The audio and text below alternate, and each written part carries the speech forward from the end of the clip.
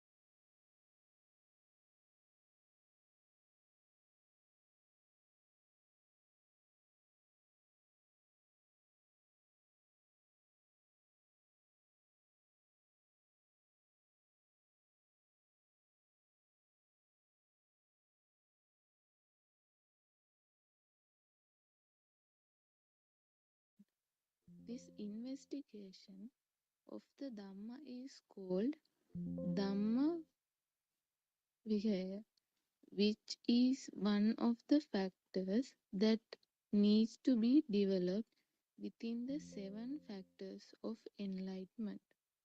Dhamma Vinaya is one of the seven factors of enlightenment, also known as Sattabojjhanga. Mehenin Mahanse, Honorable Sir, I am still not able to understand what to do about other thoughts I receive that has nothing to do with sweeping of the garden. Aryan Mahanse, let me simplify what to do about the thoughts that are not of any concern with your action of sweeping the garden. For instance, look at a newborn baby. Once he is born to this world, he only does some small actions physically. Whatever he sees, he does not know if it is a brick wall, a table, or if it is a chair. He does not care and it does not matter to him. But even if the baby cannot recognize things, doesn't the small baby eat? Does he not drink milk? Does he not move about? Aren't they actions? Now, let us consider the actions we do. What are our actions covered with or associated with? Our actions are associated with thoughts. Whenever we do something, we always think that this is what I am doing. We tie the me to the action. After that, every other thing we do, we say, I am sweeping. I am thinking. Now I am going to sweep. Now, what do you say? You say, I am sweeping. Mehenin Mahanse, yes, Honorable Sir. Aryan Mahanse, now investigate. Am I sweeping? When you investigate it and question it, you will realize no, it is only an action. Aryan Mahanse, then let us look at the action of seeing. The seeing at this moment, it is just an incident, a part of the natural process, part of the Dhamma, part of the flow of nature. You are not blind, are you? You can see. You are not deaf, are you? You can hear. You do have a very good understanding about six senses. So, with this understanding, you have to look at the truth about these six stimuli. Aram. You have to maintain awareness that they don't exist outside. When you see the truth in it, you let go of that thought with understanding. You are aware that they are not from outside, but that they are only thoughts. This investigation and letting go of thoughts without giving them any value is called Sankirtena Nibbidaya. You do not accept or entertain that thought and generate more thoughts. Not entering into or not magnifying on a thought is called Sabbe Dhamma Nalang Abhinivesa. Therwan Sanai, everybody.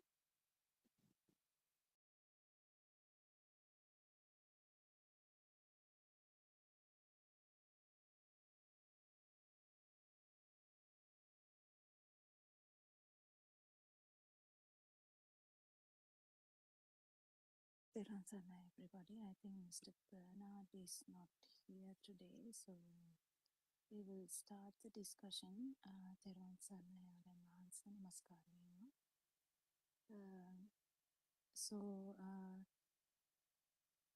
if someone can start the discussion about what Shani was actually, we have been discussing this all throughout for last few days, and it is kind of like one part of it, which is we can't really separate them from each other. All the aspects of Dhamma is very important. So how we get this idea of I, me, mine is the main discussion we have. How did this happen? How did this problem arise? Or we actually don't have an idea that it's a problem before listening to Dhamma. We actually thought that's the reality. This is, I'm sweeping, I'm doing something, I'm seeing, I'm listening, I'm talking, I'm doing something. Yes. And I was born, I'm dying, things like that. So that's what we actually keep discussing, how this happened. That's the main important thing. How this concept has arisen in this you know, it's something which is felt, and because there was a feeling only, that it got the idea that there is someone here. So you felt that there's some difference in this side. So then the interpretation was that I'm here.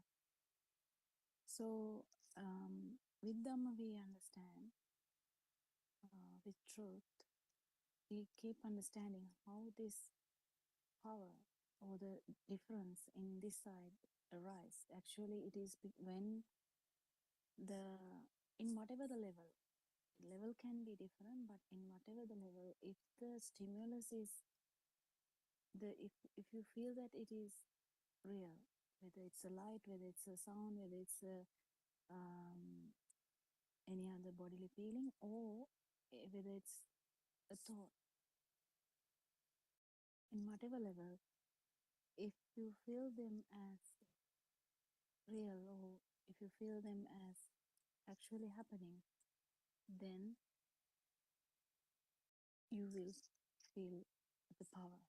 Then you mistakenly or not knowingly, you will interpret as, yes, I'm here. So the subjective objective phenomena has arisen. It didn't arise because of someone or because of a self. Actually, it happened automatically, and that's why we keep understanding that if there's an I, there would be I consciousness, yes, but I consciousness happened because of the very speedy vibration of the I, nothing else.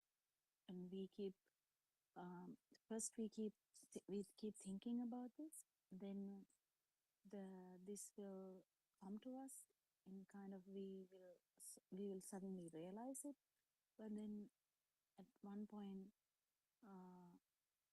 it will you will actually feel how this is happening, and then you will feel the non-vibration. That's very important that you understand this, how this is happening, the the ways that can happen.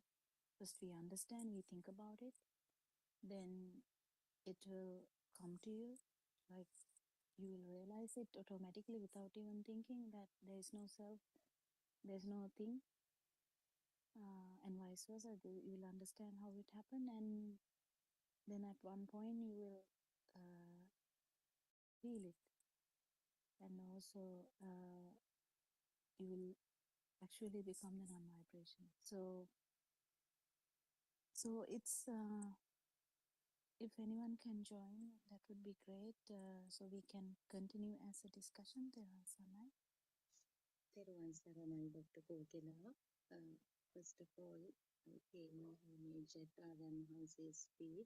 So if I focus on the section read by Shani, uh, this is actually the continuation of the conversation between Aryan Hanse and that Mehenin Hanse. So the question that Mehenin Hanse faces is, when I purposefully do some activity like sweeping, I get a lot of other thoughts. So, how can I get rid of them? So, Aryan Hanse is giving several instructions.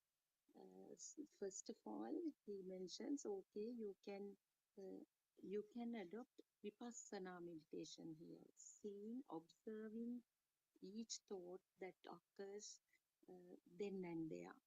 And he again explains the difference between vidarshana meditation, the penetrative, how to when the thought occurs, you can penetrate through the thought to see how which conditions, due to which conditions it arises, and understand the nothingness or the emptiness of that thought, which is known as insightful or vidarshana insight meditation or vidarshana meditation. Or you also can observe each thought as it occurs. And then again, Aryan Hanse says, okay, if even it doesn't work or if you find it difficult, you have to contemplate on Dhamma, true Dhamma, that wisdom of truth, that is the theory. You have to study it further. So it will, as Dr. Kokila now also said, this wisdom or the ability to see the reality of the thought will come to you naturally. And then once again, the discussion moves on to awakening. That is through when you continue to involve in Vidarshana meditation, seeing the truth of the stimuli, the awakening might occur. Awakening means that awareness to see it effortlessly. And then it also refers to one of the seven factors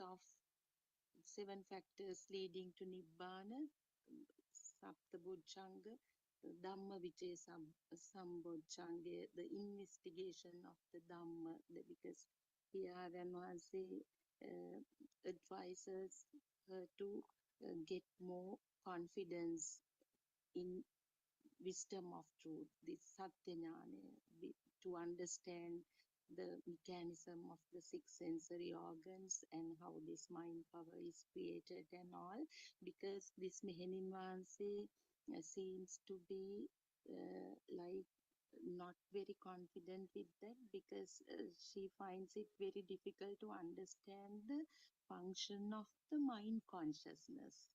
So there, Aryan Mahansi takes a beautiful example and questions. Now you see a small child who doesn't know about anything, any this design of a thought, like the combination of sound and color, still eats when the child baby is hungry and cry arise, and sometimes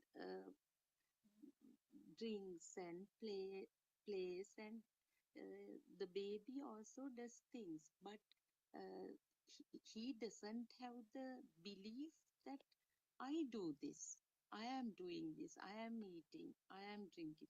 But now you have the you are conscious, or you believe that it is you who sweeps the garden. So that is how we gradually get entangled in this world with this self perception. So it uh, he actually explains it well, using how you get the thought that I am thinking. The thoughts naturally occur. That is where we also get entangled, or we also get deceived, because five sensory organs, eye, ear, nose, tongue, body, we easily figure out. But when the thoughts occur in the mind, we fail to see it as another faculty, that it is a process, natural process.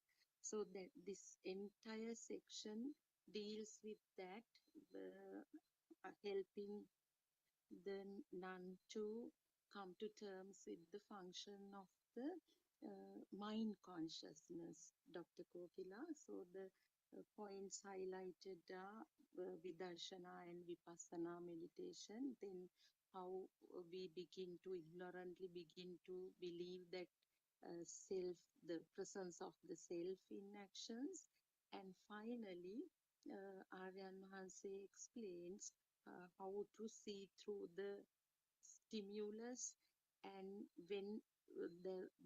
the stage of the Sankittena Nibbitaya, when the value of the stimulus is not felt, when you understand that it is a natural phenomena, there is nothing in the stimulus, that that's where the three realms also come: sensual realm, uh, then form realm, and formless realm. So they are, when we uh, actually feel the truth, feel it, they are, the value will not be attributed to the stimulus, and they are that tranquility, the liberation is felt. It is known as Sankittena Nibbidaya.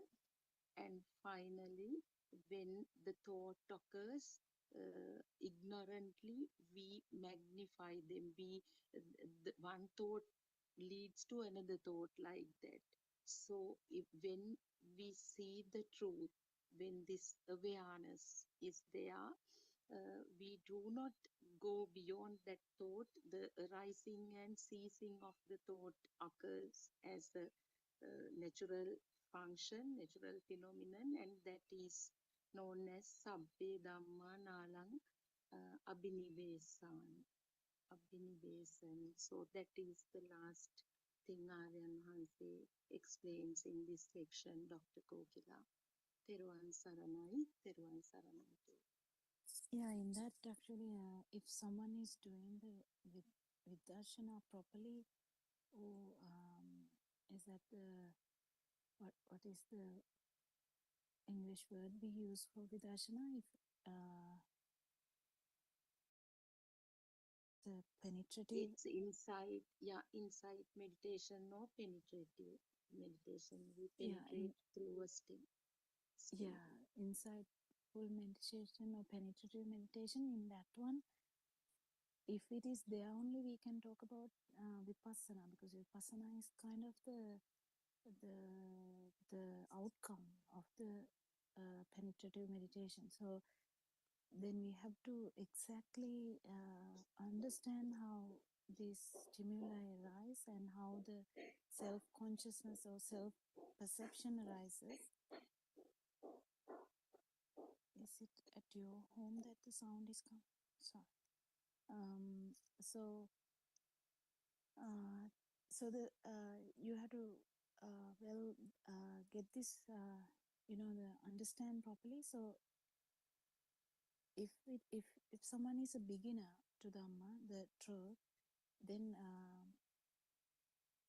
you have to do a lot of penetrative meditation where you try to understand how this self perception arises, how it has happened, because we know that there is no self, but there is a perception. How did that happen? If there's no self, where did the perception come from?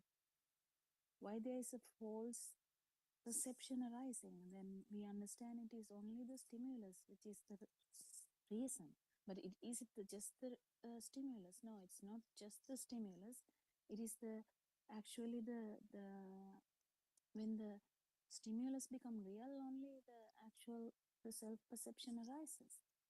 If it is not, if it's not giving you any burden or burning, there's no self perception. Then that is the so if someone has done proper penetrative meditation, then vipassana arises, like the actual the stimuli will not be a thing. That is actually the product of a penetrative meditation. So as a beginner, we can keep understanding the as we discussed the first time, we will just keep thinking about this. So if you feel that power, if you feel that something as evidence, usually as a beginner we feel like we're getting angry, we're getting like sad, or really um, burning, like a very bad burning kind of states. We feel that because subtle things are always is covered by thoughts, so we don't even feel that. But we feel the like the massive tsunami wave. We feel the anger and the craving, like the big cravings. And so then what happens is we can if we keep doing that, and then when we understand Dhamma, when we try to keep understanding Dhamma, we will be first image like thinking it's okay. But then once we have the confidence of this, we have to keep gaining confidence in every aspect. So first we think that's okay, but then we realize that it's like brushing your teeth. We don't have to keep thinking, oh, I have to brush my teeth. You don't keep thinking about it. It just automatically happens. And sometimes it will come to your mind, oh, I haven't brushed my teeth, I have to brush my teeth, like that. So here also, if you get the burning, first you thought about it because the burning happened already. And in the second stages, the burning happens, and the insightful meditation or the penetrative part will automatically, it will arise. You're not doing it, but it will arise. But then when you mature in that, because you have to keep maturing in these stages, because it doesn't happen automatically. You don't just get things. That's where you need the virya, or the effort we need. And like we need effort, we need some sustainability in this trying to understand. There will be like obstacles, because you might feel lazy to think about it. You might forget to think about it. You will be sleepy when you think about it. You will be like, very engrossed in your defilements. You will be not even able to do penetrative meditation. So these are the actual obstacles in your path. So where you can't even think about it. But these things, with your courage, with your pointedness, with your investigation kind of attitude, you will master this. Some or other, with all the obstacles, you will master this. And when you master this, there is a point that you don't have to think about it anymore. It's kind of part and parcel of you. It becomes so normal to you, because then you don't have to think about it. So in penetrative meditation has been mastered. But then it will keep coming to you, because whenever the burning is there, it will come to you. Oh, there's burning. How did this happen? What happened? What became true? And then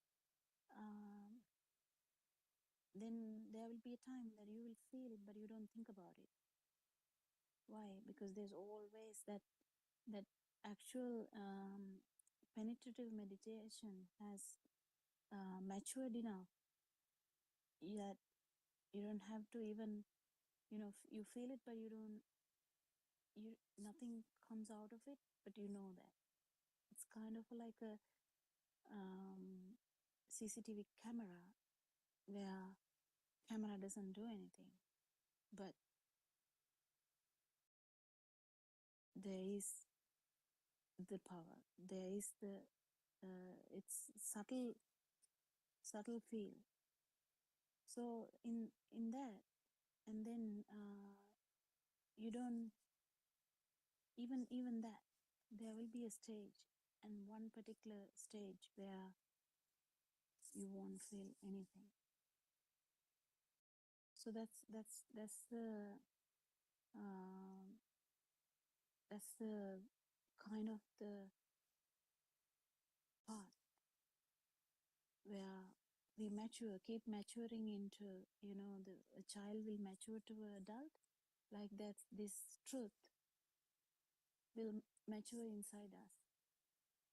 It's such a beautiful thing, actually, because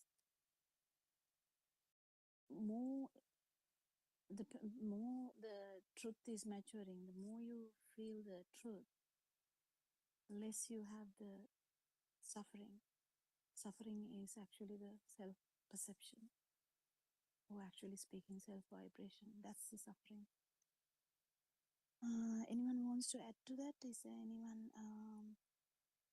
Someone can add something to that? There is Sanai.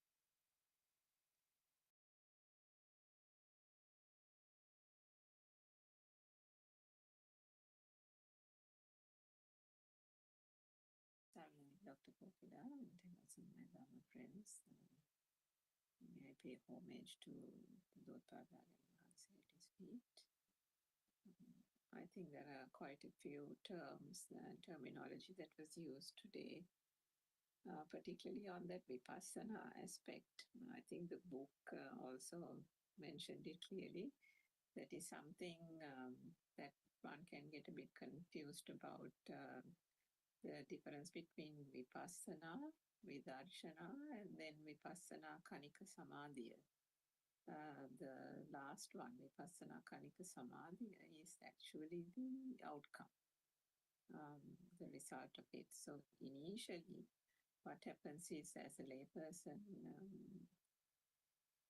there is absolutely a lack of awareness in terms of, because the external world is so true, so real.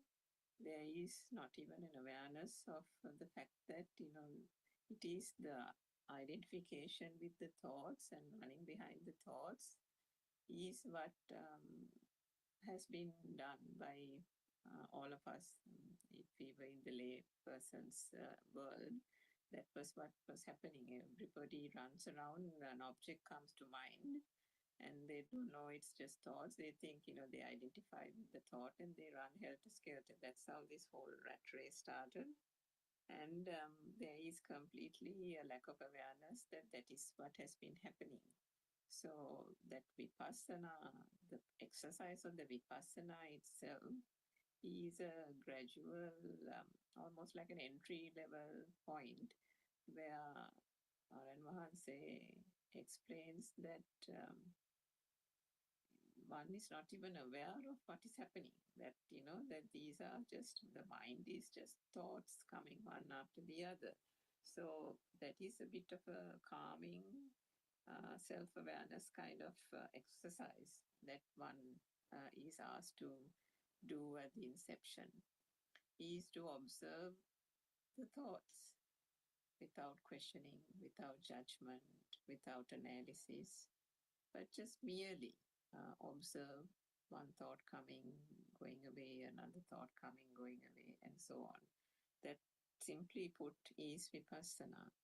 The vidarshana aspect, as Sudharma explained in quite a amount of detail, is then one progresses into the vidarshana, or you can do it interchangeably as well, depending on the time one devotes to it. So the vidarshana is the penetrative thinking, the penetrative insight that one does, looking into the thought, looking into the components of the thought, how the mind arises, what is the mind constituted of, how does the thought arise, what are the key components of the thought, is there anything of substance in the thought, and so delving deeper and deeper through penetrative insight is the whole vidarshana thing. That itself is the thing that allows us to actually shine the light on that whole ignorance aspect and how the self perception is formed, how the perceptions are formed through the speedy vibration and the manifestation of perceptions via the senses. So that whole process is analyzed and dissected through the Vidarshana Bhavana, Vidarshana meditation aspect. Um, Together, once one does that Vidarshana, and there is a certain amount of reflection through the Vipassana as well, then one knows that those thoughts that come one after the other sometimes can get caught up, sometimes can get bound together. And how does that binding together happen? How does that expansion of one thought happen? That itself is because if one doesn't understand one single thought, how it arises, what it is constituted of, and that there is no such duality or that external world, then that whole volitional formation happens. But when the Vidarshana teaching, and there is a practice of that Vidarshana teaching in the day to day activities as well, the thought process and the thoughts and the binding together, the current that entraps a person by thinking that the thoughts are real, the objects and the mind objects that are created are also real, starts kind of unraveling. And with that unraveling, gradually that whole tranquility of that inner awakening arises. And through that inner awakening arising, gradually comes the output, which is vipassana kanika samadhi. And that is where in Pali, I think one says, Yamhi Yamhi Tatra Tatra Vipassati. Aryan Mahanse has explained this so many times. To us, it's not as if in the ultimate point, there is no watching and analyzing every thought that comes. Practically, that is not possible. At the beginning, there is that certain amount of vipassana where one observes the thought. But once one has done the vidarshana, that inner awakening, the inner tranquility that arises, as you said, Dr. Kokika, the initial thinking is over. There is that active thinking at the beginning, then that moves into a stage of passive thinking where one doesn't even have to think. When the thought comes itself, there is no burning, there is no stress, there is no worry, but there is still like an auto reflection happening there. And then as one progresses on the path, there is even no passive reflection. The thought comes and goes, but there is no burning sensation. So ultimately, the fact that thoughts come and go, that is the function of the mind sensor, but there is no burning, there is no stress. One gets about one's daily activities. There is that inner tranquility and the calmness. And actually, I think the outcome, vipassana kanika samadhi, is I think that aspect, isn't it, Dr. Govinda? There's few things that I would say, Surangika, there.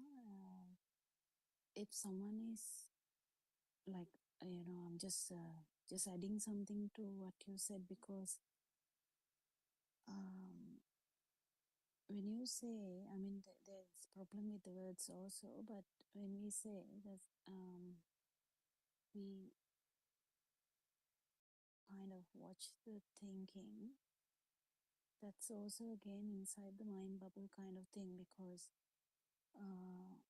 there's always the person who will be watching.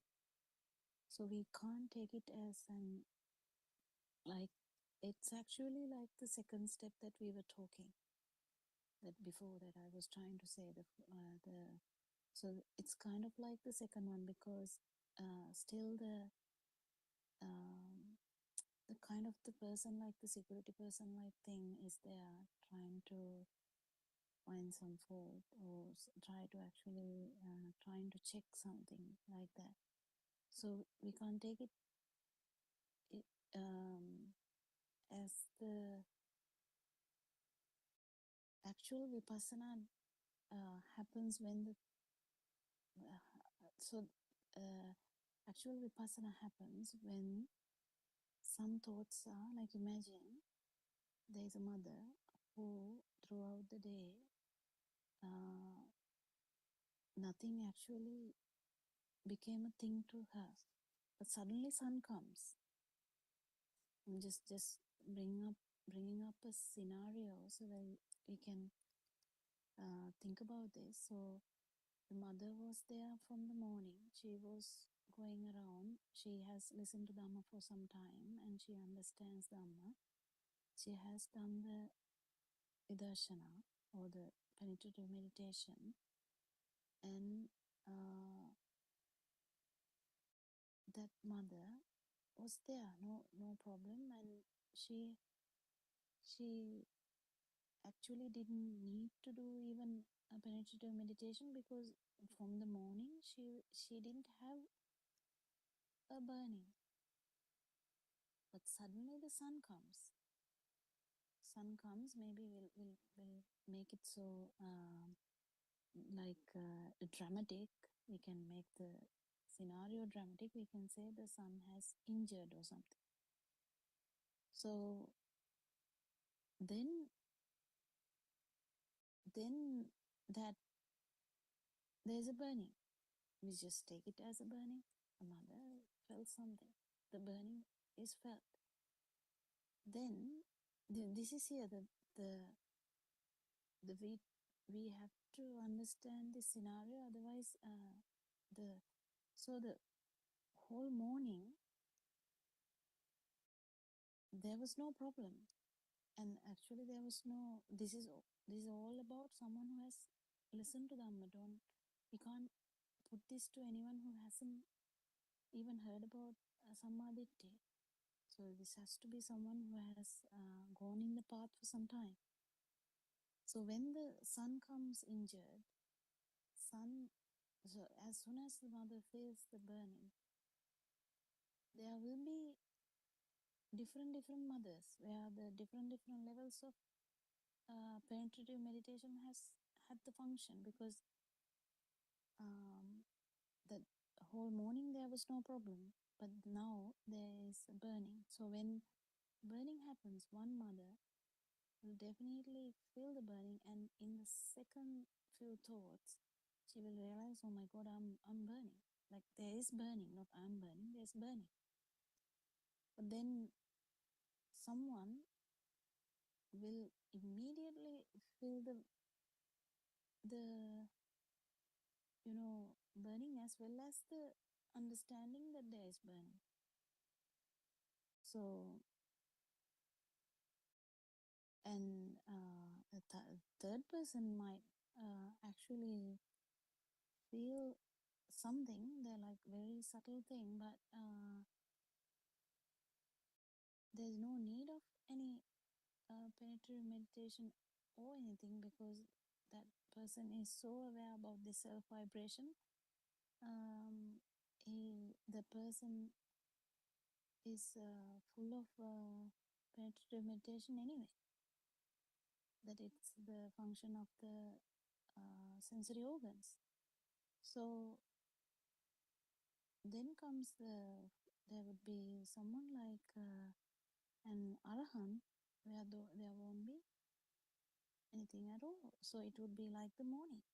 Sun is there with we'll say that there's sun is burning or has an accident, but it's similar to the morning, that morning thoughts that didn't have any fire. That's where the actual comparison I can like bring as an example. What do you think? Can add something to that? Is it did it make it a bit clearer or make it be more confused?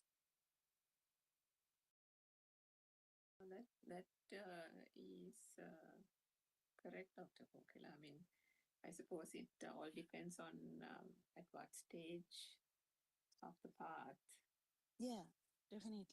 one is, and then, as you said, obviously, we are talking about uh, those who have got the core Dhamma teachings as well. Otherwise, it will be a different case.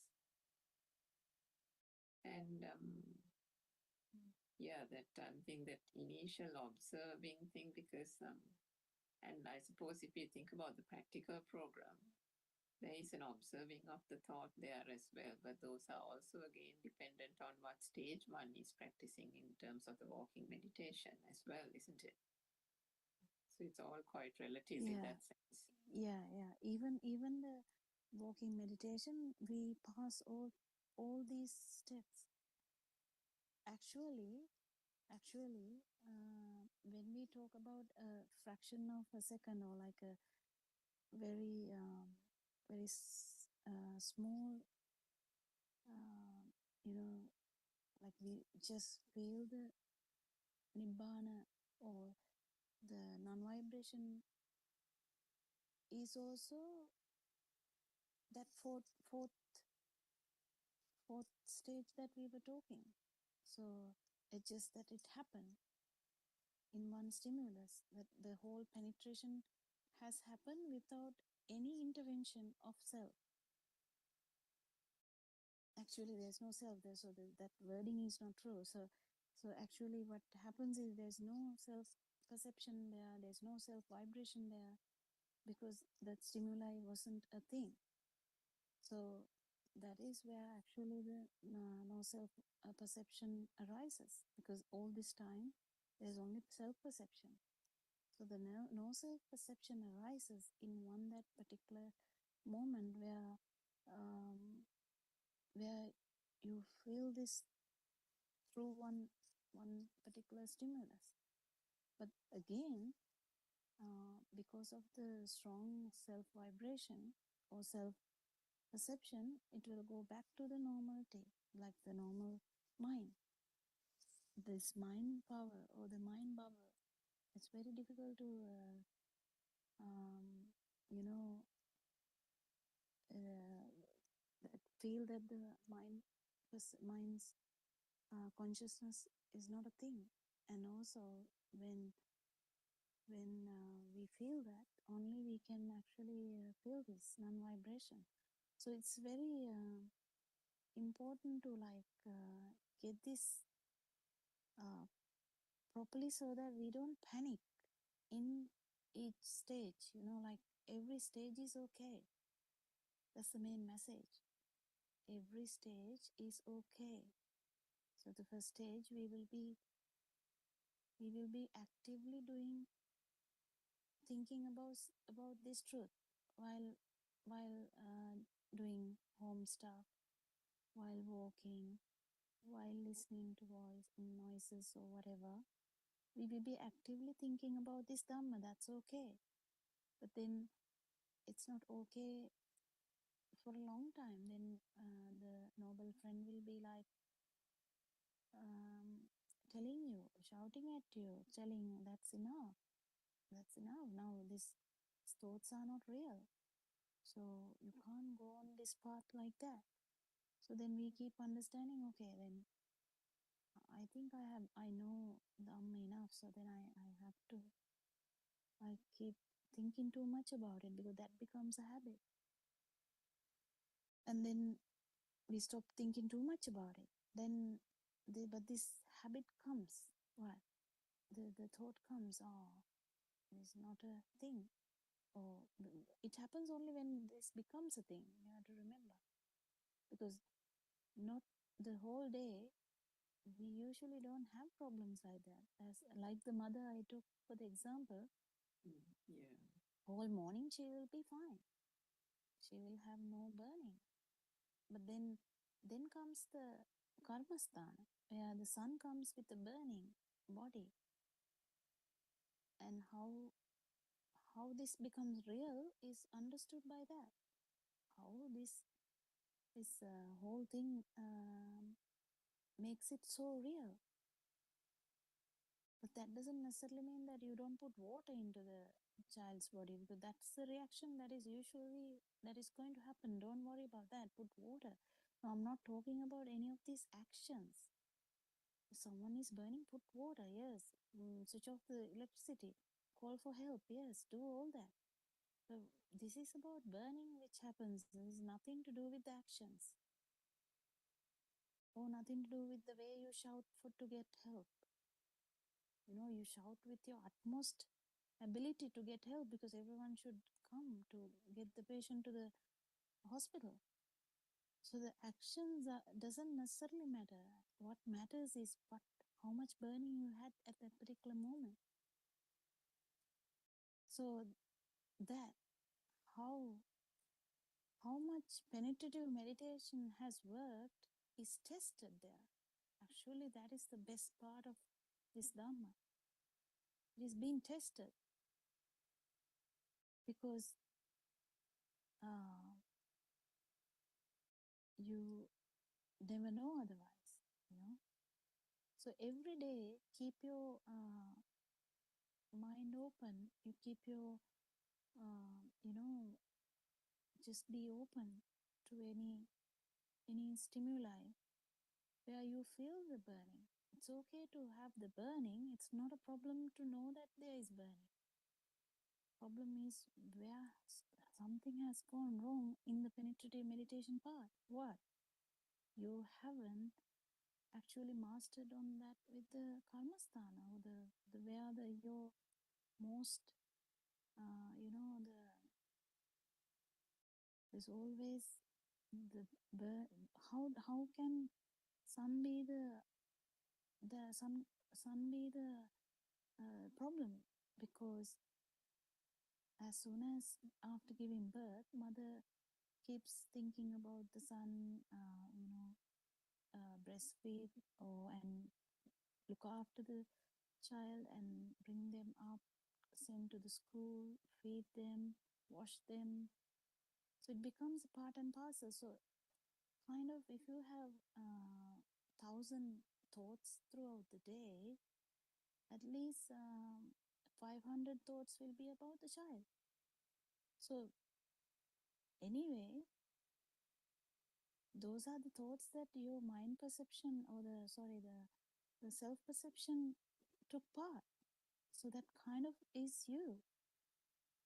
So actually, the sun is you, but we don't feel like that. We feel that I am here, sun is there. So that's due to the mirage effect. So but what we are trying to say is, we have to keep understanding how these things happening, like how abhisankana works, how uh, some things get more prominent in our life,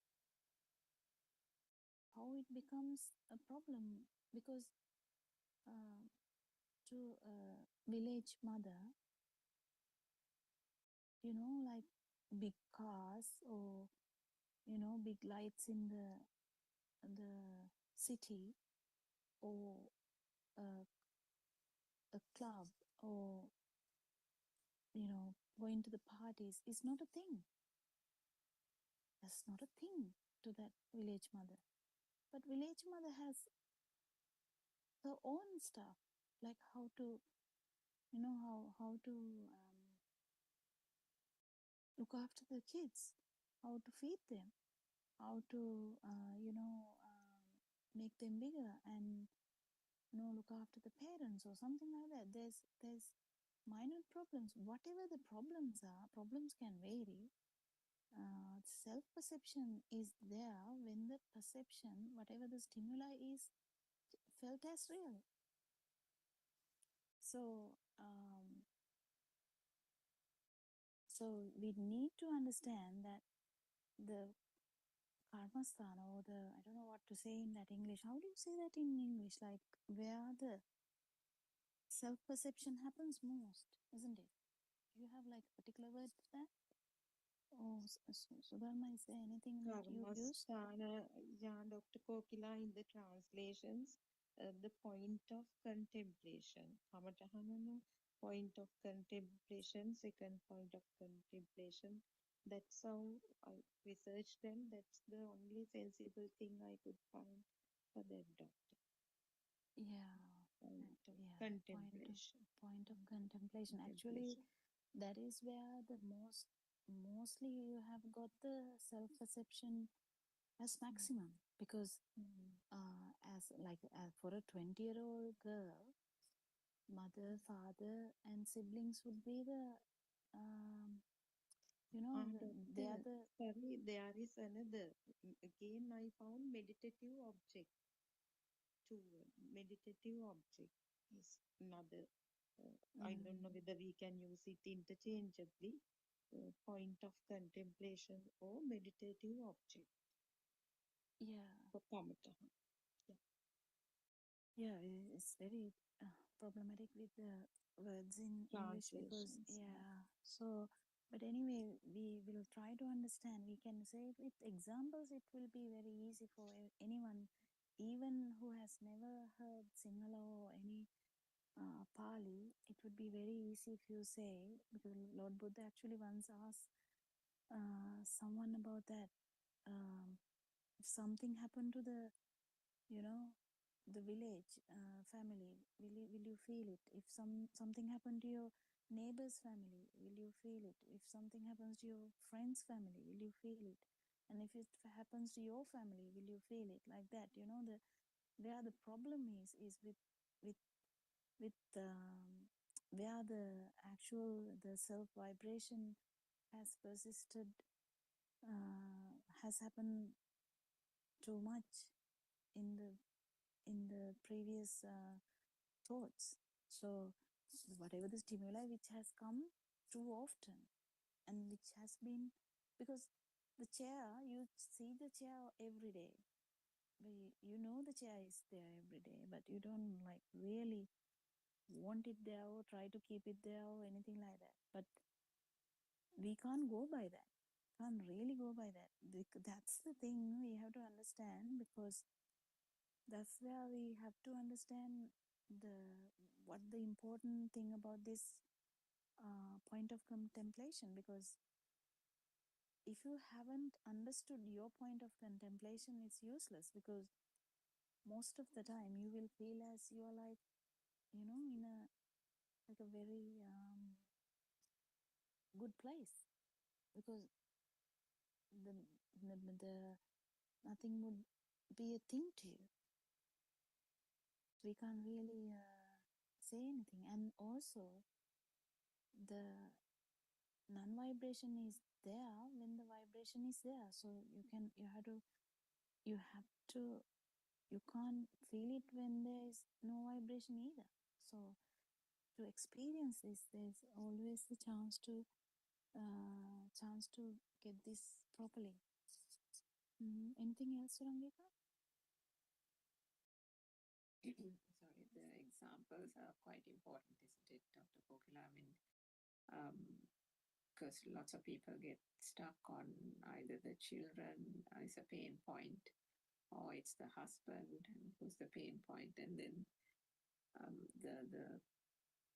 the issue is like, I think even our advances says sometimes when these mothers come and say, the husband said something, and I got this burning sensation and things like that, and everything is something the husband said or something the husband didn't do, and so on. And then I have heard our advances saying, how long have you been married? And then they say like 30, 40 years. And it's even 30, 40 years later, still what the husband says is still giving problems to the person. So for one thing, from a layman's perspective, I suppose one can say it's the perspective of it. But on the other side, there's from the true Dhamma teaching perspective, it's the thing that one has got so stuck on, isn't it? Because despite as a child or a teenager, that mother didn't even know that a so-called husband type individual existed. For the last 30, 40 years, there have been so much of volitional formations created, binding the thought of that husband, the thought, so-called thought that there is a husband and that it is her husband and the husband is doing that, husband is doing this kind of thing. All this has become magnified, and that is why it has created so much of suffering because of the lack of And even if you Dhamma. don't have those kind of things, then people would say, like, for an example, in these countries, sometimes the dog, it's a dog. Oh, This is yes. just a pet dog. It's Mm. really, I had an experience, someone saying, I can, I don't mind dying. But I'm scared to live without the actual cigarette in my hand. And I'm like, it's such weird stuff, but still they have these stuff, they are, if you you know it can be anything. It can be an object, it can be a person, it can be a toy, it can be a animal. We never know. We never know, because that if you go to like Lord Buddha's time, there was a thing, actually a story where, a monk who was having a craving about the robe, and how it affected him. And it gives an example of how it gave him a bad, like in the lower realm birth, in animal realm. So it's the interest shifts. The interests keep shifting, that the finally the person is lost. And if you don't know your point of contemplation, you are weak. That's I think in point form, that's the thing. If you don't know your point of contemplation or karmasthana, you are still weak in this path. So you have to master this. You have to know what brings the burning. You don't know what brings the burning, that's useless. If you know what is bringing the burning, you have to contemplate about that separately. If there's anything, something like that, you have to contemplate separately. And if you can't do it alone, you can ask for help in a Zoom discussion. It doesn't matter. Sometimes we can't, because it's that powerful, that point of contemplation is so powerful, the person can't even think about it rationally, even in Dhamma way, like in this truthful way, or non-self angle. Because that person can't move to non-self angle, because you feel like the sun is actually there in front of you, and you feel the pet dog is there wagging the tail, and you're like, oh my god, like like that's the feel they get. So how can you like contemplate that? It's very difficult to think that the dog is actually a thought. Even that might shock them. Even just that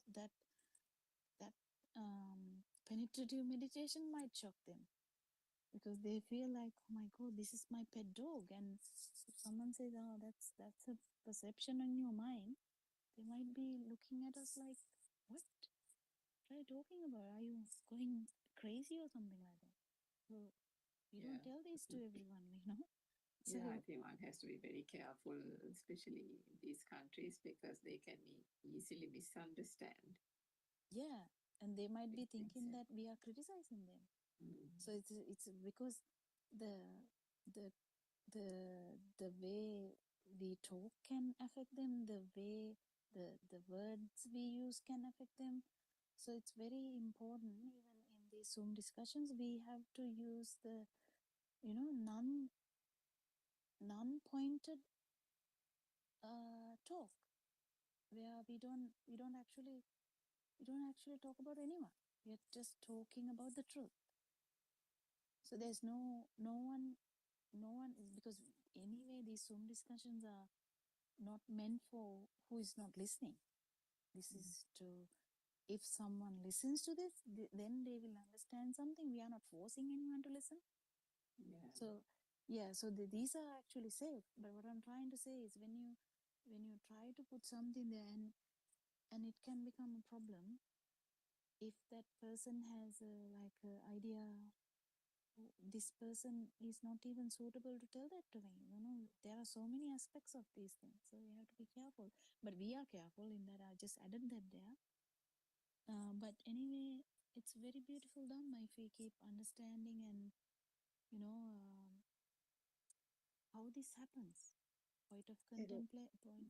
Yeah. Terayan Yes. Saranai, Dr. Kokila, even to include mind sensor with other five senses itself is shocking. No, before, I mean, in science lessons and in all, I mean, previous experiences, we did not consider mind as an organ. No. So only eye, even the things perceived by eye, ear, nose, tongue, and body, we did not consider as thoughts even.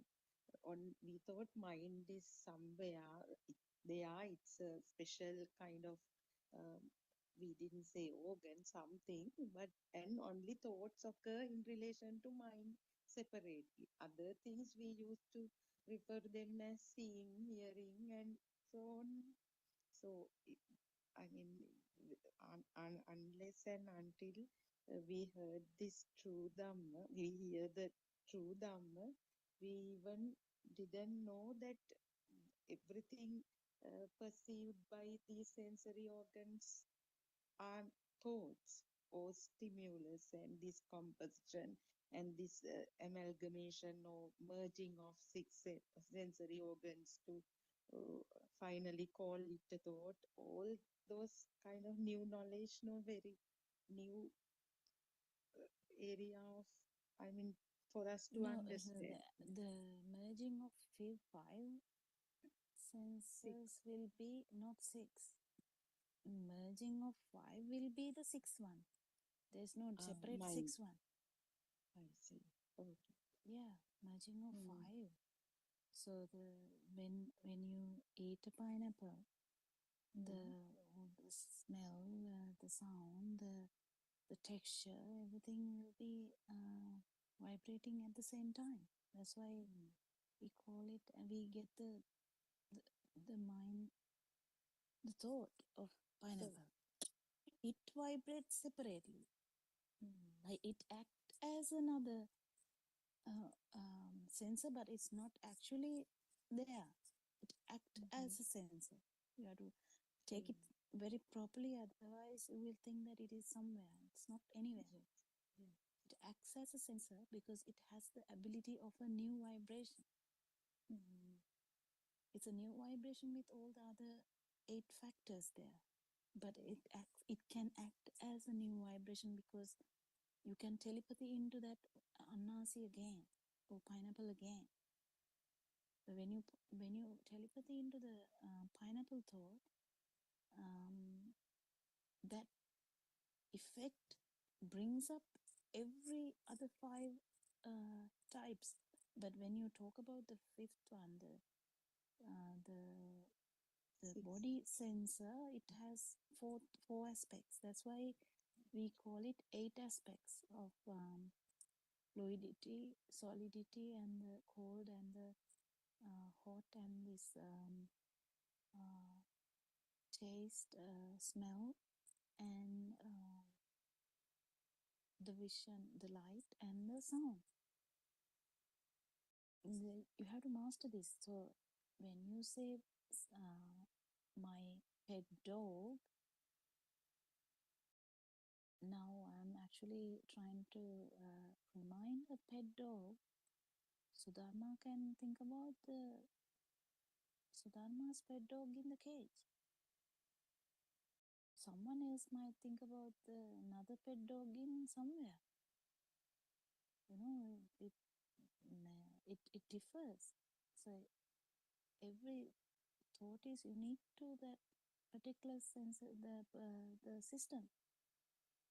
So, but what matters is not the actual thought. What matters is whether you feel it as real. That is what matters. Doesn't necessarily matter what the thought is. Thought is a natural process. These five sensory organs vibrating simultaneously is a natural process. That's not a big deal. But the thought is something like that is not a big deal. But the big deal is what happens here is the reason for samsara is because we feel this every consciousness as mind consciousness or uh, the the eye consciousness, whatever the consciousness as real. That's the problem. That's all. So what we keep understanding here is these are only uh, fast vibrations of the sensory systems, whether it is the eye, ear, or the body, or the mind. But you have to remember there is no mind actually organ like that. Because if you keep using the word organ, somebody listening might feel that there is a new organ. No, සිත කියලා දෙයක් නැහැ. Why there is nothing like that is because there's no mind, something called mind, but because it's actually like the uh, fast flowing of thoughts is the sitter, like the mind. If you take any of these things as existence, we are not, because we are there. Did you get that point, Sudhama? Yes, Dr. Kokila, that's clear. But before we came to know this truth, your truth, Yeah, we yeah, yeah, believe that there are something like that mind and it existed and yeah, true. all the knowledge. Yeah, that's very clear, Dr. Kokila. Thiruvan Saranai. Thank you for the explanation. But when you go near your dog, how do you feel it? Mm, I didn't get it, doctor. No, I just ask. I mean, don't take it too Uh, seriously because yeah, yeah, you can actually stand near your pet dog, isn't it? yeah, So that's true. kind of the thing that, once Rangika asked about long time ago about the waterfall. Like when you stand near the waterfall, you feel like it is existent. And when you stand near your dog, you feel like the dog is It's existent. there. Yeah. Yeah, that is the problem. So we have to keep understanding how this works.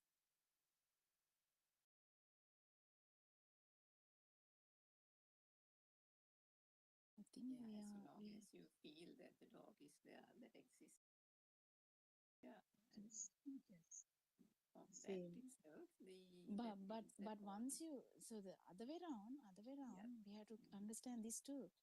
Other way around, when someone knows this non-vibration really has felt the non-vibration, that person, that particular person, if uh, if that person has become the non-vibration also like an arahant,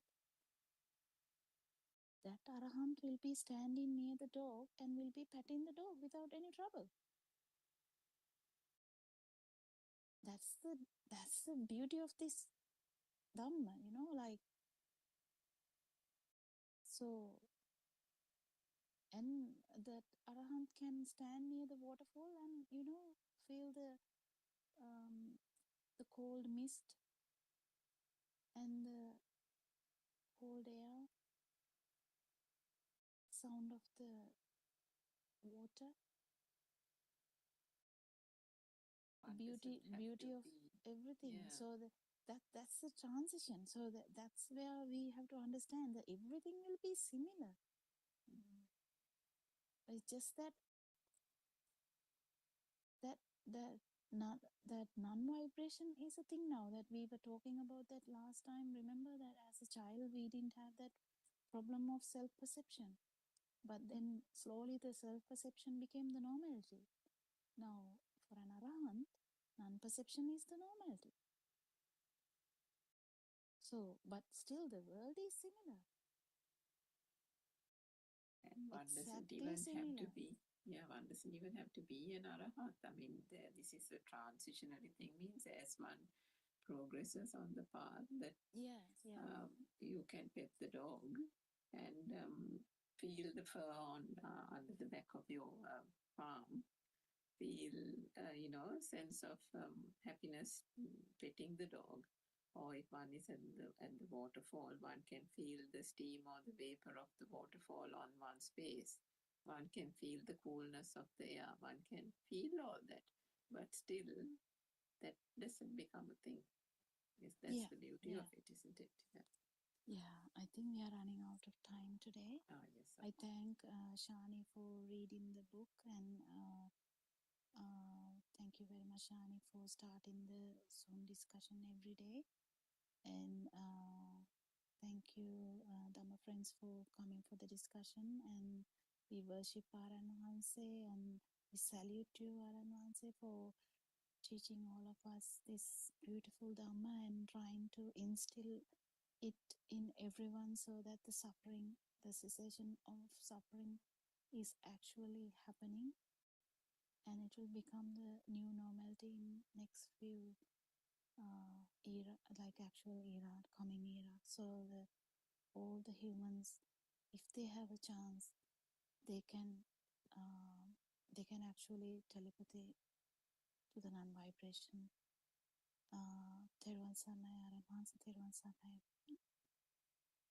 Teruvan Teruvan Sarnai, Saranam. friends. Teruvan Sarnai, Dr. Kokila. Say namaskar.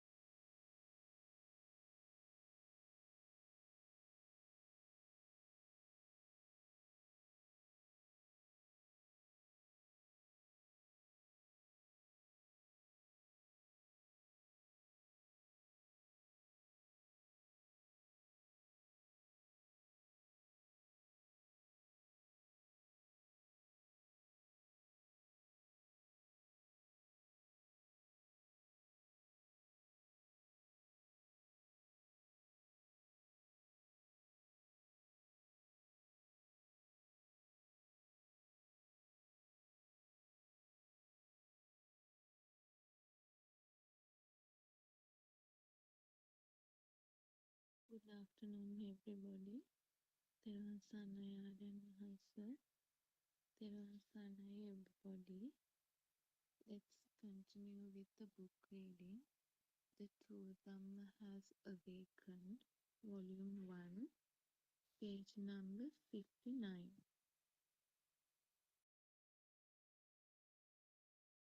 This awareness, or Samma Sati, goes on to develop into Samma Samadhi. At this point of Samma Samadhi, seeing things through the wisdom of Yathabhuta Jnana becomes a normal thing. You let go of all the stimuli that comes from outside and inside. None of them are accepted. Letting go of the outside world and letting go of thoughts that come from inside is what develops into Samma Ditti. Samma Ditti is the realization of no self, the destruction of one's self-identity. Meaning Mahanse, I understood, Honorable Sir. Aryan Mahanse, the moment you realize the pure truth, you also realize that there is no self. The realization of no self is called Sammaditthi. Then all the other good qualities develop automatically with the help of the mindfulness of the Yatha Bhuta Jnana. These good qualities automatically develop once you realize the pure truth, and that is when you are truly on the spiritual path to attain enlightenment. A person who has realized the pure truth automatically falls onto the noble eightfold path, the path leading to the cessation of suffering. All actions and thoughts and speech of a person who has realized the pure truth will be followed by the word Samma, which means selfless or without a self identity. Samma Vacha, his speech, Samma Sankappa, his thoughts or intentions, and Samma Ajiva, his livelihood. All will be very well executed and conducted according to the Yathabhuta Jnana, without attachments and defilements.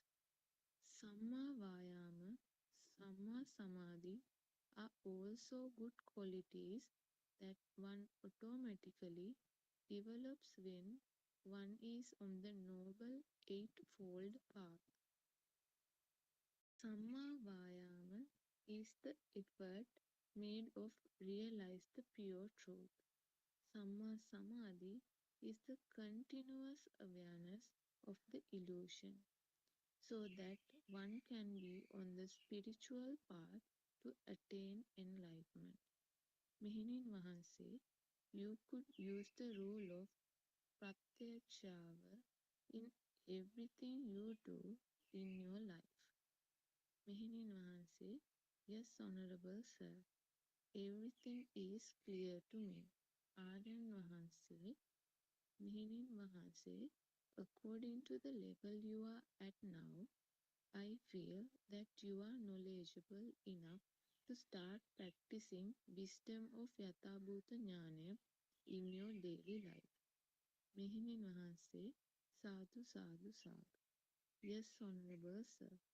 Also, if you can explain to me what it means by Kriya Sit, please. Aryan Mahanse, Meaning Mahanse, these are not very strange things to understand. Once you realize the pure truth, Your thoughts will be very pure, without defilements, greed, ill will, and delusion. Then you will not be tricked by the illusion and believe in the stimuli coming from the outside or from the inside. You will not be disturbed by anything. It is when you do things without getting affected by the thoughts. You do not react to thoughts as you already know that they are all an illusion. After you have realized the pure truth, you will do things without giving any value to thoughts. This is a Kriya Sita. This state of wisdom or awareness is of the supramundane plane. Meaning Mahanse, Honorable Sir, when I sweep the garden, I also receive other thoughts apart from the thoughts of sweeping the garden. How should I look at those extra thoughts that I receive apart from the thoughts I need for the action of sweeping the garden? Ardan Mahase, when you receive thoughts while sweeping, you can adopt the method of vipassana, which means observe your thoughts without judging or expanding on those thoughts any further. Be aware of the thoughts, that they come and go. That is all. You should just be aware that thoughts come and go. Therun Sanai, everybody. Thirvan Sarnai Aryan answer. Thirvan Sarnai or Dhamma friends. Today also we continue discussing the pure Dhamma,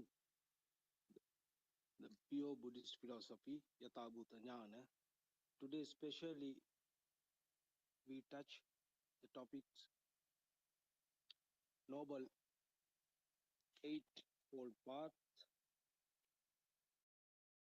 and Kriyasit and what this method of insight meditation, method of vipassana. So whatever we speak, whatever we think, whatever we do, are we aware of we are living in an illusion? So first thing is to understand the illusion. What is this illusion? Whatever you think, whatever you speak, whatever action you do, illusion is involved always.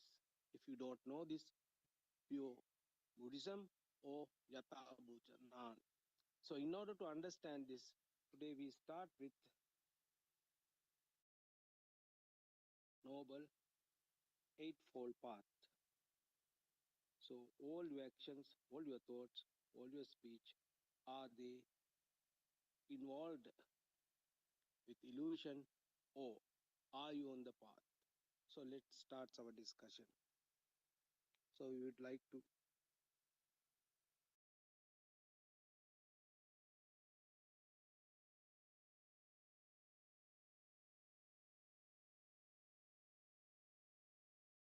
Virasana, everyone. Uh, we'll start the discussion now. And thank you, Shani, for sharing those statements in the book. So it's very important to understand the right vision. Without right vision, there's no, none of these things do not matter. So the right vision is where actually we have problems too. So when we actually listen to Dhamma, we have been talking about this right vision for a long time now. But for the English listeners, we will recapitulate. So the right vision is what actually happens here, because of the delusion, because of the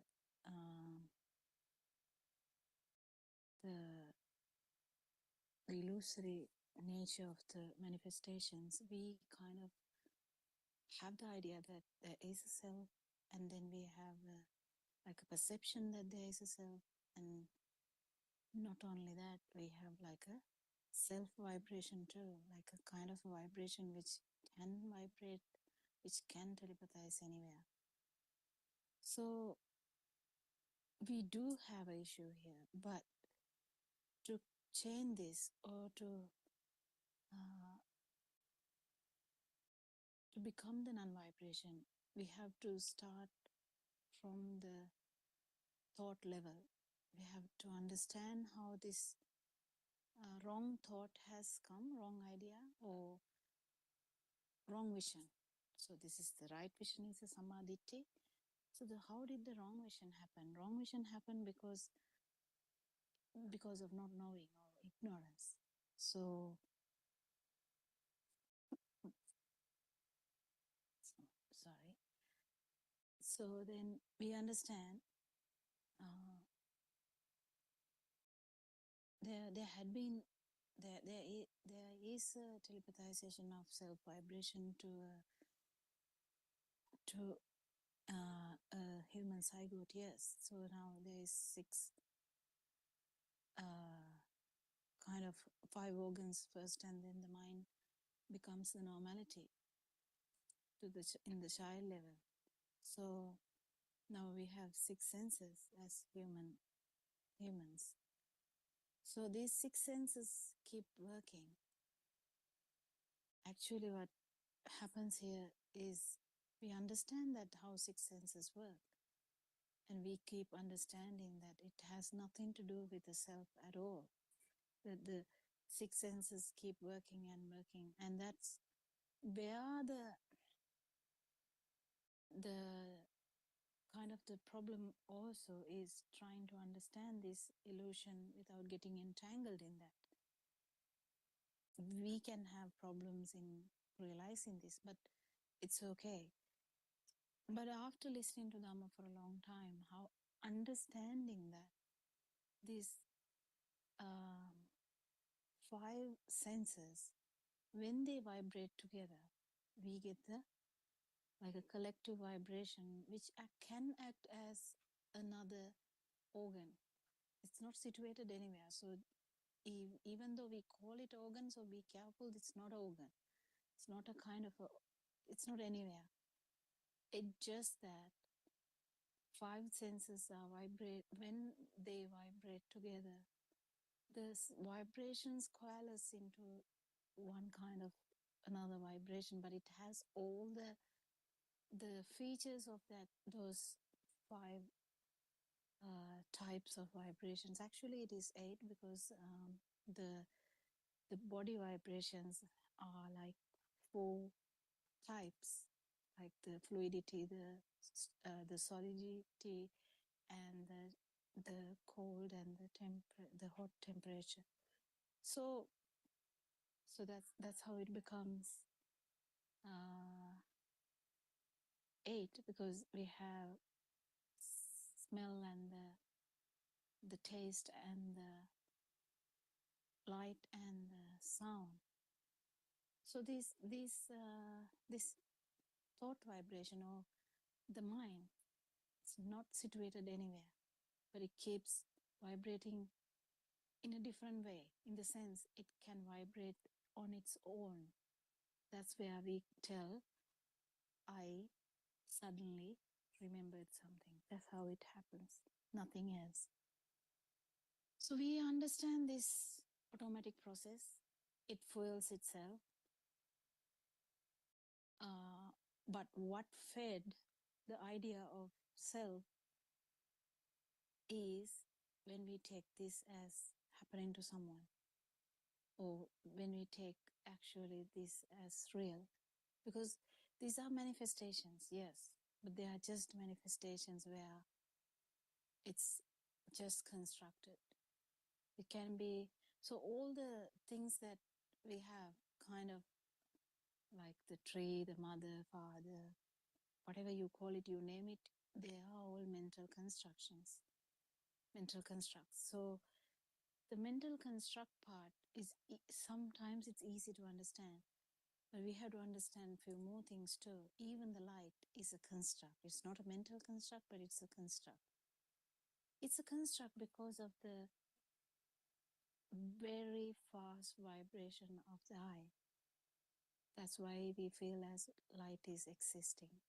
So we keep understanding this. At one particular moment, you will, not you will actually, the words are misleading. The non-vibration will arise. Non-vibration will arise. Then you know how the stimuli arise and subside. So that's where you get all this understanding about how actually things happen, because you never see the subsiding of the stimuli.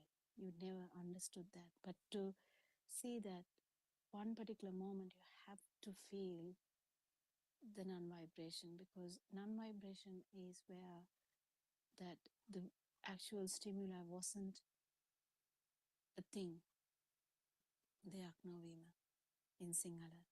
So when we keep understanding this, uh, the one particular moment, if you felt that non-vibration, where you will have um, the perception will be there, but the feel that you feel that there's, you know, the subjective feeling that you are seeing it will be not there. It is very specific. We haven't felt this before. So then you this all dhamma that you have preached, you have understood, you have by hearted, or you have read, everything comes into place, because now you have felt it. But you have to feel it, otherwise it's useless. So when you feel it, everything comes into place. You understand that the self-perception is there when there is a thing, but when there is no thing, or the even the light perception, if it is not a thing, in the sense you don't take it as something happening to you, it is just a eye vibration, then you know that you don't get the feel of existence. This feel of existence, you can't explain it unless you have felt the non-existence. So this is very important. The experiences are very important. So then starts the right vision. What is the right vision? There is no self, but we get the self-existent feel, because when the stimuli is taken for granted or taken as real, it telepathizes into the self vibration very easily, very swiftly. It just happens. But if it is not a thing, there's no place for the self vibration. There's no place, when there is no ignorance, there's no place for tanha or the craving. That same thing, it is the self vibration is the craving. So it's you have to try and understand these, you know, similar wordings. So it's very important to understand then how this is going to develop after right vision. Now this is coming to place. It's like a small light now. You have seen the light, you know that there is no self, but now again you're feeling the self. That's fine, but you know that there is no self. How? By experience. So then the everything, the eightfold path starts now, because you do things, you think, there's no self in that. You talk, there's no self in that. It takes some time for you to feel all these things. You work, you don't work with the self there. It was like that before, but due to the ignorance, we didn't know that. Now with the like the dwindling of the ignorance, you can feel the truth with the sama, ditti sama, sankappa sama, vacha sama, kamanta sama, ajiva sama, Vacha, Samma Sati. What is Samma Sati? So the Samma Sati is the one we were trying to talk yesterday, where there is awareness, but that awareness has no self-identity. This is very, very important because long time in the world before this Dharma come out, people had wrong vision with the awareness. So you have the wrong vision that there is someone here, kind of you don't understand any of those things, and you have a full awareness of things.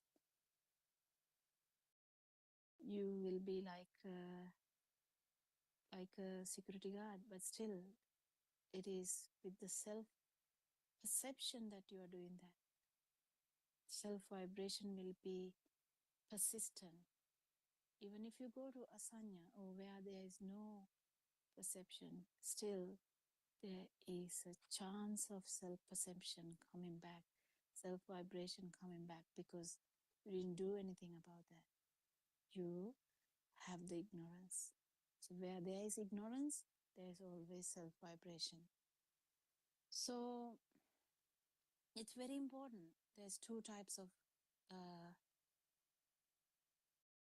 everything, kind of, because you can think with the self perception, then it becomes wrong sankappa. What is this? Wrong.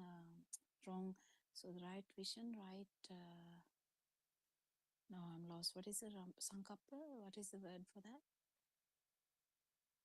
Can't remember. What was it, Shani? Are you listening? What's the English word they used in the book for the?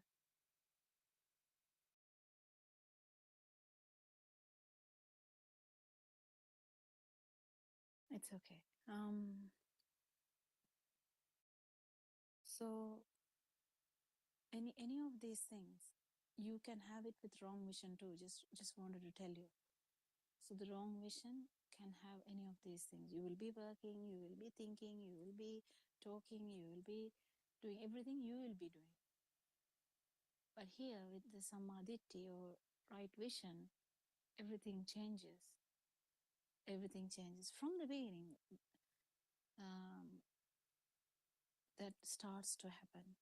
It can be in different stages, but it starts to happen. But one has to feel the non-vibration at least once to understand this non-self perception. Yes, Sudharma? Thiruvan Saranai, Dr. Kokila, the words right thought is the word used there, Doctor. Right thought was Right thought. Okay. The doctor, I won't be able to stay. So, Miss Ranika is also there. There is some That's okay. issue That's okay. Dr. That's okay. Kokila, Theruvan Saranai, I will listen to this. The 8 here in the book, Doctor, it is given as right view, right thought, right speech, right action, right livelihood, right effort, and ultimately right mindfulness and right concentration, right insight concentration. Yeah, okay. Thank you so much. Theruvan Saranai, Dr. Kokila. Theruvan Saranai. So we I think we have the understanding correctly that how this happens. So I just wanted to reiterate that wrong vision can have the wrong vision. With wrong vision also there's a concentration. Everyone can have samadhi with the wrong vision, so there's no problem in that. We are not actually trying to attack that, but what I'm trying to say is you just have to know that there's two types, otherwise you don't know. So everyone who is listening to this Dhamma starts to understand this, and the right vision will be a part and parcel of your life. So then the life starts to change. you start to look through that new glasses. Before it was a different type of glass, but the wrong awareness. It's a different kind of. It was a wrong glass, but now you have the correct glass. You see things as they are. You don't see things with the view of me, my, or mine. So that's the main important thing. Then only you go for the other additional two, which I can't remember now. Sama Vimukti. So this eightfold path only will lead to Sama Vimukti, or the liberation of mind. So it's very important to understand this. Very important to discuss about these things. Very important to talk about these things. Very important to actually try and understand these things. How these things work. What is right vision? Have you understood this? Sorry. The main thing is to actually feel it. That's the most difficult part, I would say. But to feel it. You can't feel it without knowing it. So you need to know it. You need to listen to it. And you need to try and understand it. You have to think about it. And then you need to do the Pratipada also, like the programs. And then you have to feel it too. Once you feel the non-vibration, you know it will be like you are dead, but the actual perception would be there, but it's in a very very minute way. It's not significant. So can someone join? Can Surangika add something? Surangika, are you free to add something, please? Dr. Therwan Pokula, Sanai. Therwan Sanai, Dhamma Friends, Therwan Sanai, Aryan Mahamsa.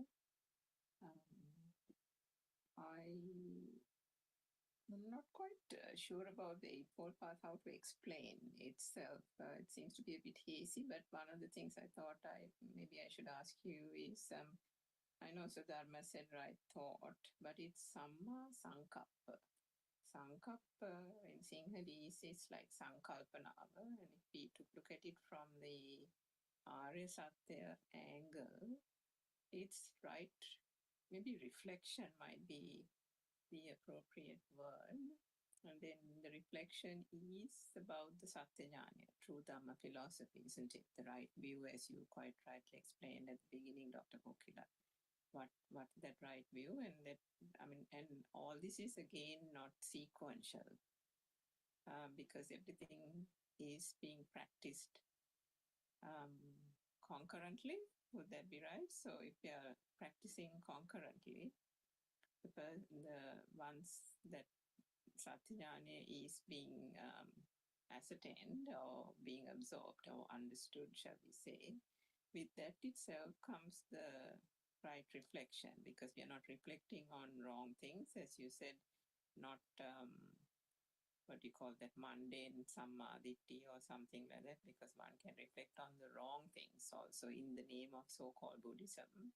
People can, there have been teachings in the past, and that is why this is so valuable, because now we have come, as Aryan Mahamsa has promulgated the core teachings and the correct teachings of the Buddha.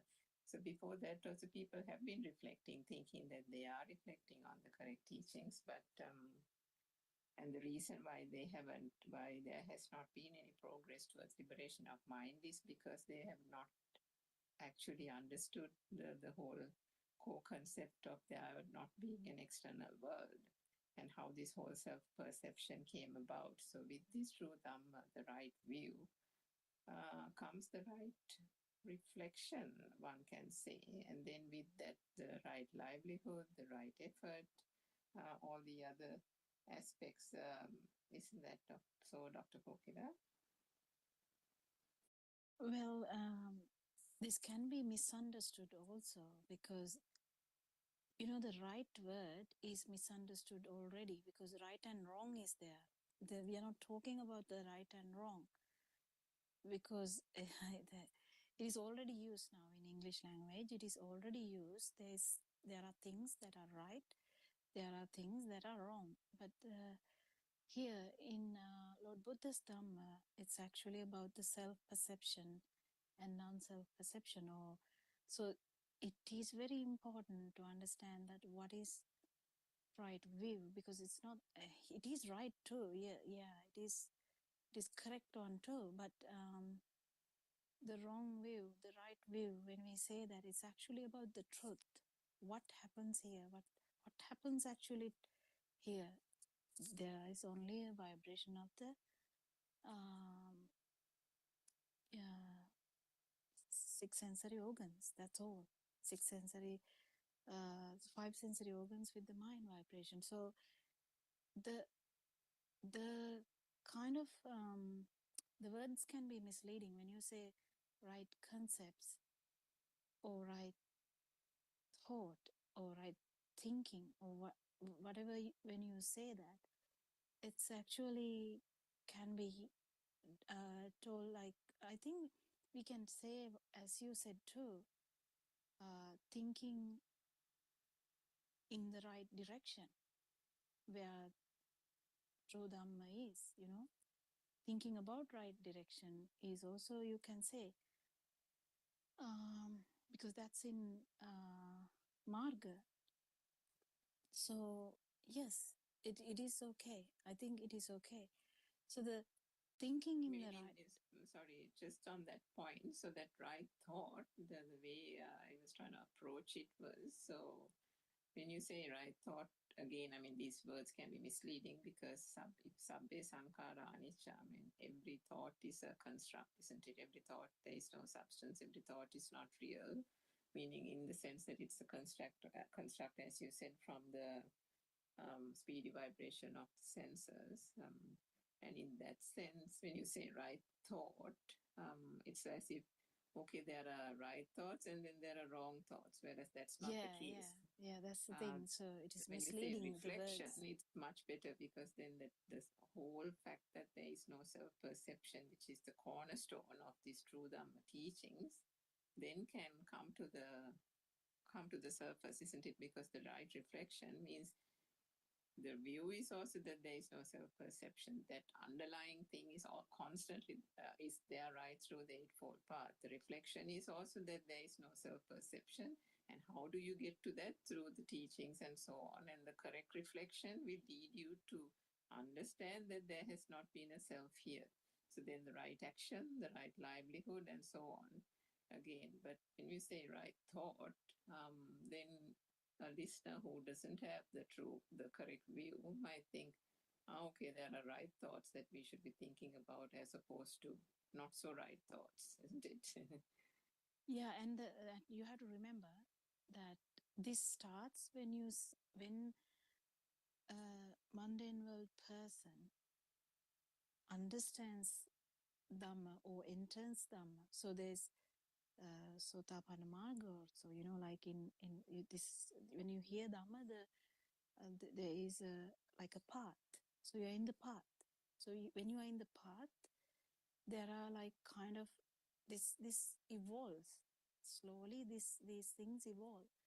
So, but if someone actually feels no self perception, at least even for like a for one stimuli, even if it's a very very small time, it doesn't matter. But then that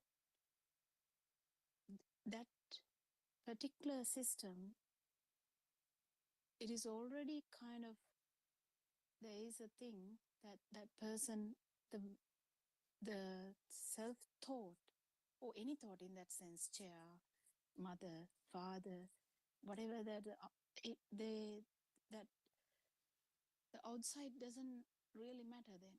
The outside in the sense, it's the kind of the thought level directed towards the outside or projected towards outside. I mean, it's very difficult to explain this, but what I'm trying to say is, then already the self-thought is shattered, or it's kind of upside down now, because you as Aranwanse is saying in the singular sermons, the fish only knows about the sensation of water. But if there was an event that happened that the fish was able to jump up and feel the air, then fish have an experience of what is different to what is normality to the fish normally. It's normal is the water. So for us also, the normality was the self-perception. In the sense it is. The normality is the self-perception. But for like a second, if you, in the sense not you, but that non-self-perception arises because that stimulus was not taken for granted, or the stimulus wasn't a thing, then what happens is the non-self-perception, it's an experience. So then the complete that the michaditti, or that thinking that there is a self always, is shattered. It can't function normally like before, because that was like concrete, like I am here, yes, I am here, you are there, what are you telling? Like we kind of confront, yes, I'm standing near a tree, what are you telling? I can see the tree. But then with this no self-perception arises, and then now there is a new normal, because person can't actually say that very confidently anymore, because that person has felt it. So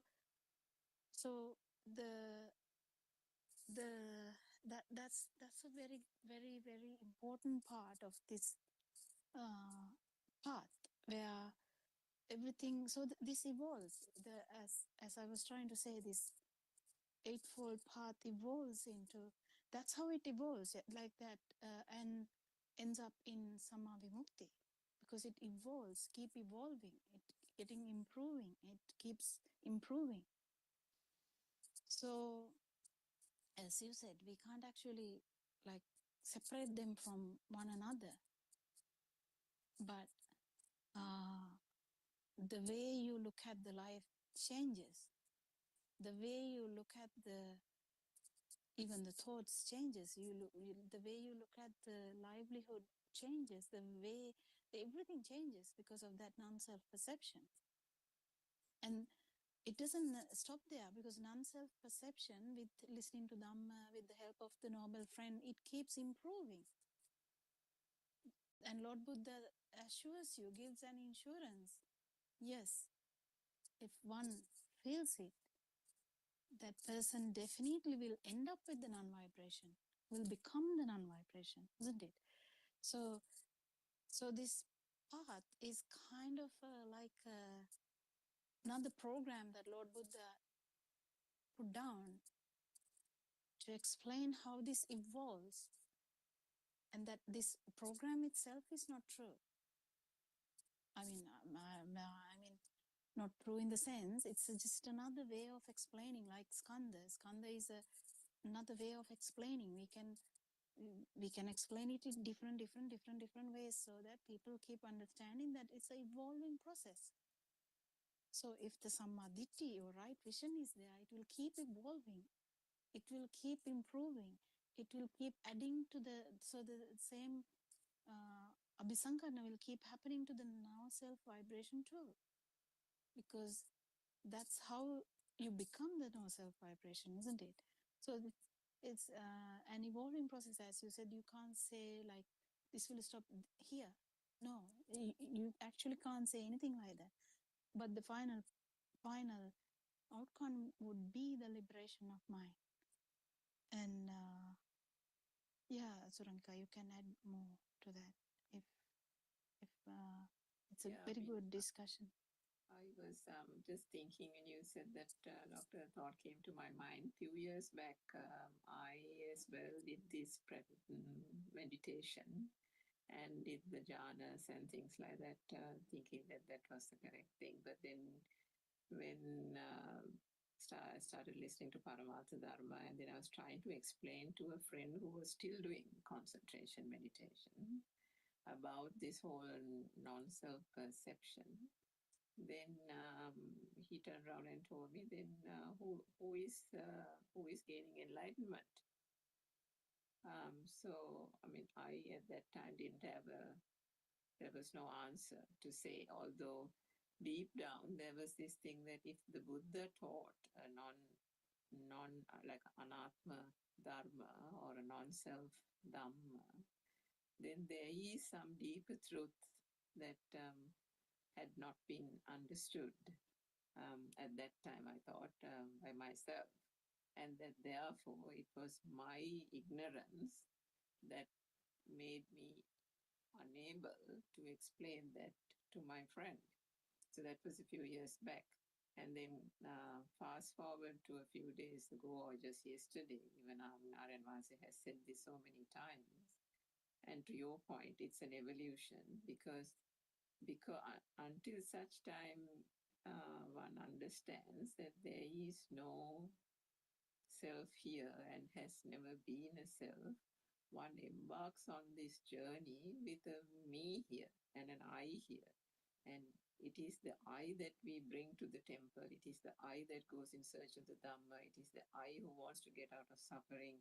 It is the I who doesn't want to feel the death of the child and so on. So the I is in search of salvation. But the beauty of it is, as Aryan Vasi said, it's that in this quest, when one starts understanding the Dhamma and one is on the path, practicing it, putting it into practice, then what does one lose? One loses oneself. And when one loses oneself, the quest for the people who seek stages of arahathood, who seek to make commercialize arahathood or so on, and various things, and mislead people, all that falls away.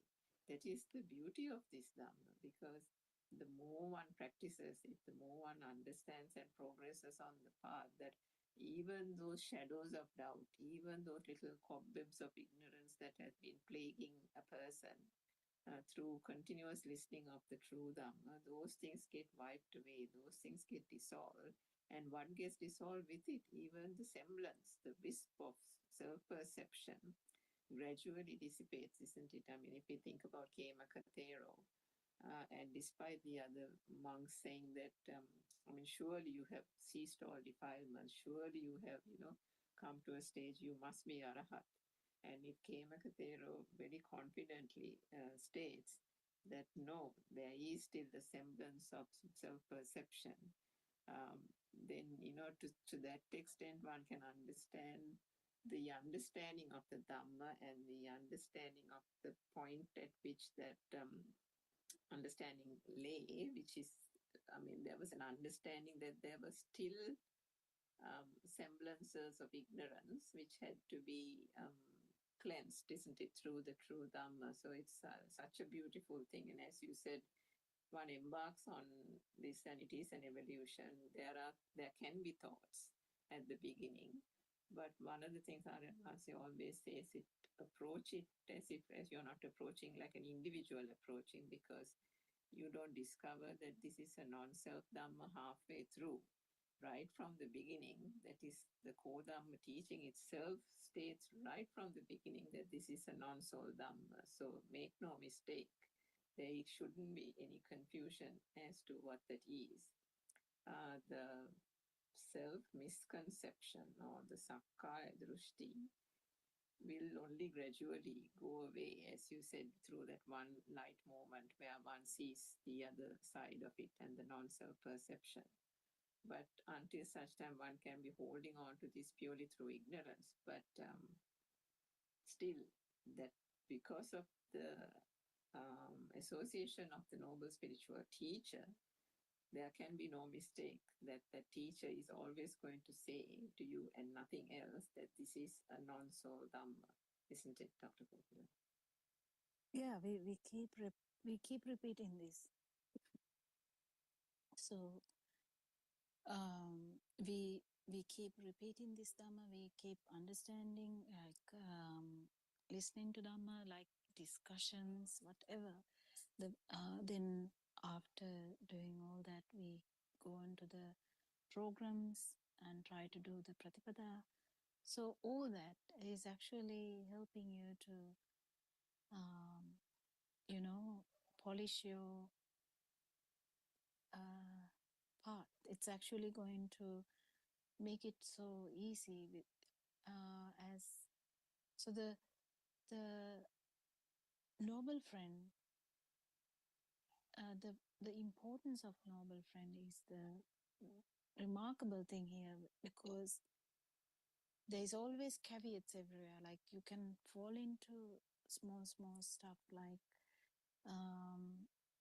you won't understand the next bit, you know, that usually that's what happens. You don't understand the next bit. So it is always very important to come to Zoom discussions and have a discussion. Open yourself and see what happens, and uh, get get an idea about yourself and your perceptions or your vibration, because the vibration can't be hidden. The vibration is can be very subtle, like it can get smaller and smaller, in the sense the the frequency can get very light, but still whatever the frequency, if it is there, it is there. So until you become the non-vibration, it's very important to be in the discussions uh, with noble friends who can guide you, like Haran Wanse, so that everything is not lost. You know, like in between, you can get lost. You can feel like frustrated and you can give up. Things like that. It's very easy to get misled. Easy to give up also, because we are very, very fond of giving up, because we don't give up actual, we don't give up the self-perception, we give up things. So we give up like thinking, oh, this is too difficult for me or something like that. So because self-perception is the greatest friend of this beings, any being in that sense, whether it is anyone, any being in the 31 realms, the self-perception is the friend, self-vibration is the core. So it can't be easy, but it is easy if you take it in that humble way. So being humble, being truthful, being open, very open, helps actually a lot, and that will make you relax too, because you know, like a small child who will run around in the garden with the butterflies, that child definitely will not understand samadhi, but that child uh, has no much self thoughts. There is self vibration though, but there's no much self thought. The self perception can be mild. So we at least have to come to that level to feel this, because if not, feeling this is very difficult with very thick mind bubble. As I was talking yesterday, the thick mind bubble is a problem, because the more you grapple things with interest, taking things as true or real, makes that bubble of self bubble or kind of self thought, or the mind bubble, it makes it thicker. So if you are open person, kind of open, humble, and open to discussions, open to criticism, like a constructive criticism. It should be constructive criticism. It can't be like, you might feel it as a directed criticism, but actually with RN, or in the sense the people who listen to Dhamma, it should be a constructive criticism where that that the noble friend is criticizing you to do something better. If you don't know, then you can get really agitated and upset if you don't know that it's a constructive criticism. So you have to be careful in every step in here. And if you are not sure, then you have to open up and ask, I felt this. Why did I feel this? Oh, I'm feeling this and I feel uncomfortable. And why am I feeling this? So the constructive criticism part is important for us to understand our self vibration. And you can do it yourself, but sometimes you need a bit of a, like a push from the noble friend. That push, if you are not in this path properly, like the footing is not concrete enough, or the footing is not, if it is very slippery, you can actually slip away from the path fully and think about the criticism as a very bad criticism directed towards someone. But it's actually not directed towards someone. It is directed towards the self vibration. Actually, it is difficult. It is difficult to take constructive criticism. If you take it, it's directed to you. But if you feel that it is directed to that self vibration, which is a problem to all of us, then you can take it very gracefully. Take it gracefully. Try to take it gracefully. These discussions actually mold you into a beautiful human being where you can feel everything, and the correct view or the right view is the beginning of this path. Until such time, until you see, kind of feel this non-self vibration, we have slippery path. It's a slippery path. You can slip away, you can lose your track, you can run in a different path, you can get lost, you can get blinded by stuff. So be aware, be mindful about this slippery stuff. Like, it's very easy to lose the track. So it's difficult though, but it becomes easier and easier because now, actually, if someone is actually in the path, it's a fight between the non-vibration and the vibration. It's just a fight between non-vibration and vibration. So then the constructive criticism actually is taken so gracefully that you feel so happy about that, because that attacks that vibration, isn't it? Whether it's the ego or the whatever, it doesn't matter. It attacks that vibration. And here we are in the fight. Actually, there's no we here, but there is always a problem of or war between no self perception and the self perception. So all the Aranhanses or will be trying to try to help someone to understand the non-self perception. That's all. So we kind of understand that it can be someone who hasn't attained the full liberation, but still, even with minute understanding of this path, someone would be trying to give that to someone. So you have to be very kind to that person. Understand that that is a goodwill that they try to spread this Dhamma with a goodwill, the really goodwill. So it starts there. Do you have anything to add, Sarangika?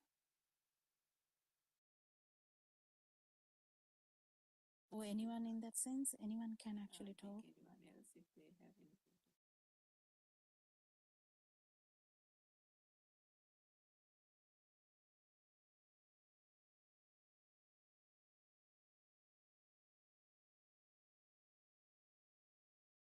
the next part of what Shani was reading, Dr. Pokinga, was, I think, the action mind. So if you can explain a little bit more on that. Yeah, action mind also starts from right view. Even that keep evolving actually, because even a person who has just like the fish who jumped out of from the water for a fraction of a second, like that, even that person who will have an idea about no self perception is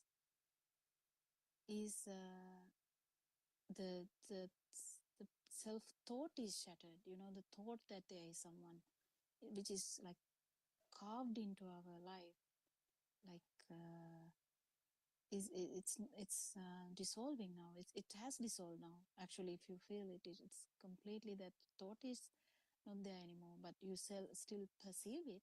Self perception is there until you become an arahant, but the thought is not there. So when the thought is not there, the whatever the stimuli, that stimuli will the power that had with the thought is not there. So it starts there, but it keep evolving, because uh, once you the thoughts, the outside is not taken for granted, but still the perceptions will be important, and the person will be inside the mind bubble kind of thing. Sorry. Then even if a person is able to understand that the thoughts are just perceptions, and you kind of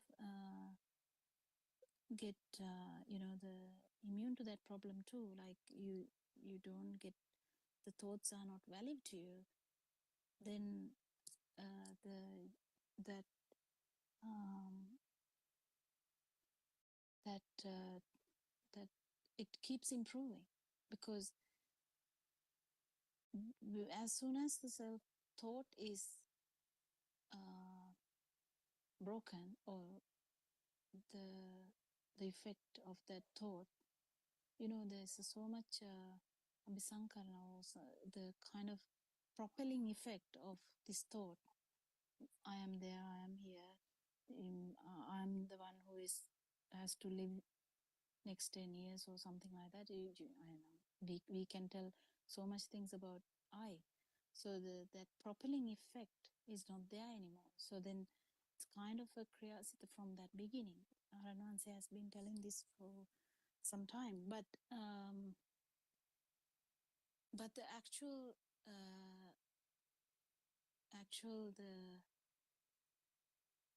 the most effective no self perception moment will be uh, the the kriyasita of an arahant.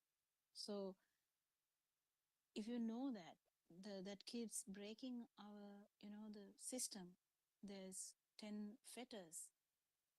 So the 10 fetters keep breaking. 3 fetters are broken when someone knows that there is no self, who feels that there is no self. It's just a feel, but even that breaks 3 fetters. You stop thinking about in such a way that you keep thinking about like everything happened to me, everything is happening, I am doing things, I am the one who is going in this path, and everything is weakened or gone.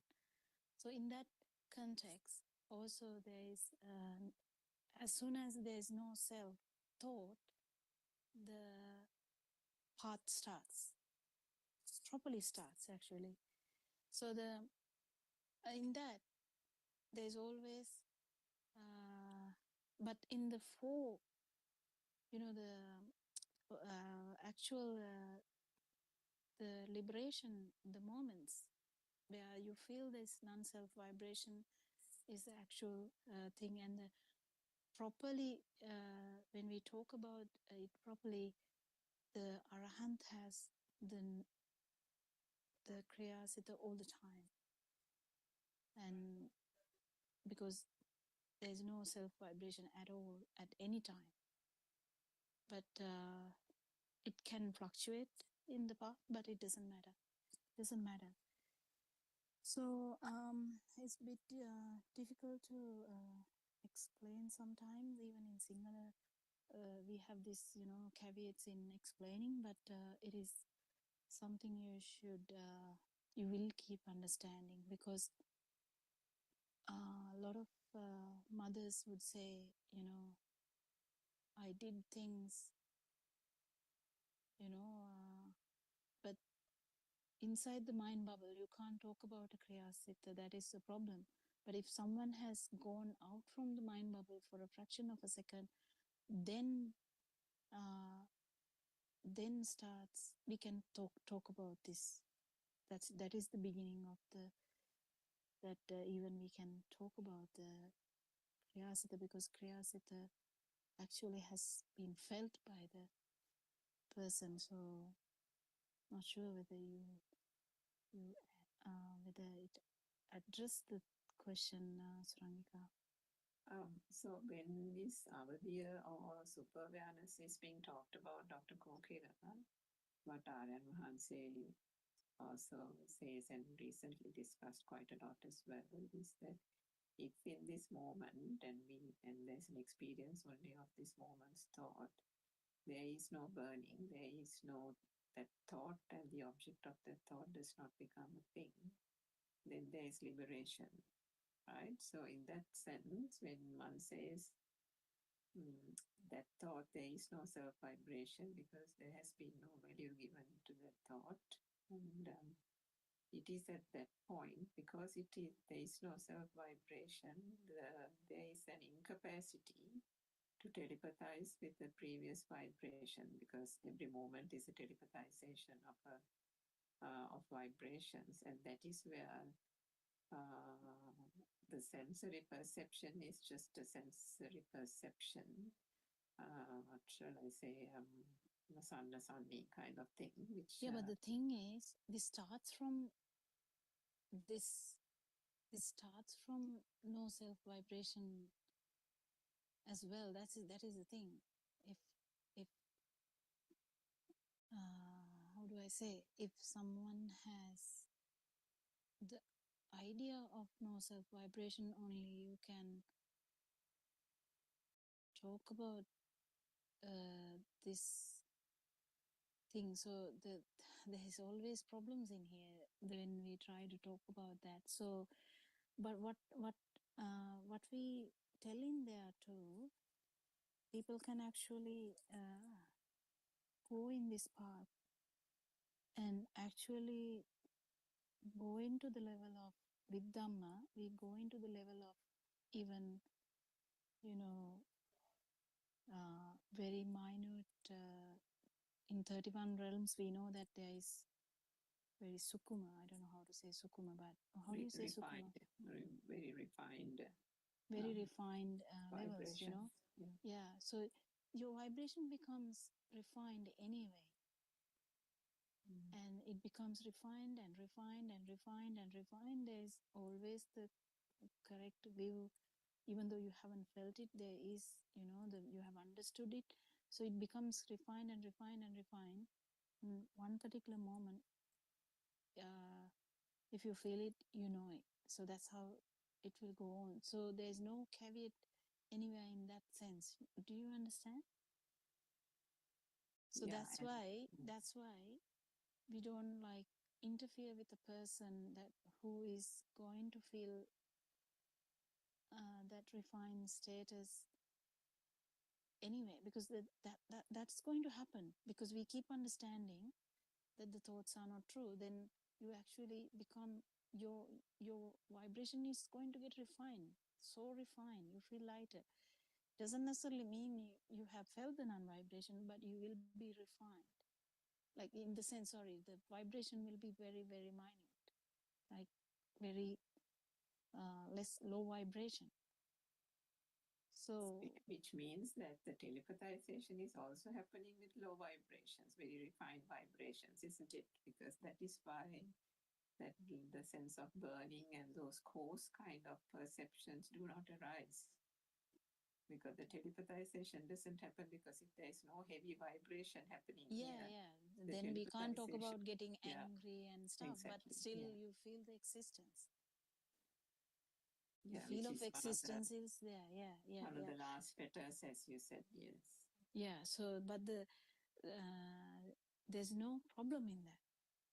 The main thing is the ability to stay in the path, because sometimes if you are not sure, you can get, you can get weird, you can get, angry about the path, you can get frustrated, you can get upset that why didn't I feel that, or whatever, your mind bubble can get thicker. But if someone is actually feeling this slowly, the mind bubble is not going to get thick, and it's actually going to get thinner and thinner and thinner, isn't it? And one particular moment it will shatter anyway. Did you get the point what I was trying to say? I don't know. Yes, Dr. Pankula, that was understood. Yeah. And then, Yeah. as you said, I mean, even the 10 fetters, though we have ignorance, right at the top, or the eighth one, as R.M. quite rightly says, it is that ignorance that gets gradually eroded right from the beginning, isn't it? Yeah, yeah, yeah, yeah. There's no problem because of that. So the main problem is there is the hold on there. Like we say, hold on, or like to stay in the path is the problem. But if you actually in the path and you don't give up, because there's so many, in Lord Buddha's time, there's people who tried for 30 years to feel this, Yes, and that's true. and didn't give up.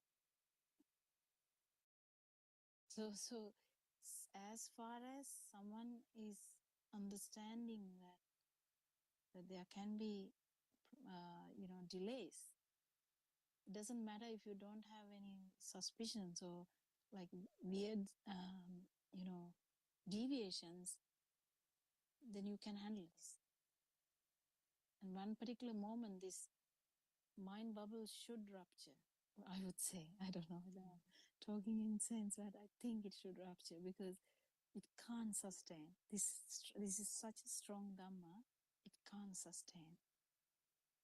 But when there is that progression on the path, Dr. Kokila, the sense that that perception, self-perception needs to, melt away, melt away. There's more to melt away.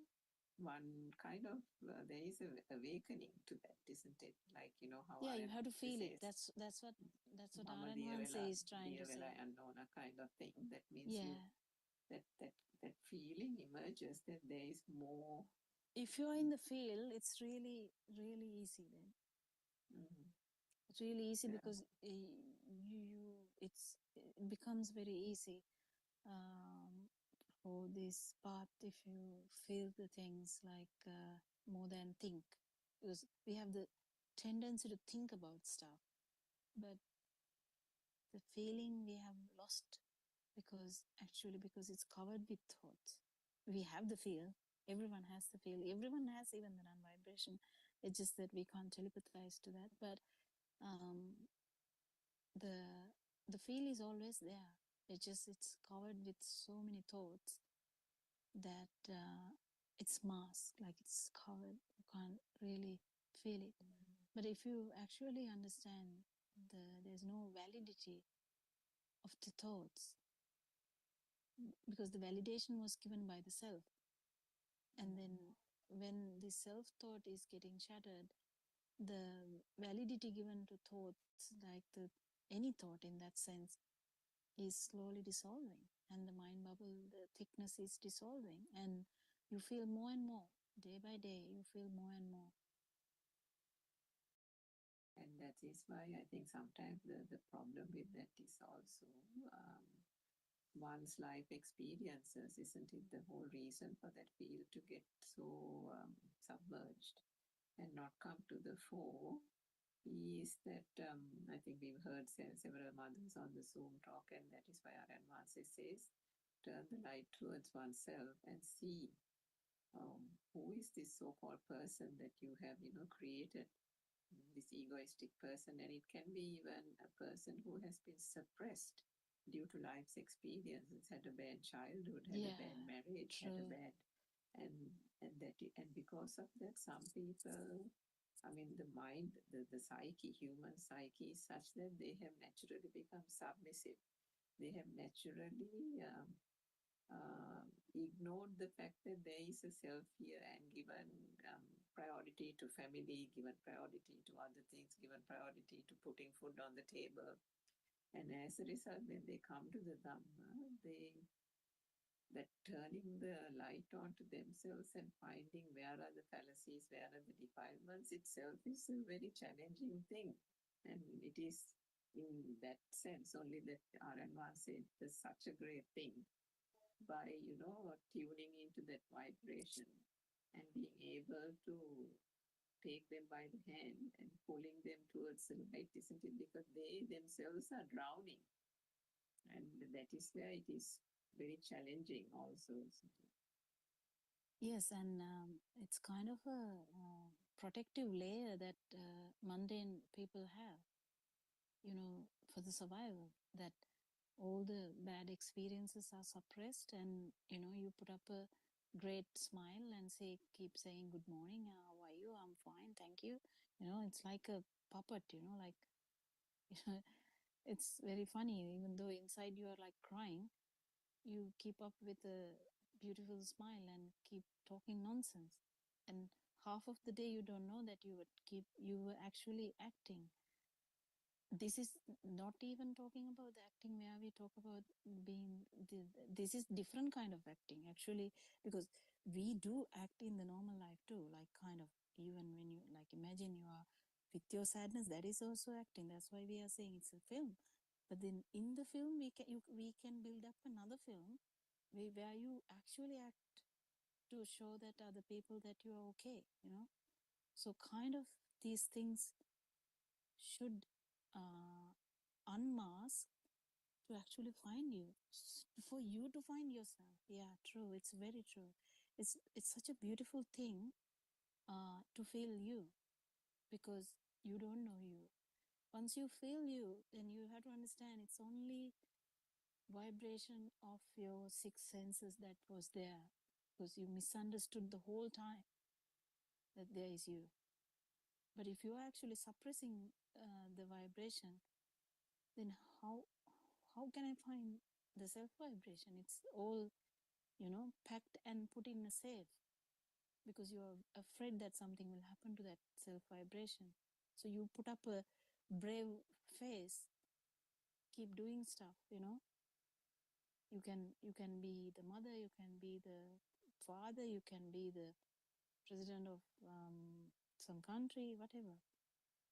I think we are running into the next Zoom discussion. I think we had a very good discussion today. We'll continue to have a good discussion. I invite everyone who can speak English to come and join us.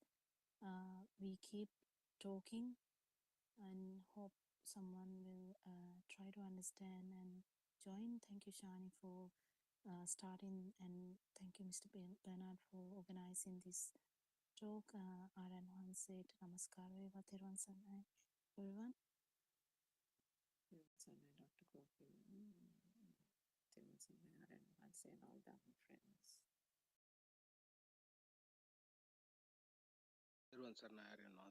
sir, I am Dhamma.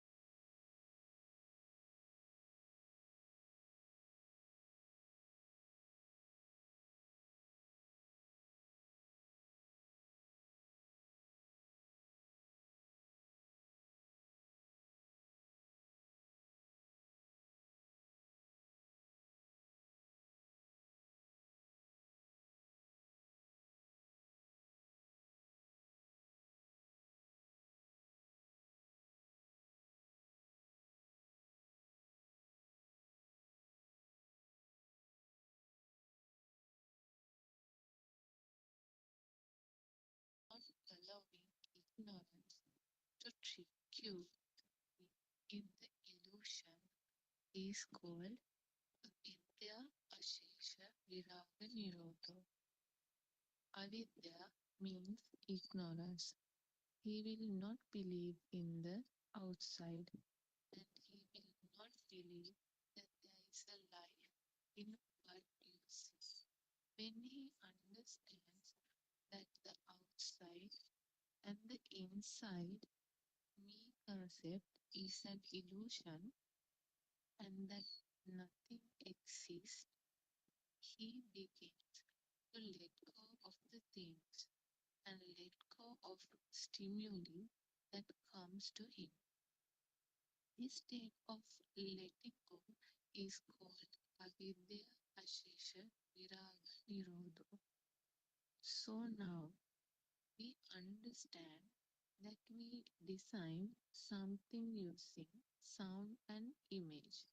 This designing of something out of nothing is called sankara. We create sankara due to our ignorance. Meaning Mahanse, yes, honorables, that you feel comes from your seeing, hearing, smell sense, touch sense, and mind consciousness. This feeling is filled by your vinyana, also known as your mind consciousness. When you maintain a constant awareness of the Yathabhuta Jnana of every feeling or stimulus you receive, your mind consciousness cannot establish itself fully. If you maintain an awareness not to believe outside, believe inside, or in the illusory selves that we feel, then the mind consciousness has nothing left to design and produce as a thing. When there is nothing, the mind consciousness ceases to exist. At this moment, this is the moment of pure truth. This moment of pure truth is felt by your awareness.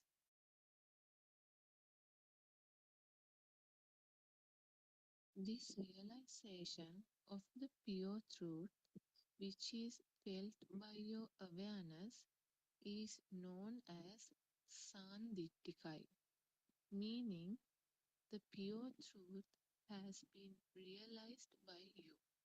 Nobody can do it for you. Mehini Mahansi, I understand, Honorable Sir. Aran Mahansi, when you use the wisdom of Yathabhuta Jnana in everything you come in touch with, and when you come to the realization of the pure truth, your awareness begins to increase steadily and very fast. This awareness is also called Yoniso Manasikara. Yoniso Manasikara is the awareness that you maintain according to the Yathabhuta Jnana. That is, being aware that the outside and the inside is a lie, and the thoughts too are a lie. This awareness of the Yathabhuta Jnana develops into Samma Satya. Samma is when one is devoid of all taints and defilements, devoid of greed, ill will, and delusion. This state of awareness is a quality of a supramundane plane. Only the one who has realized the pure truth enters the supramundane stages of the spiritual path. Samma Satya means the awareness maintained by looking at each thought. This awareness is devoid of all defilements. Only a person who has realized that there is no self would be on the supramundane, a mental state beyond this mundane world, spiritual path. Samma means that he has already realized the pure truth, and he has already realized that there is no inside self and that there is no outside. He has already realized there is no such thing as a thought either, that both inside and outside are an illusion and they do not exist. Thermal sign everybody. Teruvan Sarnai, Aryan answer. Friends, they also we discuss Yathabhuta Jnane or pure Buddhism, pure Dhamma. So the people all over the world suffer. We always hear that their lamentation, their betterment, and how they react to their catastrophes, different type of sorrow, pain. They experience pain. So they they experience pain due to their ignorance. What is this ignorance? Ignorance is that they think this world is real. Everything they associate, they think they are real. And also, they feel, they experience that I am doing this, I am experiencing this, I am undergo these pains. So, what we are doing, what we are doing here is to help you, to explain you,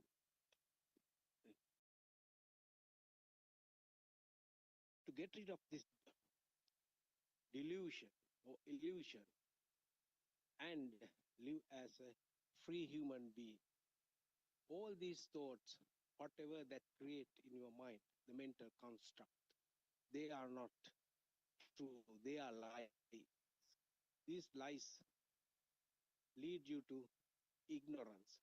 So you live in darkness, ignorance, and you don't know what is happening. You don't know who you are.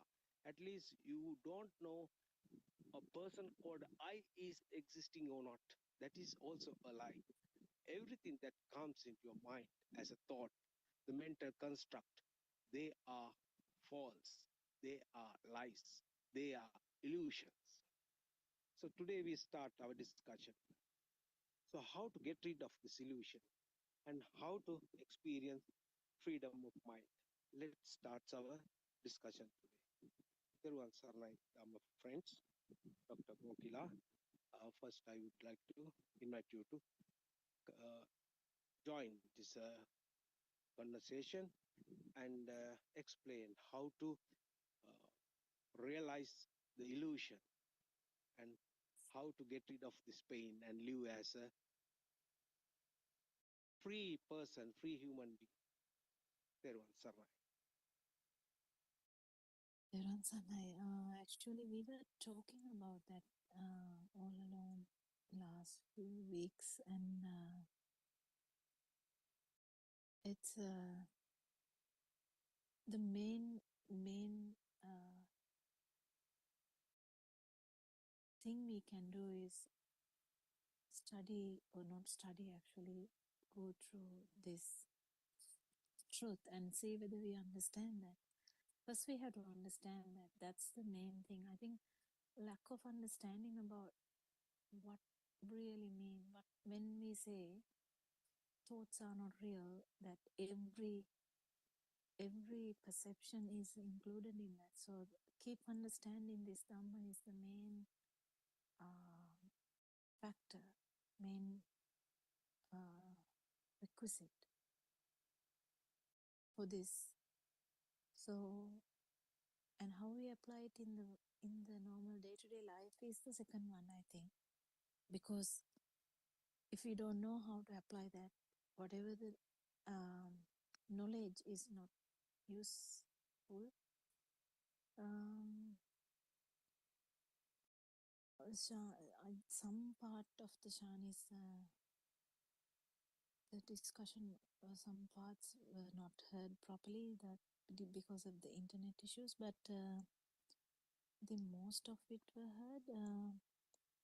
I will invite someone else to just highlight if there's anything important or any particular part we can talk about, because we talk about this every day, the truth or the satyajnana, because I think the polishing or the and like improving on the truth is the main part. I mean, that is even with the practical aspect, I think what the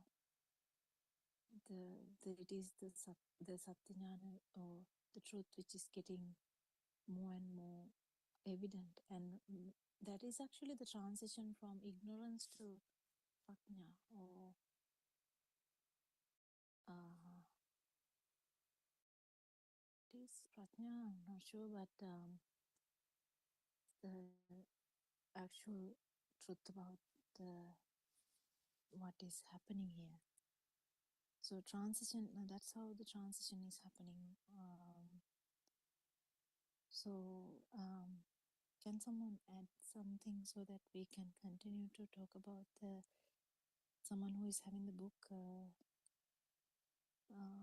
can add some parts of it that Shani was reading so that we can highlight, because we are talking about this every day.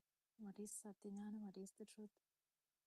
And where the ignorance keep playing a part in every aspect.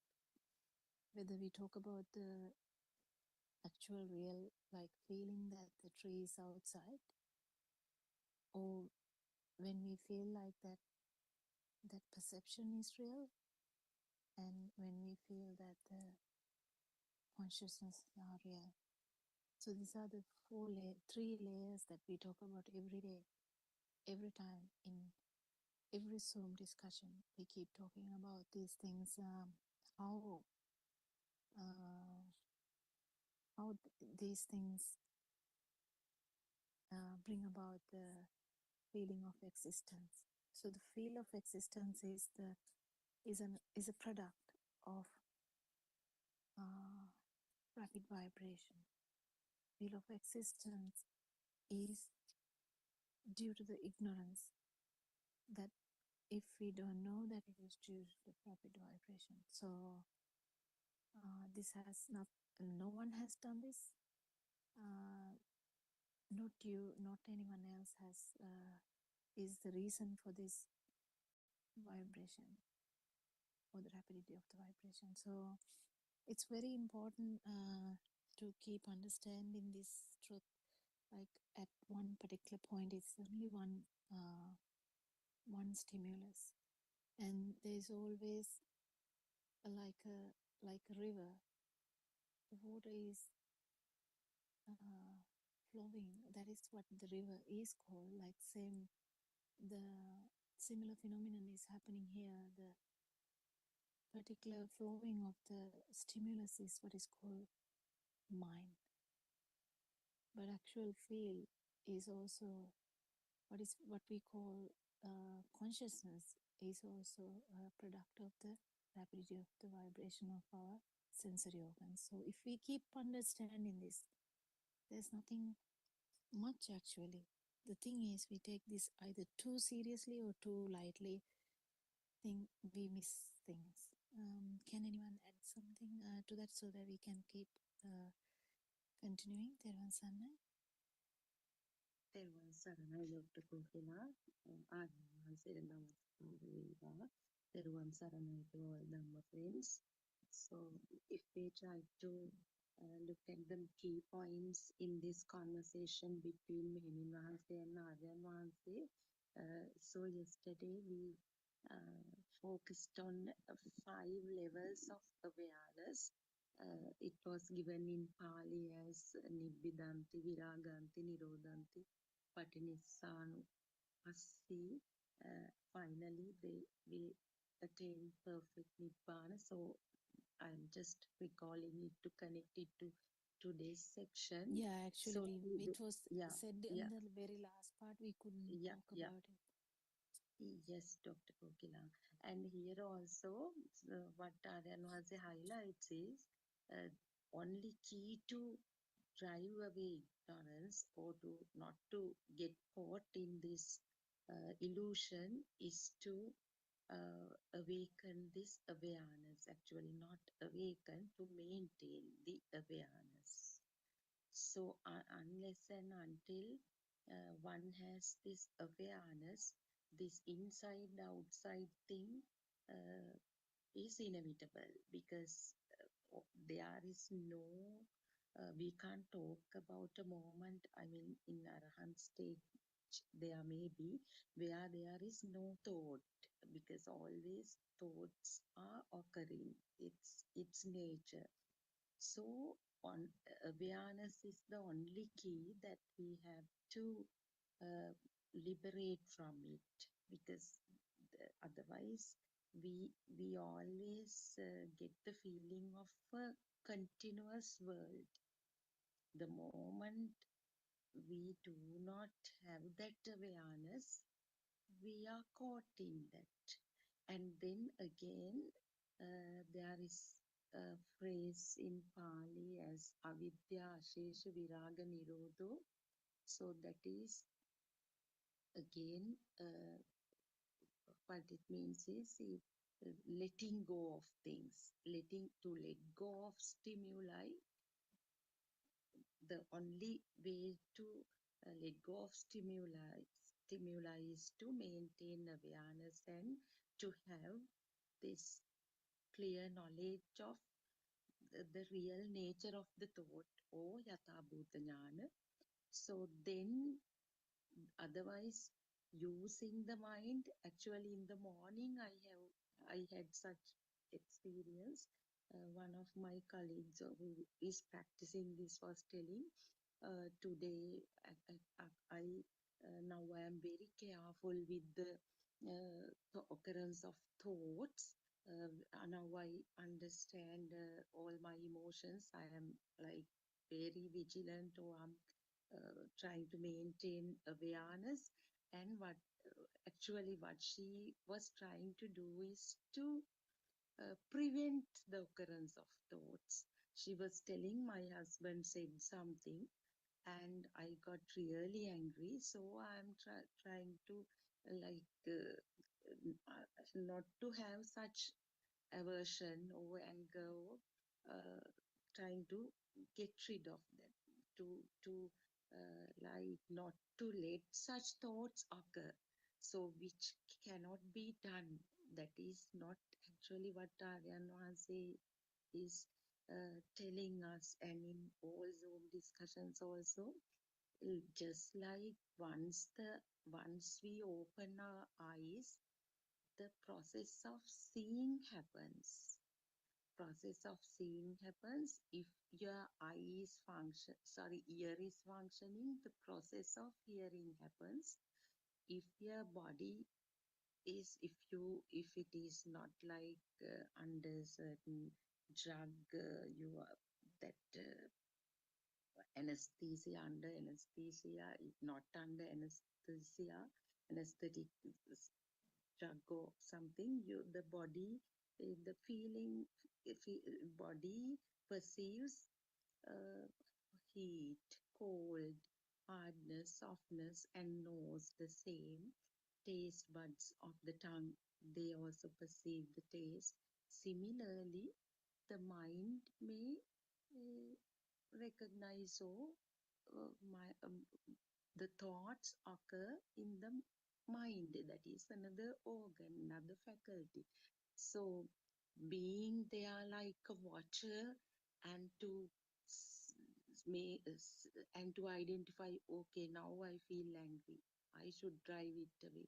Oh, I feel sad, I should drive. Then the now Dr. Kokila might explain it better. The person is trying to, the self is there, who is having a, like we say, like some weapon, and trying to attack the mind, or trying to chase away the thoughts. it's that is again Narayan Maharshi says not to take Dhamma as you take the tail of the um, tail of the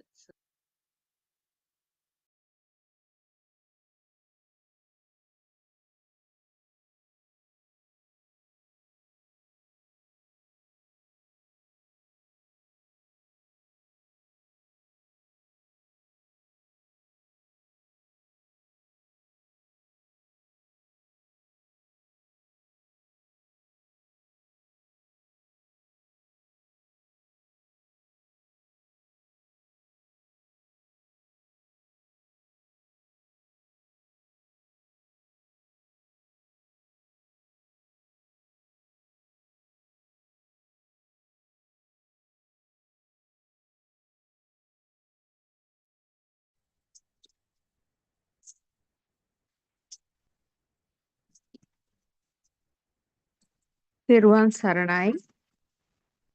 Thiruvan Saranai. I worship Triple Gem respectfully.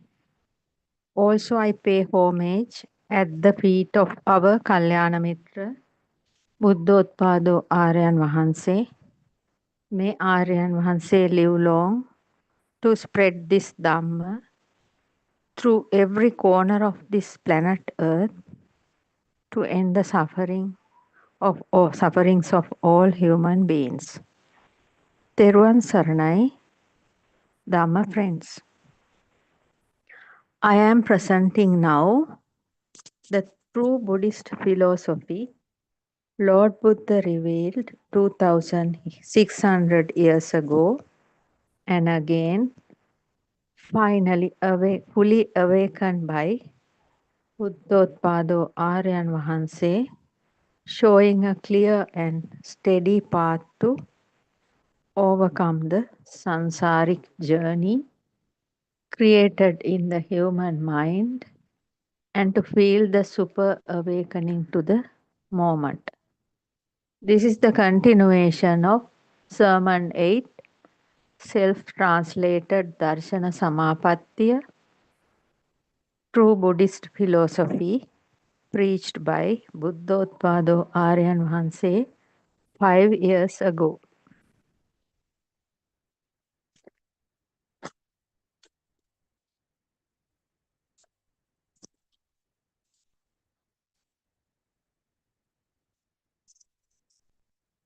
This Dhamma means truth, ultimate truth, the path to ultimate bliss, the direction of the path to ultimate bliss is directly experienced by the seekers in this very moment. Nobody can see it. There is no time in it. This is a timeless Dhamma. Ehi passiko, Lord Buddha said in Dhamma, Ehi passiko means anybody can come and see this. That means this is not a religion that based on blind faith. From the beginning of before 2600 years ago, when Lord Buddha fully realized this Dhamma, from then onwards until Buddhothpada Aryan Mahanse has fully awakened it in this time period, it is said anybody can come and see this. There is no rules, there is no uh, pressure. Just follow this, come and do this, that, nothing is there. Anybody want to see the ultimate truth of humanity, they should come and see, come and listen and understand and then practice this true Dhamma. that is why it's called Ehi Passiko in them, Dhamma. Anybody can come and see this. If they can understand, they can follow. If they can't understand, that is no matter, they leave and go, it also doesn't matter. So this Dhamma is one by one. Each one person must come and see, come and understand, and experience by themselves. We must experience this Dhamma by ourselves. After listening and practicing, the experiencing is naturally happening. Also, another word called Opanayika. That means leading one's mind inward, not outward. Though there is a pair of eyes, we're just looking outside. No, to understand this truth, only truth in this world, we must always lead inward. That means we must always see our mind by leading inward. There are no magic illusions in this. Yes. No hallucinations. No miracles. No magic. No illusion. This is pure Dhamma. There is no need to die to go to the heaven. Yes. As uh, in other, so many others are telling in their books, written in their books in around the world, saying that they should die to go to the heaven.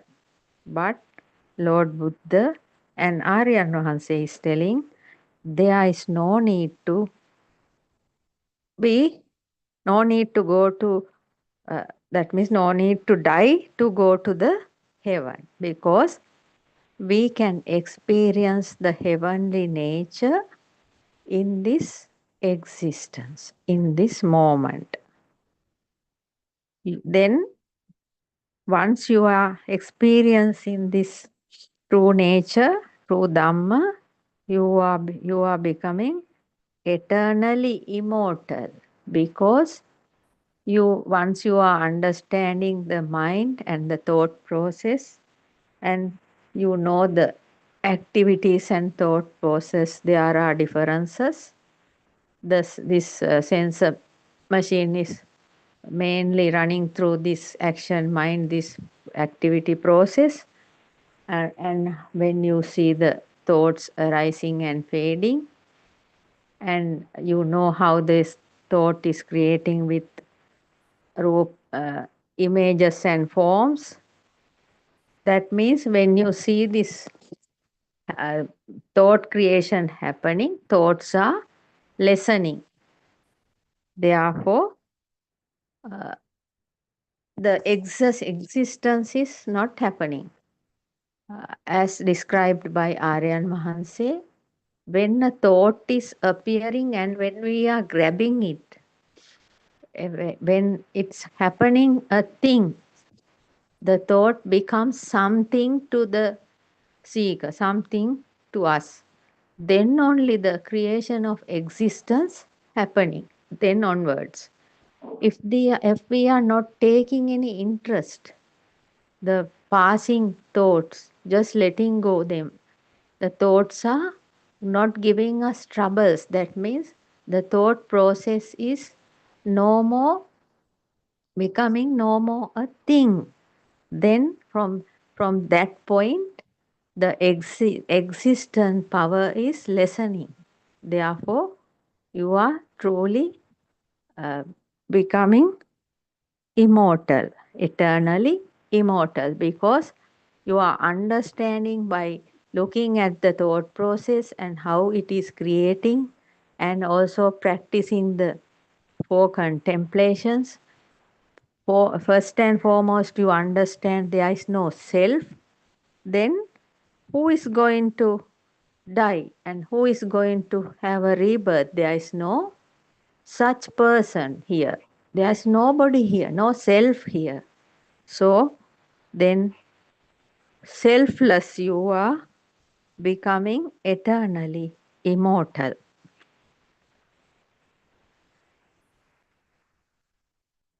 Everybody is attaining Nibbana by going beyond heavens and Brahma realms.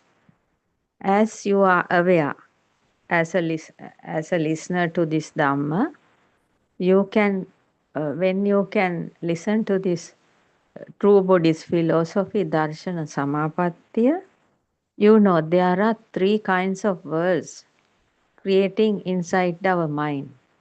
One is Kama Bhumi, that is sensory world, sensual world.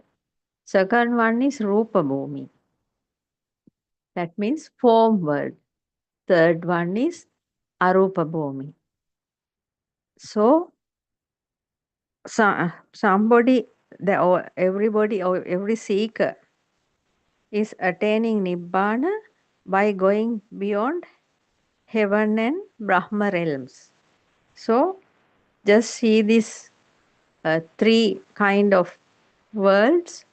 The sensual world means the world in which we are living. That means people are running behind the sensual pleasure, and it is called sensual world. But this sensual world is also a creation in the mind. Once we used to listen to this Dhamma, then we are slowly redeeming from this sensual world. That means the world means the creation of thoughts inside the mind. Then we are gradually becoming to gradually understanding the thought process, and we are the thoughts are not becoming things, and we are not running for the sensual pleasure. We are slowly redeeming from this sensual world.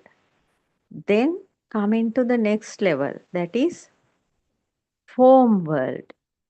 As an example, form world is like this. When we sleep, we are dreaming. We are dreaming, but in that dream, there are no things around. We can see only the forms. We can't feel the hardness. We can't feel the flow. We can't feel the subtle touch.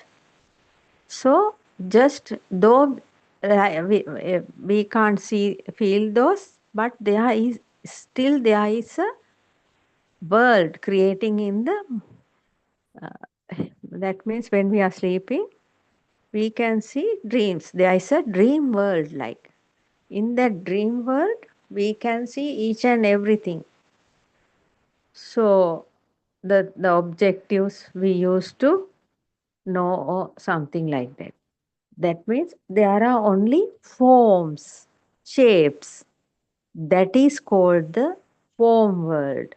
When we are redeeming from the sensual world, the second higher level is form world. Then again, redeeming from this form world, the seeker is reaching to the non-form level, non-form world, non-form level. That means the feelings are there.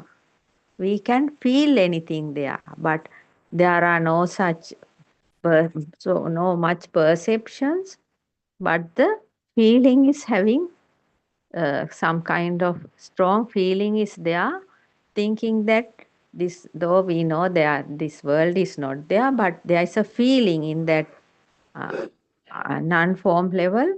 There is something like that. That is the power of this vibration. So Everybody is attaining Nibbana by going beyond heavens and Brahma realms. Heavens are, according to Dhamma, heavens are like form worlds. Brahma nature, some form of Brahmas have forms, and the other Brahma levels are in the non-form level. So when somebody is attaining Nibbana means going beyond heavens and Brahma realms. That is the truth. Jesus stopped in a heaven, a Brahma level or a Brahma level. But these Arahants are going beyond that. We are talking about the absolute truth. According to the books and according to the knowledge we gathered, we know Jesus also followed this path to freedom, Lord Buddha's path to freedom. But Jesus stopped in a heaven or a Brahma realm. But all these Arhants are going beyond that. We are talking about the absolute truth. That is the truth. There is no religion for this truth. There is only one truth in this world. Therefore, the truth can't be divided, can't be preached according to uh, everybody's views. Truth means only one, and there is no religion for this truth. Lord Buddha preached this true Dhamma to everybody those days in every other religion people, because there were no Buddhists at that time. Every Brahmins, most of these Hindus and in different cultural people came to Lord Buddha and listen to Dhamma and become Arhants. That is why there is no religion for this truth. If somebody really want to understand the truth, they should start to listening to this true Dhamma without living in the ignorance and suffering without end. This is truth means one Dhamma, one world. When seeing the truth, there will be nothing for you can find. So seeing the truth in the sense we are understanding all the objectives, form objectives and thoughts and things like that. So we know there is nothing in those thoughts. There's nothing in those names, and there's nothing in those shapes, forms. That means when listening and practicing this true Dhamma, we will not find anything. We can't find anything permanent. All are impermanent. Big truth, ultimate truth, absolute reality is the same. In this human world, only human beings. There are 31 planes of existence, and all those 31 planes are in the mind, creating creations in the mind, and only the humans can understand this. That is the nice big, that is the beautiful part of this. Therefore, all the humans must see what is the absolute truth and reality in this world. It is coming through Ved. If it is coming through Ved, Kundalini Yoga, otherwise through universal power or logic, or through any sage, coming through rishis. Nobody can say anything beyond this. Aryan Mahanse is explaining. After experimenting more than 30 years, finally, Buddothpada Aryan Mahanse is telling, if this truth is coming through Ved or Kundalini Yoga or otherwise through universal power or logic or else through any sage, otherwise coming through these rishis, nobody can say anything beyond this, anything beyond what Aryan Mahanse is explaining. Because there is only one truth. Nobody can change the truth according to their wish.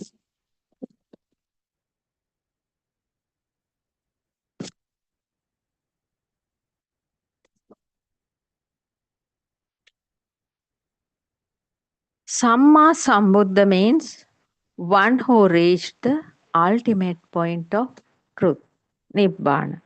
Samma Sambuddha means a seeker who go beyond this whole of these three worlds, Kama Bhumi, Rupa Bhumi, and Arupa Bhumi.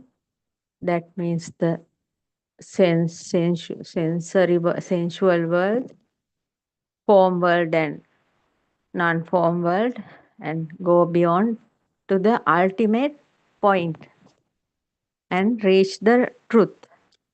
Ultimate point of truth is Lord Buddha. Nobody can go to this level with other than followers, other than practitioners practicing this true Dhamma. There is only one correct way to reach the ultimate truth. Otherwise, there will be rebirth and death.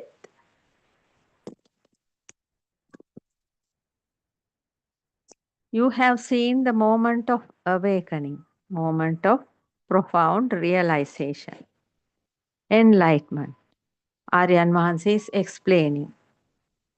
You may have seen the moment of awakening by now, by going through this Dhamma, moment of profound realization, enlightenment, extremely rare and precious moment through the mind, because that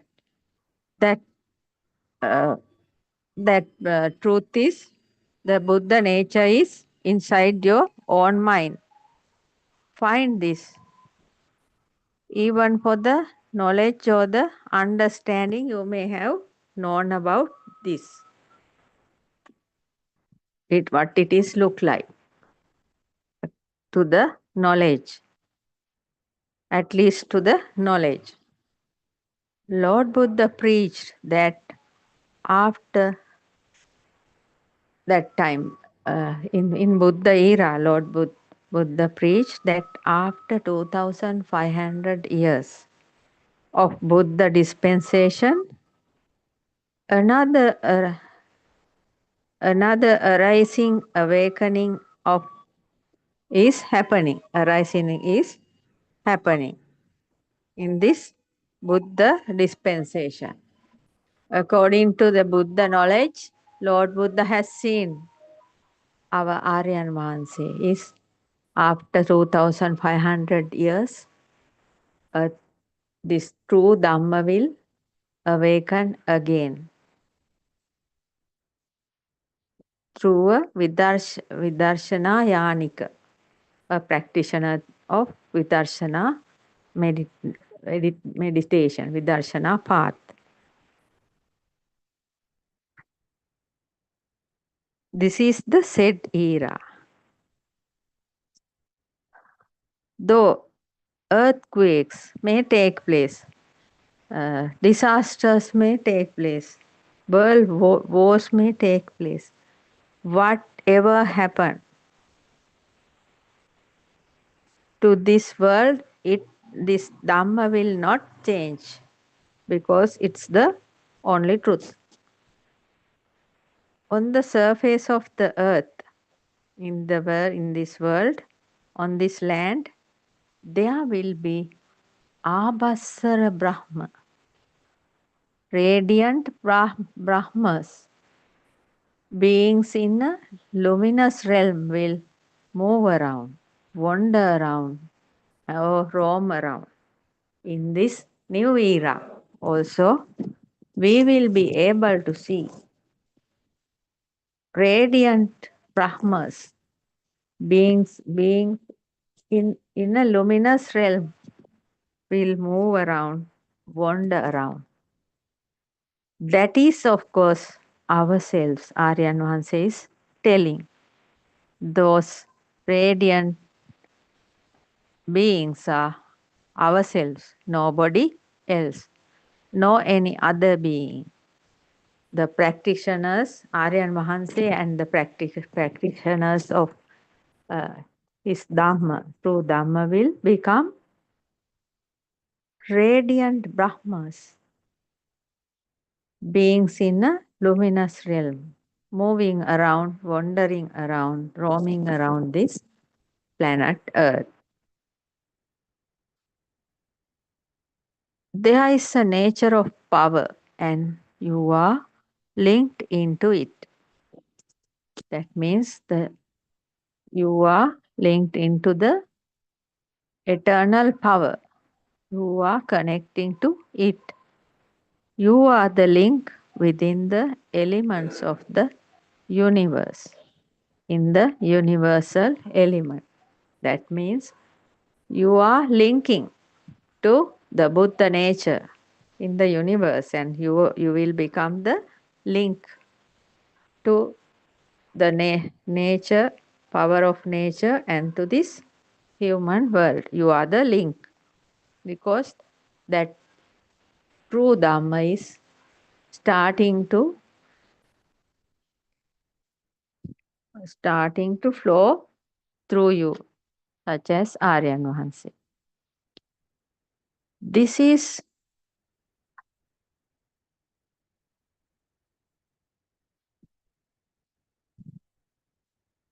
you are the fundamental components of realities that make up the universe. Finally, after practicing this Dhamma, you are the fundamental components of realities that make up the universe. In you, move the body to the side, turn the body to one side. You can see, you can feel the energy. There is big, a big energy arising through you. When you turn, when you turn, when you turn the body to one side, then you can see you can feel this energy. Nobody can touch that energy. Nobody can touch the enlightened, uh, enlightened Aryan's energy. Nobody is able to touch the energy of enlightened Aryan, Vahanse, or Aryan. Even cut into pieces, this energy will not vanish. That is the most beautiful thing. That means nobody can harm, nobody can do anything to these Aryans, enlightened Aryans. Nobody can do anything. They are connected to the universal power. They are become the universal power.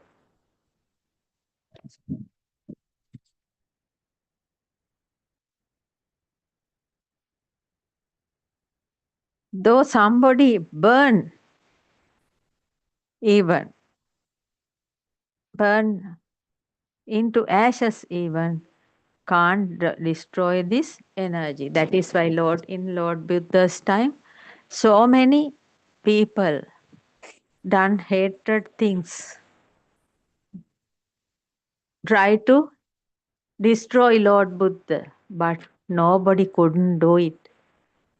Lord Buddha's brother-in-law was the great rival, that is Devadatta. He tried so in so many ways. He tried to destroy Lord Buddha, but finally he was destroyed himself. Lord Buddha is Lord Buddha has there without any harassment. Once you may have heard this. Once uh, Devadatta sent an elephant in front of Lord Buddha, uh, given given toddy to Lord that elephant and sent him towards the path where Lord Buddha is walking. But in front of Lord Buddha, the elephant knelt down, and that finally obeyed to Lord Buddha. Another one time, another way, Devadatta tried. Devadatta sent some people to throw a big stone towards Lord Buddha while he was walking on the road. Then very big rock-like thing came down in front of Lord Buddha, but another rock has come from the earth and uh, it was blocked. But at that point, a small something happened to Lord Buddha's uh, foot, and there was some small uh, cut. I think a small cut was there. Like that, so many times Devadatta tried to tried to destroy the Lord Buddha. Once he sent a woman with a big belly, and she came and sat in front of everybody when Lord Buddha was preaching Dhamma. A woman came with a big belly and said, "There is a child in my womb, and you are the father." So Lord Buddha was silent, and at once there was the something in that lady's belly was fallen down. That is, I think that is some tree branches or something like that. It was fallen down, and that time also his plan, he couldn't fulfill his plan. Another one time there was a lady called Sundari, and somebody, you see, that lady used to come to this Lord Buddha's temple regularly, and once these other religion people uh, done something. They killed that lady and hidden inside the Lord Buddha's temple under some flower arrangements. And finally, it was found few days later, and there was rumors against Lord Buddha. Lord Buddha has done this like that. At that time, Ananda Thera also has some kind of uh, problem how to stay like this. But Lord Buddha said, this is the nature of this world, sensual world, therefore keep quiet, it will be okay. Then finally, all came to know somebody killed this lady from outside and taken into the temple. Like that, nobody can do any kind of harm to the fully awakened, enlightened Lord Buddha or a Aryan Vahanse or a Aryan, the power of inside their universal power. Nobody, because of that power, nobody can do anything because they have become the nature. So the nature is protecting them.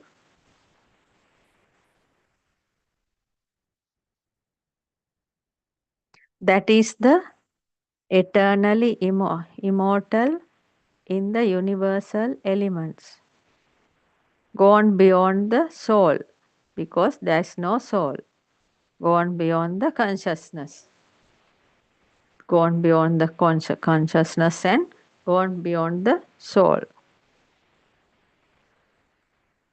It is not easy to come to this point. It is not easy for somebody to, some seeker to come to this point. This is a small view you need.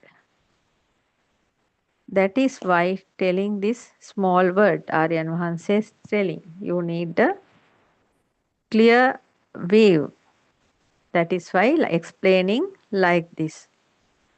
Recognize the Arya Bhumi. Recognize the Arya Bhumi.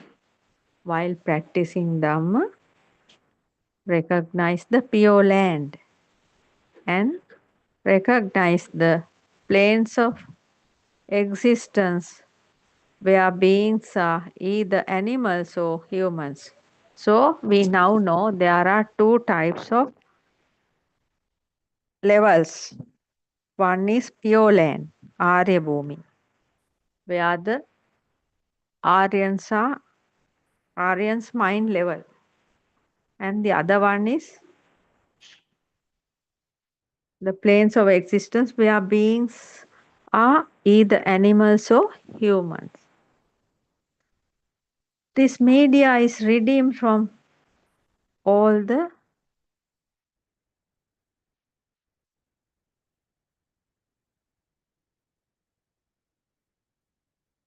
insentient realms of animals and humans. That means this Arya Bhumi. This Arya Bhumi is a media which is redeemed from all the insentient realm of animals and humans. There are only pure Aryans land. There is no owner for this activity process. As you may know, this human body is only a activity process according to this true Dhamma, true Buddhist philosophy. This body is a activity process. Humans are dying and having rebirth. Other things are coming into being and passing away, forming, breaking. All these activities are same. Trees are growing and fell down. There are so many activities in this surrounding, in this world. But there's no owner for all these activity processes. Humans are dying and having rebirth, but there is no owner for that also. Other things are also like that, coming into being and passing away. Some are forming and breaking. Trees are growing and falling down. All these activities are same where no owner is there. This wind is blowing. This wind is blowing. This world rotating around the sun. All these are activities. as you may know, as you feel all the time. We can feel the wind blowing, and the world is each and every passing moment, whether we are awakened or whether we are at sleep, each and every passing moment, this world is rotating around the sun. All these are activities, but there are no souls connected to them. There's no soul. There are no souls in the blowing wind. There are no souls connected to the world rotating around the sun. That is a life. There is somebody, some soul means that is a lie. That is illusion of false views.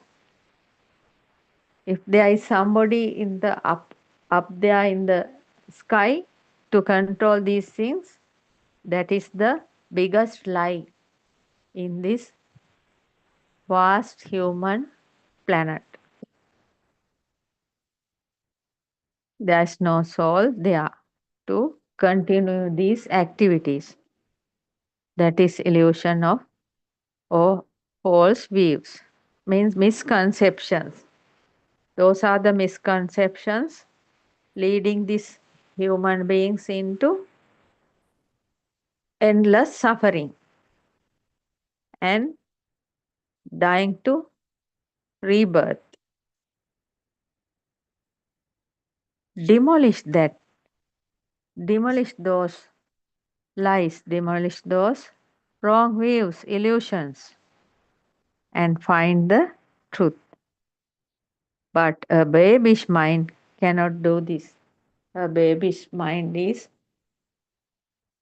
not in a position to go in this path to freedom. You should have courage and you should have inner strength and you should have faith about this true Dhamma, about Lord Buddha, about Aryan Vahansi. And you should have the strength, strength, proper virya. First of all, see your mind. Again, Aryan Vahansi is reminding. First of all, see your mind. See your mind means see the way thoughts are appearing and disappearing. How a thought is creating. When through your six senses, how when a form object is appearing, and the a norm name for that form is also coming through the mind according to past databases. And this name and form is combining, binding together with the mind power, and it's transforming to the level of mind consciousness. Their mind consciousness is highlighting this thought and showing.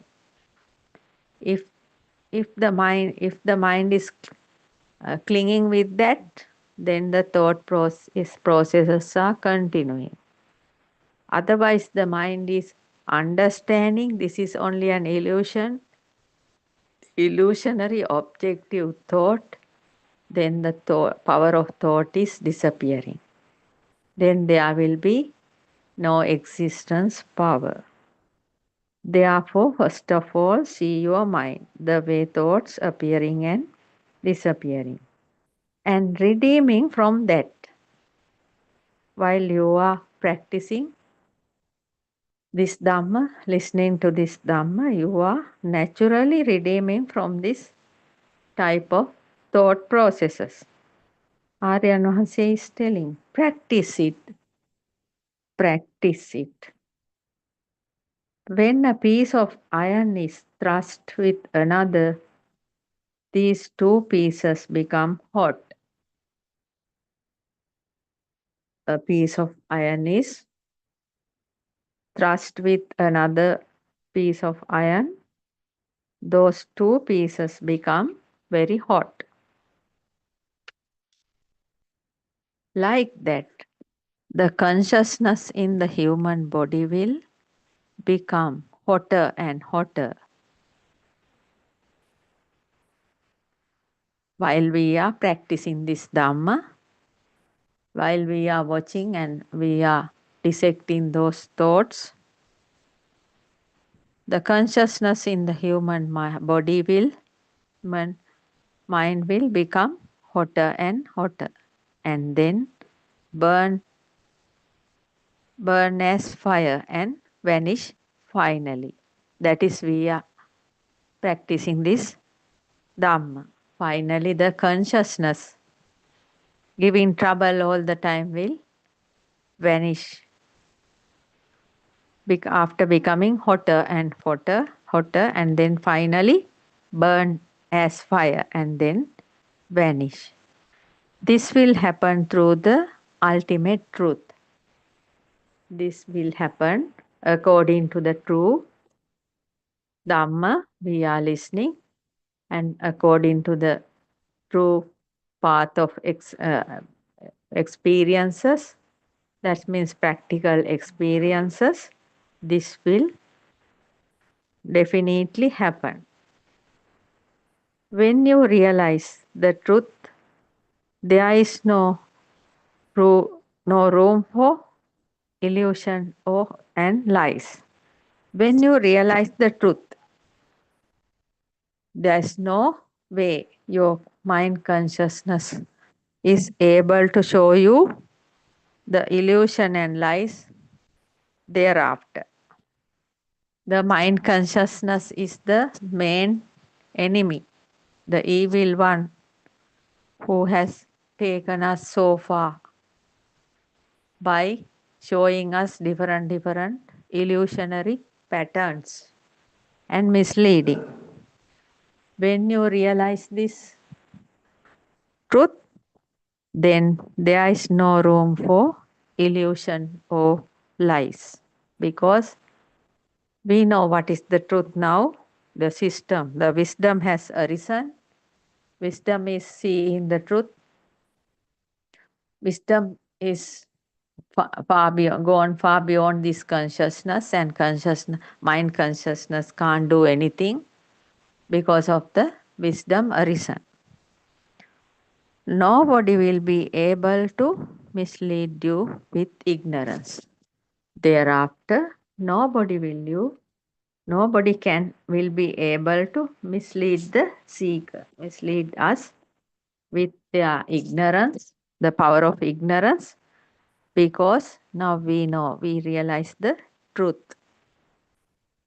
Therefore, nobody can do any type of misleading, because this whole world is running throughout the day with misleading. When you see clearly, you can see that on the social media, misleading is always there. Talking others ills, faults, and things like that, and telling lies, misleading from top to bottom. Elderly people to younger people, all are running due to misleading. So, misleading is this is a marketplace of misleading. This world, sensual world we are living, is a marketplace of misleading. People are there to mislead people in every other way without showing the truth.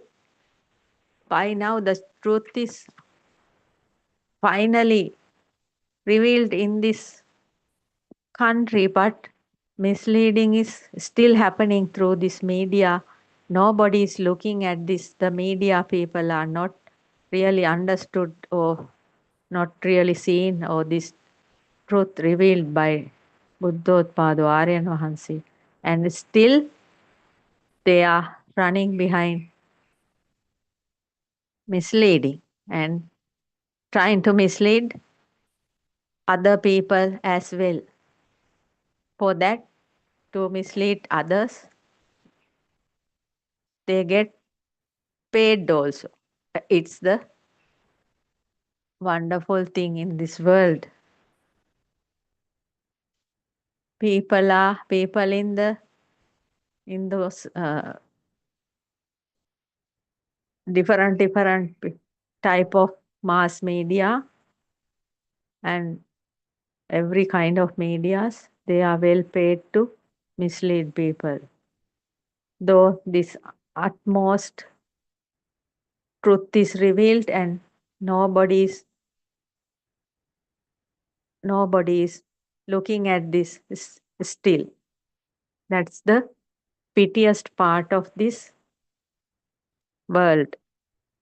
People know that this world is something happening all the time. Unknowingly, there is suffering, though the truth is there, and the Aryan Mahan says 24 hours preaching this Dhamma to show these human beings around the world. See, come out from this your ignorance and understand the truth and end your sufferings.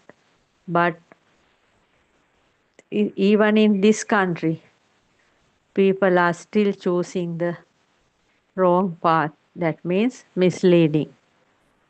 Some are very like to be misled, and some are liking to mislead others.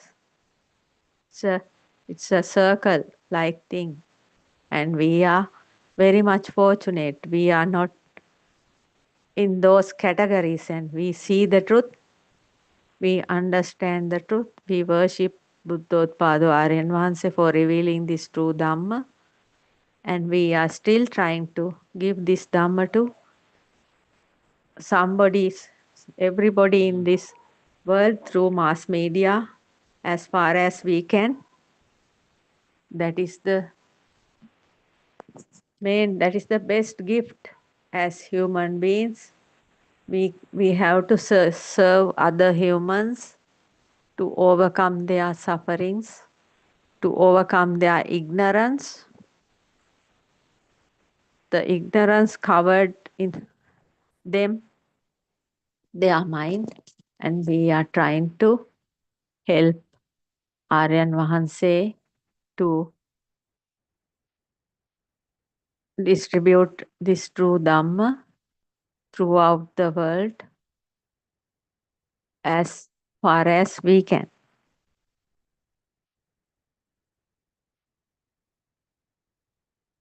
There is no reason for you to cry. Now there's no reason for you to cry because now you are not shaken by these worldly things. You have a straight mind with great courage in you because of this true Dhamma, because of Lord Buddha, and because of Buddothpada Aryan Vahanse. We are very much unshaken now. We are absorbing each and every happening. We are absorbing without soul and without thinking patterns in a certain kind of situation. There's no reason for the seekers to cry because you don't find children, mother, father, earth, sun, moon, anything. That is the eternal truth. You know what are the things around you are just images, just forms and names. There are nothing. You can't find nothing here. No children, no mother, father, husband, wife, earth, sun, moon, school, planet Earth, Mars, Saturn, Jupiter, whatever. Anything is not there. Therefore, there is no reason for you to be shaken. There is no time within this very moment. This Dhamma is timeless. Becoming Buddha is in this moment, and everything happens in this moment. Becoming Buddha and becoming Buddha nature, and everything happens in this moment. We are living only in this moment. Therefore, there's no time. That is why it is called Buddhakshanaya. In Dhamma, this moment is called Buddhakshanaya. Moment of awakening. Moment of awakening. Moment of enlightenment. Buddha moment. A moment of profound insight. A moment of profound insight. This is the ultimate truth of true Dhamma revealed by Lord Buddha 2600 years ago, and again revealed, again awakened by Buddothpada Aryan Vahanse. To understand this moment, in this moment, in this fraction of second, your mind is redeeming such a beautiful Dhamma, such a fantastic Dhamma, fantastic method, path in this very moment, in this fraction of second, your mind is redeeming, going beyond three worlds. That means going beyond three realms and become Lokavidu. That means surpassed each and every world. The three worlds are Kama Bhumi, sensual world, Rupa Bhumi, form world, Arupa Bhumi, non-form world. Kama Bhumi means human plane, and some lower realms are there. Rupa Bhumi, there are heavens, upper realms. Arupa Bhumi, in Rupa Bhumi some heavens and some Brahma realms. Arupa Bhumi, there are only Brahma realms. Going beyond every Brahma realms and each and every 31 planes of existence, going beyond that is called the becoming the Buddha nature, becoming the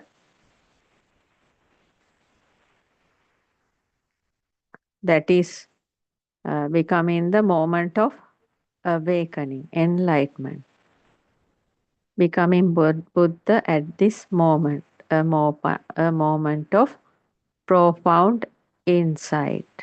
In this very moment, in this fraction of second, your mind is redeeming. For today, I'm trying to, now I am going to conclude this session. Teruvan Saranai. I worship Triple Gem respectfully. Also, I pay homage at the feet of our Kalyana Mitra, Buddothpada Aryan Vahanse. May Aryan Vahanse live long to spread this Dhamma through every corner of the planet Earth to end the suffering of all beings. Teruvan Saranai, Dhamma friends.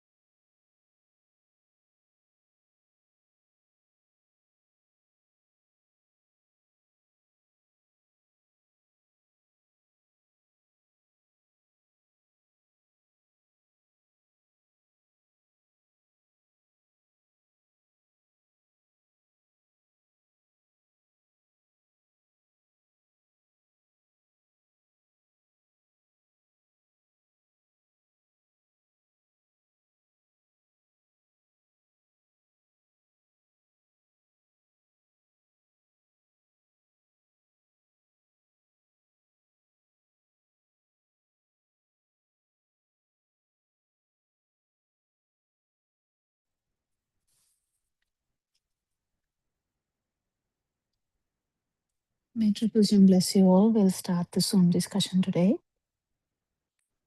Thank you, Haran Hansa, for your noble guidance. We hold this discussion for from 3 to 5 from Sri Lankan time, and you all are welcome to come and join this discussion at any time.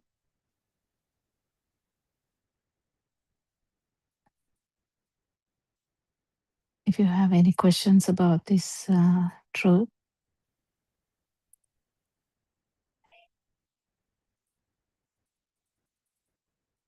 actually, yesterday there was very good questions that we discussed. I think they are all half. The answers were all half. I mean, not the full answers. They were not discussed fully because we didn't have much time to go into the details why the answer is like that. But I don't know, maybe the answer is taken in that aspect or the different aspect, because anyone's perception that we have for an answer would be different from person to person. Yeah, and actually from yesterday, I actually thought about it's better to talk about the same questions a bit deeper, because the answers were given so superficially. It's sometimes a problem because we don't go much deeper into that, because any question has a background reason. And when you go deeper into the question, we can find out that the lacking of or the gaps of this dhamma is the problem for the question. So the question is valuable, very valuable. Why? Because it reveals the gaps in the actual understanding of this dhamma. Because to feel dhamma, you have to fully first understand this dhamma is all about. So it is important. The yesterday one question was about the vibration, which is very important, and there were few things around it which I thought is missing, because the reason for a question is usually it's all around one phenomena. There's no different phenomena. It's only one phenomena that we talk about. It's a no self angle. So the no self angle, you can't shift around it. You can't you can't play around it. You have to be so direct on that. And but it's a bit new to us, so it can take time. So I would like to go back to the question that Joel asked. I don't know whether Joel is free. I mean, is Joel free? I know he's joined, but are you free to talk, Joel? Yes, of course. Free Yeah, to talk. Joel. I would like you to actually answer a few of my questions. They are all about, I would say, chair. So no problem about that. So it will be so stimulus, because yesterday also you showed me a little bit that you are not actually sure about the stimulus even. So I thought about going back to that. So when we go back to this, we need to understand few things, Joel. So when one get a perception, we talk about a perception, but before that we have to understand the thought. So the thought, we have thoughts now, they are really looking real. Well, I usually take this room to give the idea of a room, so that all of you, if you are inside your home, if you are not inside your home, you can, if you are outside, what you will see is trees, garden, whatever. But if you are inside your room, you will see the basic stuff inside a home. So that's why we take that as a example. But anything can pop up in the mind, so don't worry about that. It's fine. It's how it works. So any thought arises from these six senses. You know very well now what are the six senses. Namely, it is the eye, the ear, and the skin, uh, tongue, and the nose, and the mind. Mind also acts as a different uh, sensory organ because the thoughts can pop up at any time, like the eyes or the ears. So this is six sensory organs. Fortunately, we as humans, it's only six. Uh, there's the world of ours. It has started uh, from these six sensory organs. So whatever your stimuli is actually arising from those six sensory organs. Are you clear about that, Joel? You don't have any like radar system. You don't have any other system. You don't have any other, like some animals have weird any different systems, like complete different systems that we can't even imagine, like a bat, like having radar system, and fish, they have complete different system and how they get the world, how they are perceived world. So we have a perceived world, okay? So this perceived world is very clear now. After about 1 year of age, you slowly begin to get this world slowly, actually very slowly. Even the word they pick up, amma or ma or whatever the word they pick up, uh, that is also not directly addressing amma or ma, because they usually pick up the sound. The sound is resonating. That's how you produce a word, because the usually the hearing should be well for someone to talk. If you can't hear, talking is impossible unless someone fixes this hearing. So the stimuli we are talking about is actually how this thought has begun. So when you go back to your childhood, you have to actually not. So this is a problem that even I was telling Dr. Sakuntala that day. She is looking at it from a second person view. Like you are looking at your baby version and trying to tell that I must have had this kind of, no. We all want you to become the child, like with your wisdom, not physically. With your wisdom, we want you to go back to that baby time and see how would it have been.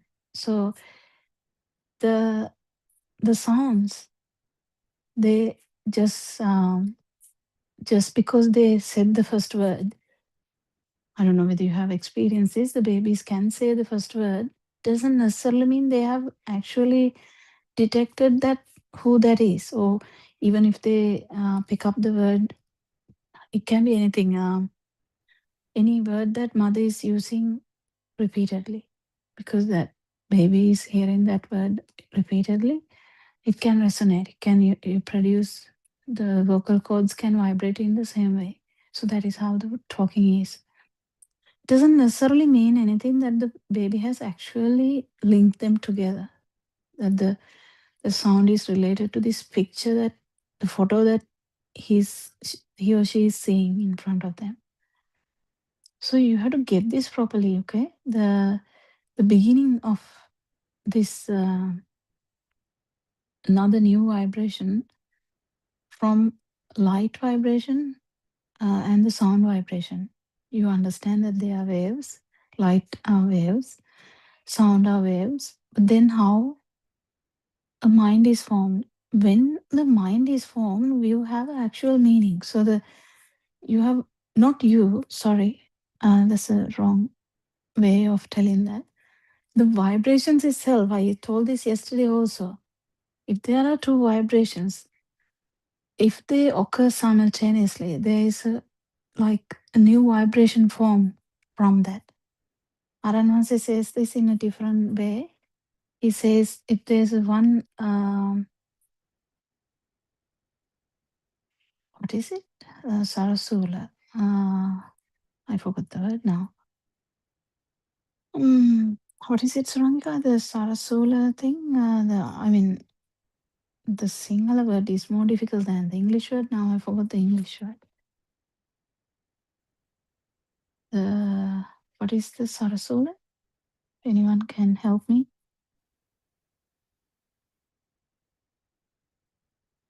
In the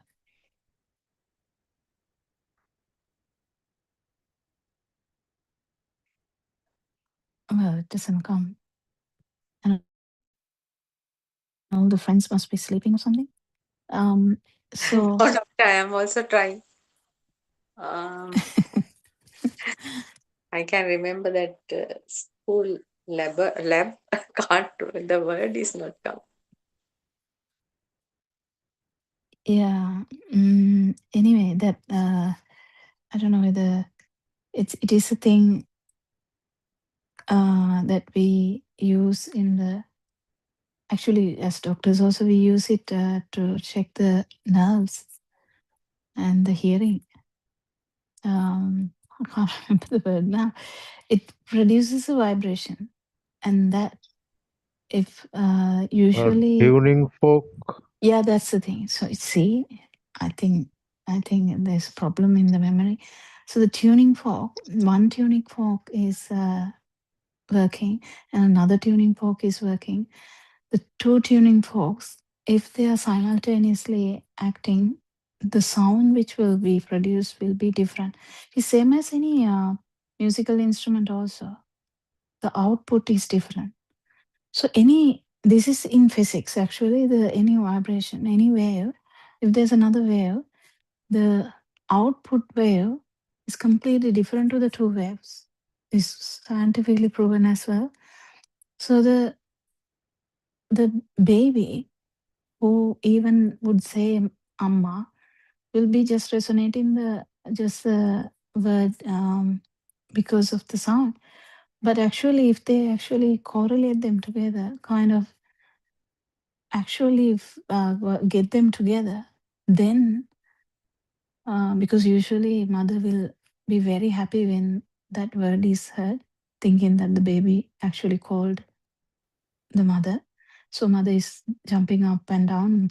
Baby told my name Amma or Ma. And yeah, the baby also can see that this visual aspect is completely, different now because of this production of the sound. So there's always this effect that the mind is slowly formed. So when the mind is formed, that is the combination of the eye and the light wave and the sound wave. So don't forget that. So what does that imply? Mind is a wave too. You have to get this properly. Mind is a wave too. What? How can you think, Joel? Would you think in Tamil or would you think in English?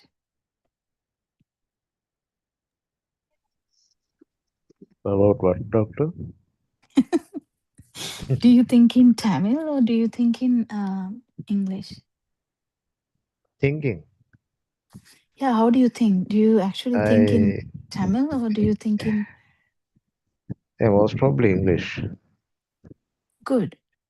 No, no, I mean, good in the sense there's not a problem. What I'm trying to say is if someone is talking Chinese, can they, if they haven't heard English at all or Sinhala, nothing, no other language, what language would they be thinking in? Chinese, yeah? So Chinese. the this thinking is a wave. How does that wave is formed? Actually, it has that sound wave in it, but it's not only that. It has the picture also, the light wave as well. So it is a combination. And as yesterday we talked, if we take the example of a pineapple or apple in that sense, because it is when they try to teach us A for apple, we usually wonder what that is, and then they show the apple and they talk about the apple. They show the apple. Sometimes you might get a chance to taste an apple, and then to taste the smell also comes into picture, and also the hardness of the actual fruit. So you have a 3D kind of picture, isn't it? It can be even whatever D. It doesn't matter whether it's 3D or whatever D. Whatever D, because there's so many Ds now. 7D, 4D, any D, anything. You have like a complete understanding of this apple now. Do you get that? Do you get this? How this stimuli is formed? We are talking about that stimuli all the time when we are talking about aramana. Aramana in Sinhala. I don't know how to say that in Tamil, but that is why we are trying to talk in that word using the stimuli. Is we usually like it that way because it has all the components of these 5 sensory organs plus the mental part of it. So apple, when you go backwards to your childhood, teacher showed you a picture and gave the word apple. The sound wave and the light wave, they come together and formed a mind wave, the kind of a wave. I mean, we call it mind. Forget about the calling, but it's a kind of thing that you now feel that it's actually there, apple. And when it comes to mother bringing you an apple, child, this is apple, apple. So we'll cut it and see. And mother can cut it into pieces and give it to you. Remove the seeds and give it to you. And then you will taste apple. Ah, okay, this is a green apple, Amma. Okay, yeah, there is a green apple, but there are red apple as well. And if the mother actually brought both of them, you round round, there's a red apple as well as a green apple. Green apple is a bit sour, yeah, yeah, you know that. And red apple is not sour; it's a different taste. Now you have a different idea about the apple.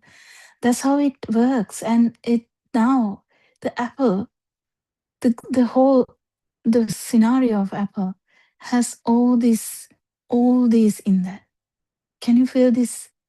Can you feel this? Because yesterday your questions were a bit muffled, bit kind of like all over the place. Because then I thought I might have to go back.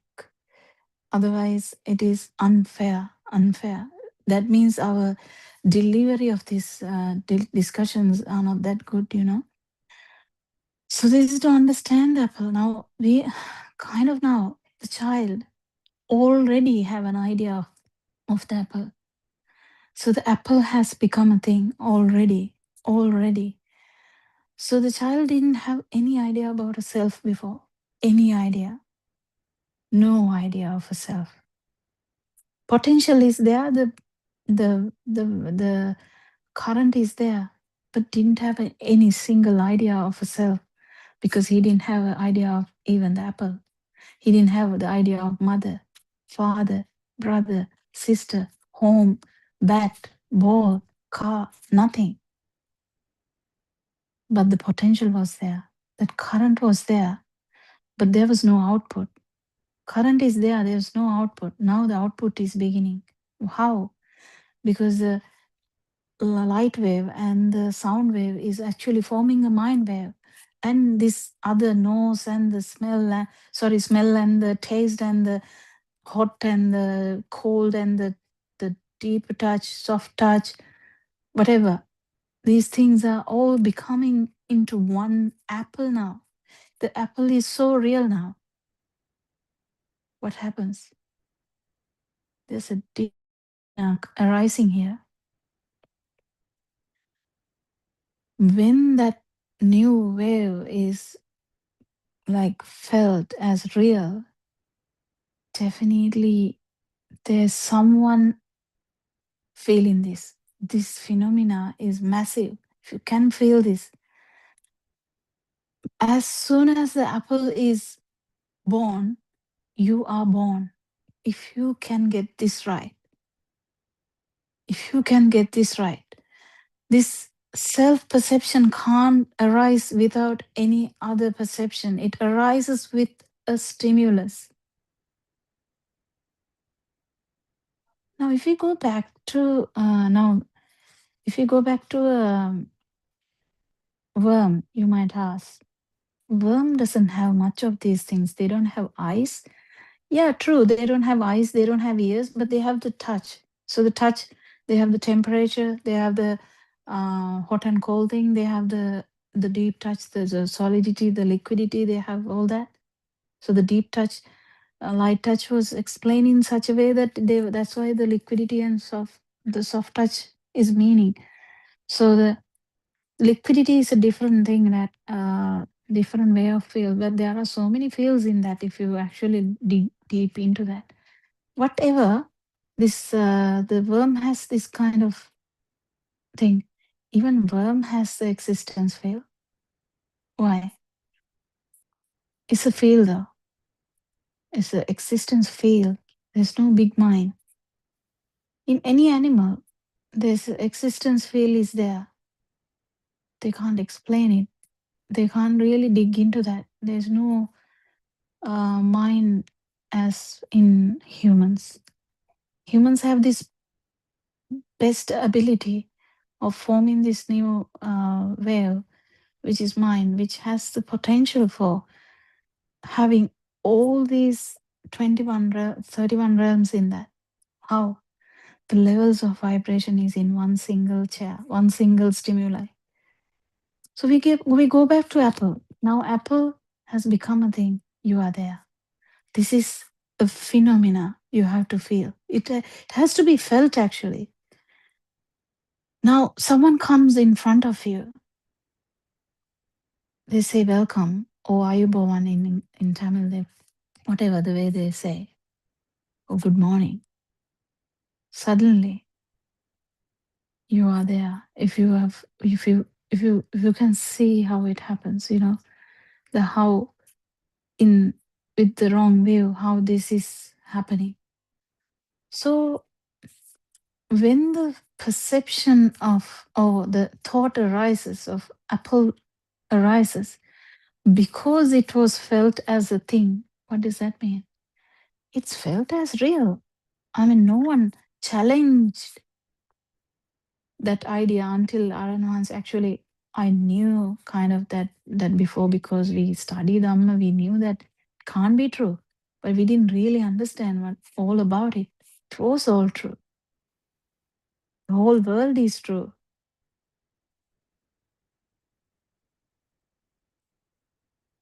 But then we keep understanding with the help of the noble friend. Well, are they there? Is actually an apple is there?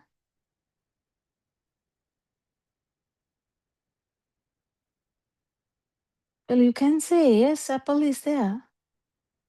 Globally, if someone says apple, they might really get it. Even a Chinese person might get it because it's English is so common now. So they might get, oh, apple. Yeah, yeah, I know apple. Even the Chinese person might say.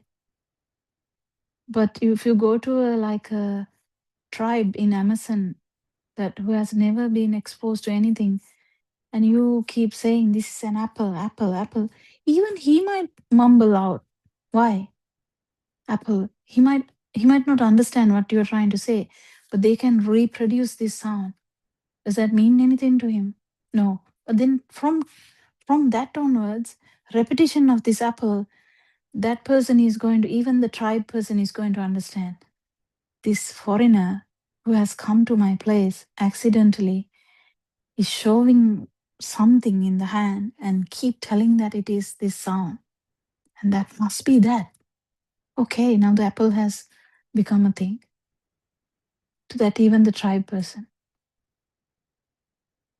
So the sound vibration, or the sound waves, and the light waves, and the skin vibrations Actually, skin is a vibratory nature. If you really go deep into physics, you will understand.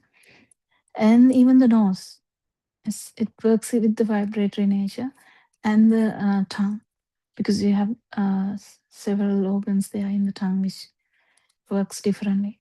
So how other thing is, when you asked the question yesterday, it brought to that understanding that the deeper going deep into the sensory organ function is needed. If you really get into this and you feel that how the thought is formed, you you can easily feel that it's not actually true, it's a creation of the sensory organs. Yes, we have no antagonism with that. You're not antagonizing the thought, you're fully realizing the thought. We are not having a fight with the apple, are we? Are we like crash in the apple that, oh, I don't want apple, okay? I hate apple. Or are you going to say, oh, I love apple? Is that the way that you're going to react to this apple now? No. We just get the phenomena proper, how the apple is formed in this world of a human who is speaking English. So the apple is probably has left an impression. It's a real thing now. So the understanding Dhamma, you understand it is just a perception. What is a perception? Actually, it is a combination of every vibration that brought it up. The apple. It's a perception. We told yesterday about the dreams that you question. Perception has no actual apple in it. When I say apple, I can bring up the perception easily, easy. I can bring up the perception in your world now. You can resonate into that very easily. I say the word, the Sigiriya, because all of you know Sri Lanka. You can resonate that. You can kind of feel that. Yeah, Sigiriya, we know that. But Sigiriya has all these features in it. Sigiriya is a thought. Sigiriya is a stimulus. Sigiriya, you can definitely have the picture, the picture of it, the photo of it. You have the sound of it. You have the rocky kind of thing. How can you have that? It's a perception. Because you're not touching the Sigiriya at this moment. You're not touching the Sigiriya. The problem becomes when you're actually touching it. But before that, understand this. The rocky part of it is actually a perception. You don't feel like the Sigiriya is flowing. You don't. If I say Mahavali, you get the idea, okay, Mahavali, that's a river. Do you get the idea of a rock now? No. You get an idea of a flowing kind of a liquid. Yeah, that is what is called river, yeah? Yeah, Mahavali. Doesn't matter what name.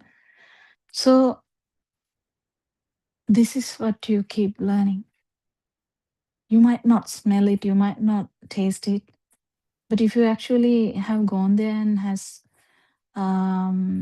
maybe tasted a tamarind from a tree near that, I mean, I don't know, I'm just bringing up ideas. Maybe you will remember that. It doesn't matter what it is, it's all associated stuff.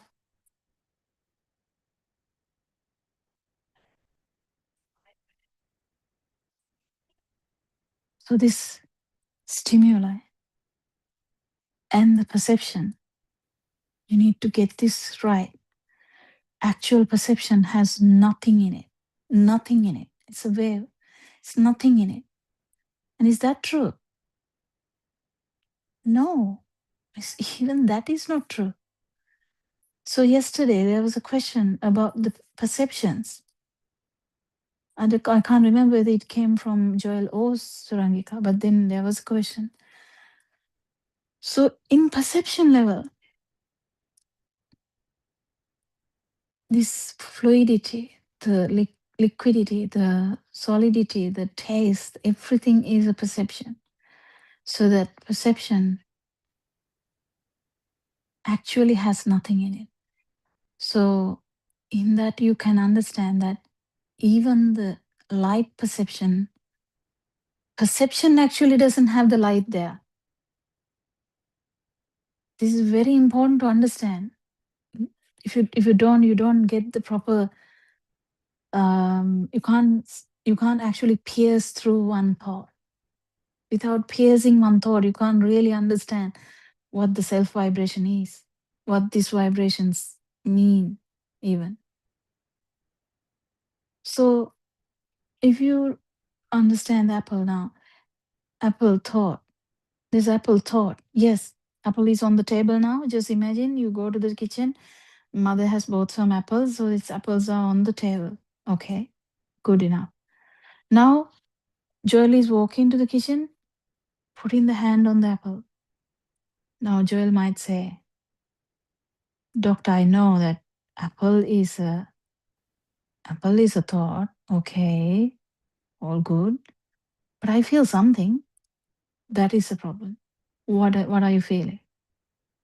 If the perception is also not true, and if the apple thought is not true, the perception is also not true, there's a feel. What is that?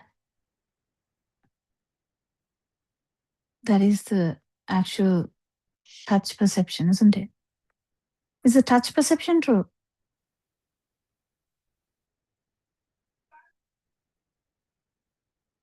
That's a difficult question, isn't it? Yesterday it was brought up. Is the touch perception true in itself? Touch perception is also a perception. But in the touch perception, actual touch is not there.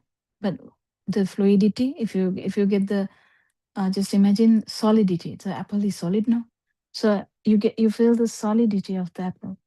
Is that is that is that true? Just imagine someone came and gave anesthesia to the ulnar nerve and the median nerve. They are the nerves that supply the hand. Okay, now the hand is completely numb.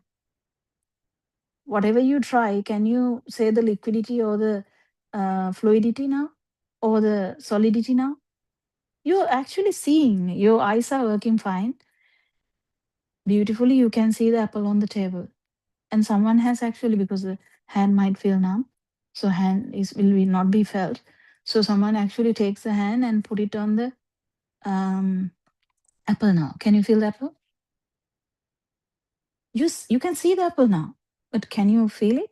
Can you feel the solidity, whatever the DT now? No. So what does that imply? It is a production of this skin. If the skin vibration is not there, you can't actually synchronize to the whatever the solidity or the liquidity or whatever. If the skin vibrations are absent, so it's a production of these sensory organs that if you are feeling something, it is just the speed of sensory functions only. So where's the self now? That is the most difficult part. Where's the self now? Self is here because there is a notion that we have from, we can't say a time, not within these 38 years or 40 or 50 or 60 or 100 years. For the whole, the time, if you talk about a time, if you talk about this occurrence of this vibration, there has never been a fully realization of this, that the apple is actually not true. Never, ever. We have had any idea about that. If we had an idea about that, we will not be talking in this forum. No suffering. So So we come to that. So we fully understand that apple is actually not true. Apple is a thought. Thought, the perception. Thought is a perception. Perception level also, it is also not true. Perception is like a wave pattern, but that is also not true. Then it comes to the basic sensor levels, isn't it? Even come to that basic sensor level, even that is not true. It's a fast vibration of the sensory organ that you feel. Anesthesia is with your wisdom. You don't need to put anesthesia to get this. You have a beautiful wisdom you can use here. So, where is the apple now? If the apple is not there, if the apple is not felt as a thing, there is no way that you can synchronize to this self vibration. No way. Because this self vibration is born at, in the sense, not born, kind of surfaces at each fraction of a second when the stimuli is felt as a thing. This happens, it's not something felt throughout. Why do we feel like that? Yeah, I was a baby, I was a child, then I did the exams, I became this, then I became that, then I am looking forward to have a family, or this story. Why? Why you are having an idea that Surangika is, so-called Surangika is throughout, has been there, and future also there would be someone like Surangika until the death of Surangika? How do we feel that? That's because of this system works so fast. This consciousness works so fast. Can't even you can't even get this mind consciousness being so fast. The thoughts come so fast. Speed is, you can't catch the speed of a mind. If you catch it, if you actually had this ability of catching it, it is so great. But you have to get this right. That is why we feel as a continuous one person. But this self perception is born when the apple is a thing. Then again, you look at the, because the mother has bought a basket of fruits. So by the side of the apple, there is a pomegranate too. So you're like, wow, mom, pomegranate. Well, the if the pomegranate has felt as a thing, again there is self-perception. Remember, this self-perception is not the self-thought. Thought is when you actually take it as real. The perception is very tricky. You know, yesterday we were talking about the dream, and I took back Joel to see his own mother in the dream and just understand, even in that dream, that you were going in a maybe in a market with mother. Don't you feel that self-perception is also there? Even in the dream, can't you feel it? You feel the mother real as well. Yes. Even the self is there as the perception, but it's actually not real life. That's what the perception is. This self perception is very tricky, and self perception doesn't go away suddenly.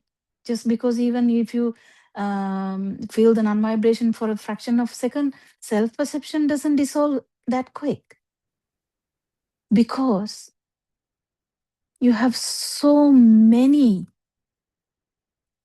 thoughts that have gained momentum in your life.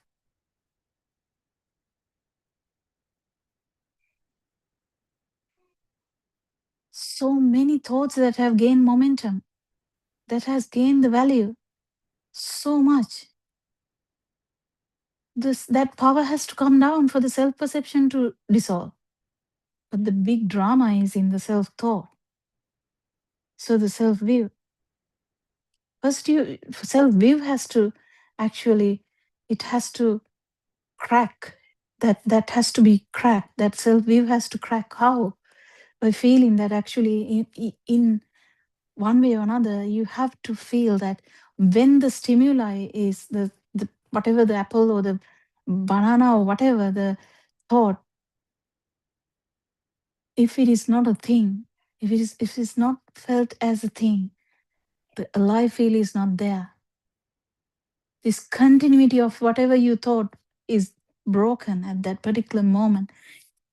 It doesn't last because the power of the self can overcome again.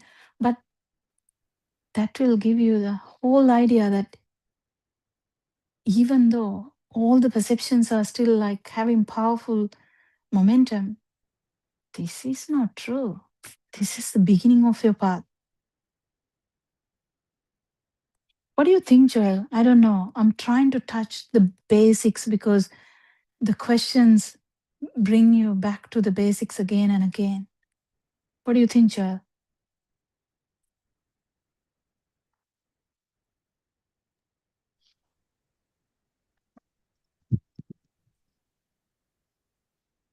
Yeah, so the Mhm. sound vibration and the light vibration works uh, faster Fast or for a slower, it doesn't matter. They mm, actually very fast. I mean, if you actually read about it, you can understand it's very fast. Light is very fast, but the this faster is not the problem. This speed, yes, the speed of these vibrations actually happen not outside.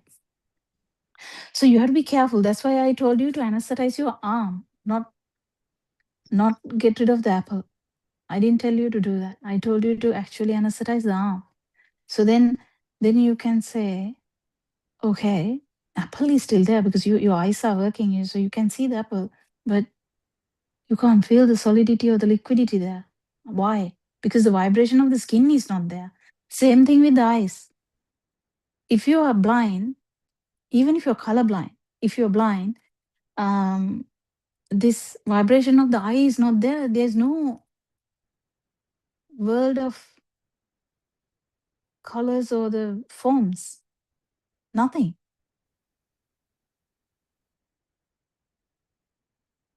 That's the world of the blind person. He will learn to touch them and have another like they form a thought. It's fine. But what I'm trying to say is if you don't get this proper, you might your attention will go to the outside. Actually, this is more towards contracting the whole world into this perception level. So when that is done, you kind of has no whatsoever affinity towards the outside. You already know mother is a perception. You already know apple is a perception. You already know that it's a vibration. You already know that even the vibration is not there. There's if the sensory function is not there. That is the thing. We have a so-called vibratory notion because of these senses are working. We can't stop them working. We are not even planning to do that. We will continue to see, continue to hear, continue to think, continue to smell, continue to taste, continue to touch. Doesn't matter. Understanding this phenomena is the most important thing. The ability to synchronize to the outside is actually here in these sensory organs. Because the sensory organs are there, there is there is a stimulus all the time. We are not actually doing anything with the stimulus. We are actually trying to understand how this became to give you the notion of self. That is what we are actually studying. We are not trying hard to like the apple or not like the apple or hug the apple or not hug the apple. No, that's not the way. That's not the way. We're actually understanding how the perception of the apple has formed and how this vibration, whatever the vibration, if it's a vision, it is a vision. If it is a touch, it is a touch. Whatever the sensory organ which is working. Doesn't matter which one. If this speedy vibration in that sensory organ is not there, the world is actually, that is the reason that you feel alive. Feel this whole reason for this discussion is to catch your vibration, catch your reason, catch the reason for self-view. That is the whole reason for this discussion. Not to actually get rid of the sadness or get rid of the any problem in life. We are not actually trying to get rid of the sadness. We are actually trying to find what brought the sadness. What brought the sadness? This self-view, self-perception, self-vibration. Otherwise, sadness will be there. Who cares? Yeah, you're happy. Who cares? Happiness is there. If a system is happy, what's the problem with that? But we take it so in a different angle. I'm happy. I'm sad. I can't control this. I want to feel happy. Now, there is always a need to continue, need to achieve something, need to feel something. Yes, sure. I'm trying to attack the areas that you were bringing up so that to get you into this, like really into, like, it's like concentrating your wisdom into one point. Yes.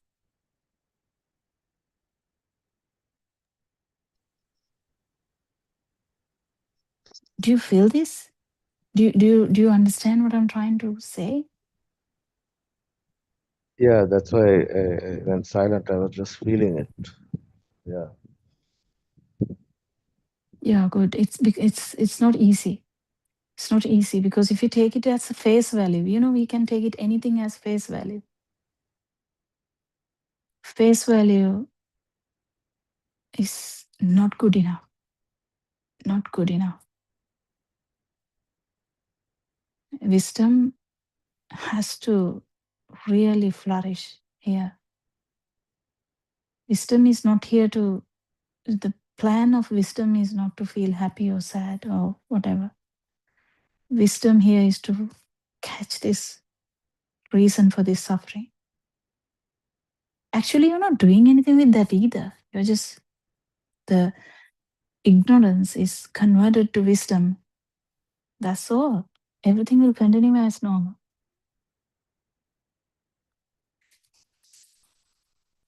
Yes, you can ask questions if you have. Anyone else can actually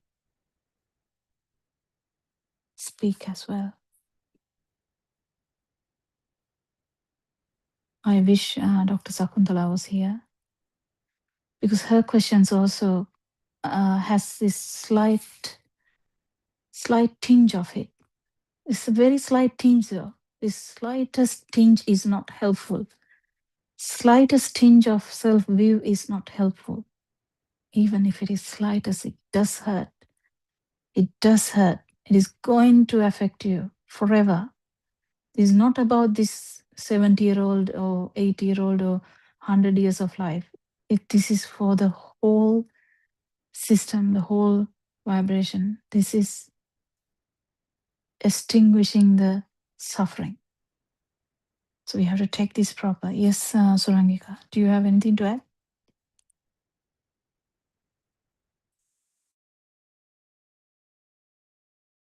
Teruan Sanai, Dr. Popiah. No, that was a really good explanation. I can't think of anything to add. That was, I think, that's, the self-perception and the thought. That was, I think, one of the points I raised as well. Remember, I don't know if you can remember, a couple of, maybe a month or so ago, about the thought and the perception, because I think I said it's in the perception, the thought. But you were coming, I think, from an angle of self-view and self-perception, noting that obviously self-perception is a more difficult thing to dissolve because first the thought, uh, has to be, which is, that's the thing that keeps entrenching the self-perception. The thought has to go off. For everything, the fact that we put the I into it is coming from the thought process. So that has to be, that muscle has to be, kind of weakened for the self view to get dislodged before the self perception starts to erode. So that point was the one that I was reflecting on when you were explaining.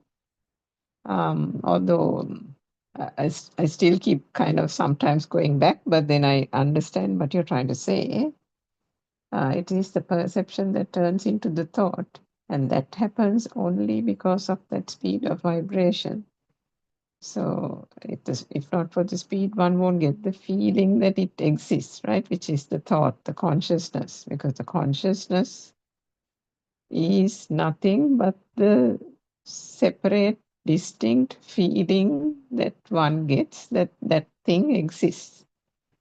Nothing more. So if for that to go off or dissolve, one has to keep applying the philosophy, keep applying the Dhamma.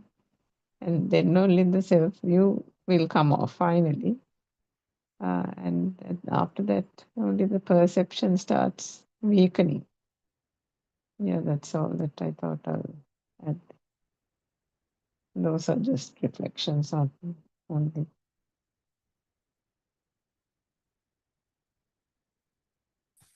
What do you think, Champa? I mean, it's important for anyone. Yes, This Teruvan Saranai. getting the background proper, Yes, because yes. Teruvan Saranai. This perception level, doctor, that form and name, those are also having some kind of power, no?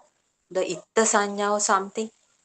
Because of that, no, those two are combining and making a thought.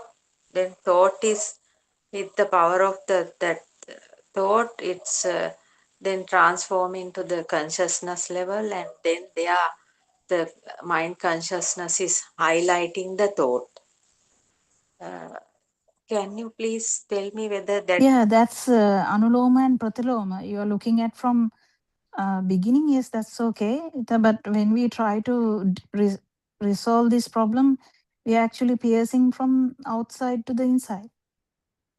So the Consciousness to the downwards. what? No, No, from the thought to the consciousness and the non-vibration. Consciousness is vibration. yes. So when we understand these perceptions and how the thought is creating, the power is automatically going down. No, is that so? Okay, now this is coming down to now the self, the mind,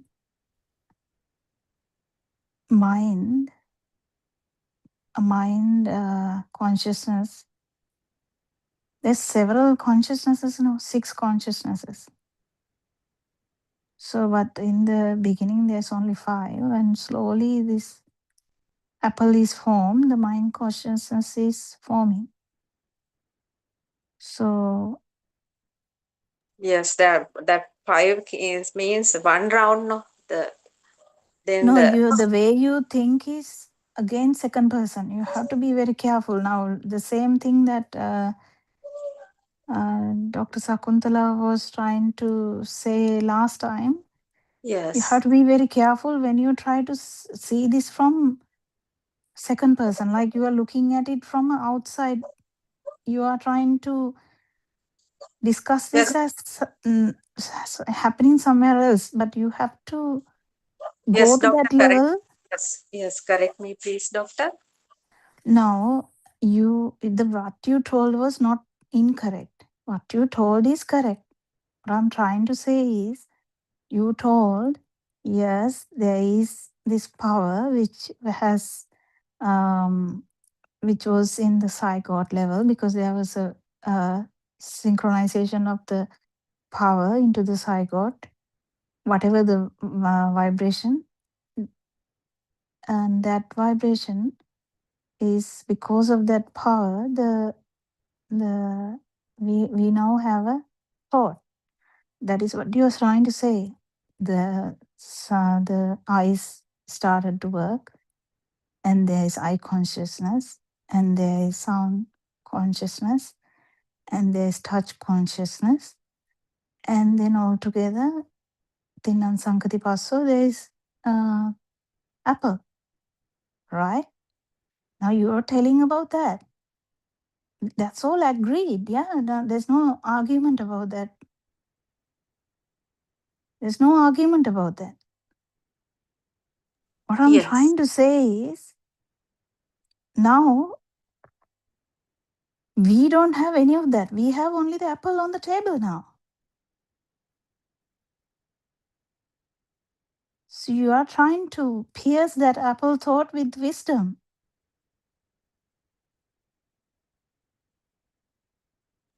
So do it. That's all what I'm trying to say.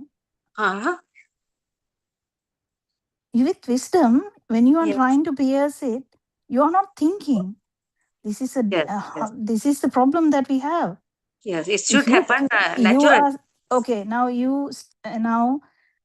who Champa is standing near the table. There's an apple on the table. Now Champa is thinking, see, this is what Dr. Kokila was trying to say. This apple was formed here like this, and now I have to pierce the thought of the apple. Yeah, now Champa is thinking, do you think you will pierce that? No, doctor. No, that's not the piercing means, because it has to automatically come. The piercing moment has no thinking in that. Actually, you can't say no thinking also, because it's actually in the same. You're not in a meditative state. You are actually touching the apple when you are actually piercing it. If you actually get that moment, getting that moment is the problem, because this awakening to the moment is rare, very rare. What I'm trying to say is, if you are lacking in understanding of this Dhamma, the piercing will not happen, because this apple shouldn't be a thing for you to feel the non-vibration. So non-alive feel, or the non-vibration, or the no self-perception. So imagine we have self-perception. It's the greatest friend of ours. Who? The self-perception. Why? Every single stimuli we have, as a shadow effect, you feel this self-perception. So that is the greatest friend, that is the greatest addiction, that is the most repeated perception of ever.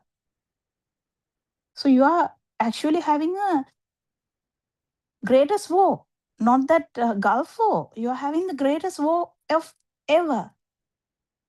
What is the war? War of handling this self-perception. Getting to actually get the non-self-perception above the self-perception. How can you do that? Just understanding Dhamma. You can't do anything else. Yes. If something is not becoming a thing, that is enough, no, doctor? What are you saying? No, the perceptions are not becoming a thing. දෙයක් වෙන්නේ නැත්තම්. Is it okay, no? You're only talking about the mind perception again.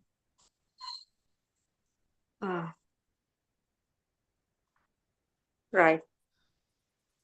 Well, if you have fully realized the light perception, sound perception, touch perception. So touch perception has hot, temperature, hot, cold, liquidity, solidity, and smell perception, taste perception, and mind perception. Mind perception is just one thing.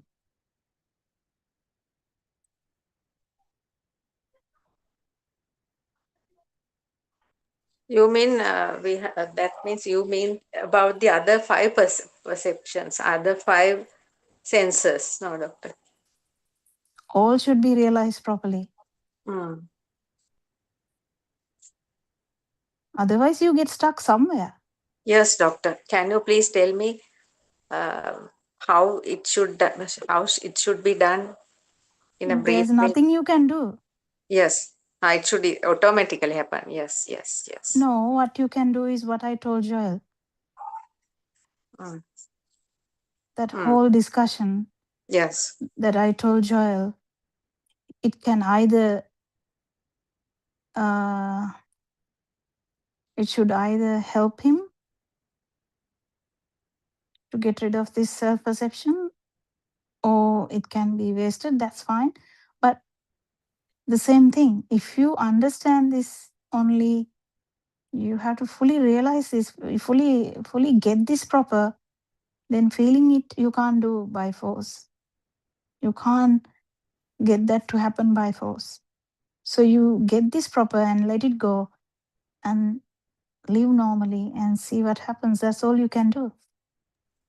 yes, doctor. Yes, Because your mind is very strong. I have told you repeatedly. Champa's yes, mind is very strong. yes, That strength of the mind, not the ability to think or not the handling of the thoughts. It's about the underlying current of the thought that has to come down. Then only you can talk about other five senses. yes, doctor. I Otherwise, think you will be trapped in the mind world. yes. Mind power is high. I think that is why. Yeah.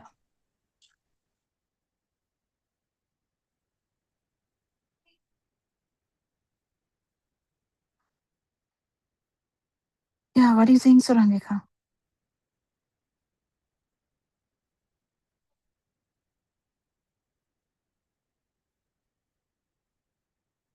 Yeah, Dr. Kokila, I mean, what you have been saying is that we have to understand the basic five perceptions without stopping at the mind consciousness point. No, it's not a big deal. It's just same aspect, though.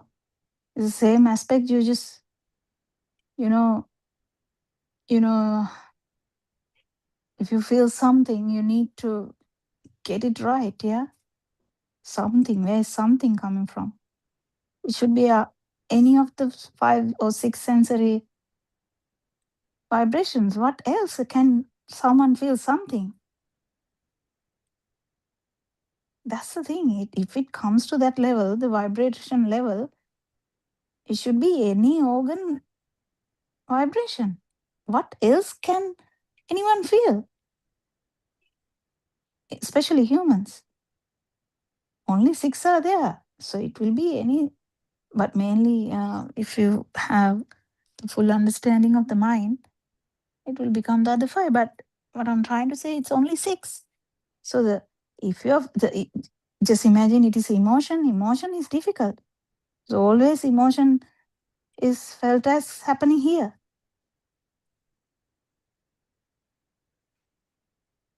It's just a function of the mind sense only. So this whole 5, 6 senses are giving you the biggest film ever, biggest drama ever, biggest dream ever, and you are trapped inside that. And yesterday question, there was so many good questions.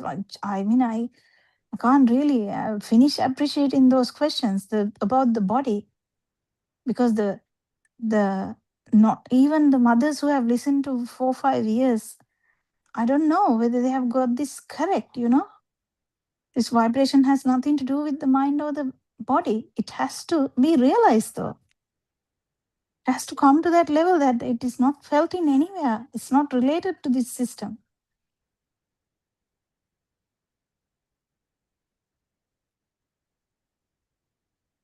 Even though it is a fast vibration of the sensory organ, actually at the end you can't even say that, because it's a feel only. You can't really pinpoint where the feel is. So feel lonely.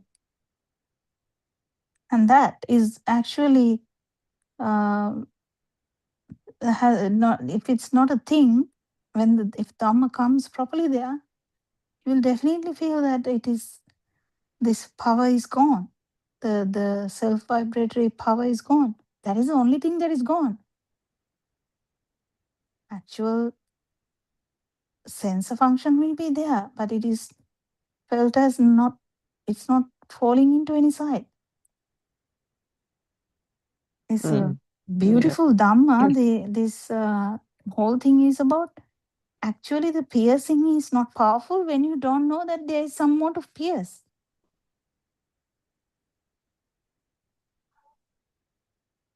So the problem is with the meditative states that you randomly enter, because that can happen, because not in this life, you don't have to do meditation this life to do that. It will just enter into a many meditative state while you do this. You just have to have the wisdom to understand that it's a meditative state and forget about it, because Yeah. it's not important here. We are not trying to achieve a meditative state and be happy. Yeah. We're trying to actually understand what this vibration is and see that when the stimuli is not a thing, that alloy feel is not there. Yes. There was a little clip I sent into the English Zoom WhatsApp group today. Also, some very good explanation by. Actually, if you have time, Aranansi today did a beautiful sermon in the morning as well as in Dombagoda. Wow, that was so good. Even the questions that we were talking yesterday or day before are there. Answers are there. He talked about this, so many things. I mean, it's a beautiful talk. It's a long one though. Dombagoda, is it in Kalutara? I can't remember. Yeah, I think so. Yeah, Dombagoda, the meditations monastery, that place. There are so many people who have come there today, and he did a long sermon, but it was so beautiful, full of wisdom. And anyway, his talks are full of wisdom. What I'm trying to say is it was really good, really good. If you can listen, and we can talk another day. Yeah, some parts I didn't hear because the YouTube was getting a bit echoey. And then towards the end, I went on to the Zoom, and that was clearer. But I think it was in the latter part that he talked about this, what is it that we are trying to pierce kind of thing. And that's probably what you were also referring to. So talking about the senses, and then what is it about the existent field, and then from the existent field, what exactly is the problem. And then he kept saying how important it is to understand the existent field, isn't it? Because from that only generates that wanting to keep something alive and well, so that that the enjoyment comes from keeping that. Yeah, because this perception world, Emphasizing a lot on the existent field, wasn't it? yeah, that's an unform. So the perception world is acting like a mind is a trap. So the mind is a trap, and if we can't, at least for a fraction of a second, if we can't pierce it, it's a big trap. It's not the apple. I mean, apple is a trap, but still, I mean, in a bigger way to say that is the mind, or the actual apple thought, or the apple perception is the trap. Mind is the trap, biggest trap, which we find it difficult to, because when the self, any view in that sense, the apple, the body, whatever, it's in the view, point of view, that they come important. But when it comes to perception, still the power is there. Like Champa said, what Champa said was true. I was just trying to show that she has a task to do, kind of task, not a task, but the actual apple being a thing, still, even in the perception level, it is still trapped in the mind, kind of mind, because still it is a form level. Non-form is the feel. Even in the non-form, there was a Swamin Wahanse or the Buddothpada Venerable, who was, is it Buddothpada? I think so. Yeah, I Who think was so. trapped in Nevasanya Nasanya, and that's a complete Arupa Dhyana. That is, he doesn't feel anything. So, according to our poor knowledge, if we are in the Michaditti or the wrong view, we will be like, wow, that's great. We don't feel anything. So, we are completely happy. No, but the problem is there is someone who is not feeling anything. So, the self view is still there. So, the potential for self vibration is still there. So, there can be suppression of the vibration, yes, but it's not forever. After even 80 kalpas, there is a chance for that awakening of the self vibration again, when the causes are fully coming together. But Arananse is saying definitely it will be lower realms. Lower realms mean the vibration is so high. Why? Because the non-vibratory addiction was so much, that it goes back to full vibration again. It's as of a release. But anyway, it is mandatory to get this philosophy correct. If it is not taken properly, then there are gaps, and there would be gaps in the piercing also. So you can't pierce Yathabhuta Jnana, or there's so many words that can be used. But this wisdom will not really, because we have to get the non-feel perception. Sorry, no self-perception. No self-perception is different to non-form dhyana.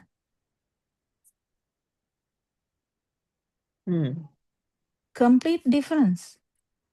Non-form dhyana is something that they achieve. But here you are losing you. That means self-perception is not there. Means absence of self-perception is not a new perception. It's the absence of self-perception that we call no self-perception. And it is going to gain momentum.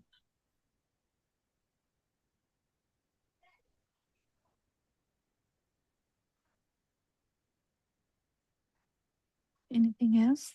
I mean, Joel's questions is so many. I mean, I think he will come up with a new set of questions again, because there is no way that the questions are not there. If one is actually deep diving into this field, there should be 1,000 questions. Why there are no questions is people are satisfied with whatever the meditative state that they get. That is the problem. So they don't have questions anymore. I think that mother in the morning, 5 o'clock, also kept on going, saying the same thing to Aran Wahansa also. And then you wonder for 2 years, she hasn't done that reflection properly on those first bit of how did the wisdom of how the past minds started had not been reflected upon properly. Anyway, that's beside the point. So another question that popped up today based on 2 things we discussed earlier was, I think we discussed with Dr. Sakuntala, and maybe it was Champa who was asking about that. So which one, the first vibration and the power, and I think you explained saying, R.N. Manso also explained that there needs to be a power, or no, you explained there needs to be a power to set off the vibration, and how this whole thing is cyclical. And then the other point that was discussed was, I think Joe asked the question, Joel, about that zygote vibration. Now, this part, maybe I got my recollection wrong, and I think that was what Dr. Sakuntala also asked. So there is that vibration which happens with the DNA RNA coming together in the zygote level, and then it is to that the when it is to that the self vibration resonates to or telepathizes to. So then this is of course from a thought that came, and that means that earlier vibration is just a vibration. So just this is a stupid question, Dr. Kokila, so you have to excuse, but I'm still going to say it just so that any doubt there can be sorted out. So that initial DNA RNA zygote level vibration is just a vibration. Can you say that, as opposed to it is only later when the self vibration telepathizes into that vibration that it becomes a self vibration? Can one say it like that? Okay, I'm going to ask a question now. You are looking through your window. You can see a tray.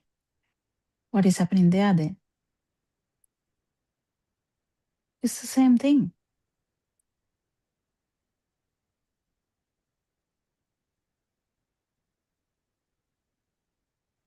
Didn't understand. Well, you're going, so this, you know, I don't know, say used to clap, like make a sound. Yeah, it wasn't there anywhere, and then it just happened now. Yeah, there's a vibration, there's a vibration. That part I get it. Well,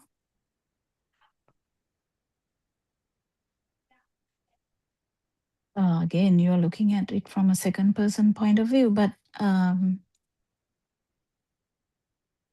that vibration,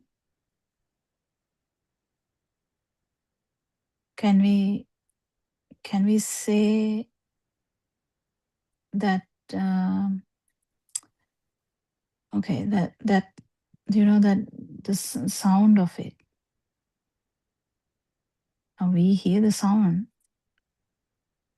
as soon as, so the what happened first, the sound or the vibration of your ear or the clap?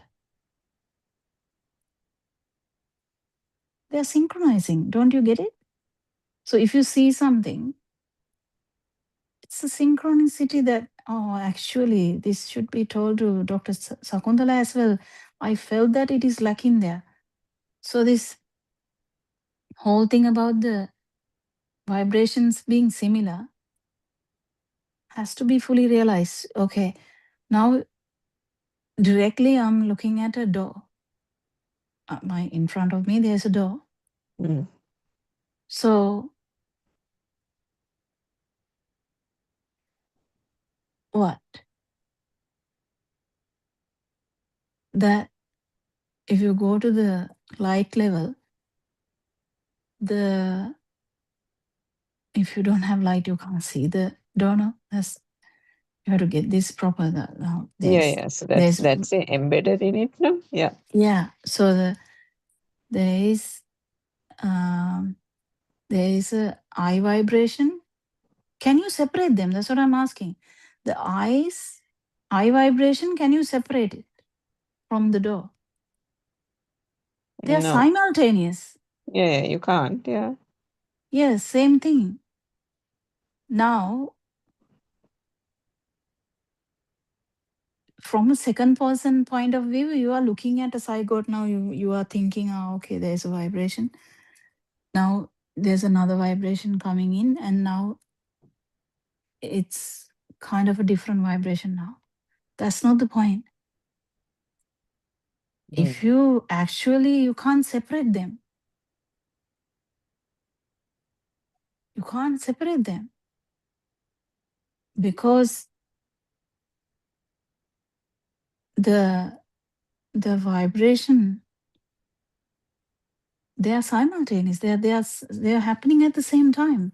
So the vibration in the zygote, you can't differentiate it from the vibration which synchronize to that. You can't. We are trying in our heads to do that, in our mind. We are trying to like see it as another film. It's not good enough. That's why we need to actually pierce thought and actually become that vibration and see, isn't it? So the main important aspect here is that vibration had a power. Yeah, that is what you feel. That vibration had a power. That vibration gave that vibration, you can't differentiate it from that other vibration now. There's no way that you can differentiate them. They are same vibrations. Even in quantum physics, they say there's one vibration here, and even galaxies away, if there is a vibration, they are going to act similar. And what felt there is felt here. How come is that? How come is that? Because they are same. You can't really talk about a different thing now. Now the momentum is gained by this, yes, but now we can't talk about the zygote vibration or the self vibration. Can't. It's same thing. Same thing as the light wave. If the light wave is felt as a thing, that is the power that we are talking about.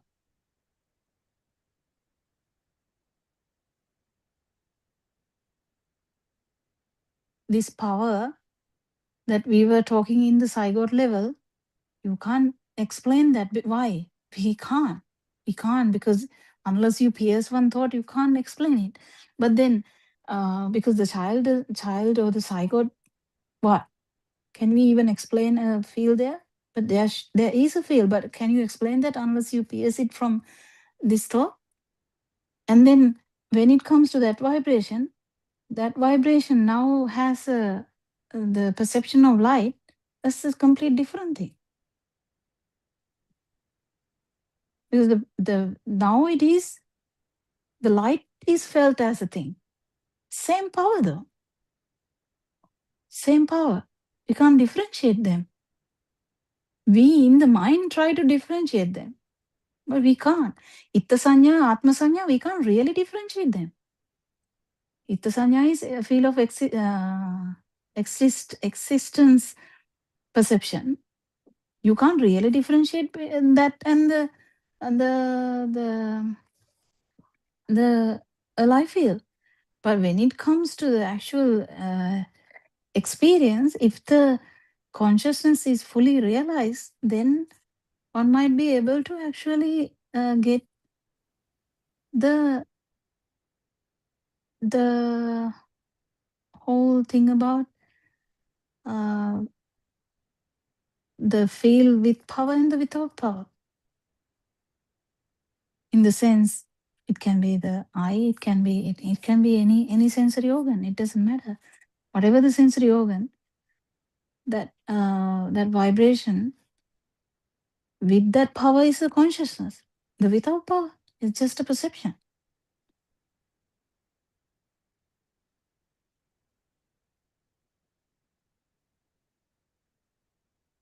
So nothing happens to the perception there until the sensory organs last.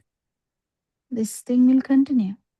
That's why there are two types of nibbana. The power getting dissolved is one, and the actual dissolution of the whole system is the second one. But anyway, what I was trying to tell you is the way you interpolate the things from looking at from the others outside will not be good enough, because you're thinking about it. It's okay, but thinking will actually guide you to understand that it is something that you can't think. Why? Because feel you can't think, can you? You have to feel it. That's the whole problem, the challenge here. Yeah, so I'm sorry, these two things that popped in my mind today in the morning, when probably reflecting on the last night's conversation. So that was it. But what I was trying to say there was, so again, this can be wrong. It's not after No, the, nothing you told it's is not, wrong. no, it's not after the self vibration resonates to the zygote. It's before. So once the self vibration resonates to the zygote, You can't you even can't. call it a self vibration. We kind of tell that for the sake of elaboration, isn't it? We kind of Well, say that I think that we will have to, isn't it? Because we that will is the have thing. to. That is We will what we have call to. Shastriya Sabhavaya. And Sasi, yeah, yeah, Sastri. so that is there definitely, because otherwise that That is is the the thing that power. Yeah. expands, no? Mm. Um, and then that is the thing that is carrying the sansaric, Yes, what 100%. you call it, no? It's like a Um, wave kind of thing. yeah, but what I was trying to say was, can we differentiate the before and the after? I think there was something that Joel asked around that yesterday about the, Before and after means, he was talking about a DNA, RNA also having a stimulus or something. So I'm not talking about a stimulus, but nevertheless, there is there no, we has to be a can't. We vibration can't here. because we can't because the like again, it's a second person perspective we are talking. That vibration, what happened to that vibration? It's a feel only. That is like you're talking about like a fleck of fire. Can you say what happened to the fleck of fire unless you become the fleck of fire? So that vibration, that the whatever the sperm and the ovum Yeah, coming together, yeah, having that vibration is going to not going to last anyway. It is going to go down. That vibration synchronizing to some vibration with that power, if that is happening, again, it's a feel only. Mother or father or no one in this world is going to actually say anything about that looking from the side. So you don't have a say in that. If that vibration actually, just imagine that vibration didn't last, and it mm, actually didn't last, and so mm, it can actually lose mm, the momentum, and diary, yeah, there can be a stillbirth or a or nothing at miscarriage. all, actually, not even Nothing at formed. all. Yeah. Nothing at all is a possibility. Miscarriage is a possibility. Stillborn is a possibility. So nothing at So all would be, nothing at all would be a self, nothing at all would be another vibration not synchronizing, no? yeah, if the synchronicity, even if it is there, stillborn is actually the baby is fully formed. So that means No, no. even So the I'm talking eyes, about I'm talking about the other stage where it is when we say that something has been conceived, uh, that that at that is that point that moment that vibration has to telepathize with another one. Otherwise, yes, the yes, yeah, yes, yeah. Mm. yeah, And then later on, as you said, it can even die off later, which is where there is a baby, but it's stillborn. Yeah. yeah. So So the several thing is stages, here isn't it? is Mm. looking at that from a side point of view is not good enough. That is not good enough. That's the whole thing. So we I think that's the word stimulus was confused because Joel asked about a Yeah, stimulus he there. said stimulus, but anyway, I think, but we understood what he meant, I think. Yeah, Um, he was trying to yeah, say that whether there is any kind of like, mm, non-vibration, like, whether non-vibration can happen there. No, that's definitely no. But even, and that question had so many stuff there actually. So one was the the thinking that the sperm has anything to do with the actual vibration, which is sperm or the ovum has anything to do with the vibration which has come, because it's like a clap, there's a mm, clap now. The clap is like there's a vibration now because of the two cells coming together. There's a specific vibration which has happened. yeah, so And there is a clap actually. no, it's a metaphor I'm trying to say. Oh, no, I know. I mean, that means it's a vibration. Yeah, there's a vibration. It's a But vibration. Yeah. yeah, that vibration synchronizing to some vibration has nothing to do with this vibration. Even though the frequency is equal, that's the thing. Frequency is equal, but it has actually nothing to do. But you can't say nothing to do also because the frequency is similar. Yeah, you can't say nothing to do because if the frequency is similar, it Frequency is will similar, but telepathize. actually there is nothing. Because Yeah, it's if almost you like a what do you call it? it's The just dharmatara. It's synchronization has just a like clinical. Yeah, bija niyama like that one. yeah, Nothing actually is there. But point of our view, that's our baby, you can say. But yeah. So we are not looking at it from a personalized lens. That much is clear. yeah, but Objectively, we are trying to look at the how the process works. So even Aryan Vansa says no. Before one even if before one can actually come to the feel and what do you call it, pratyaksha avabodhya, realize has to it. understand, yeah. One can still study the mechanism even to be able to reflect, no? But Yeah. then only in a fraction it can dawn. And the good thing for Joel is Lord Buddha didn't acknowledge this as the birth. Yes, that Even is the though Okkanti yeah. Gabbanti thing is there, that is Okkanti Gabbanti thing is this thing, this phenomena, okay? But this phenomena has nothing to do with the actual birth of the child. Birth of the child, he puts when the eye is starting to have a perception, kind of Mm. when the apple is formed or the mother is formed, And the when the apple thoughts becomes a are thing. formed. Yeah. Yeah, that's where the actual world is forming. That world is the exact world that we are trying to pierce. We are having Yes. trouble to Yes. pierce. Yes. But understanding this level is Very needed because important. when the Yeah. self view goes and the self vibration is dissolving, it will dissolve to the point of taking out that power that is there in the started off in the zygote level, Yeah. True. which, Mm. which is the difficult part of it, the challenging part. You Yes. can't say that. I mean, the self view is supposed to be the most challenging, isn't it? Yeah. No, but the most challenging problem is consolidation of the correct view needs this experience of no self experience. So the Mm. no self experience has to go through all these levels. Yeah. That's where the exact trouble is. The consolidation of this no self angle doesn't happen unless you get the no self perception. So no self perception should start somewhere. It doesn't start unless you feel the absence of the self perception. That clip that was I shared in the WhatsApp group. I don't know whether, but Yeah, that's I in actually Sinhalese. I didn't. don't know I whether Joel can. I mean, if Is he Joel in the understands group? Sinhalese, it will be really good for him also because it gives such a good view about the senses and how you cannot attribute. It's simply illogical. And that is what is emphasized over and over again by R.N. Mahatsa, that the senses are just working. That there is Mm. nothing that anybody is controlling in the senses. It's a beautiful rendition of it, and he gives the metaphor about 6 robbers living with 6 robbers. He has used that metaphor before, maybe two, Mm. 3 years ago.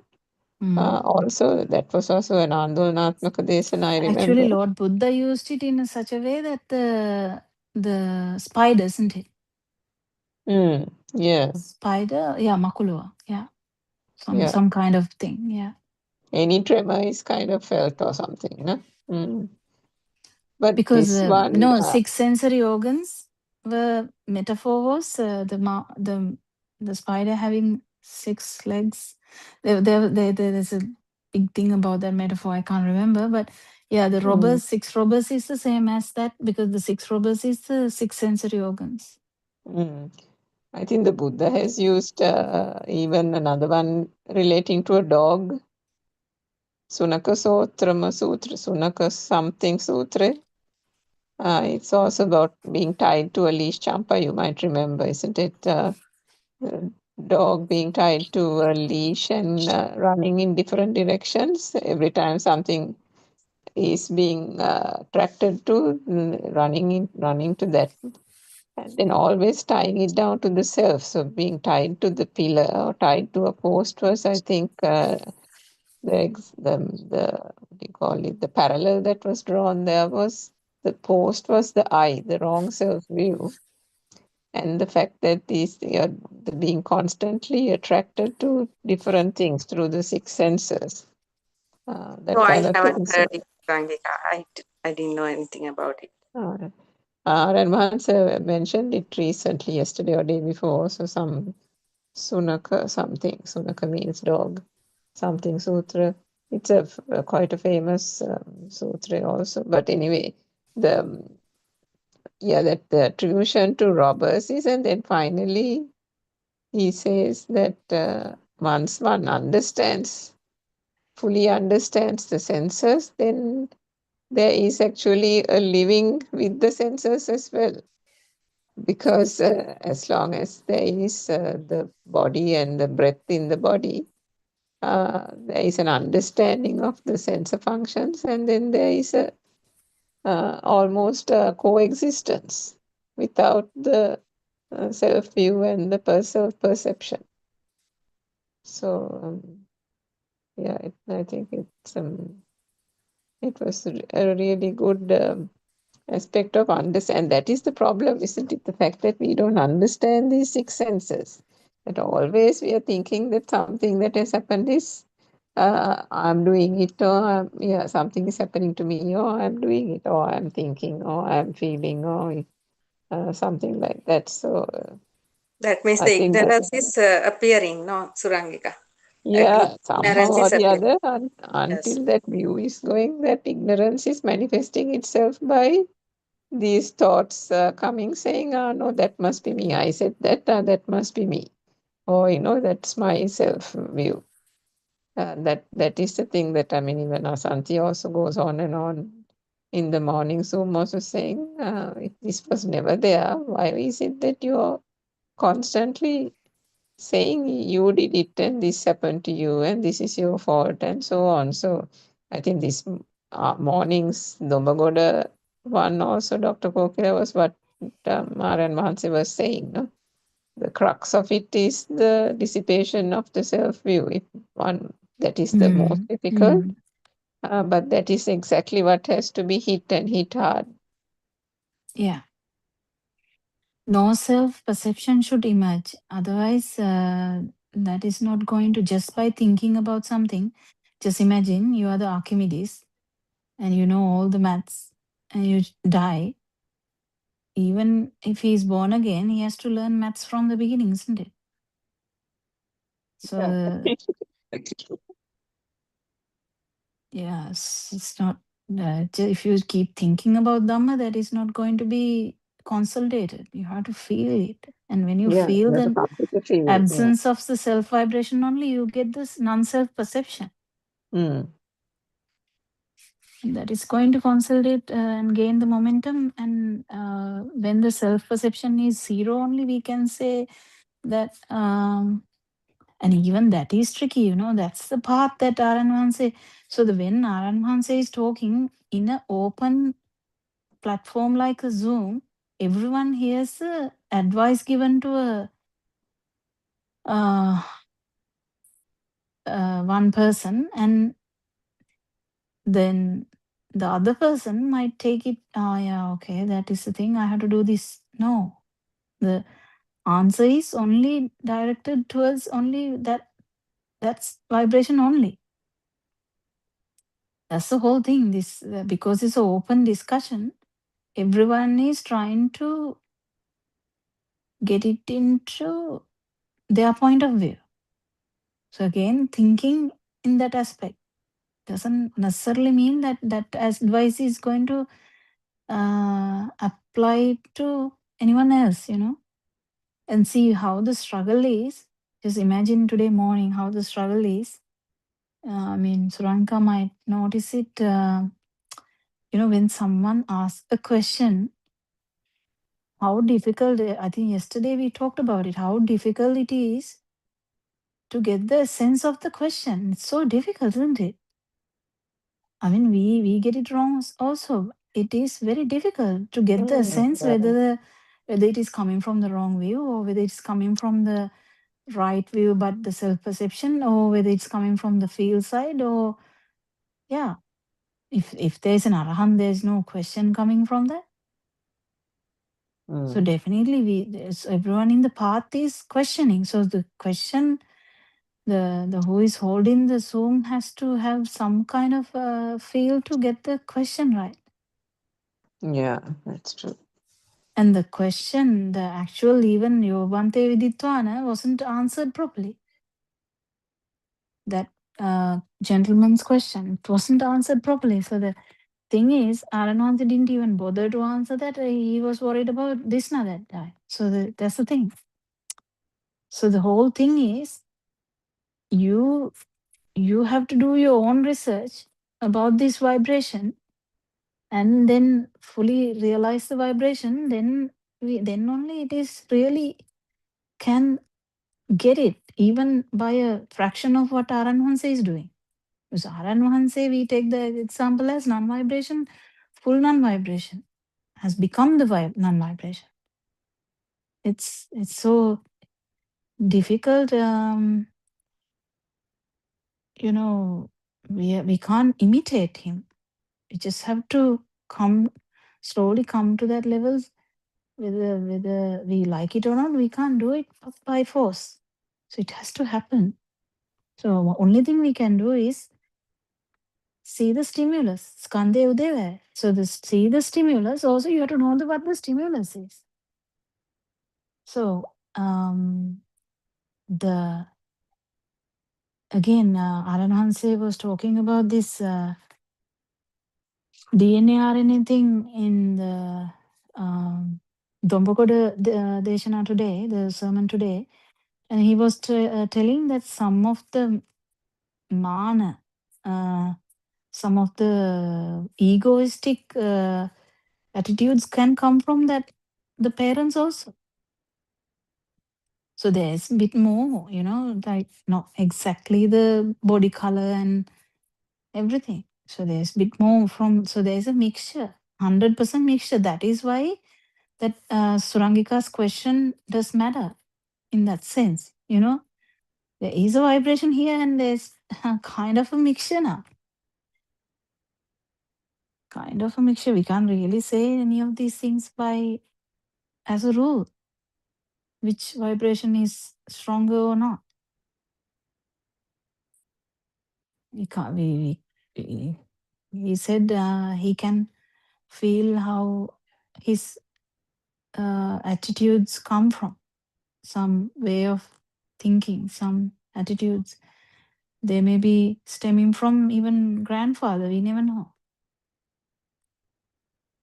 It's I so mean, even we interesting. can think about it. No, I mean, there's so many traits that Yeah. of my mother that I have, which you can easily see the resemblance. And then, as Saran Mahansa said, there is a sense, and there is a sense of not wanting it or rejecting it. I think that he spoke about from his personal experience of Mm. certain negative traits from the mother that he rejected because there was a recognition that those were traits that were not, I mean, you can't say positive They are in this new. Western society sense, but Yeah. not really humane, Mm. isn't it? The treatment of the domestic and Mm. other type of materialistic thinking, that kind of thing, which didn't resonate with Renvans at all from childhood. So yeah, things like that. I mean, when I remember my mother jumps to conclusions, I used to say, why do you say that? What makes you think you can decide for other people or judge other people? So Mm. how does that come, isn't it? But then there are certain traits that automatically, even if one is not self-aware, one has actually gotten that trait from the parents, whether it is the mother, father. So Yeah, this is a real intermingled mix, that vibration um, at the beginning, which then starts manifesting in various forms and habits and so on. And Arahant is complete after becoming non-vibration. Then there is no entertainment of senses. So you have to remember that, because you entertainment of senses is there, then you can't call that person has become a non-vibration. Entertainment of senses is also a difficult aspect. Arananse always says, you have eaten some kochi or some chili, your tongue will burn. You'll be like really jumping up and down because the tongue is burning. But that doesn't necessarily mean that the self burning is there. The power is there behind that. So to distinguish, how do we really distinguish this between entertaining the sensor or not entertaining the sensor? This is a tricky area. But what matters is, actually, what really matters is the self view. When you fully realize that, then even if there is anything in that sense, any sensor working, there's no self. He said today, it's really beautiful the way he said it. Everyone is stagnating because they can't really get this proper. Anyway, any system activity, there is no self whatsoever.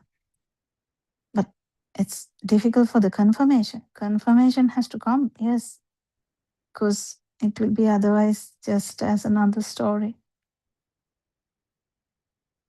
Joel, do you have, you already have given us so much to discuss. I mean, I really appreciate your input because they are genuine questions. Things are not that genuine when we try to maintain a conversation just because we have a discussion time. It's actually really bad when we do that. And the appreciation is there when we have a genuine question. And the genuine answer also is really, good thing which happens automatically.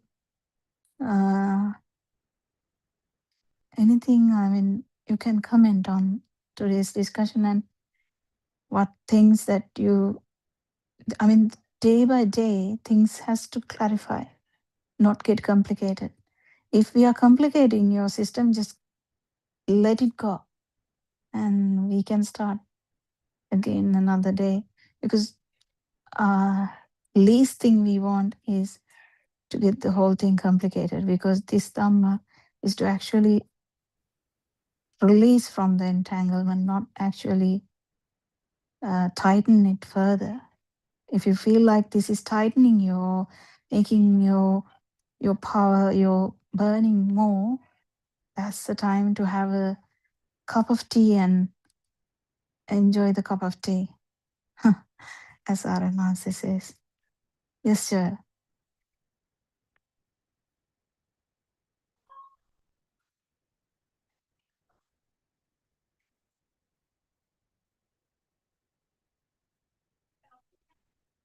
You may be busy. Anything else? Yes, sir. Doctor, Yes, Champa. Doctor, actually speaking, Actually there are speaking. Do we they, actually speak and wrongly speak, or what? yes, there are. I don't feel any kind of questions within my life circle. Only I have this Dhamma problems only. I don't know why it is. Because the burning was there so much in the past, and when I started to listen to this Dhamma, Aryan says Dhamma, that burning is slowing down. But I don't have any kind of specific questions from my background. only I have this problem. How to realize this? Dhamma. Then only the answer is to have a tea and relax again. As Aranwansi says, because you don't have a problem, why you have to worry about anything then? Yes, yes. So make a beautiful cup of tea, not beautiful, tasty cup of tea, whatever the way you want, and drink it. And maybe go for a stroke, like a walk, and then come back. And if you want to cook, you can cook. If you don't want to cook, you can order some food. What? What else can you do? Wash some clothes. Yes, Uh, everything in the housework normally I do. My husband is also helping. Uh, so most of what? So mostly it's I all had good this then. Dhamma problems. Dhamma problems. I don't think that is the way to look at it. That's what I'm saying to say. That is what Yes. I'm trying to say. You need to go on with your normal life and actually see Dhamma in every kind of moment you can. If you can see Dhamma in, but when the problem is these words do not match a overthinker. So the overthinker, I can't even say um, because you had the habit of the security guard thing. You had the habit of that, so you can't even say that now because we are trying to get rid of the like the self perception lies in every habit kind of thing. So you might even not know how to relax. Who knows? No, no, I have the relaxation while in this discussion also. Relaxation is there, doctor. But I am not doing that. I If used to Aran Hanse practice. was here, he will be saying very good things to you. So what is the problem, Champa? He might ask. But I have spoken to him several times, and Did he ask that question? yes, yes, he's told me once, you are talking too much. I said, I'm not talking much, but when you start talking, you used to talk much. And he said, you are having a mind, that means strong mind. Like that, he told me, sir, different things.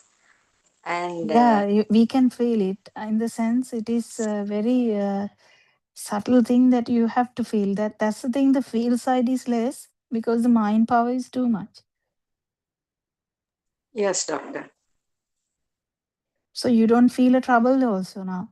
You are like floating around the house. You are actually in a good way. So you're trying to find out what is the problem with me now because you don't have a problem. No, I am not. I am not finding problems. In the Tamil Zoom also, Appani scolded me. I am trying to think too much. Stop thinking. Without thinking, you just uh, live your day-to-day work. Do your day-to-day work. Don't go to think. Thinking is also the mind is also another sensor like that. He told me. And last Friday he told me, "You are talking too much. Don't talk," he said. So I now I am now now I am um, mainly doing the just I'm just waiting with my work, housework and this Dhamma work and things like that, and I'm just waiting. Yeah, I think that self-awareness has to be there, but it doesn't actually, you can't pretend also. It has to happen naturally. Until such time, the Yes, tendency to talk is there, Champa. I No, the mean, tendency to talk is not actually the problem. The power of the talk is the problem. So that's the thing. I don't know. It's no, a I think you very would have been tricky meaning area the vitaka nature. with that Uh, nature, yes. But the yeah, power, if the power is there, the it fades. It's a cycle again. This feeding nature of it's a catch-22 again. If the power is there and it keep feeding, we can't really do anything much. The most important thing, Champa, is to find you, and that's all you can do.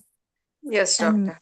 and when you try and understand, if the body has no champa, or champa word doesn't matter, but what I'm trying to say is, if the body is not you, and if the mind is also not you, who are you? Then it comes down to the main sensory functions, and the main sensory functions also, if the main sensory function, the speed is the only thing that you feel, that's it, and there's nothing left. If you really get this right, you might fail it, and that's all you can do. But this insight meditation is not that good enough, that's why.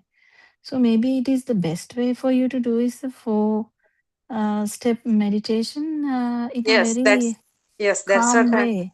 Yes, 4 step doing, and just But wait. I'm Just 100% sure you are doing it in the second person aspect. no, doctor. No, I'm No, just doing. I'm just no, no, doing. no. Just doing also. This is the tricky part, because the third and fourth all in the feel level.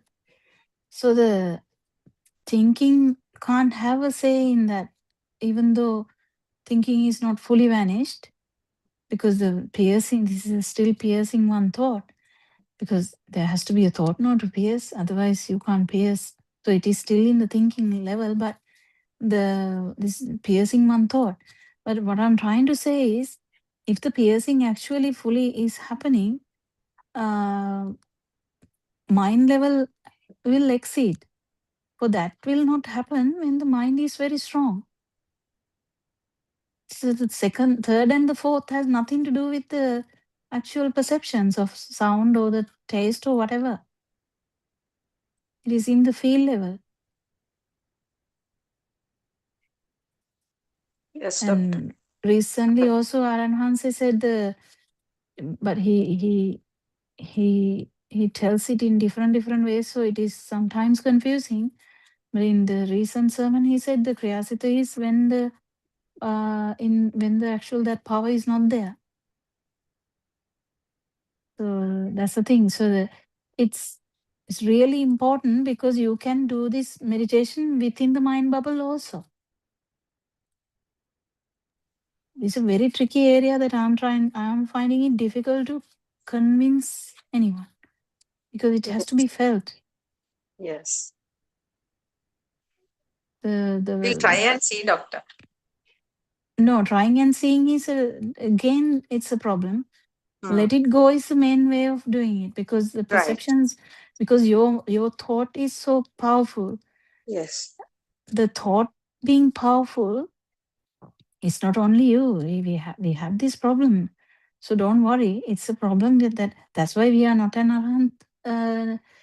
So you don't have to worry about that. But at least, to fully understand the self view, we need to actually get this correct. So when we trying to get this correct, we need to understand that if we are trying to do something again, this is the same power that it is working. The main thing is to understand the full system and let go, and just feel. Just let feel work. Just let feel work is a Yes. different thing. Just let mind work. So feel has to be mastered in that the feel, but not feel can't become a thing also. It's a very tricky area actually. So the only thing that can help is the philosophy that we are talking about. That what we were telling Joel. Understanding the true Buddhist philosophy, darshan samapatti. Yeah. Without darshani, there is no bhavana. Nema nama dasanena na bhavanaya. There's no darshana, no philosophy, uh, no meditation, nothing. Because this no self perception will never come. No self perception should manifest. It's in the sense absence of the self perception should be manifested. So that to manifest is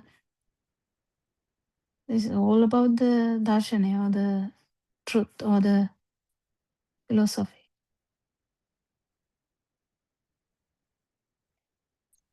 I mean, you can meditate, but you'll be meditating on all the wrong things, so it won't get you anywhere. Yeah. There's so Yeah. many Not that several. Pradipika Menin Mahanse taught me to do those 4 contemplations without thinking, just feeling the while walking, just feel the walk and just do the 4 steps. Just remind once before start and just do it without thinking. That is how she taught me. Yeah. Yeah, but Shamba, then have you gone to the Dombagoda place and stayed for a week or Yes, something? I don't. I stayed 3 days in January. Yeah. How did you find that practice and the routine? Good, good. They are that Mehenin Wanse was there. Now she is in Mathara. Pradipika Mehenin Wanse told me that you have that my that you, as you said, my ego is high, like that she told. That Mehenin Wanse told me, and she gave me a good practice for that 4 steps without thinking how to do it.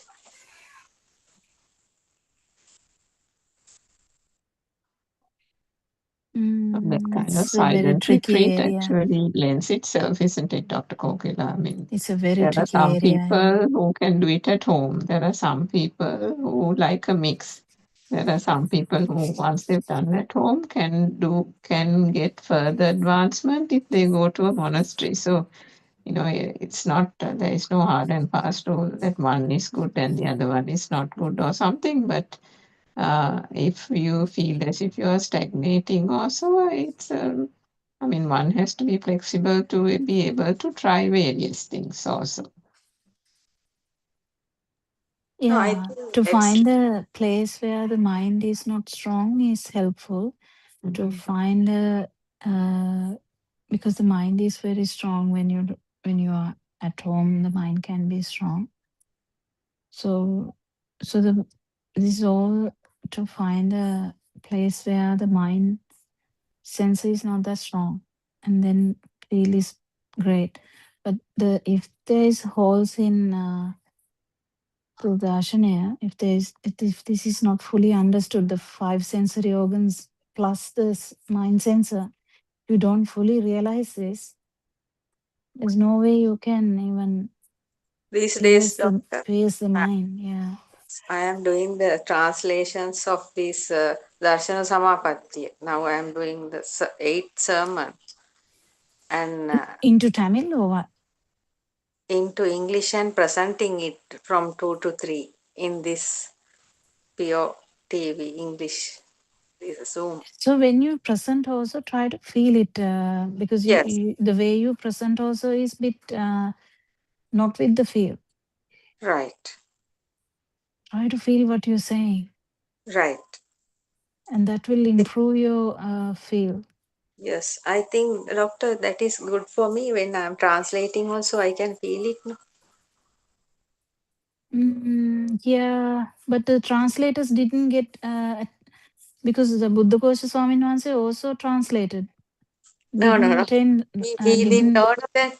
No, we from No, the beginning. he definitely knew what he was translating. The thing is, if his mind is strong, uh, it, they get it from their point of view. That's the thing. So this only one angle here.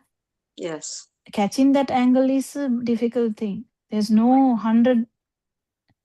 There can be 100 entry points, but actual path is just one single path because it's piercing one single thought.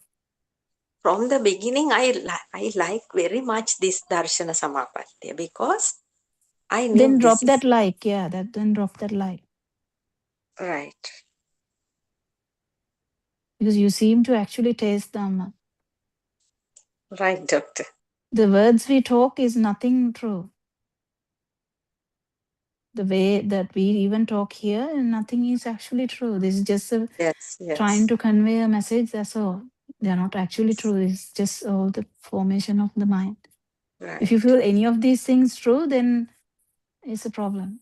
If you're really into Dhamma, you need to fully understand that the actions of the body, or the words that we produce, or the thoughts that we produce, or the seeing, or the listening, or the feeling, none of these things are true. I think we are running out of time.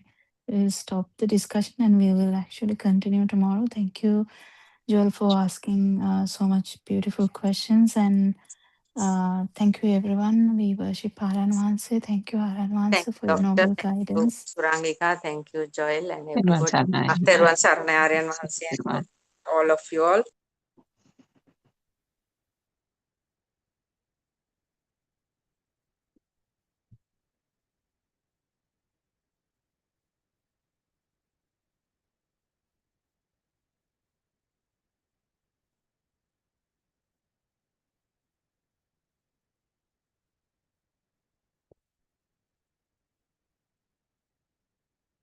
Everyone Sarnai, Dhamma friends. So let's continue with the talk for the next 1 hour. And for those of you who are joining afresh, you are listening to the 24-hour Buddothpada English Zoom channel, which is hosted on the Buddothpada POTV on YouTube, as well as, of course, via this Zoom link.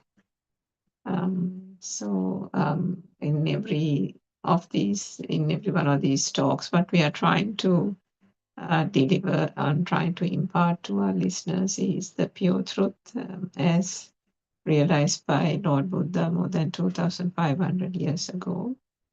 And it is that same truth that was uncovered by our noble spiritual teacher, Buddothpada Aryan Wahanse, more than 10 years ago. And this is the truth that has been expounded by him by Aryan Wahanse, the noble friend, for the last 5 to 6 years.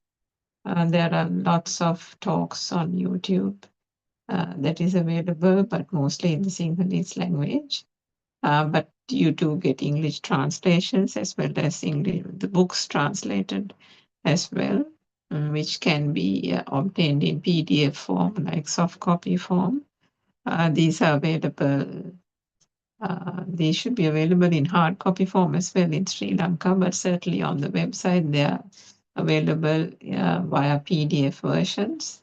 If you go to buddothpada-dhamma.com, there would be a section where the English books are listed. So that's where you can download some of these books and read them if you are interested. So in terms of the Dhamma, the main explanation there are so many facets that can be explained when one discusses the true Dhamma philosophy, but the main aspect is actually to understand that there is no self in this so-called existence. So, and the cause of the suffering is a primary thing that was realized by the Buddha, because back in the day there were a lot of seekers of truth who went in search of trying to find an end to suffering.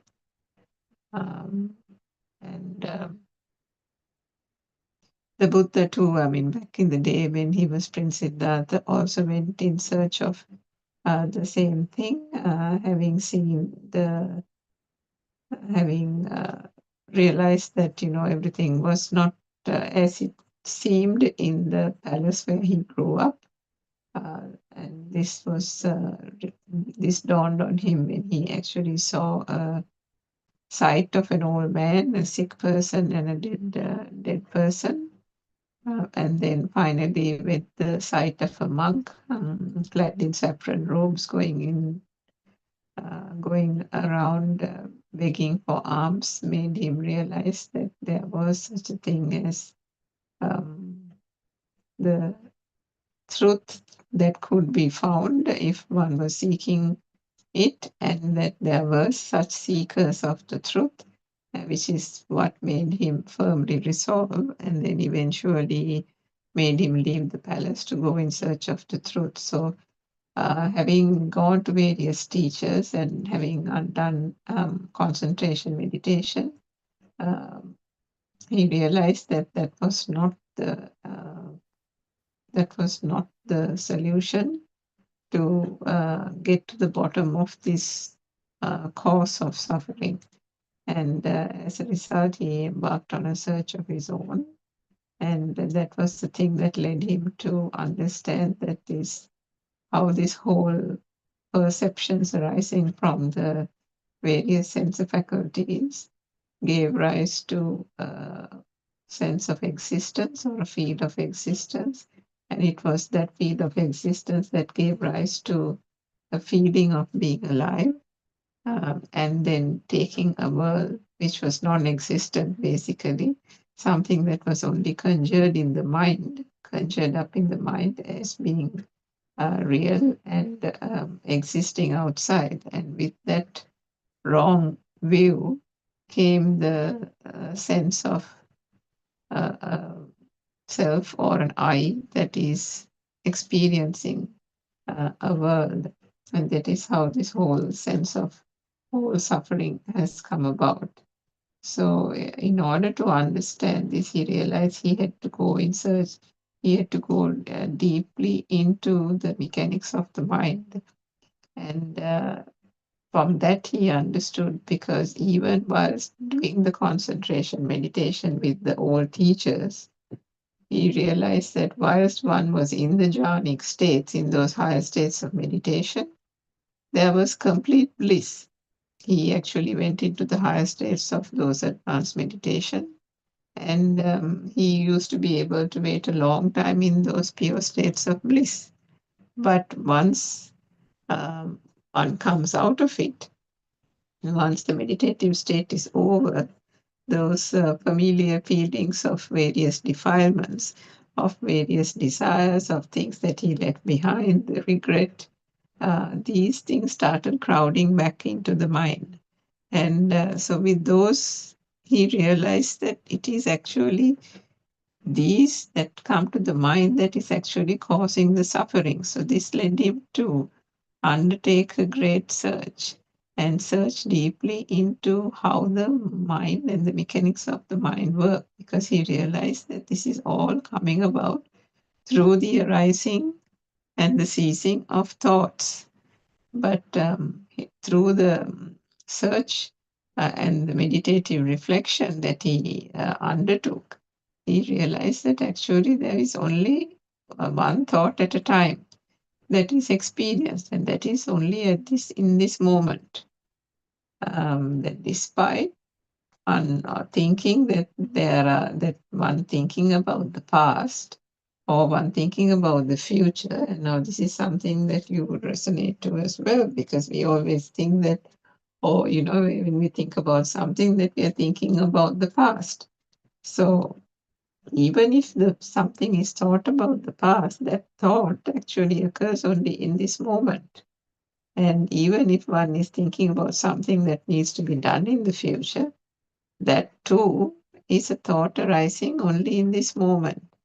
So what can be actually experienced, if one can even say that, is the thought that is occurring in this moment.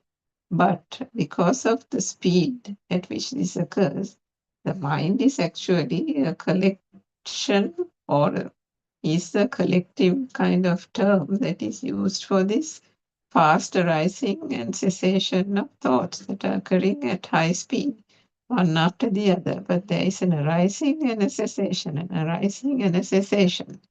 But what happens?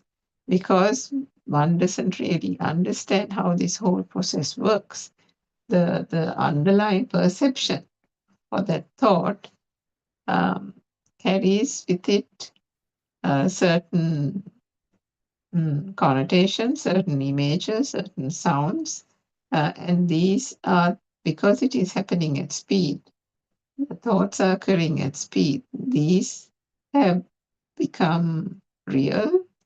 Not only have they become real, then they continue to bind to each other and multiply, continue to multiply, which gives the notion that these objects that come to mind actually exist. And these thoughts then become very much real. So the Buddha understood that it was, how did this thought come about? And then he realized that everything is starting from a point of vibration. And it was the vibration that was occurring in the sensor faculties that gave rise to various basic perceptions called light, perception called sound. For the tongue, it was taste. For the nose, it was smell. And for the body, it was the sensations of warmth and cold, as well as even solidity. So these were just manifestations that were occurring in the sense faculties. But the Buddha distinguished between the flesh eye and actually the feel that light existed, because the consciousness, the eye consciousness, actually arises as a delusion because one is ignorant, one doesn't know the truth. The eye consciousness can be taken to be real, but the eye consciousness by itself cannot also be understood separately because of these combining together. Only one would, for example, when one looks at a chair, the concept of light would also be there. So how do we understand this whole thing? I mean, if you think about anything that, if you think about your own world and the way everything has, you consider them existing around you. Now, society is operating on that premise, isn't it? The conventional world thinks that, there is everything that we see, we hear around us. We were born into a world, we came from this kind of family, this type of background, this type of culture, nationality. This is the language we speak. My parents are such and such people. We have these type of values, and I'm a good person, I'm educated. And then something about the family, I'm married, I have children. I have a good job, or, it could be the other way around as well. I'm struggling to find a job. I come from a broken home, and things are not going very well for me, or yet you are having various illnesses. So it could be anything, or it could be a mix of that. So there are all kinds of people in society, but everyone harbors this notion automatically. It's almost as if it's a given that this world is absolutely taken to be true, absolutely taken to be real. And because they do that in the conventional world, in the conventional society, things that happen to them, when something actually happens to them, when they don't get what they want, when they lose a member of the family, or one of their children dies, or they lose their job, or something, somebody scolds them for anything of that nature, whether it is negative or positive. These are all taken to be true, taken to be real. And when they are taken to be real, that is, there is always, it's happening to me as well, or it's happening to someone close to me, or even if it's happening somewhere else in another part of the world, and you watch the news or you read the news on a newspaper, still, even that is taken as some bit of news that you read, some bit of news that you watched or listened on TV. And then what happens? Even that is taken to be true, isn't it? Even that is taken as real. And you might even, depending on how much intrigued you became of that, you could even repeat that to other people, saying, "Oh, I heard about this on TV. I read about this in the newspaper." And then you can say, "This is what's happening with the oil situation, with the Middle Eastern war." And then you can also get worried about these things as well. You might think, oh, if we don't have oil, perhaps if you are driving a long distance for work purposes, you might get worried, saying the lack of oil is going to have an impact on your job and that you might not be able to travel as much. And then you can start getting stressed and worried about it. So how did, for all these type of things, what is common? The common thing is that this world around, animate and inanimate, any kind of objects, people, things, including yourself, is taken very much to be true, very much to be realistic. I mean, it's undisputed. It's absolutely undisputed. But the Buddha found that when he looked into the suffering of mankind or any living being for that matter, and the cause of suffering, the root cause of suffering, he realized that this was attributed to this wrong self-view.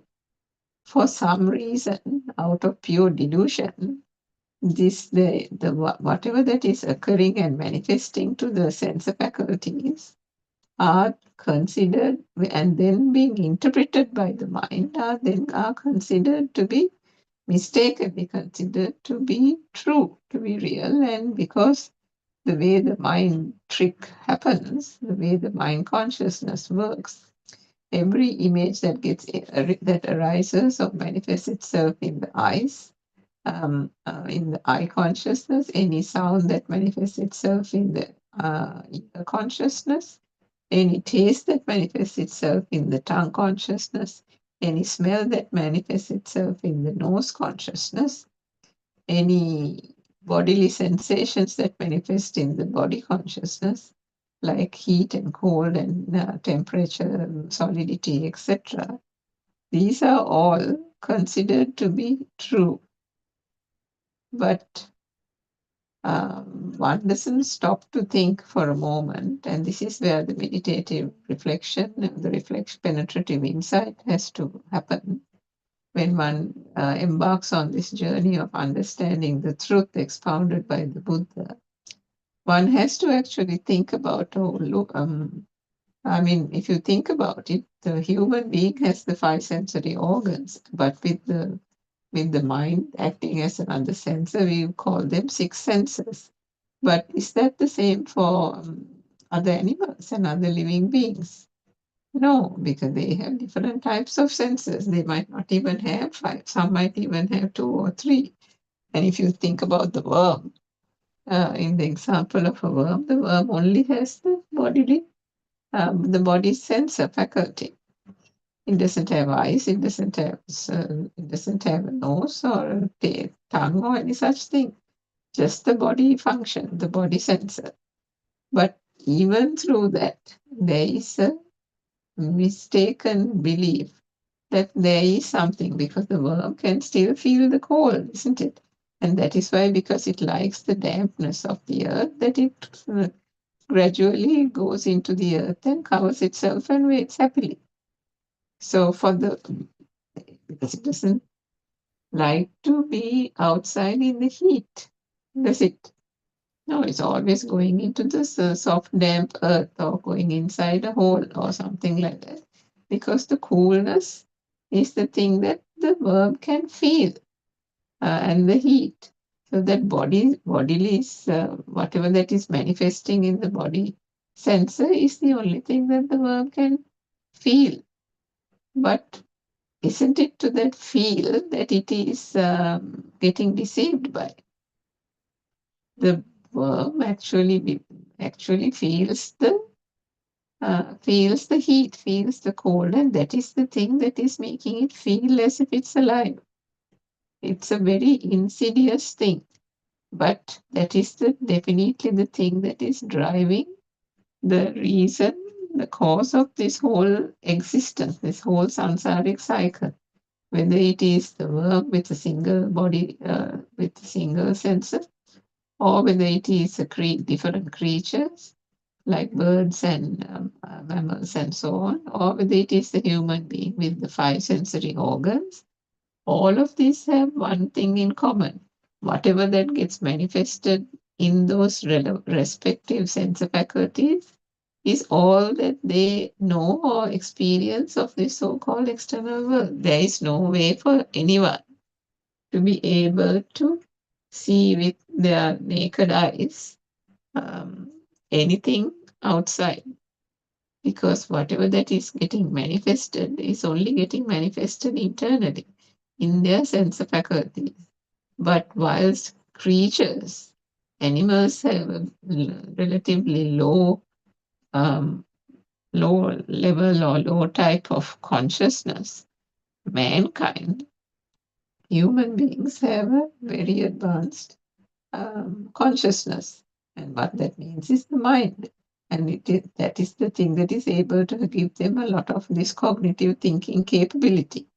And whilst it is the actual tool that is used to be able to ponder and reflect on the Dhamma initially, in order to understand this Dhamma philosophy and to see the end out of this suffering, unfortunately, it is that same tool that also becomes an obstacle, a huge obstacle in being able to come to the field, in being able to arise within the system, which is oneself, the wisdoms that are required in order to realize path and realize non-vibration.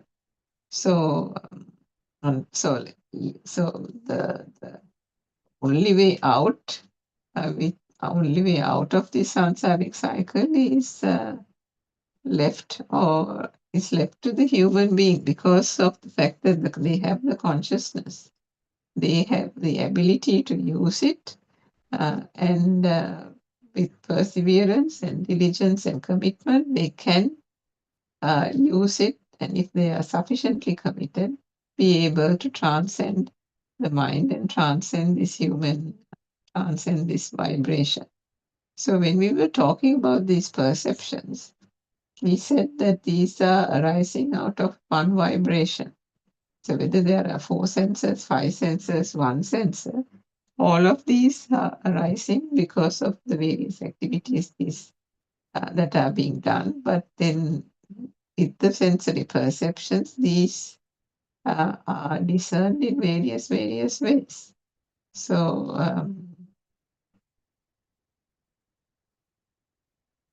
it is the coming together of these sense faculties, the various basic 5 perceptions, which will then create the thought. And it is these thoughts that are basically perceptions that grow in value. That anything that has been taught will then grow in value as a perception, will be taken in as a perception because the repeated occurrence of it. If the teacher continues to repeat some sentence and asks the child to learn it, invariably after several attempts, the child will learn it.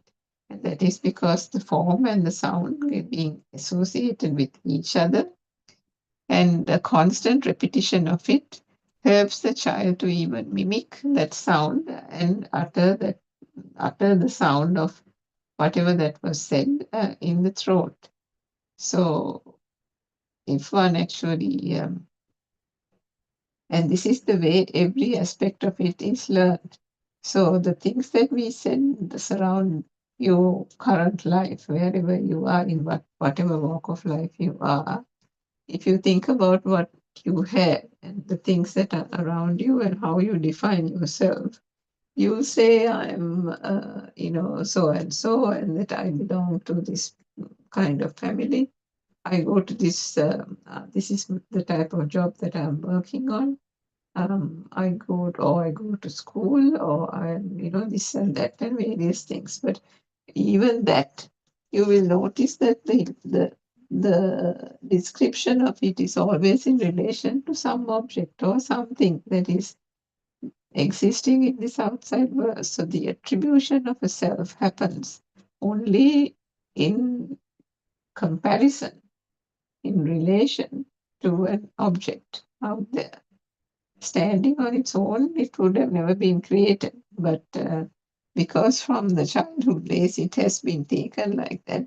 Every experience, every perception that has been come across is taken in as a perception, and then the continuous form of the vibration happening at speed makes that perception turn into mental formations, and the mental formations in turn then gives the feeling that something exists, which is the consciousness. So consciousness is nothing else but that feel of existence.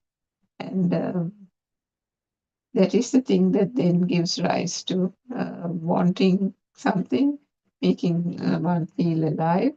Making one feel alive can be through all these things that are happening around. And this is happening day by day, or in your entire life. Say you're 45 years of age, hypothetically speaking, for that 45 years, or at least for 43 years or 42 years, from the time the child started learning something, either at the kindergarten level or even slightly before from the parents, there has been only one thing that has happened. That everything that has been learned by the association of sound to form, the association of sound to taste, the association of sound to touch, and so on.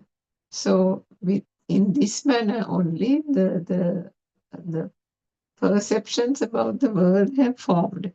And it is these perceptions that are being constantly made use of by the directors this is consciousness that is being made use of um, in order to think, in order to live. So the entire lived experience that you say or anyone says that they had is actually a mind-made up world, mind-made up activity. Now, if we break this down further and say the start of this is actually the vibration. So that one vibration, because it is happening in different sense faculties, it is that same wave, but it gives rise to different patterns. So just like the hearing, we can hear 20 to 20,000 hertz only, and that is the way the sound is heard. And the sound is what? Because there is a vibration in the eardrum, a similar frequency vibration resonates. And the resonance is the thing that gives rise to a manifestation of sound. So in the same manner, the eye, the tongue, the nose occurs in that way in every one of these faculties. In every one of these organs, rather, there is a vibration. Even in every cell of the body, there is a vibration. So it is this vibration that actually resonates with another similar vibration, and that resonance results in a spark. So it is nothing more than a spark, single spark that is occurring in the ear, a spark that is occurring in the eye, and so on. But these vibrations are not standalone vibrations. This is vibrating all the time. And if it is vibrating all the time at speed, and because it is happening so much at speed, one gets the notion when the spark occurs in the eye that it's not just one spark, it is a series of sparks. And because it is happening at such a speed, we get the illusion that light permanently exists. And this is not only talking about what do you call it, ceiling lights or whatever lights that are put on in the night. Even when it comes to daylight, this whole mistaken belief that daylight exists. There is the sun is shining. All that is actually just a perception.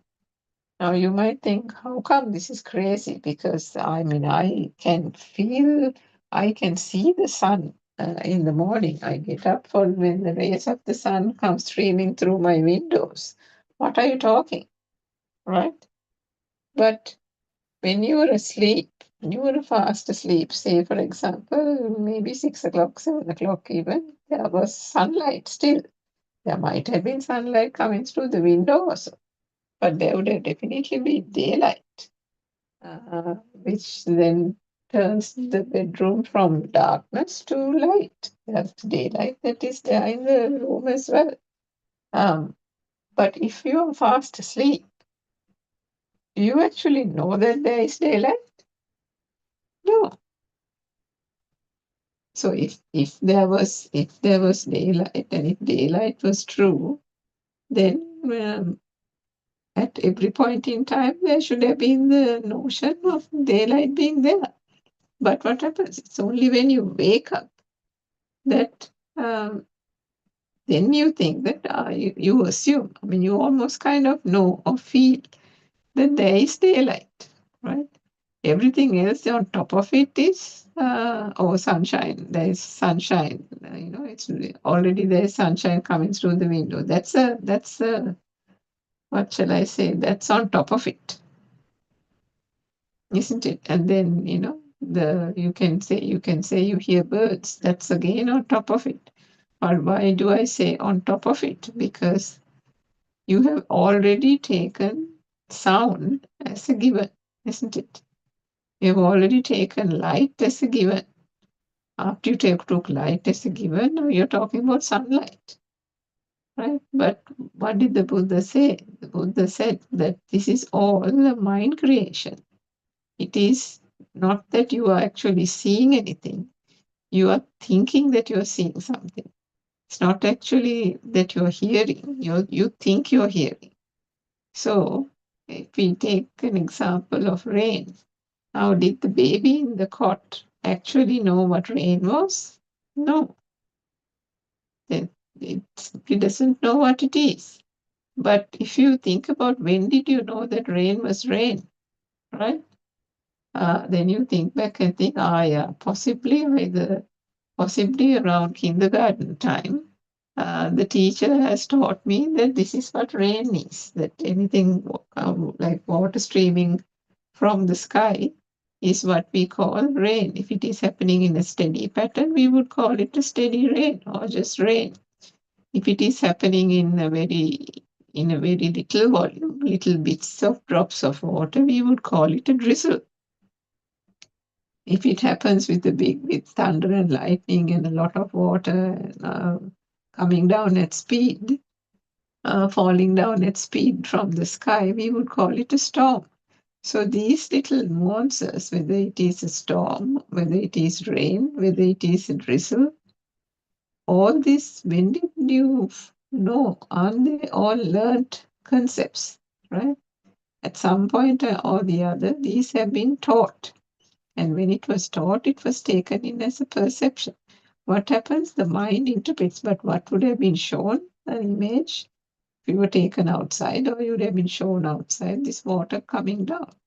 And then the teacher or someone would have taught you, saying, can you see this, Jack, for example?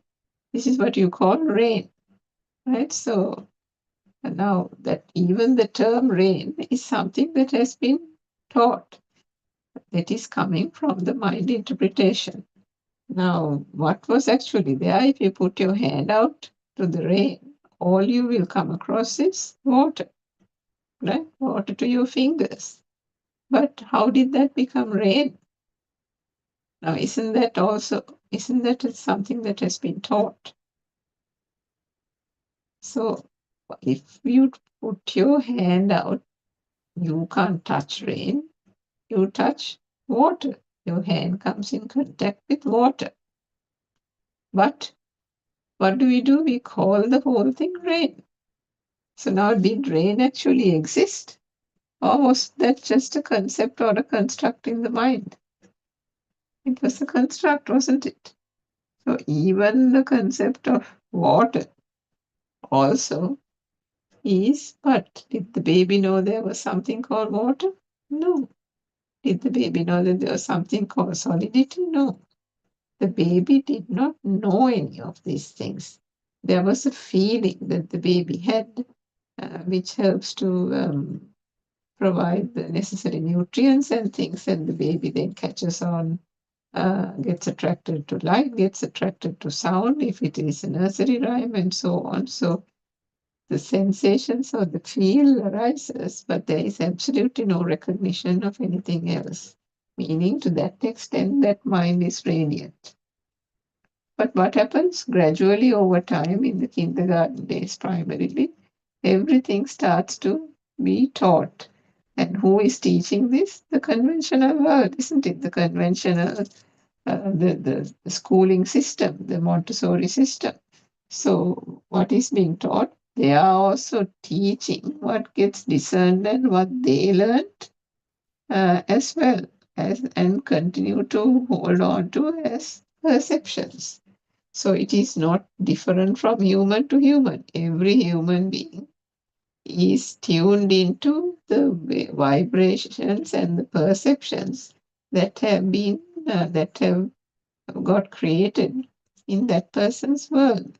The language, the culture is the same thing. So if you have a culture and something that you consider acceptable could be completely despised by another culture. But for you, it might be a perfectly normal routine. But for the other culture, it will be like absurd and unheard of or unthought of. And then another thing, if you think about a language, you will talk in some other certain language, say, for example, English. And then another party will talk about it in a different language. You might be thinking about the same thing, but you are using different languages. So does that mean, so if you can have different names now, if you say chair, if you see a chair and you draw a chair, and if we ask an African tribe to name it, they will be able to name it, right? Because they have no recollection or experience about a chair. So if there is no experience about a chair, the world associated or the world around the chair, does that exist? No.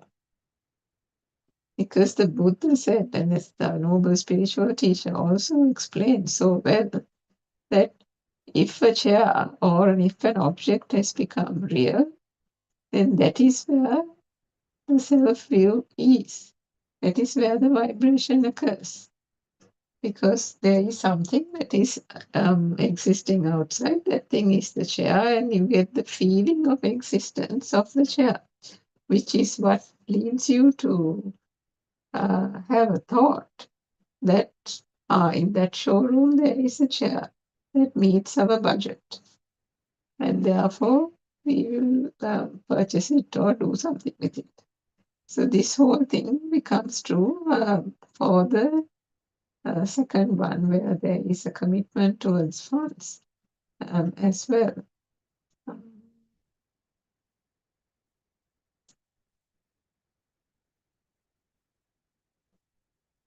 So in this way, various perceptions come together to form this so-called world, and the constant association of this same perception will give invariably a value to it, whether it is negative or positive. That can happen, and which is why, for example, you know that family is always special, isn't it? Everybody says this generally. I mean, if the children don't come, people don't come from broken homes, or if it is not a negative thing. Even if it is a negative thing, actually, they would still say it won't be a pleasant thought or a pleasant perception, but it would nevertheless be a perception, isn't it? Now, if we think about people who haven't had a proper home, example, orphans, they even after they grow up, they feel sad about the fact that they never had that life that a normal person had, of a loving mother and father, of some siblings, and of a nice cozy home, and a fun-filled and love-filled environment. So for an orphan, because the orphan has not had that, then there is a hankering after it, isn't it? There is some kind of depression about the fact that he or she didn't have that experience, have that good experience, because either for some reason the parents have died or something has happened. That's why they are an orphan. And it can even lead to lead to other mental conditions as well, of inadequacy, depression, stress, and it can manifest itself also in different ways. Now, for it to even manifest in the form of depression or stress, there is also, can you see, a perception that has been learned to the effect that generally in society, families are like this. There is a mother, father, and a loving home, and then the children are loved, and then they have a good childhood. And then when they come from beautiful homes full of love and warmth, then they turn out to be, good citizens of society, and that they are responsible, they have values, and, that they are decent people, and so on. So all kinds of concepts are there, perceptions are there of people who come from good, secure, stabilized homes. So even that has been put in as a perception, isn't it? The fact that a person comes from a broken home is kind of taken in a different light. That person, then they're a little cautious in talking with that person, isn't it? Or they will sympathize with that person thing. So what is there to sympathize? Because they have given themselves the perception that coming from a broken home is not good, that it has negative connotations, that either this person is suffering, or either this person needs more attention, or either this person needs, we need to be extra kind to. All these kind of various perceptions come. But actually, any of these things, whether it is coming from form, whether it is coming from sound, touch, taste, and smell, and so on, these are all just manifestations of vibrations occurring in sensor faculties. But these are coming together to form even the concept called depression. It's coming together because somebody someday has been explaining to this person about depression. Somewhere, someday, somebody has been explaining. And what is explaining? Sound. Just sound is coming, and then that is interpreted as saying that this is what is being explained. And this is what it means. And these are learned. Whether it is in the school time, whether it is in childhood days, or even later in life.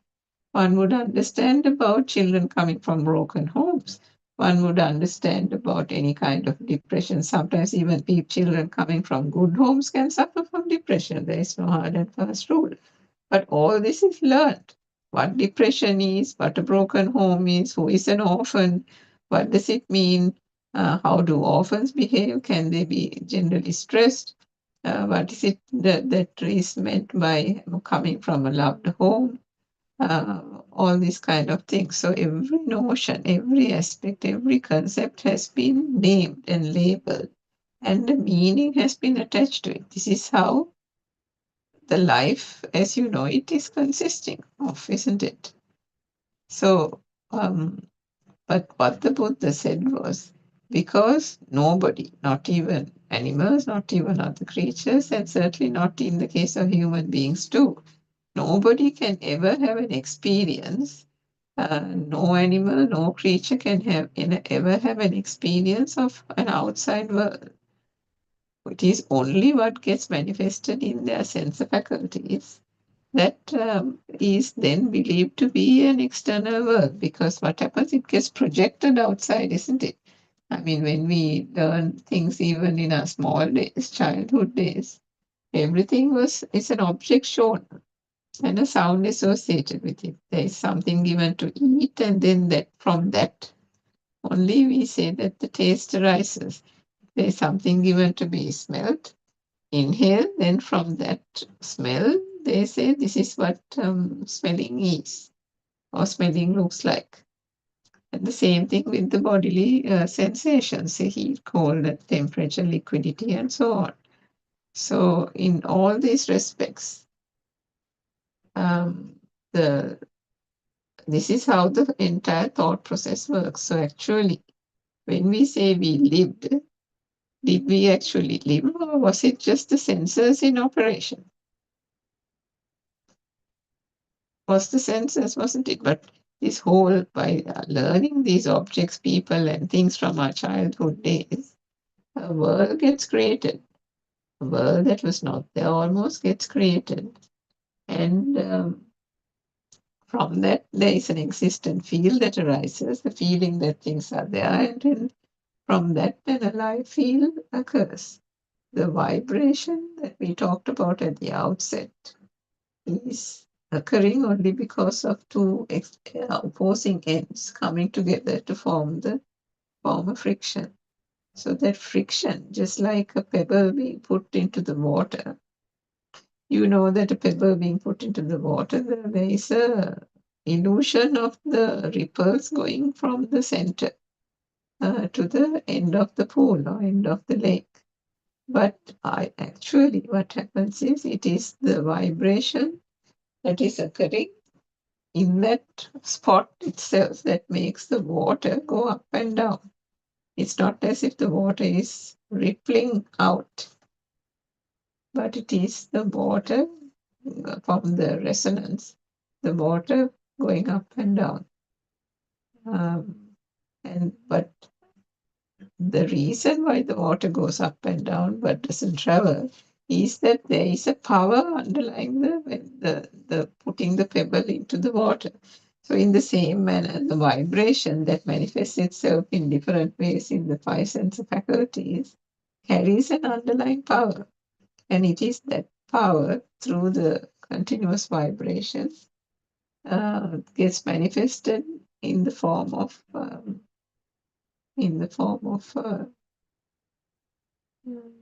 self-vibration. And the notion that a world exists outside is the thing that actually makes one believe then that there is a self-existence. Now, this self-existence is unfortunately the thing that keeps everyone going, because they want to, no matter what, keep that current alive, isn't it? Because it's that feeling that they get, that they want to have that sensation alive and kicking. And for that end, there is so many things, so many sacrifices, so many things that mankind does, human beings do, in order to hold on to that last vestige of thought process, which is not just a thought, but a reflective thought pattern. So if you keep on, this is the way you understand how these perceptions occur, and then this is collectively how the mind forms itself, and this wrong self-view gets created, then one actually understands that the sense of faculties are just the sense of faculties. If one understands that this wrong belief is the thing that actually causes this whole self-view to be formed, then one can shine the light on that ignorance, isn't it? One can then understand that this is only a functioning of the bodily senses or the sense of faculties, that there is actually no such thing as outside, it is only the mind. But then one can actually also turn to the mind and say, is there anything in the mind as well? So taking the rain example, there is no such thing, one actually realizes there is no such thing actually called the rain. But it's only something recognized, labeled in the mind. But then when we turn to the mind is also just, when we turn to the mind is also just a combination of form and sound, isn't it? Taste and sound, smell and sound, and so on. So it is that combination of smell and sound and touch and taste and smell that is then consolidated into what we call another vibration, which is another thought. And with that thought, the feeling of existence also has automatically arisen and automatically is there. So in this way, when one actually keeps on reflecting like this, and the three types of wisdom have to be arisen. One is, he said at the outset that there is no such thing as being in the past or the present, a past or the future. The thought that occurs is the thought that occurs in this very moment. by understanding the true Dhamma philosophy and penetrative in practicing it by applying it and by reflecting through penetrative insight, gradually the fact that this self-view was wrong, that there was never a self here, is gradually understood and falls away. And when the self-view falls away, the self-vibration still remains, but importantly, the state of inner tranquility starts emerging, and then the need to be talking unnecessarily with people, society, the need to be actually doing various things for enjoyment. None of those things actually start becoming true or real or important.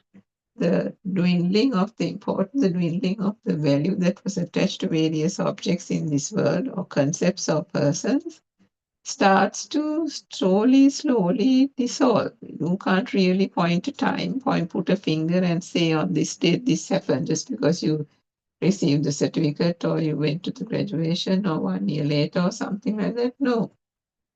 All that is done here is by understanding this true Dhamma philosophy, the understanding of how this mind works, understanding that it is a construct, understanding that everything that we have thought we experienced in this world, including your family, your job, your everything, your friends, your siblings, all the things that you hold near and dear to you, were only and nothing but perceptions. That this inner experience of those vibrations occurring in the sense faculties has been interpreted by the mind consciousness to be the mother, to be your father, to be the temple, to be the school teacher, to be the school, the exam, the books, the various things, the video games, the doll, the cricket bat, and all these. And does this ever stop? No. There is either through the learning at the kindergarten level or through your education, later education, school education, tertiary education, then things that are picked up through perceptions in one's own home, in the community, in society. In these ways also, the perceptions are the things that are finally associated. But what is perception? That is only something in the mind, something that arises, which is nothing. The Buddha called the perception a mirage. And what is a mirage? We all know that there is nothing in the mirage. So in the perception also there wasn't anything, because if we can't actually experience anything in the outside world, isn't this that thing that has been created in the mind just an absolute farce? How can there be ever anything substantive in that perception, isn't it? Because the perception or the mind has never stepped into the outside world. There is no physicality at all. And yet the mind says that it touched the chair. The mind says that it put the fingers out and felt the rain. But did you actually feel the rain, or was it water? Even the word water is a learned concept. Now, you might say water in English, but someone in China will call it something else, isn't it? If you can call rain rain, and somebody in China will call it something else. So who is true? The people, Chinese person, or you? Is it whatever you called it? Is that the correct thing, or is it what the Chinese people called it? Right? So you can't have two versions of anything. Whereas in the truth, this true Dhamma philosophy, understanding the mechanics of the mind, understanding there was no self here at all in the first place, and there was never a self here, are things that have to be first understood, and then through practical application, there will come a realization that these are actually just the functions of the senses. Each of the senses have their unique features and characteristics, and according to that, it just plays out. So therefore, it is only a system, no different from a tree, no different from nation, the way things happen, the way the rivers flow, the way the sun rises and sunsets. And so this body is no different, this mind is no different from other than a natural phenomena. Nothing else. The development all is due to vibration and the way the mind consciousness works. So it's also the natural phenomena of the mind. Then where can you find an I? Where can you find a self? Absolutely non-existent. It is an evolution, an expansion, and extension of that wrong sense of feeling of existence that one got through the speedy occurrence of the vibration, nothing else. And when that is fully understood, this whole sense of self falls away. And with that, the defilements start gradually eroding. The inner transformation occurs, a feeling of calmness and tranquility, which is something that cannot be parallel to any sense of happiness or emotion arising from the mind sensor occurs. And that is what you call the super awakening. And a non-meditative state arising out of a consciousness which is not materialistic or anything to do with the mind-made consciousness appears, is used until the point of the last breath of the body. But until then, there is a super awakening and an inner transformation that has to be only truly felt with the realization of the Dhamma. So we'll stop there for today, and we invite you to come and ask any questions if any of these points intrigued you. We do have a 2-hour Dhamma discussion daily from 3 to 5 p.m. Sri Lanka time. You can use this same Zoom link to be able to join in the conversation and ask questions. Otherwise, feel free to continue to listen to other Dhamma talks on this channel. And also, if you are interested in reading a book or understanding more in the form of articles, um, you can log into wisdomofasia.com, which has a scientific link as well to the teachings.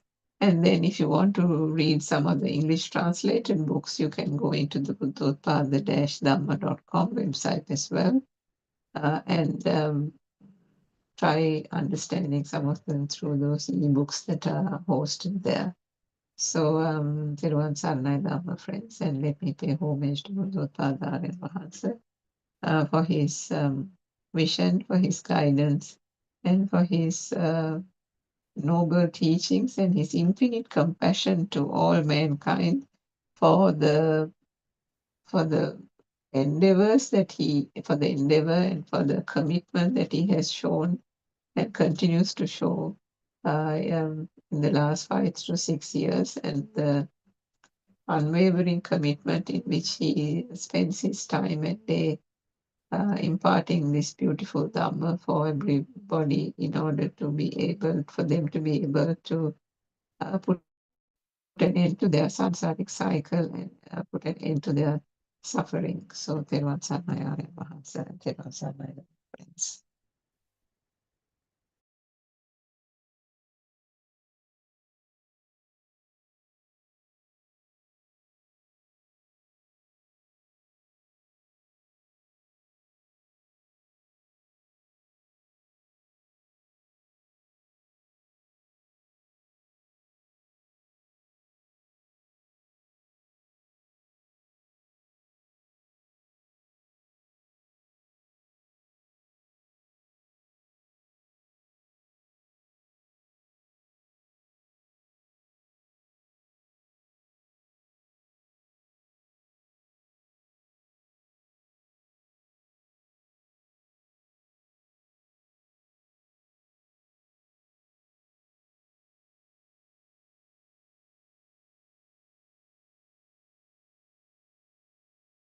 Good afternoon, everybody.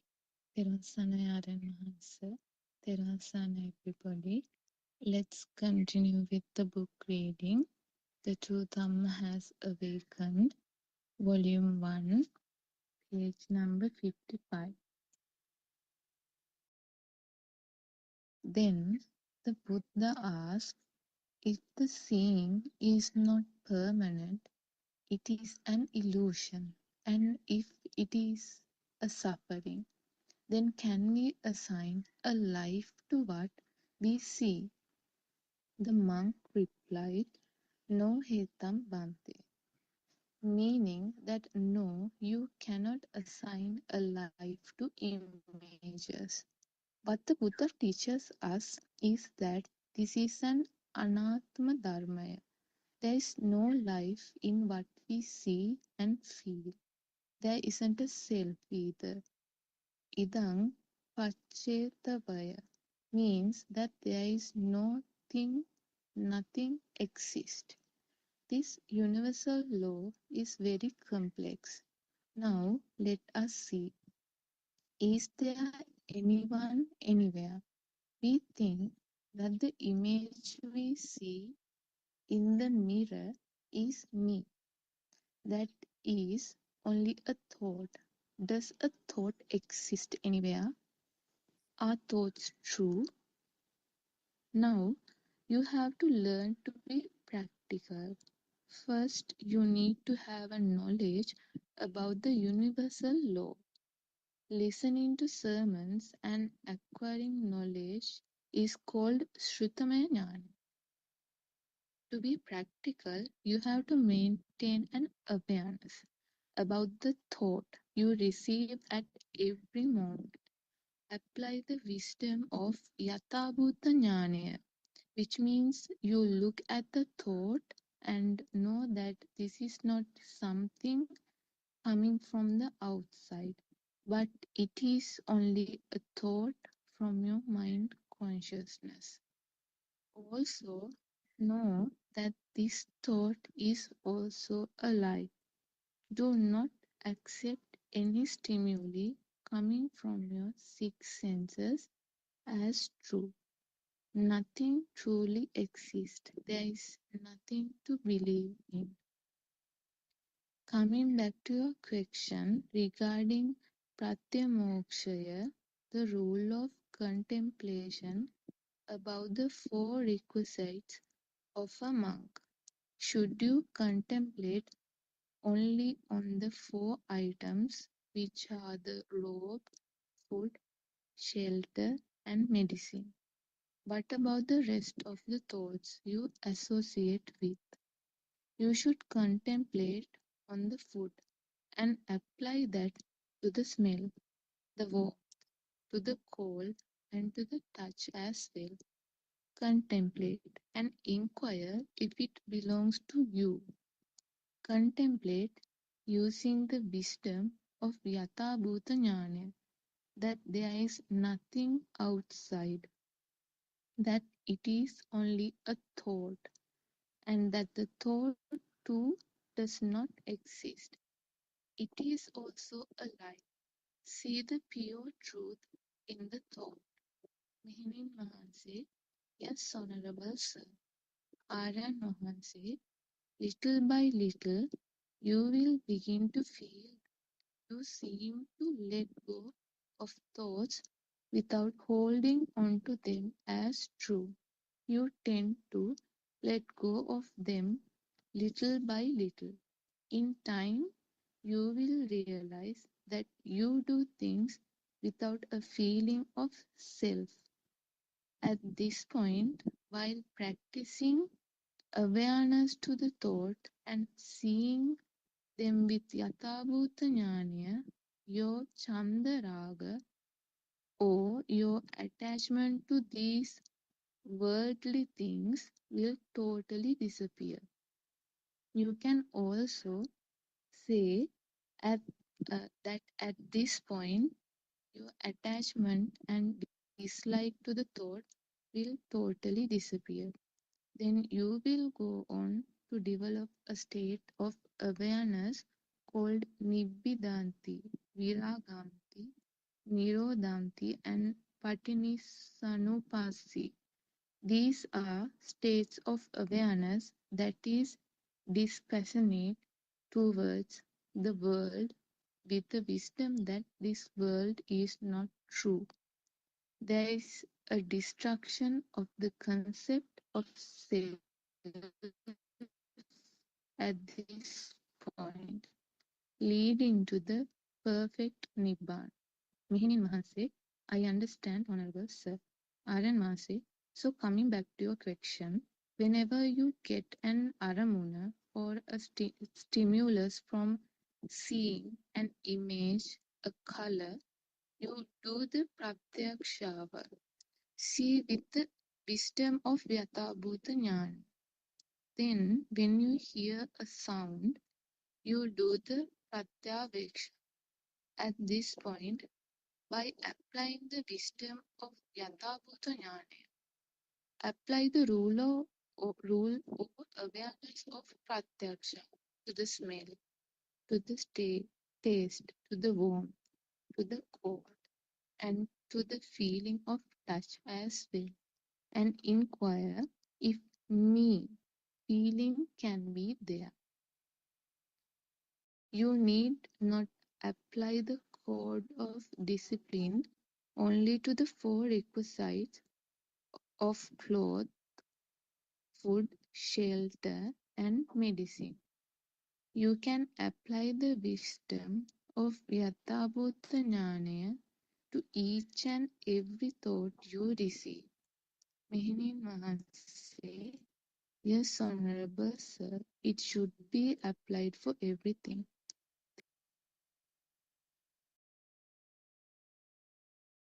Teruvan Sarnai, Aryan answer. Teruvan Sarnai Shani, thank you for reading that portion from book 1, volume 1. So we still, the Aryan Vanse explains how the thought is formed and how we should analyze the thought and understand that there is nobody and nothing in that particular thought, so that we can understand our existence is an illusion, and the outside world which we are thinking that is existing, that is also an illusion. So this Zoom discussion or English forum encourages you to understand pure Dhamma, pure Buddhism, true Buddhism, and help you to understand the philosophies of Lord Buddhas, and also to help you to practice how this Dhamma, the pure Buddhism, is used, apply in your practical sessions, and also ultimately you will understand, you will experience your transformation. Finally, you will understand the illusion, how this world is created and how you are created. All these are creations of illusions. So then there is nobody. Then when there is nobody, there is no suffering. That means you experience the freedom, freedom of your mind. So this is how we help you to understand and help you to experience how to become free from all suffering and free from all illusions. And finally, you can experience the freedom of your mind. So we'll start our discussion. Now we see today our doctor has joined, Dr. Kokila. So I would like to invite her to contribute to this forum. Teruvan Saranai, Dr. Kokila. Thiruvan Sarnai. We'll worship Aranwanse and we'll start the discussion with Shani's explanation.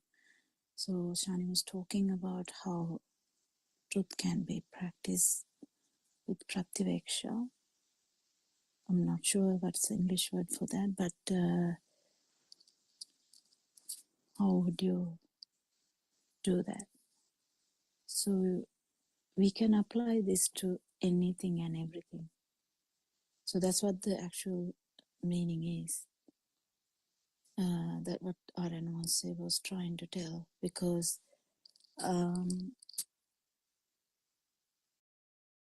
it's, imagine a person or a monk would come out of the place that they live and start walking towards the village with the plate or uh, the the I don't know what we call that in English, we have how we collect the food, Baking ball at open, I think. the bowl, yeah, the food Baking bowl. ball, yeah. That we will be walking, and then we would be in we would hear,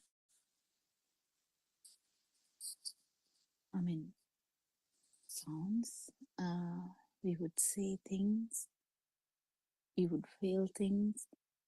We can see how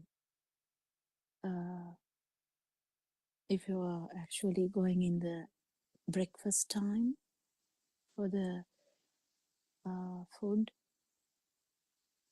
then you would see how villagers are getting up. They are trying to make some food. They are, when they see you, they will quickly try to make something, and they will make an effort to do something and offer that to you. And you would hear how morning breeze is coming. You would feel the morning mist, if you are in a misty area, of course, and or otherwise you would be actually feeling the warmth of sunlight. So this is practically the best time for you to feel the Dhamma. So that can be used for Pratyaveksha. That particular time can be used for anything. So because we have so many types of stimuli, but they come only from 5 doors. So the 5 doors would be, as we always say, the eyes, ears, the nose, tongue, and the skin.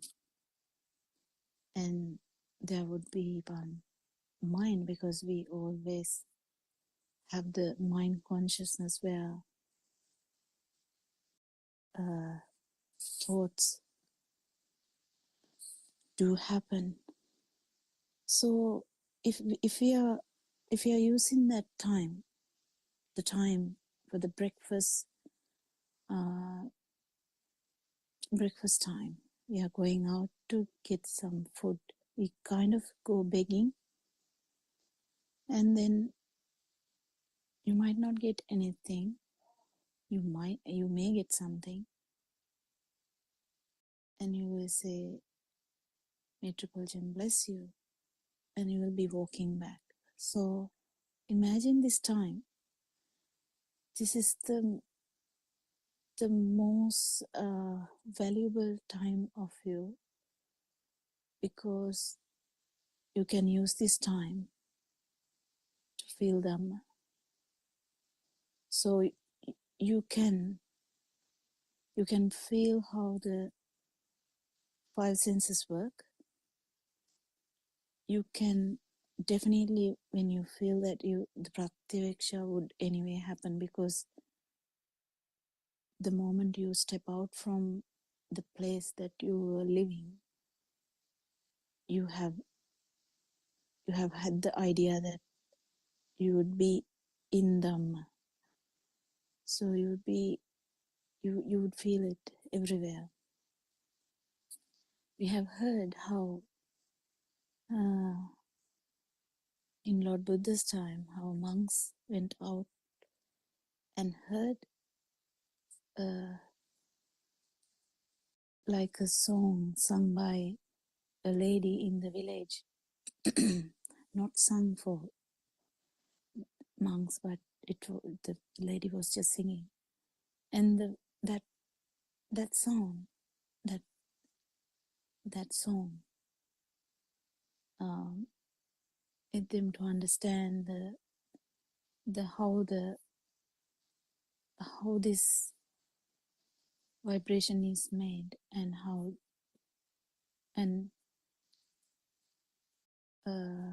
this led to the non-vibration. I mean, non-vibration is anyway there, but that to surface, the vibration should be understood.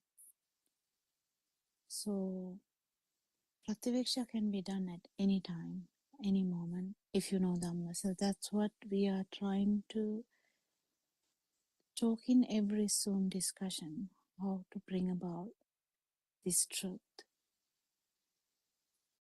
Sometimes we have difficulties in expressing the truth, but we keep trying.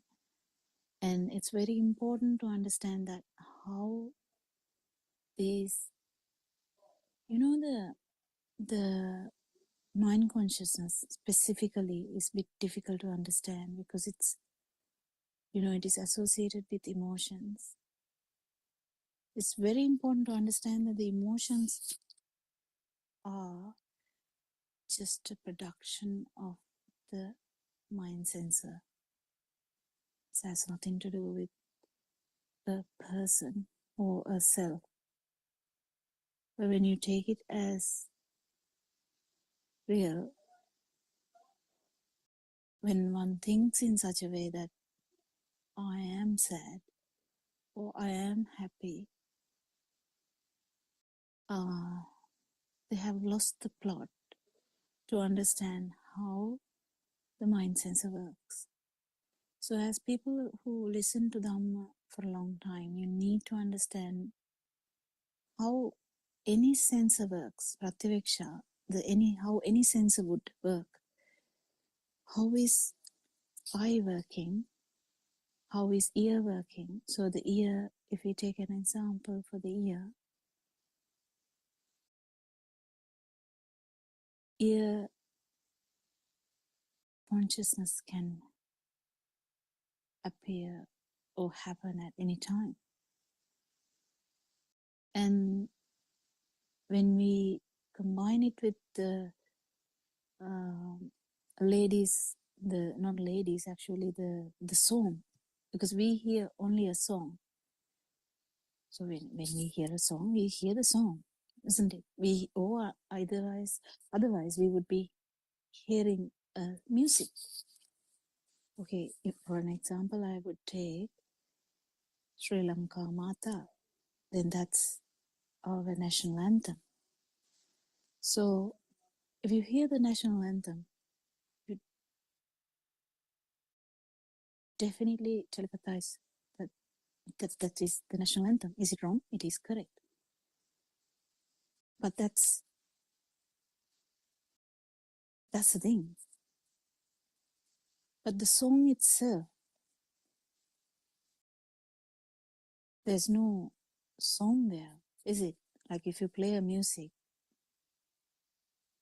there's no actual song there or music there, because it's kind of we don't hear music as such. We hear some sound, and when you come to basic sound, is there a sound? Actually, no, because sound consciousness mean it's because of in like very fast vibration of the eardrum makes a sound, so it's like a vibration. So is that happening because there's self there? No, it's just a mechanism. Just happens. But the as soon as there is a doer or a subject-object phenomena, everything gets complicated. What happens there is there's just a rising of a ear vibration. And if you see so if you're going for the breakfast in the village, you would see how sun is rising and how beautifully sun would fall on trees. But when you look at that, do we actually see anything like that? The view itself, like the view itself had so many stuff in that, isn't it? The sun rays falling on trees. Isn't that beautiful? It is beautiful. But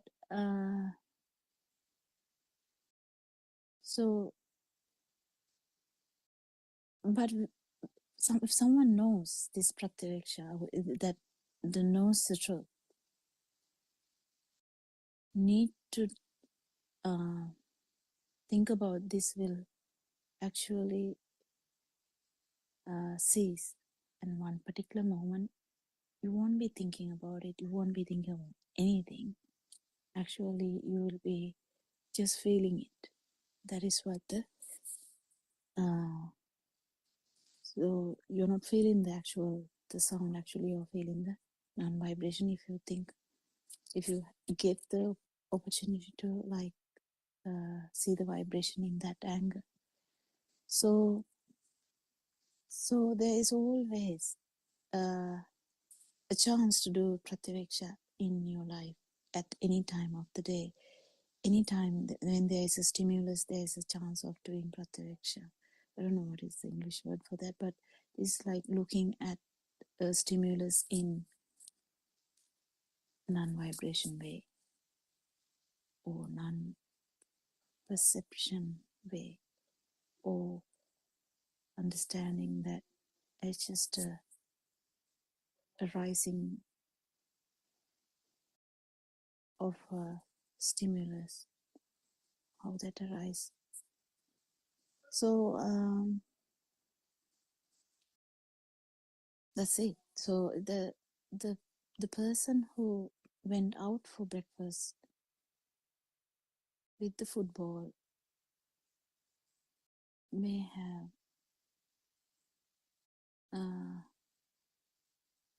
if felt this truth would change the way the way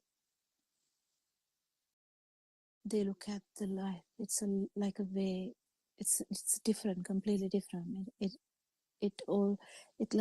changes the way you look at the life. So emotions. Again, I was trying to tell that, and I get sidelined. My thoughts get jumbled up sometimes. So emotions and thoughts. It's a human ability. It's such a beautiful human ability that we have. If not for that, we will be just like animals, because even animals have emotions, but they are more hormonal than the mind, because the mother, when the animal mother might cry for the cubs for some time, and after that go on with the life as usual. But if the animal is reminded of the cubs again, then the cub can get into that mode again. We have seen documentaries where some animals will stay. So if they lose the owner who they have fallen in love with, the dog, just for an example, dog, the no owner is dead, but the dog will be just sitting somewhere completely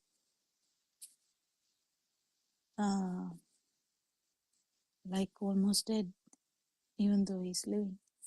So So it happens like that because the part of the vibrations, now imagine a dog's life, owner, if the owner started to look after the dogs from childhood or small baby time, puppy time, that try and see whether you can go into that mind and see that mind is full of images of, or images, smells, voices, or sounds, or feelings of that person, because you are living near in that house or in outside that house. So do you understand how you feel like you're almost dead because the owner is dead? Because the vibrations which happen from birth to now was related to that owner. So all the vibrations it's nothing to do with the actual the owner. It can be even another cat.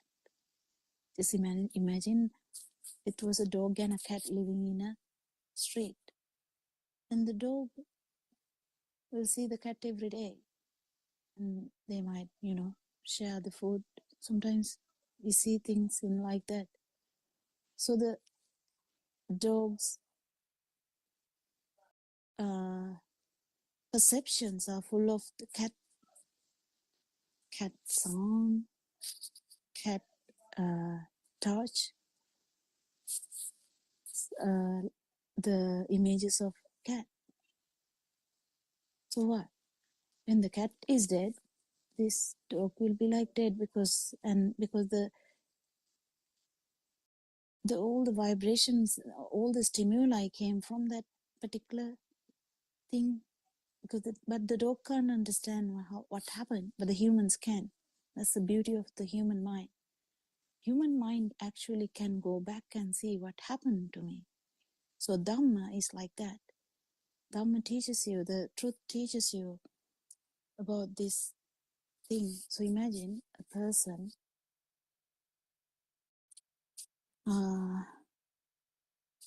lives with parents for about 20 years, and the perceptions of the child is full of, stimuli. Life is a bunch of stimuli, isn't it? Yeah. So the stimuli are full of stuff. But father, something to do with the sound of the father, sound of the images of the father. So the mind is full of father, or mind is full of the mother, or mind is full of the siblings, or the school, or like that. But it will keep moving.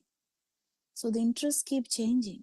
It keeps shifting. So slowly that interest will die down and you start your own family, as we call it. Then there's a husband, there are kids. So 50-year-old or 70-year-old mother, 50-year-old mother will have mother and father who are old now, and also son and daughter. So all the perceptions around them, they are like real to them, the person. So once, if you're very close to the mother, the stimuli would be around mother all the time. Or if you're really angry with one person, stimuli would be with that angry person all the time. That's how it happens. Whether you love the person or hate the person, it doesn't matter, because that shows you how much the stimuli, how many times that stimuli around that particular stimuli. If it's the dad or so likewise, even though the interest keeps shifting, because you're not that interested about parents that much, but you have so much other stimuli now. So you have to keep understanding that what is life. Life is like changing of stimuli, and we call it life. Sanya Abhisankan. It keeps changing. It keeps actually adding up. So the little baby, the mother has such a beautiful memories about the baby. But then baby is now like a 20-year-old son. Mother has so many things, so many stimuli now around that story. And it feels like an immense thing to the mother. And if the mother is in the nursing home now, like 70-year-old, and mother is in the nursing home, all the children are like big but can't look after the mother. Just imagine how the burden of the memories, even though they can't see the kids now, the memories, the stimuli which happen before, the thoughts which happen before, the person will start to go back to them to live because they want to like touch on these things. So that's what the life is. But the good thing about this truth is that understanding that how this worked, this living works, and what really happened in this film, what did we take it as real? So are these all stimuli real, or is it just keep happening until the respiration stops or breathing stops? So someone can join me now from now on, so we can add on to that.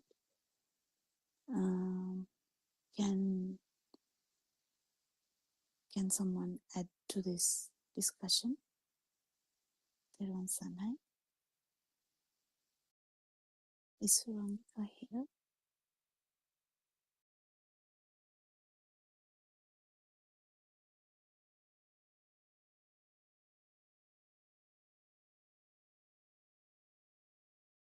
Dharma, anyone? It's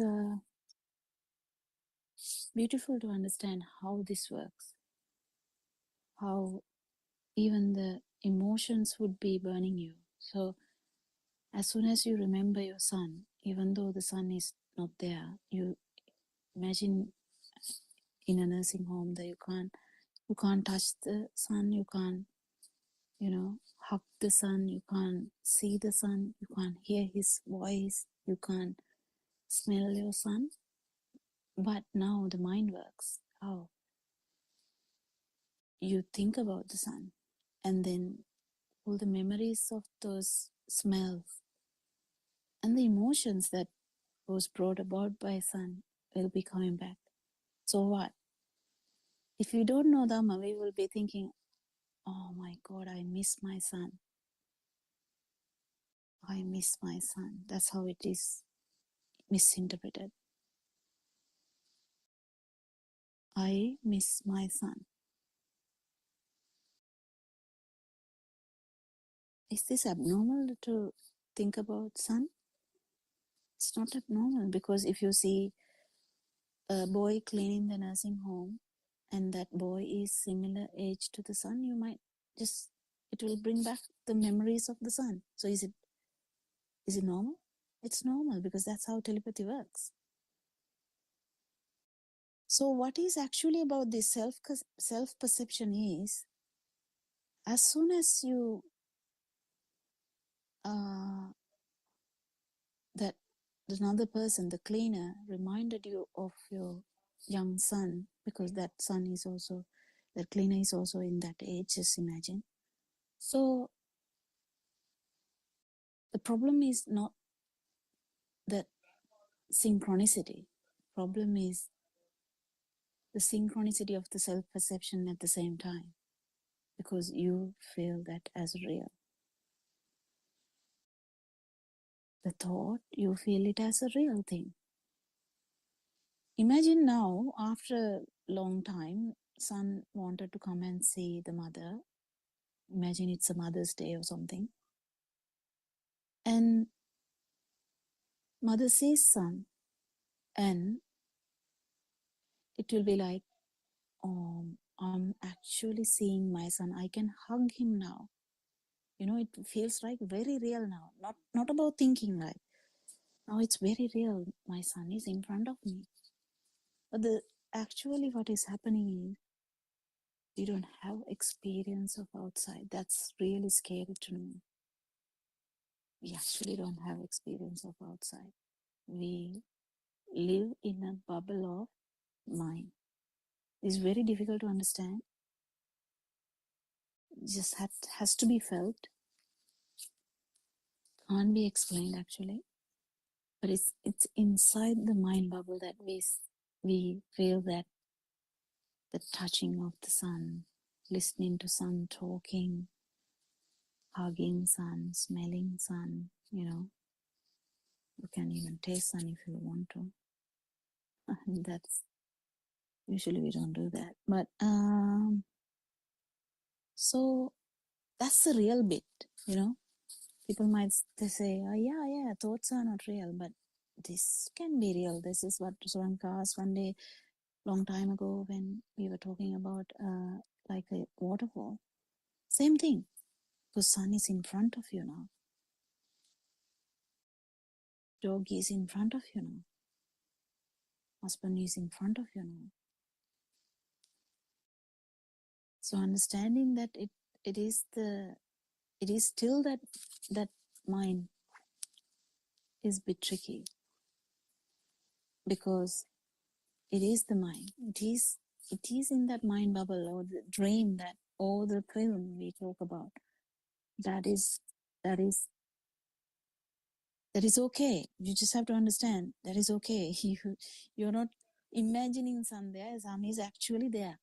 But the thing is, we don't have an experience of outside. I don't think anyone, even, scientists are grappling with problems when they try to understand how this works. Because it's the same thing. The synchronicity happens here. The same synchronicity that happened a few weeks ago when mother was thinking about the sun. It is the same sun, the same thought of sun. That is the same sun which you remembered a few weeks ago. That's where we get tricked, isn't it? How these five sensory organs work and bring about this beautiful dream which we have, like the dream that we entered when we come out of the place we live to get some breakfast in the morning with the football. That's the same kind of, we enter into a different dream. Is that dream true? Have you ever felt that? You go for a walk in the morning, you go for a walk, you feel that you're going for a walk. You feel the vibration. If you're walking in the same path every day, you know there's a bend here, there's a steep here, there are some trees in this side. Other people will be walking in the other side. You can say hi, how are you? And good morning. You'll keep walking. But is this film true? Which film is true? The film that mother was thinking about a few weeks ago, or the film now the mother is seeing when the sun is actually there, or last night before going for the Pindapata. If we think about the Pindapata, we will be thinking about it, but we are actually going for Pindapata now. Which part is true? So we thought about going for a walk, but now we are actually going for a walk. Which one is true? Which part of this dream is true? So we have to keep understanding even the light. It's just a vibration which happened in the eye, and that is the only thing. At one particular moment, it's only one entry, one door, one sensory organ. But that brings about woman's voice or my son or trees, whatever. So none of these things are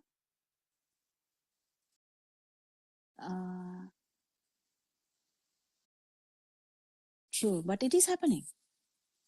So you have to be very careful about, because otherwise you will go mad, because you have to know that sensory organs would be working. So there is a beautiful dream, so you can enjoy that. That's not what I'm trying to say. I'm trying to say how this arises. So when we keep understanding how this arises, you will realize how tricky this life is. Like how tricky a bird's life is, how tricky the ant's life is, how tricky the elephant's life is, because their worlds are different. And this human who is going for a walk, that world is different too. Oh, it's a funny thing. There's another person walking beside you. That person's dream is completely different, even though they are going in the same path. Same road, same street, same trees, same sun, same whatever. But that dream is also different to that other person's dream. The same, everything would be same, but still the dream is different. How would you know? You can't know, because only few would have the power to actually feel that other person's dream. So it's really nice to understand how these stimuli work, how these stimuli works till the respiration stops. So life, what is life? Life is just stimulus to stimulus, just some stimuli. So one time it would be light, one time it would be sound, one time it would be a feel, one time it would be a thought. That's all we have. So that's it. But the problem is, if we don't know that this is just a film, we kind of like it. We have a liking. What do we like? We like the sun. We love the sun. Actually, we feel that the sun is in front of you. But when we understand Dhamma, we know that it is kind of a perception we have. That's how you thought about sun 2 weeks ago.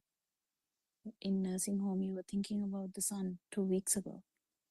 But now, he's actually there. But now, someone who knows Dhamma will know it's still the perception. Perception of sun is just in the mind. So if you understand the mind part properly, the importance given to this mind will dwindle, like go down. Once it's zero, you will be able to liberate from mind. Then it would be just like the vibration in the baby in the cot, because self-perception had a vibration which is going from, not going actually, which synchronize everywhere according to the pattern of thought, the last thought. So that it would be according to the, the whatever, if you were looking at sun, you're just directly looking at sun, or you hear sun's voice, because you are looking at another direction and sun comes from the door side and says Amma, and you immediately know that it's sun's voice, isn't it?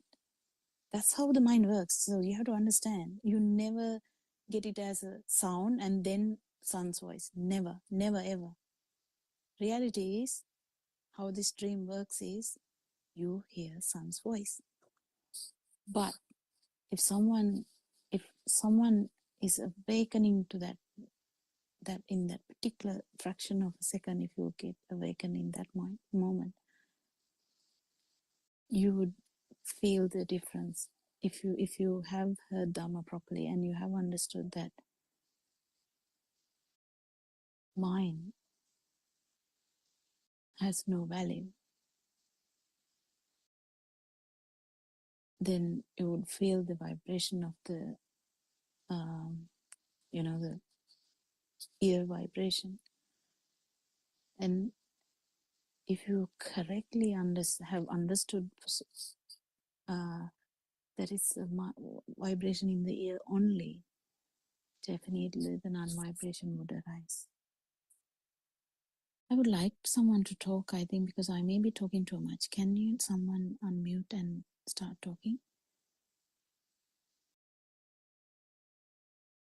Is there anyone who can unmute? Yes, Theron Sanai.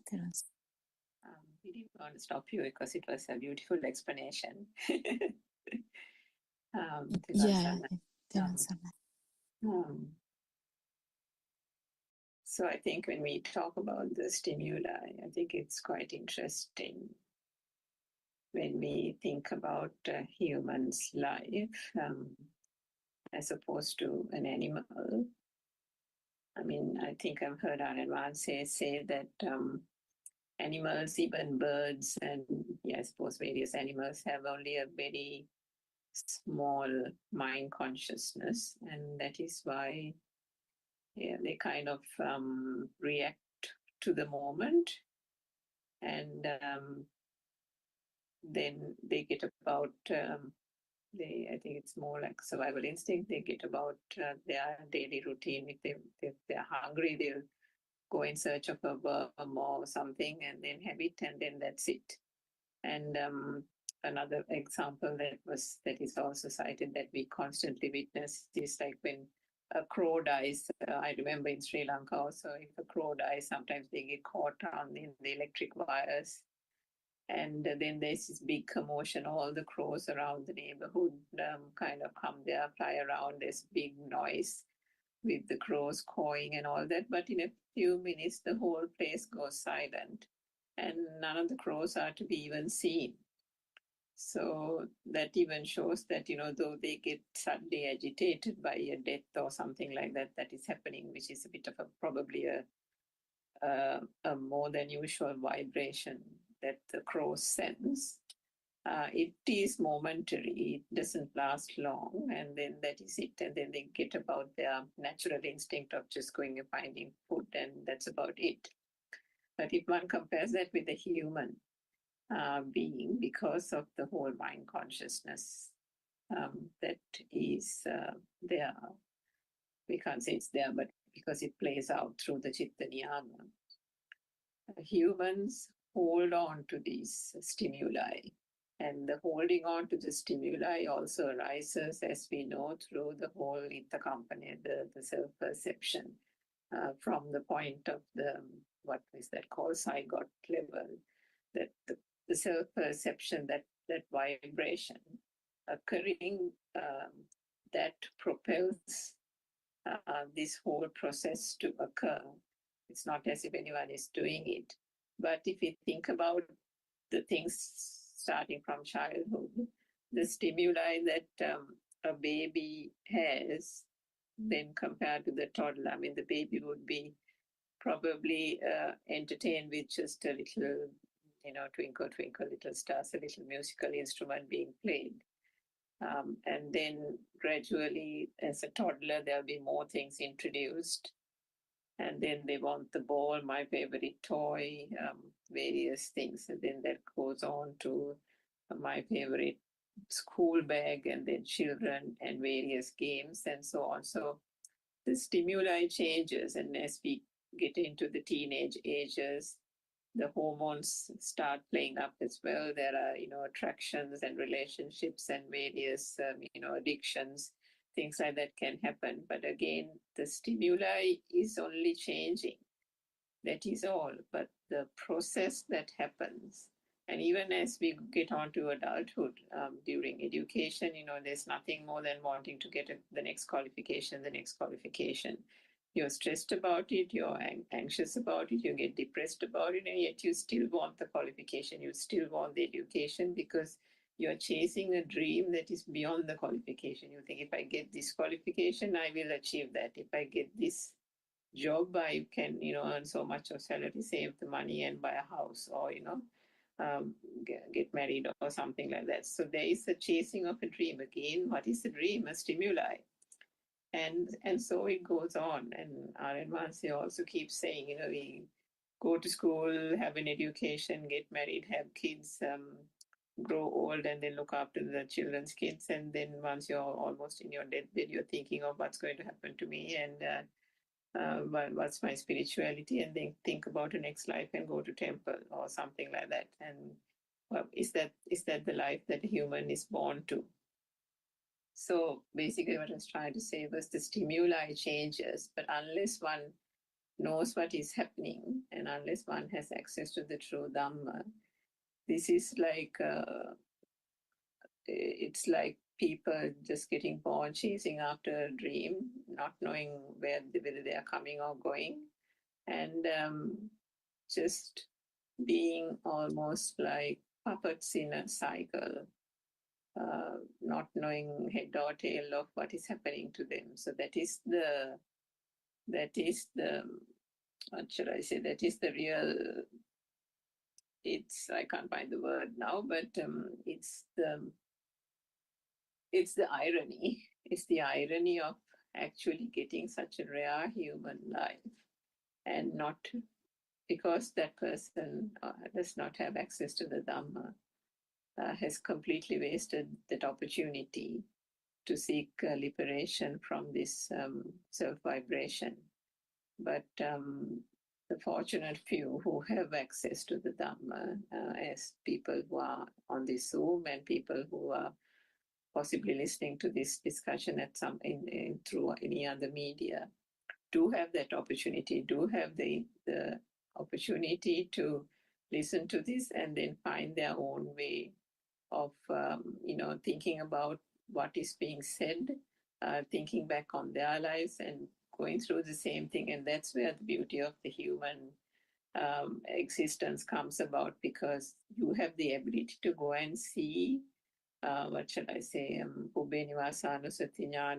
ability to see past the past minds, and through that ability to be able to see the past minds and understand how this whole stimuli came about, how the stimuli became of value, and how did the stimuli then change? Because what was great and valuable for the toddler with the school bag and the satchel and the next best friend and so on, didn't last long. And then came the girlfriend, boyfriend, and then came the qualification, then came the car, then came the mortgage, then came the wife and family. And these things are constantly changing. And even once you get married, if the wife and family are also, not okay, those things also can fall away. So where did this value come? And the value is not always positive. It can be, as Dr. Kokila, you mentioned, it can be negative as well. So there is an oscillation between the having and the have not, the negative positivity of it. But whatever it is still a stimuli. It is still driving the human condition, unless one knows and can get to the root cause of it and understand. And that is only possible through the true Dhamma.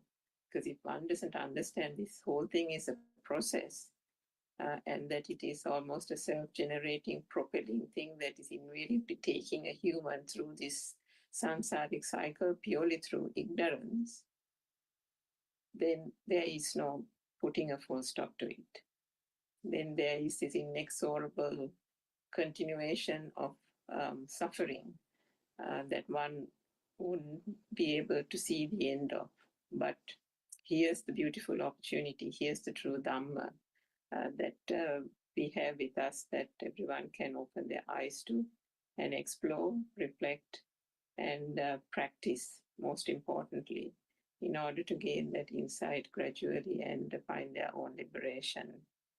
So, yes, Dr. Gopala, someone else can add to it. Yeah, and also it's really a good thing that what you reminded is we feel that the film is full of stuff, like, from the beginning, what you were talking about. But actually, what happened was you were telepathizing into the same vibration all the time. That's why we feel like there was one person who felt all this, isn't it? Exactly. It's so funny, so funny. This whole system, how it works, is you telepathize into this. It's the school bag, but it's I who had the school bag. Now, after about 20 years, it is your wife, and now it is me who is having a wife.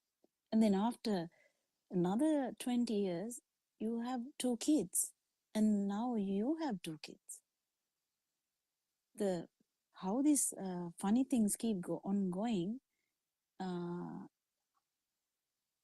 in the end, you can't die also now, because there is kind of a feel of existence. If someone actually get the feel that that is the problem, no one will talk about this, like people talk about the problems of the husband, problem of the of a what kids, or problem of a wound, or problem of being in the unfavorable situations. People keep talking about situations, but the actual problem lies deeper than that. What is connecting all this? How do you get the understanding that the the synchronicity, or the when there is a thing, when something is taken as real, in the sense felt as real, how would you telepathize into self vibration? And that has happened from the like the time that mind started until now. So we have a beautiful story. That was the mind bubble I was talking about. This mind bubble has a subjective objective phenomena, that self perception. But even in the even without that, even without the mind bubble, the just the feel also had that, as that is sasava. There is a chance of arising from that, because the consciousness has that problem too. This comes the whole story about Namarupa Vijnana. The consciousness is the basic reason for, basic, not reason, but reason for this mind bubble. That is because consciousness is taken as real, never taken as the vibration of the ear, or vibration of the eye, or vibration of the skin, or the tongue, or the nose. The little baby in the cot can't do this. Why? Even though the baby has a radiant mind, can't do this, because there's no Dhamma. There's no chance of having Dhamma. So ignorance can't be rolled out, because there's no way that it can be understood. But once you have the mind, you know how this works, because you're in the mind bubble now. You can understand things. You know how to think about things. And when someone says, whatever you see is your world, then you realize that that is what was there, nothing from this side. So there is perception. There is a perception only. When it comes to the consciousness, because that vibration happens so fast in the eye, you feel like light is existing. This is not a story in the mind. This is like a feel. It's a feel that even the baby, the baby has. It's a feel only because the mind bubble hasn't started yet. You need to understand, you need to pass that stage to feel the non-vibration. So everyone can understand this, but actually you have to understand the logic behind this. That can be only done by humans who has this beautiful ability of thinking and contemplating and imagination.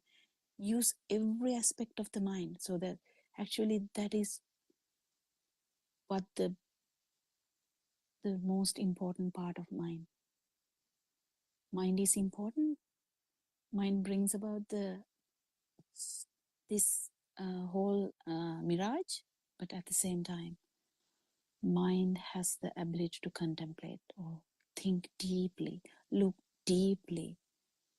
But at one point, you have to let go that part too, because otherwise you will be in the mind bubble forever thinking about Dhamma. So these are very tricky parts, like you can feel confused about them, but you will get there. You will get there. Everyone will get there. Anyone else who can add?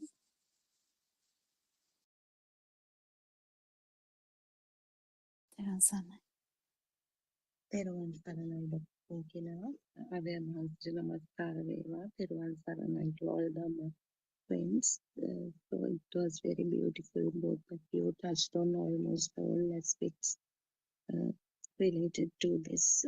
How actually, as we want to understand the emptiness of thought and how we get caught in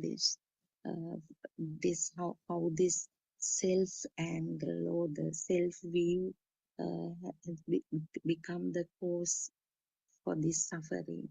So here also Aryan Hansi mentions the non-soul angle. This is non-soul Dhamma, and as both of you pointed out, when we were small, we felt as if everything happening to me from the moment that we established the notion of self due to various factors that we are talking every day.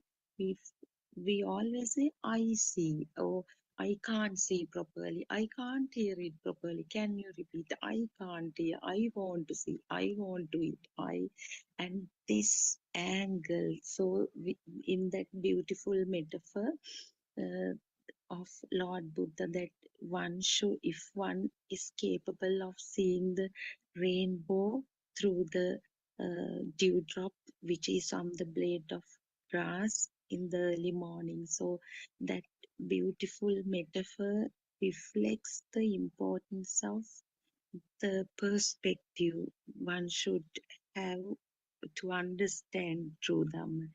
And also Aryan Mahanse mentions that the next point is one must understand the universal law. That is what both of you were highlighted, and Dr. Gopal was talking a lot about that. That is nothing but this cause and effect Dhamma, that everything is manifested due to this rapid speed of the vibrations and sparking, and that is universal law. And then again it is highlighted that the importance of having awareness and yatha bhuta jnana, the ability to see the truth. When we hear the true Dhamma, when we know the mechanism of the creations of the six sensory organs, we actually not as a person, that awareness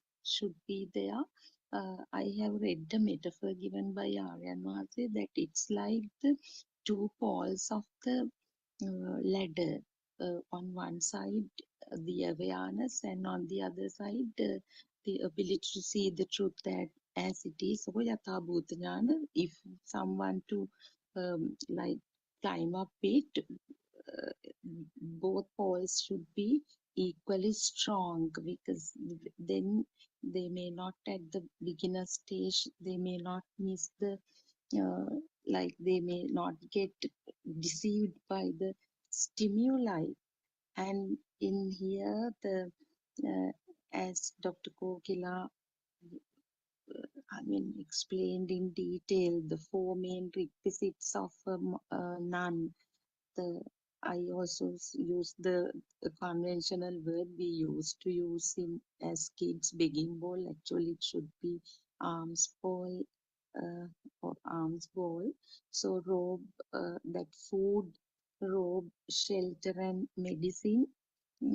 Those things also are actually all these were explained well by both of you, and so just like retelling in a way. So uh, what Haryaman says is they are also thoughts. When you see food, see it as another stimuli. So there is no harm in practicing this code of conduct um, in this.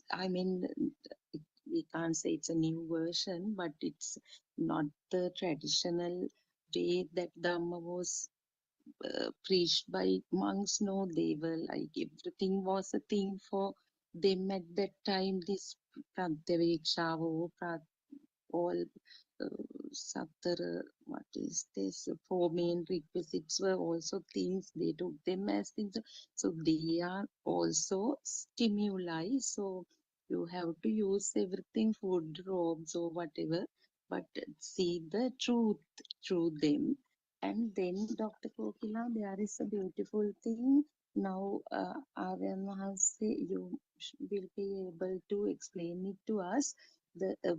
He mentions the four levels of awareness as Nibbidanti, Viraganti, Nirodhanti, and Patinissanupasti.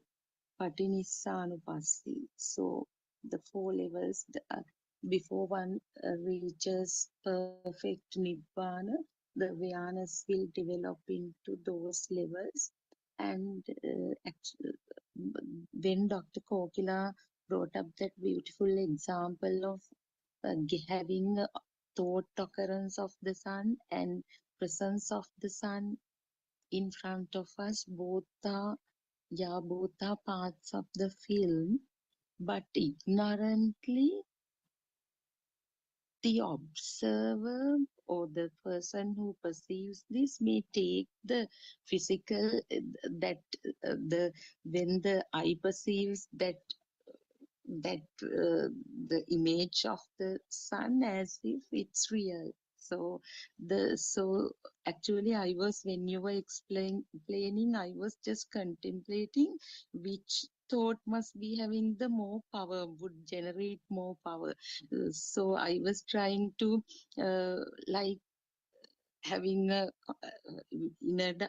inner kind of conflict of thoughts, and I was thinking maybe the thought may be having less power, might not generate that much power, but the physical presence might generate more power, and the mother, so-called mother, would jump in and hug and do all the, but still we can't come to such judgments also. That is again mind. Sometimes a thought may create even more power. The thought will make the mother cry and stuff, as you said, may feel as if son is missing and so on.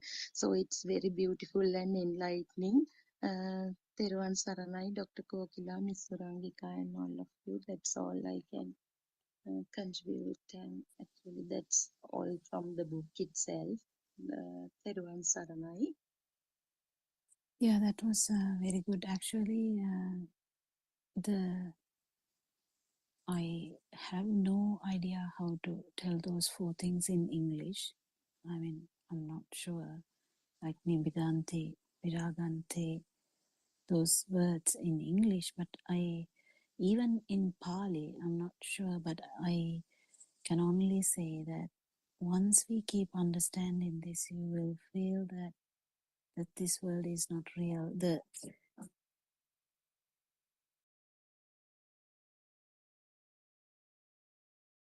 So you might feel that the entertainment will be less, and you would actually, the Nibbidhanti part, what I feel is actually the Nibbida with the self-perception. That's how I feel like that, because it's not actually with the world as such, because the world part is understood well before, and I feel like that. And so it would be actually Nibbidhanti would be more appropriate for the self-perception, and Viraganti would be more appropriate for the self-perception as well. So it's kind of the self-vibration that would be kind of appropriate in those 4 levels.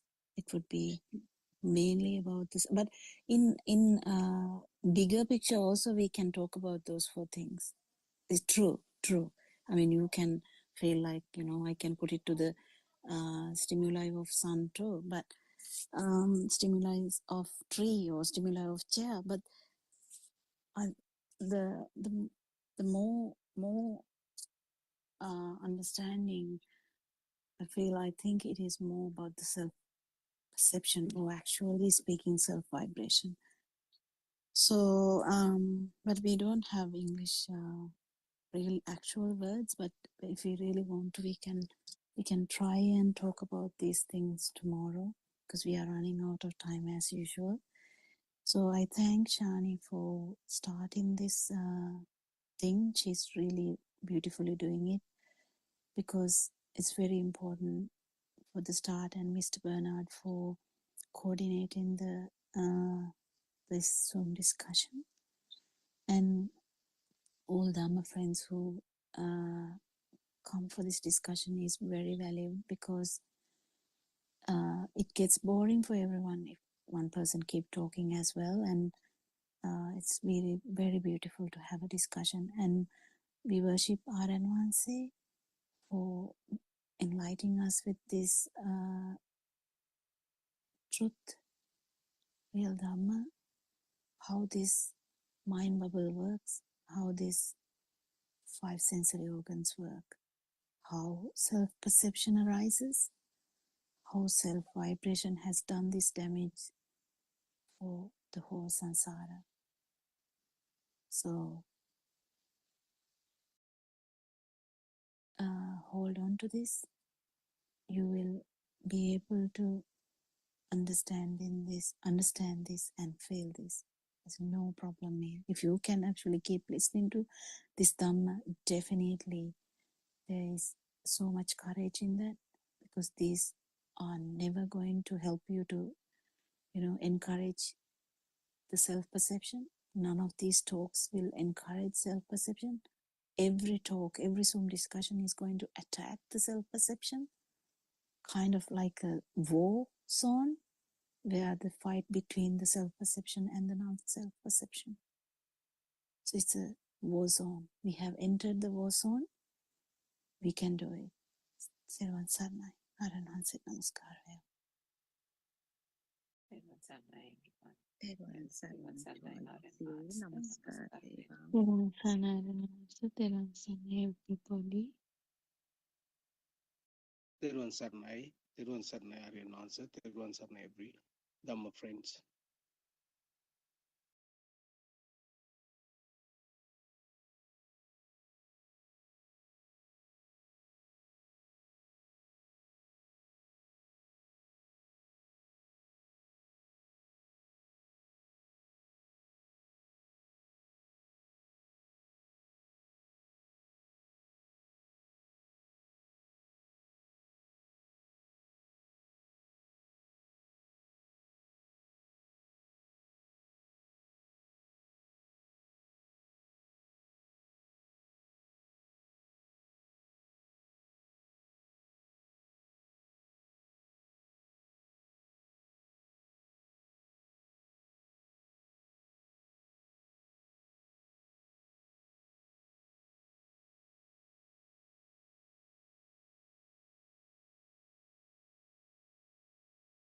observe things with an awareness and wisdom of the Yathabhuta Jnanaya, whenever you feel a stimulus from the six senses, you won't consider it yours.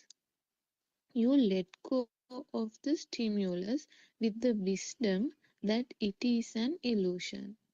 This letting go of stimuli without reacting to it, it is called Sankittena Nibbidaya. When you see things with the awareness of Yathabhuta Jnanaya, then automatically the five spiritual faculties, Pancha Indriya, begin to develop. The five spiritual faculties are Saddha, Viriya, Sati, Samadhi, Panya, also known as Prajna. Saddha means that you look at the thought that comes to you. Virya means that you have to make an effort to see the thought that comes to you. Sati means that you begin to see every thought that comes to you. Samadhi means that observing the thought that comes to you becomes a normal, automatic thing to you.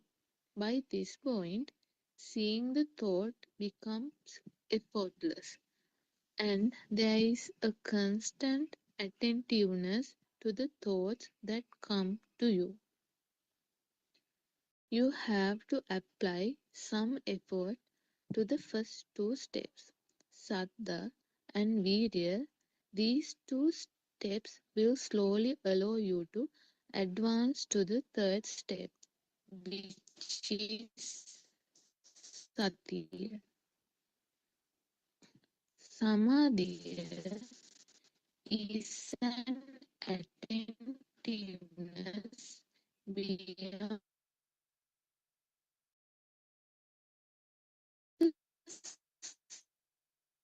Samadhi from the six senses are accepted as true. This attentiveness develops into wisdom or pajna and directs on one towards realization of the pure truth. This means that you are on the path to realize that nothing exists, the path to end all suffering. Mehenin Mahanse, I understand, Honorable Sir. Aryan Mahanse, now we said that this body is not me, and that there is nothing as a thought. If all the things you see and hear does not exist, then you cannot exist either. If there is a realization that they not exist, there is or images. Kung Nichanto, Anichanto, they Buddha asked the monks if the monks replied that it is not a permeable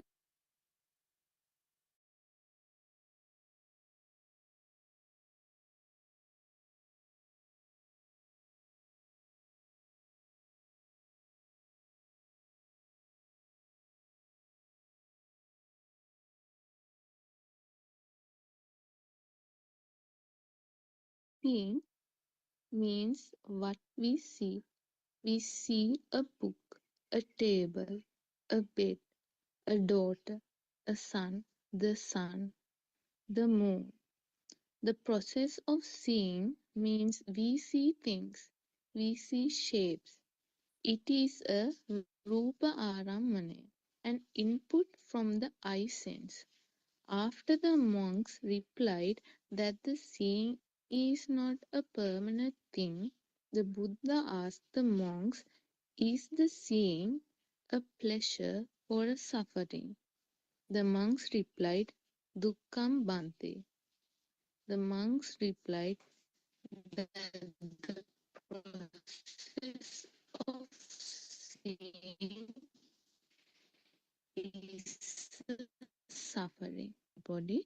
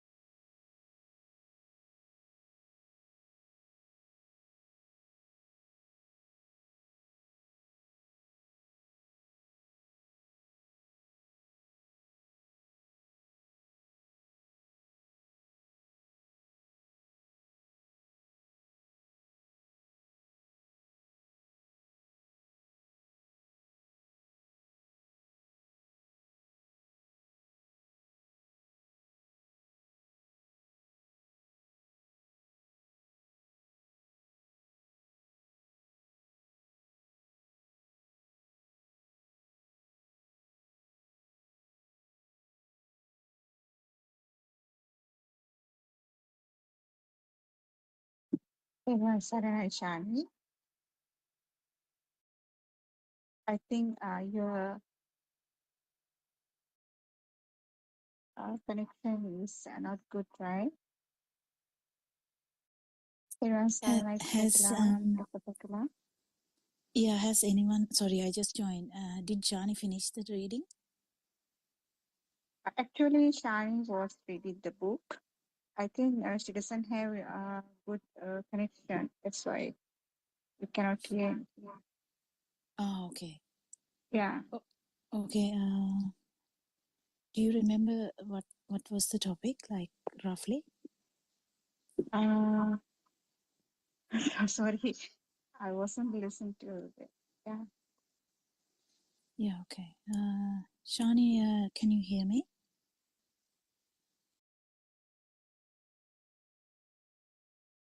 It's okay.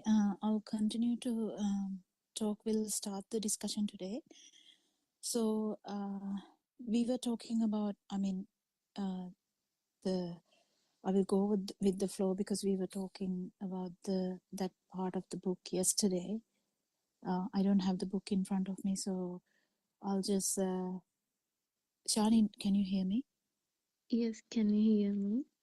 Yeah, yeah, yeah. We can hear you now. Could you please tell me a bit what was the discussion you were talking about with the? Is it still the Meherin Vahansa and Naran Vahansa? Is that discussion? Yes. What did? Okay. Yes. What was it about? Do you remember? Can you? It's about Yathabhuta Jnana Okay. and Yathabhuta Jnana, then it goes to Did you finish reading? yes, Oh, okay. Sorry, I just got late. So and it continues to the 5 spiritual faculties. what are they? Saddha, Viriya, Sati, Samadhi, Prajna. 5 spiritual faculties. Okay, yeah. Thank you so much. And we'll start the discussion today. So it's all about. So what was the English word used for Yathabhuta Jnana? It was as in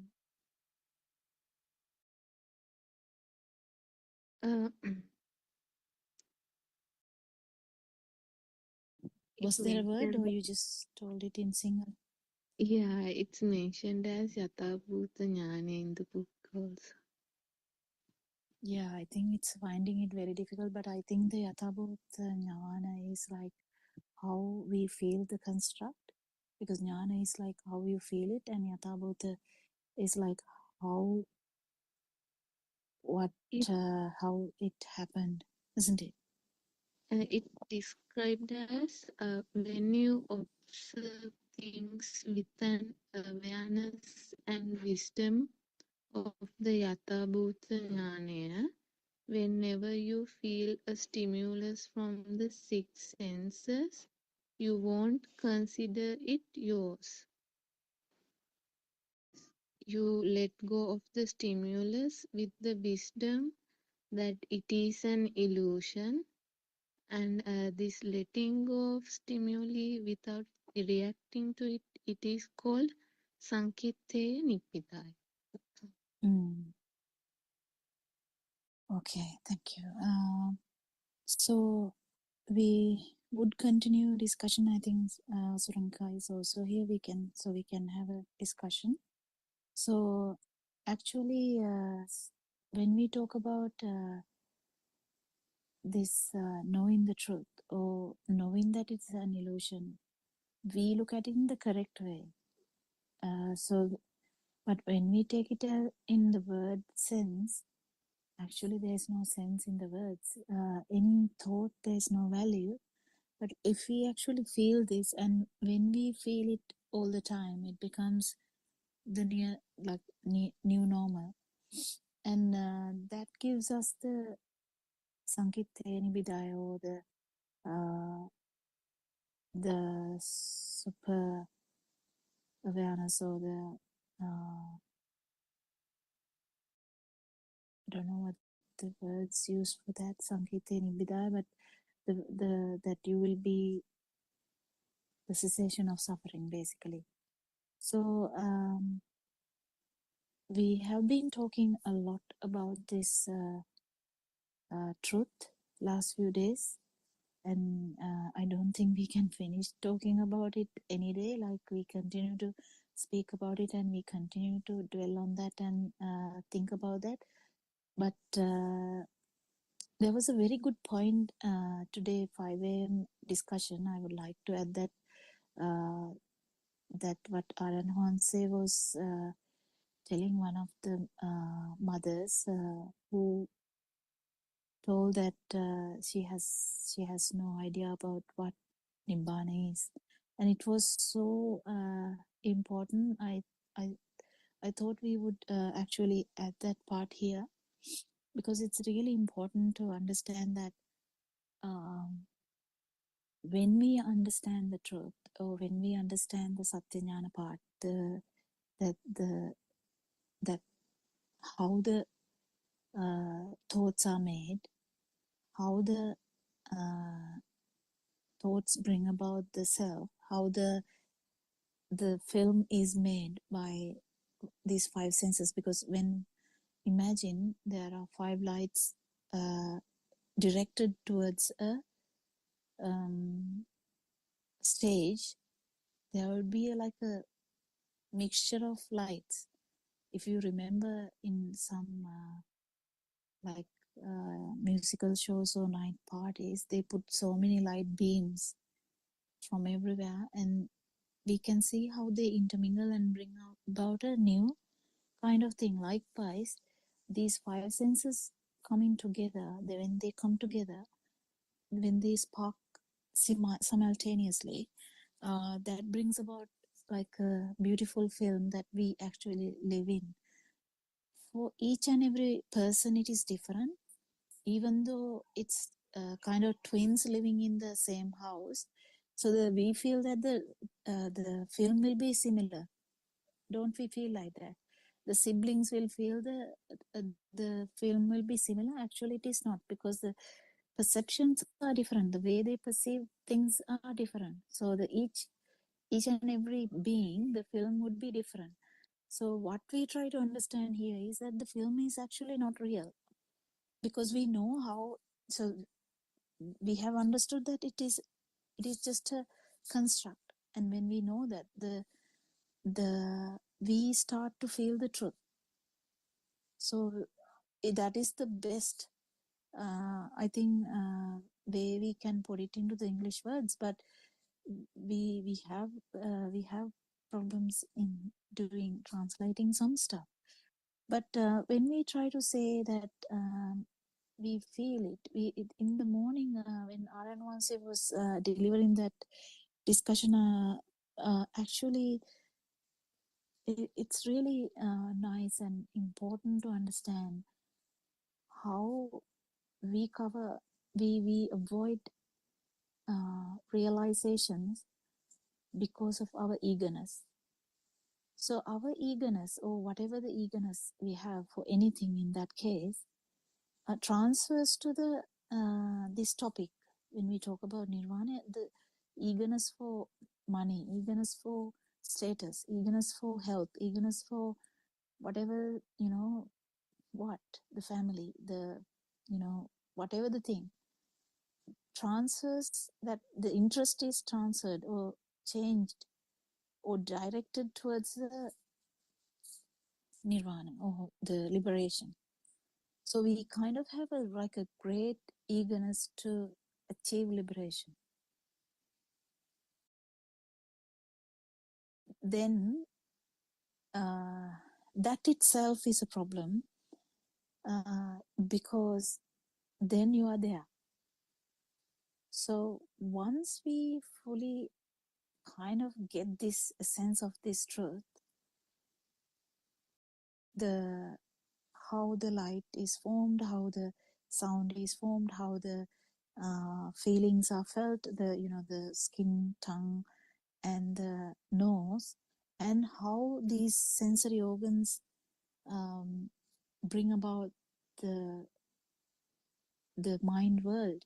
Mind world is full of trees, full of pineapple, rivers, buildings, home, family, money, job, nursing home, whatever. So the films are different to each and every vibration, so each and every person.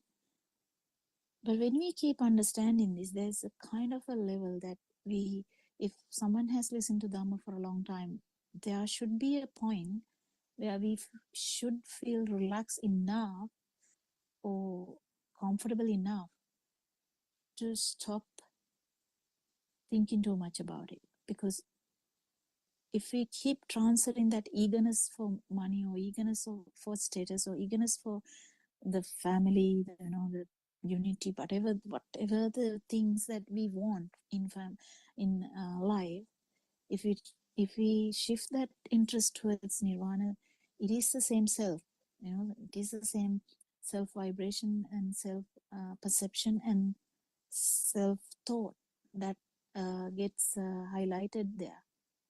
So there should be like a level of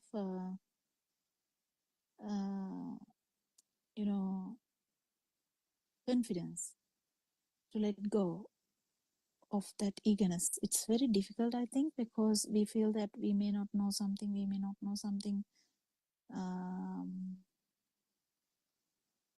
yeah, it is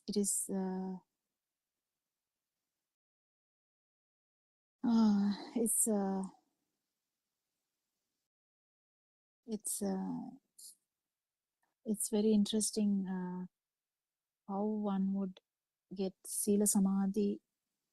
No, what is it? What are the 5 faculties? Can you name them, Shani? What are the 5 faculties you told? Yes.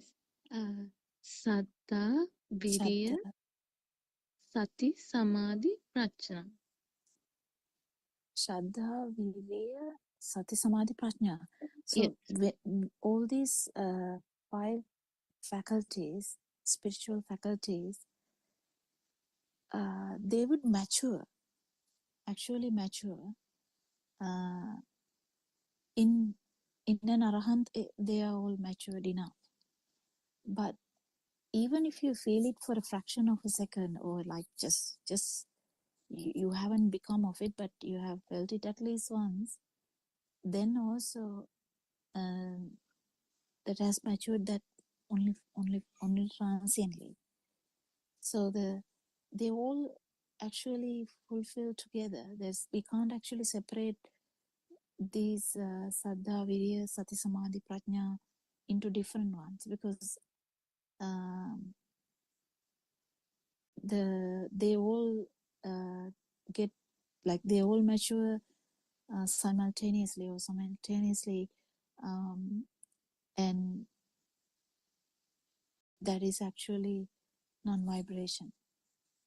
There are like different ways of explaining what actually happens, because when there is Saddha, Saddha is like the truth actually, and when you know the truth, you get the effort, kind of eagerness. Actually, it's an effort, isn't it? And to feel this non-vibration, and then that goes hand in hand with the sati. Sati means the awareness, and that goes hand in hand with the samadhi, is like the insight meditative states, and prajna is the actually the wisdom.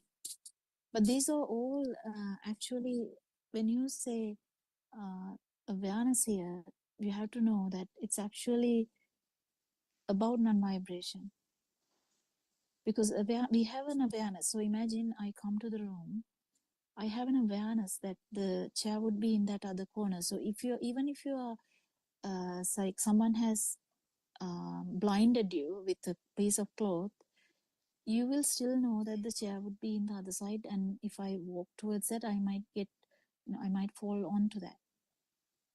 But that's not the awareness we are talking about. We are talking about here, the awareness is about non-vibration. That the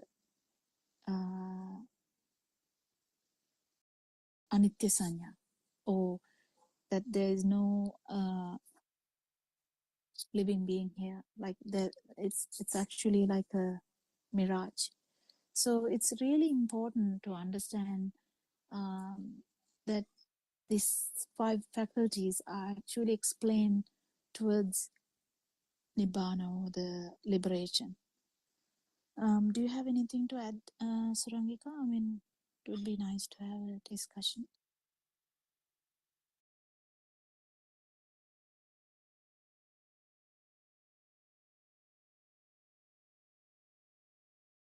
Don't know whether she's in a position to talk. Dr. There Kokila. was an Friends, yes, I think, as you said, all of them progress, I think, in almost equal stages. And I think the word for Shraddha, Virya. Virya is like determination, isn't it? Because effort is kind of used with Samma Vayama, I think, right effort. I don't know what the difference is really, but there is a certain amount of determination that one requires. Shraddha, I think, is the opening up towards the correct Dhamma viewpoint and the correct Dhamma teachings, I think. I don't know whether that's right, Dr. Kokila, when you say it in English. It's I a think, bit funny. yeah, I think so. Because Aryan Hanse usually talks about Shraddha as with this truth, yes. Towards the truth, or truth. I don't know, actually. It's very difficult to convert things I think as it it says is. site, in Sinhalese it's site pahadima when you encounter the correct Dhamma teachings, I think. But anyway, so Shraddha, Virya, Sati, yes.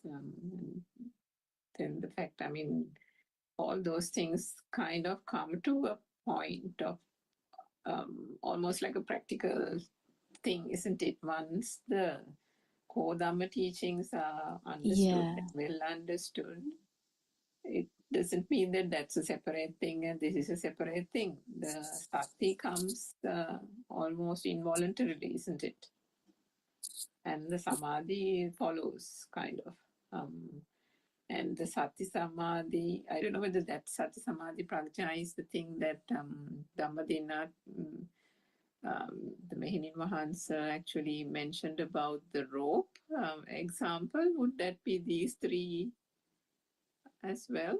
I'm How not those three. 100% sure whether they are Yeah. related or slightly different, but I think they must be related because this all starts about the truth. So that when Aranahanse tells it in Sinhala, it becomes so easy because like deyak nathi bava, that there's no thing or person here. So it is the like you kind of feel so strong about it in the beginning, and then Yes. and at the same time you have a effort or determination towards that.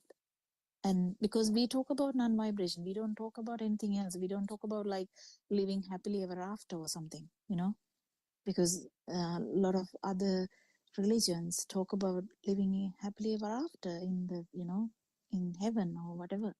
But this has nothing like that. Never we have this bhava sanya, like we don't talk about like that there is someone living in heaven. So there's always a different angle. So in that angle, when we get into that angle of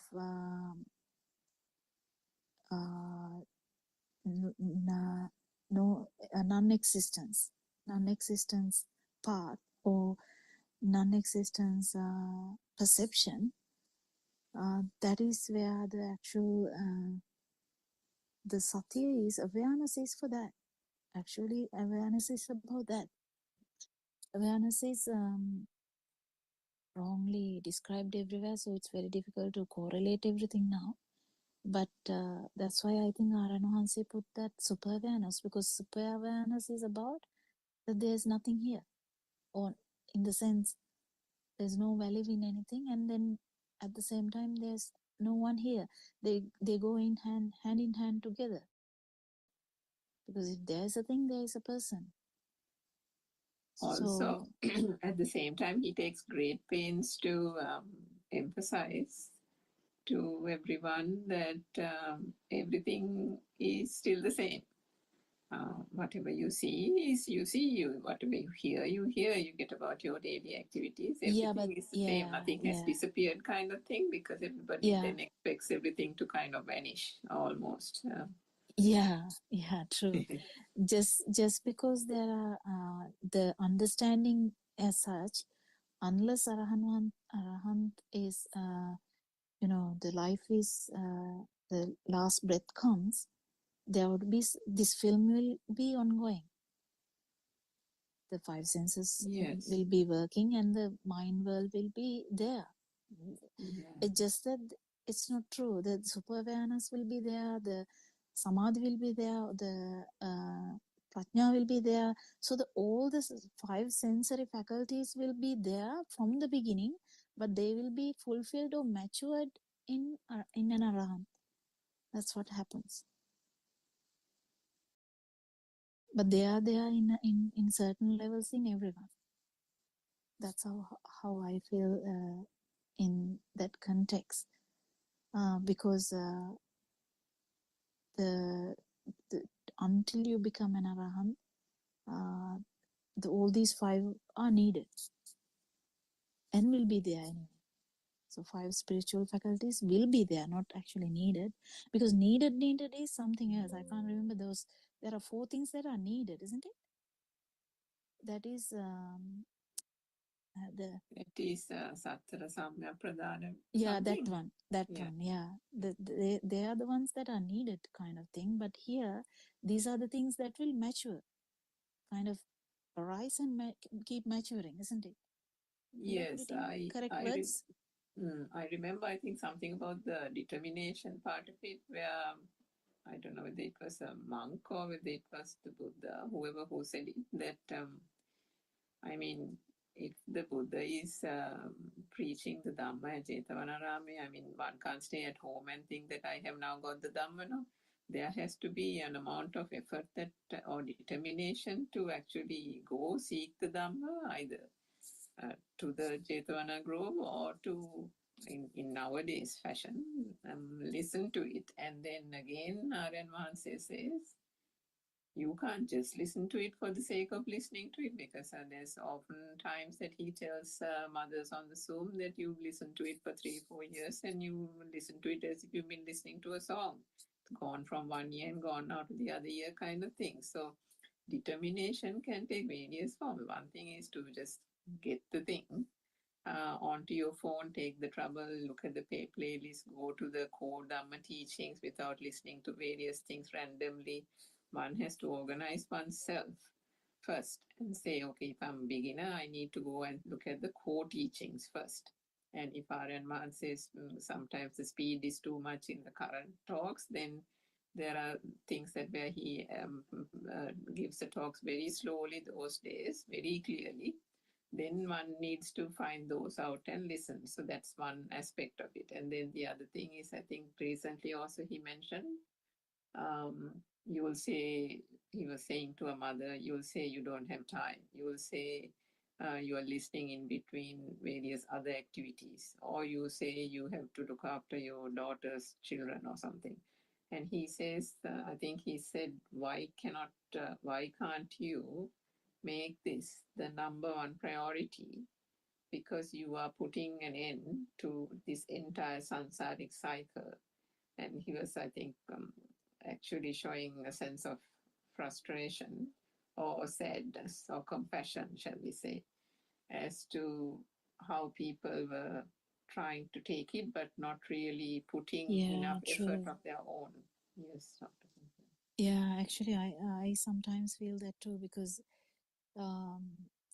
I don't think if I waited till my problems are over, I get a time, I don't think I will get a time until I'm like on like kind of a deathbed or something, because there's always something to do. Some people will be expecting you to do something for them at any time until you are like paralyzed. So I don't think any of these things will stop happening.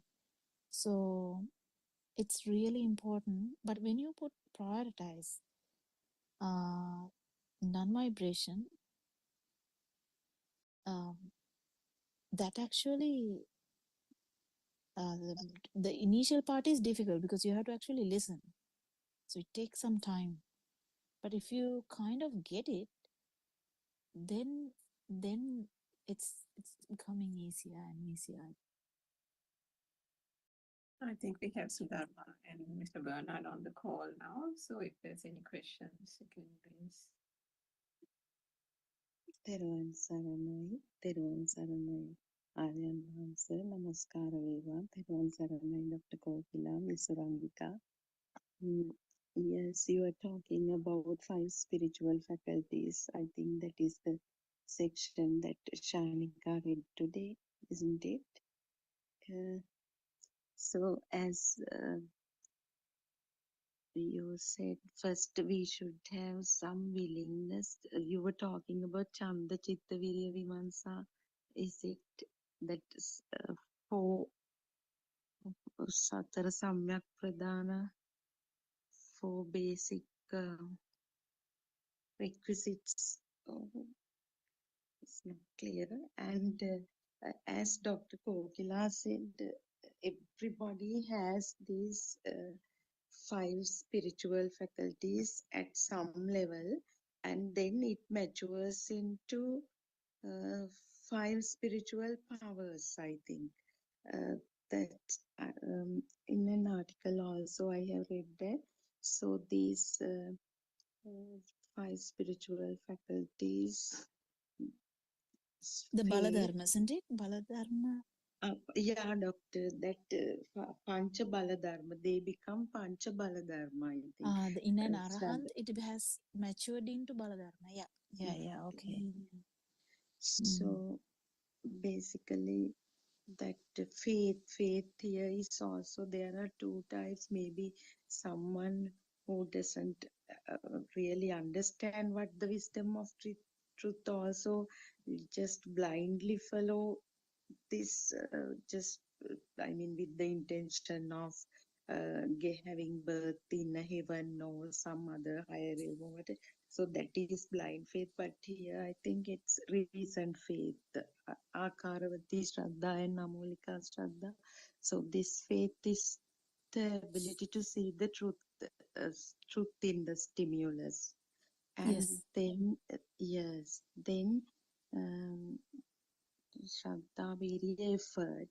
So effort is again to see first in the first phase, one has to make effort. In that example that I told you yesterday also, I got so we I mean it naturally comes when somebody matures on this path also, with this effort and uh, faith. I think they are very important for a beginner. I mean, they have to make effort to see, because otherwise they might get caught in certain stimuli, and after a while only they realize that they have missed it. So when these attributes mature, these qualities mature without effort also, they might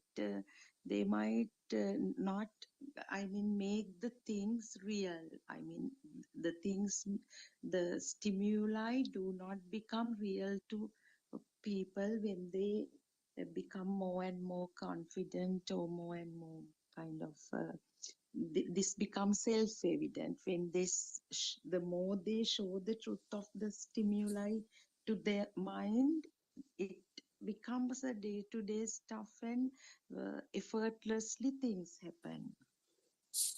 So please correct me if then faith, effort, Shraddha, various sati, that is mindfulness, isn't it? The mindfulness, then concentration, then the wisdom. So all these are also in the same, again, same in a single stimuli. So Yes. yes, Dr. Kokila, when you liberate from that stimulus, when it doesn't become a thing, there is wisdom, isn't it? Yeah, it has So, already become the five forces or whatever, the Baladharma part. yeah, oh, Mm.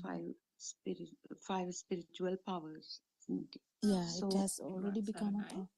I think Yeah. there that was, samadhi is probably not concentration, isn't it? I think it's more like tranquility. Concentration, because there is nothing, no concentration as such. Concentration denotes a need for a fixated object or something to focus on, whereas the samadhi is not like that. It's a state of being, which is tranquility, isn't it, Dr. Popila? Yeah, the words are really tricky because concentration,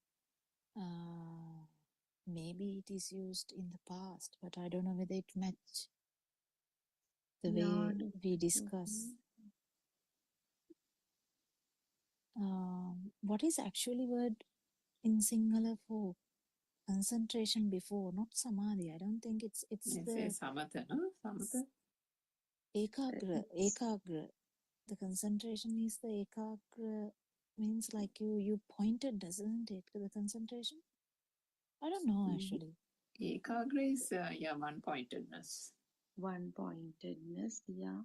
But when we So translate also, doctor, I have researched, but I mean, I totally understand what Miss Surangika is telling, because it's concentration meditation. But when, I mean, this samadhi comes in all these terms, no, there are pancha baladharma. because in This, according to Aranwanse, samadhi would be the one when there's non-vibration. So the non-vibratory state, but that's the Baladharma part. But the powers, but what I'm trying to say is that there would be several levels of samadhi also, in the path also, before becoming it Yes. Baladharma, before becoming it as a power, because the Arahant, the non-vibration has the all five in powers. When All, it yes, can, power. but even the beginner who sends it very, very transiently will have a kind of a level of samadhi, but that's a lower level. Doesn't matter, but that's how it is, because that is what Aranwansi is telling. If you are not shaken by the outside, you're already having some kind of samadhi, some kind of meditative state, but I don't know what to tell in that. Concentration. Samadhi, doctor, the two terms that I came across are meditative absorption or concentration. Yeah, So meditative meditative state would be absorption. kind of a thing, because when you are not entangling with the outside world, in the sense thought, when someone is understanding fully that the outside world is only thought, there's a kind of a meditative state there as well, because you still have the problem with the mind, but still you don't have problem with the outside. But that doesn't mean that the Baladharma is full. The what is it? It has become a power fully, but that still is the path. So meditative absorb, I don't know about the absorb part, but yeah, meditative, it's a meditative state. දෙයක් නොවන සමාධිය. දෙයක් නොවන බව.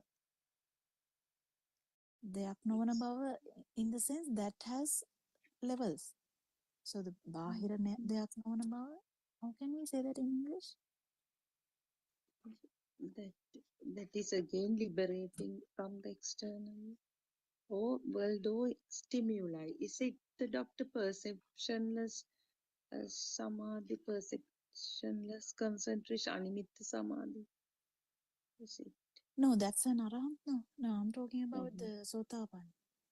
asotapanna? Even that there is a level of some kind of meditative state is there, where the external world is not affecting that person, but they're still in the mind. Yeah, it's like the external stimuli is no longer real, no? Yeah, that part. That part also there is a kind of a meditative state, but it's not a Baladharma. It's not the full one, but at that particular fraction of time that where the person actually experiences an non-vibration, it has become Baladharma at that point. That's what I was trying to say.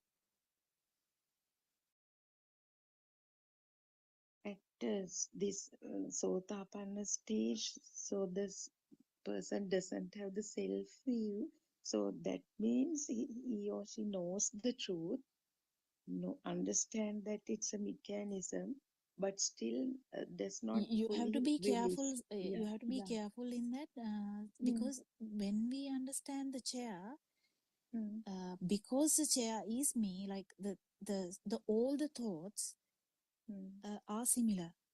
So the me is also one of the thoughts like that.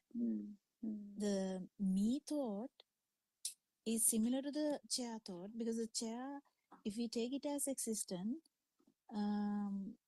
it is the same as taking me as existent. That's why when we understand the full truth and when we feel the non-vibration, we understand that collaboration with what happened. Because if the stimuli is not real, that at that particular moment the awareness is there that it's not real, then the full samadhi is there as a power. and prajna is also full, like matured enough at that particular moment when the non-vibration is surfacing. So in that particular moment, you understand, not you actually, the understanding arises that if thoughts are not true, and in that, sorry, not thoughts are true, not true. Yeah, actually, yes, thoughts are, in the sense, thoughts, there are no like world, there's only Nami thing. What is it called? The Nominal? No. Is that nominal? But I don't know. No. Name and form, no? Yeah, there can't be a form without a name. Mhm. The Nami Sabhava, in the sense, it's not actually name, but when we say name and form, it becomes very like kind of, if the It's a chair thought. name is, yeah, thought, Name. like, because even light has that Nami Sabhava, because there should be a, feeling, consciousness kind of thing. So any thought has that similar thing, the thought becomes the light, the thought becomes the actual rupa, the form, but there's always a Nami Sabhava. I don't know how to tell that because when you put name, in light, there's no name in there. Actually speaking, it's just a feeling. In the consciousness level, it's a feeling. It's a non-form world we are talking about. I think So why we call it name there, Dr. Kokita, is because it has several components in that Namiya thing. It has first it has Vedana, Sanya, Chetana. So Vedana is sensation. Sanya is perception. those Vedana, 5 things are in Chetana. mental formations. Those No, they are all in the Namiya part. No. Tell those things that you told now. Vedana, Sanya, Chetana, Passa, Manasikara, Dosa, Ayam Uchati, Nama. That is in mental formations. No, that's Nama. That's Nama. That's Nama in mind. That's in mind. So there is no separate Nama Rupa is how anything is formed. No? Are you talking about the... But the original skandha, original skandha also, there is a, that's not similar. That's what I'm trying to say actually. I don't know whether I'm putting it correctly. The original skandha, we have Vedana, Sanya, Sankara, Vijnana. Oh, you're talking about, that's not I see, Rupa Vedana, Sanya, Sankara, Vijnana. Yeah, that's not similar to that one. Of course, okay. So in Rupa Vedana, Sanya, Sankara also there is Namiya part. Rupa Vedana, Sanya, Sankara. Because you can't do anything without the Vedana Sanya. Yes. Yeah, that's right, I think, yeah. Because the other part is in the mind consciousness. That one is different. Yeah. Because now I'm talking about a worm, a bacteria, whatever the original. Yeah, the basic 5 aggregates or something. Basic 5 aggregates where the mind is not a feature, or mind hasn't formed yet. Mind hasn't Still, formed. there is a Namiya part there. So we have to understand that. No, it's not called Namiya there. It's actually those things that you said, Vedana, Sanya. Yeah, that's what I'm trying to say. That word is also confusing, isn't it? There is it is actually a feel. Like it is a feel because there is sensation. There is a perception. That's why the Vijnana comes when it happens so fast. That's how the light is there. Yes, I think that Aranwasi has also said that one feels that the light is there, isn't it? That the feeling that light exists is that That is light self vibration is there. eye consciousness. Yeah. Yeah, self vibration is there. So that is the very thing that we have to understand in Satyajnana.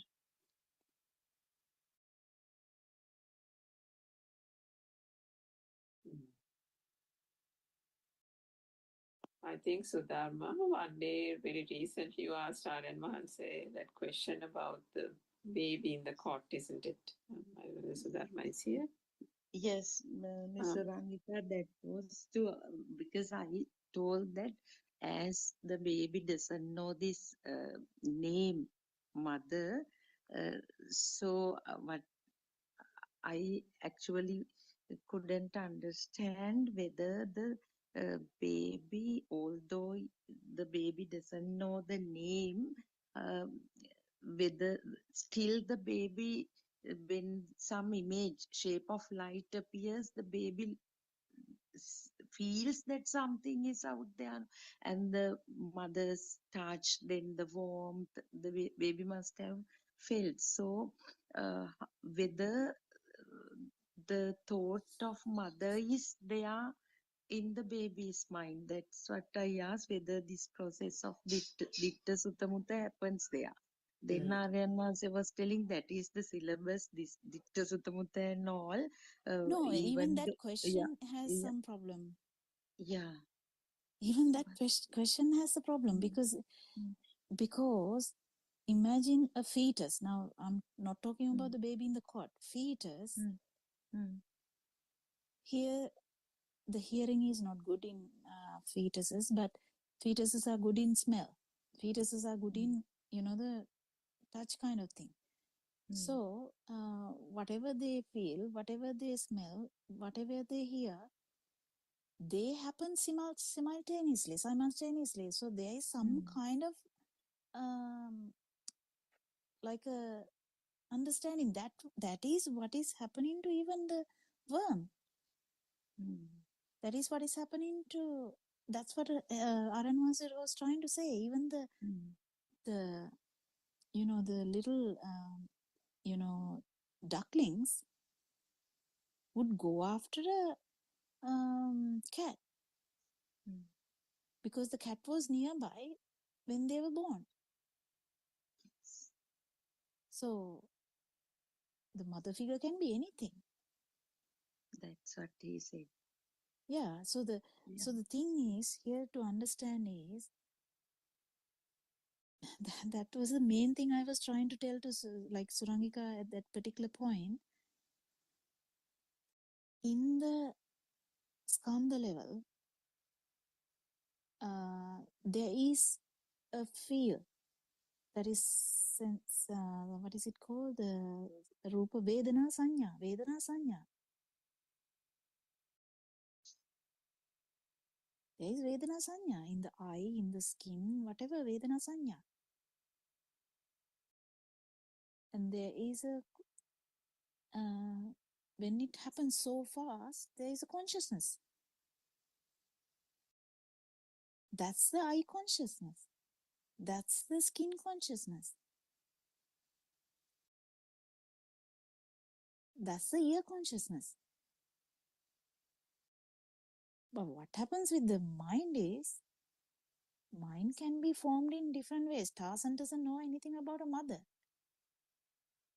But he will be making a sound and calling whatever the the the figure that he knows that looked after him, isn't it? So Yeah, there's Dr. Gopi. some kind of identification. Doesn't necessarily mean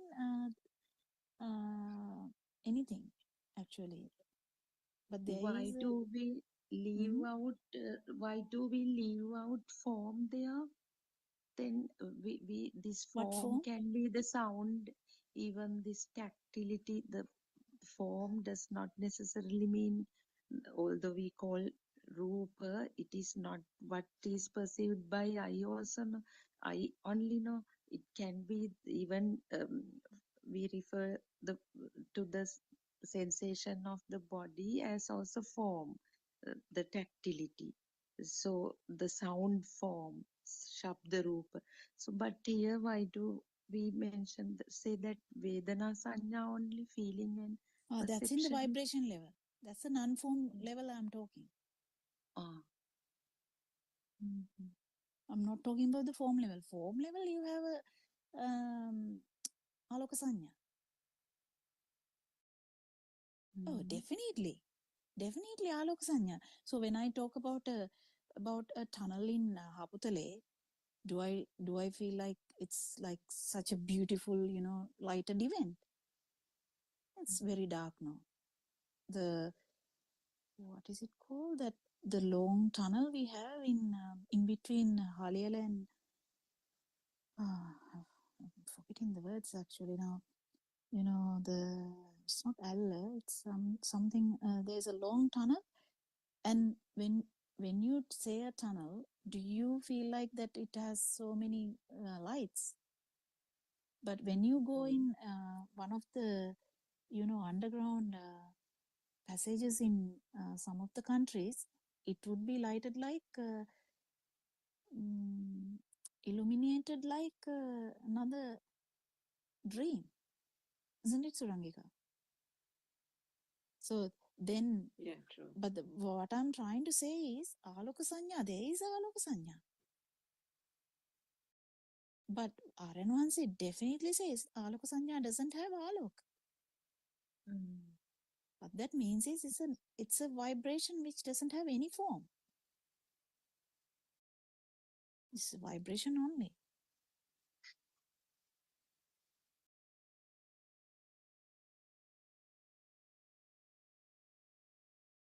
If there is no repetitive occurrence, then that illusion even doesn't form. The If repetitiveness and speed, the combination of those two only gives one the illusion that there is such a thing, which is the consciousness, isn't it? Yeah, we are not actually having an attack with the consciousness. What we are understanding is it's a function of the I. Yes, and that there's nothing to it. Nothing to it, and then the non-vibration arises. But it is in the feeling level, nothing to do with the forms.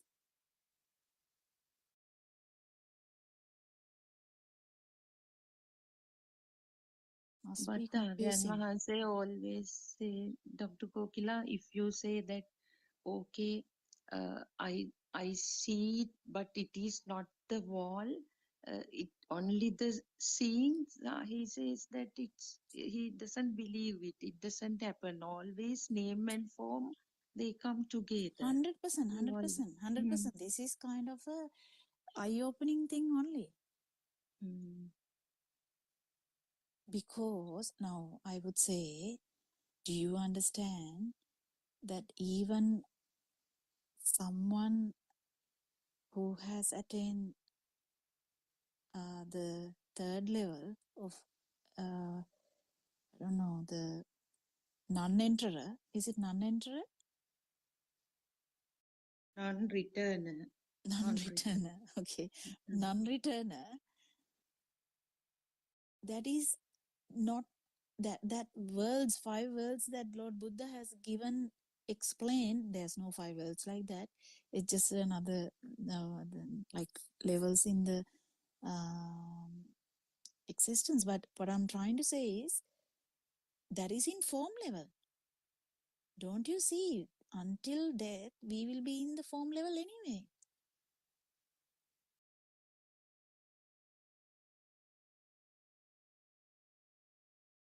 Rupa Sanya, isn't it?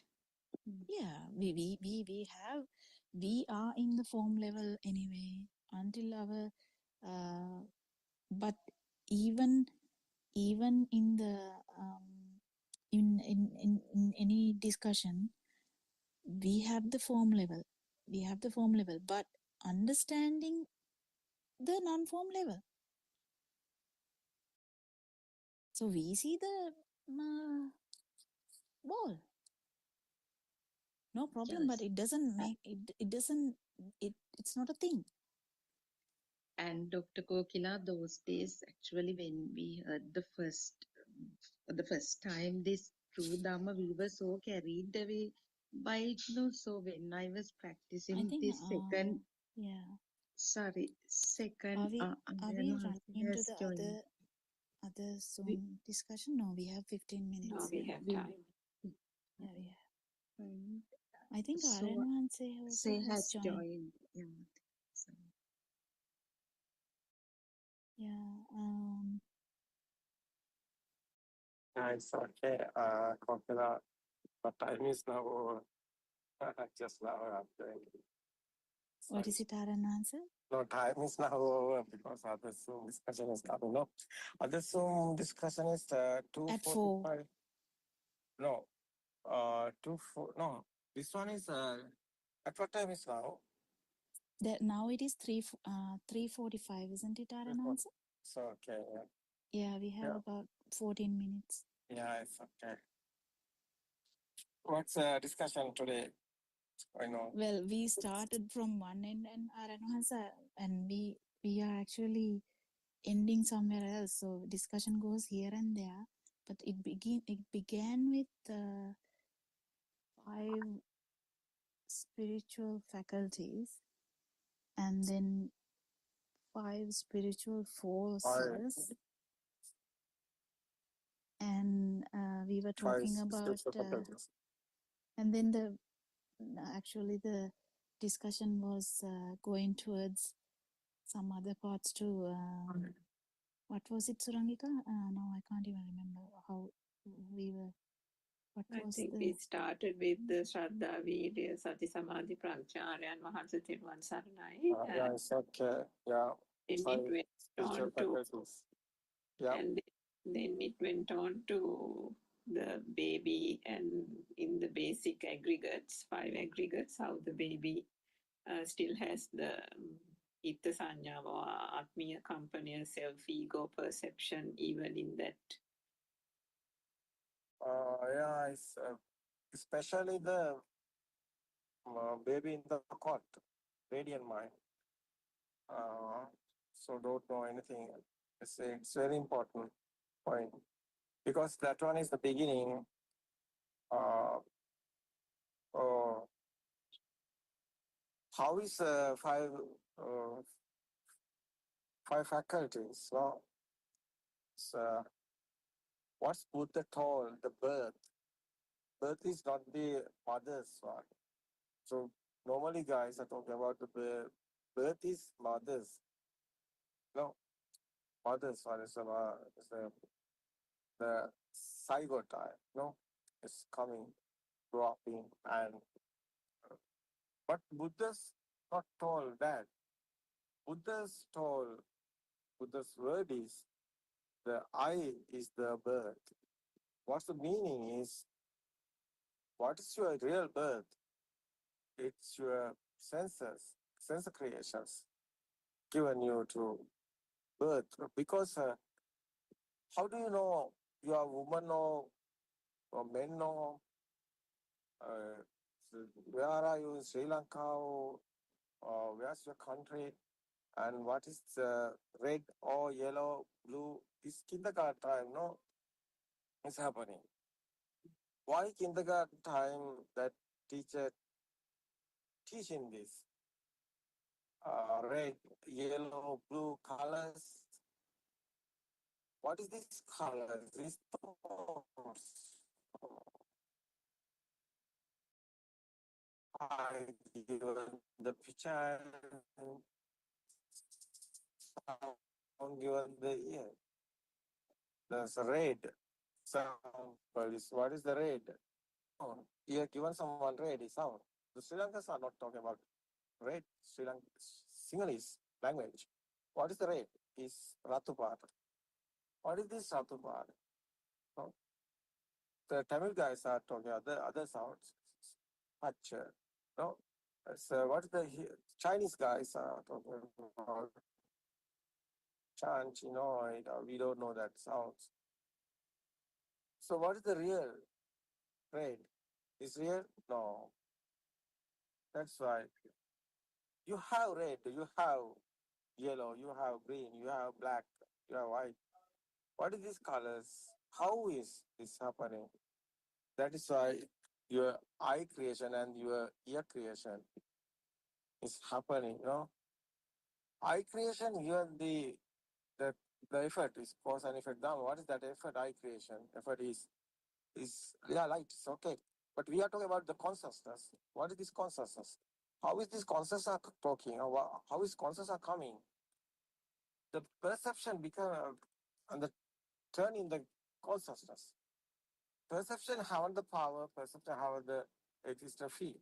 So, but this existent feel is the consciousness. Your eye sense of creation. Finally, effort is this.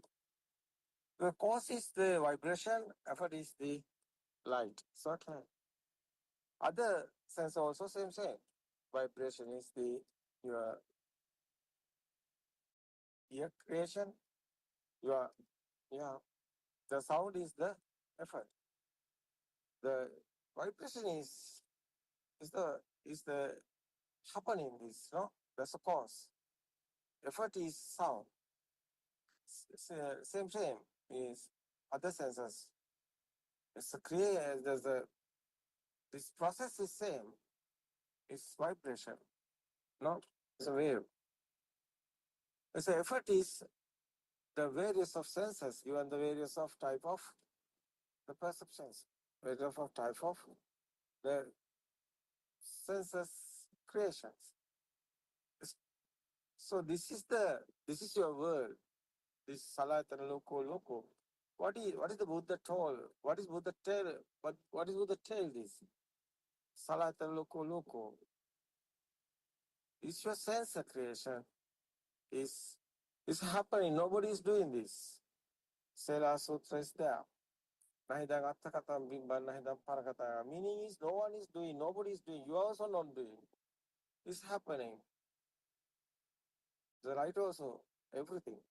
That's the creations. No? It's not there. It's very important. This truth is very important.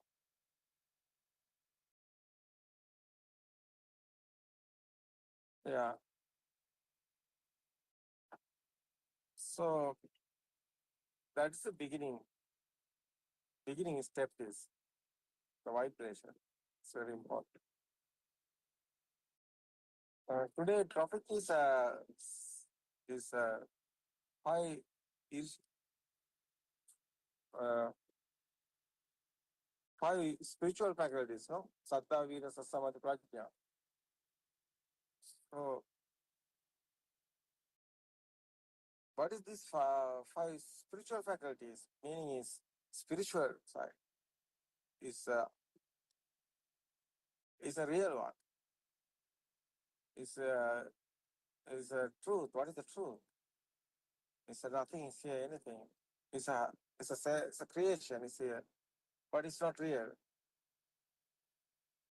That is why someone know this senses. It's a creation. Is the thoughts. Every time, every moment, one thought is here. The thought is everything, but it's not real. Someone know this, that's the Saddha. What is that Saddha?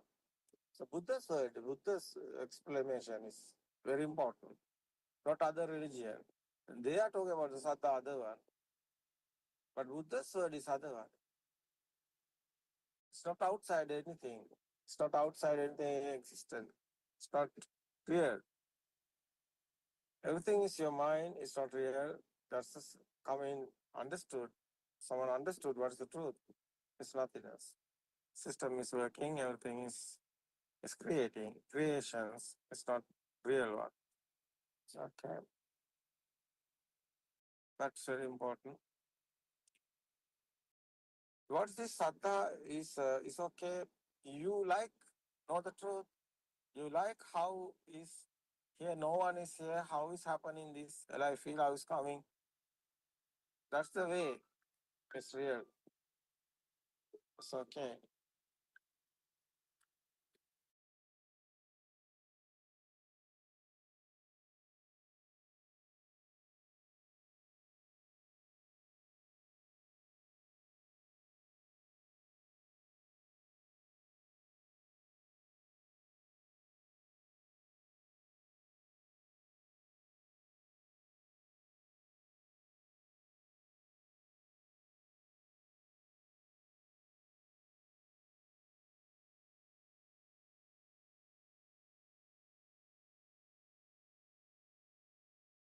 Good afternoon, everyone. Tirosana Yaren Mahansa. Tirosana, everybody.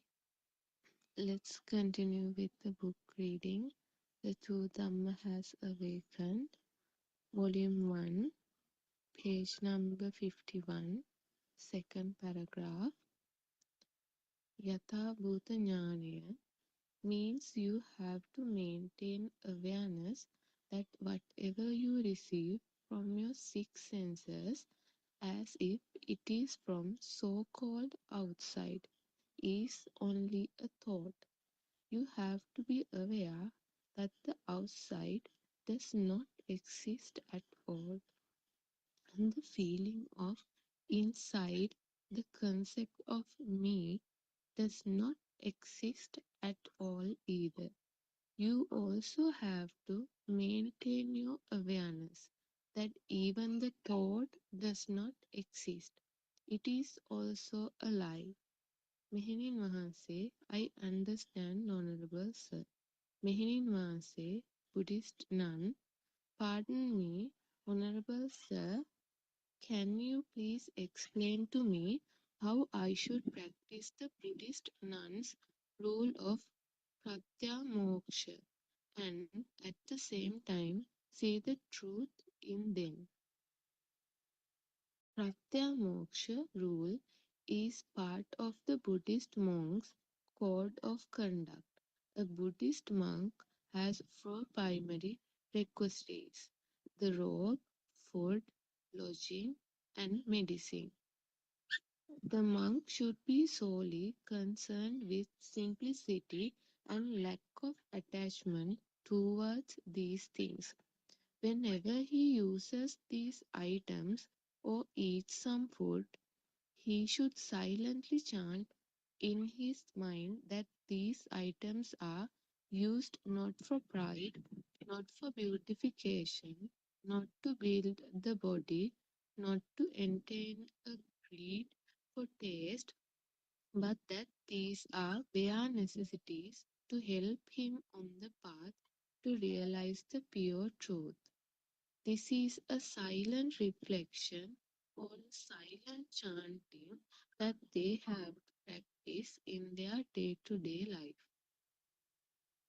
Aran Mahanse, well, anyone who practices seeing the truth in everything he sees will always continue to see the truth even in the discipline of the Patya Moksha. He will always use the wisdom of the Yatha Bhuta Jnana for all the stimuli he receives from the six senses. Yatha Bhuta Jnana means you have to maintain awareness that whatever stimuli you receive from your six senses coming from so-called outside is only a thought. You have to be aware that the outside does not exist at all. You also have to maintain your awareness that even the so called inside or the concept of me doesn't exist at all.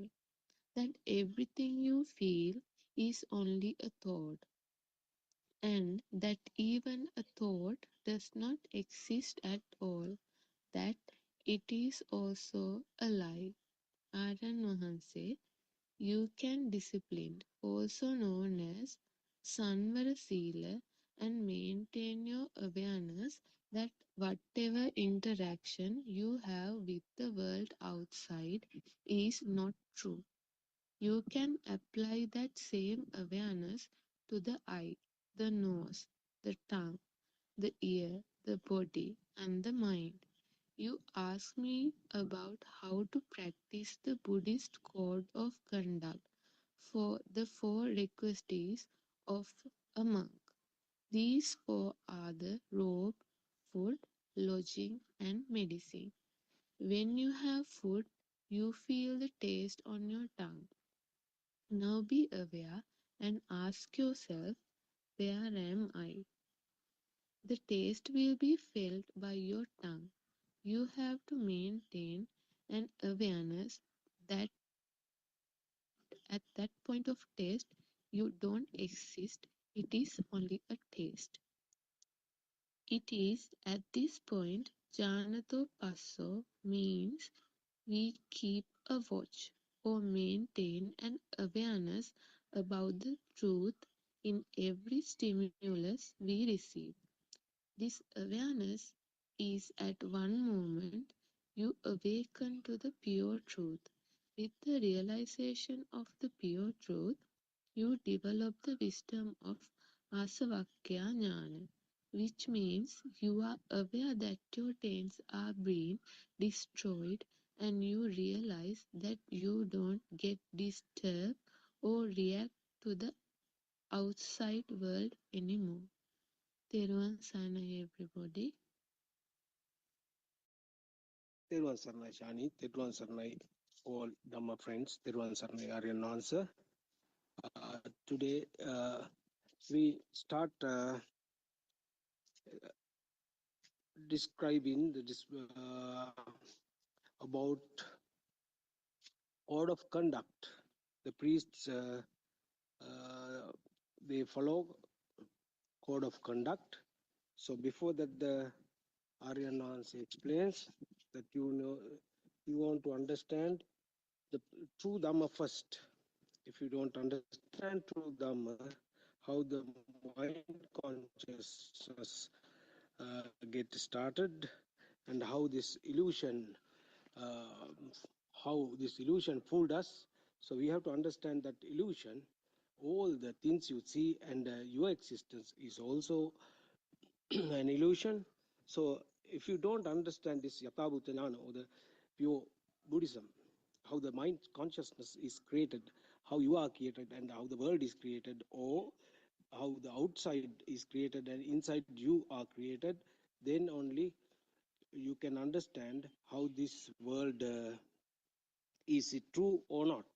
Is the world we are living in true or not? Is our existence is true or not?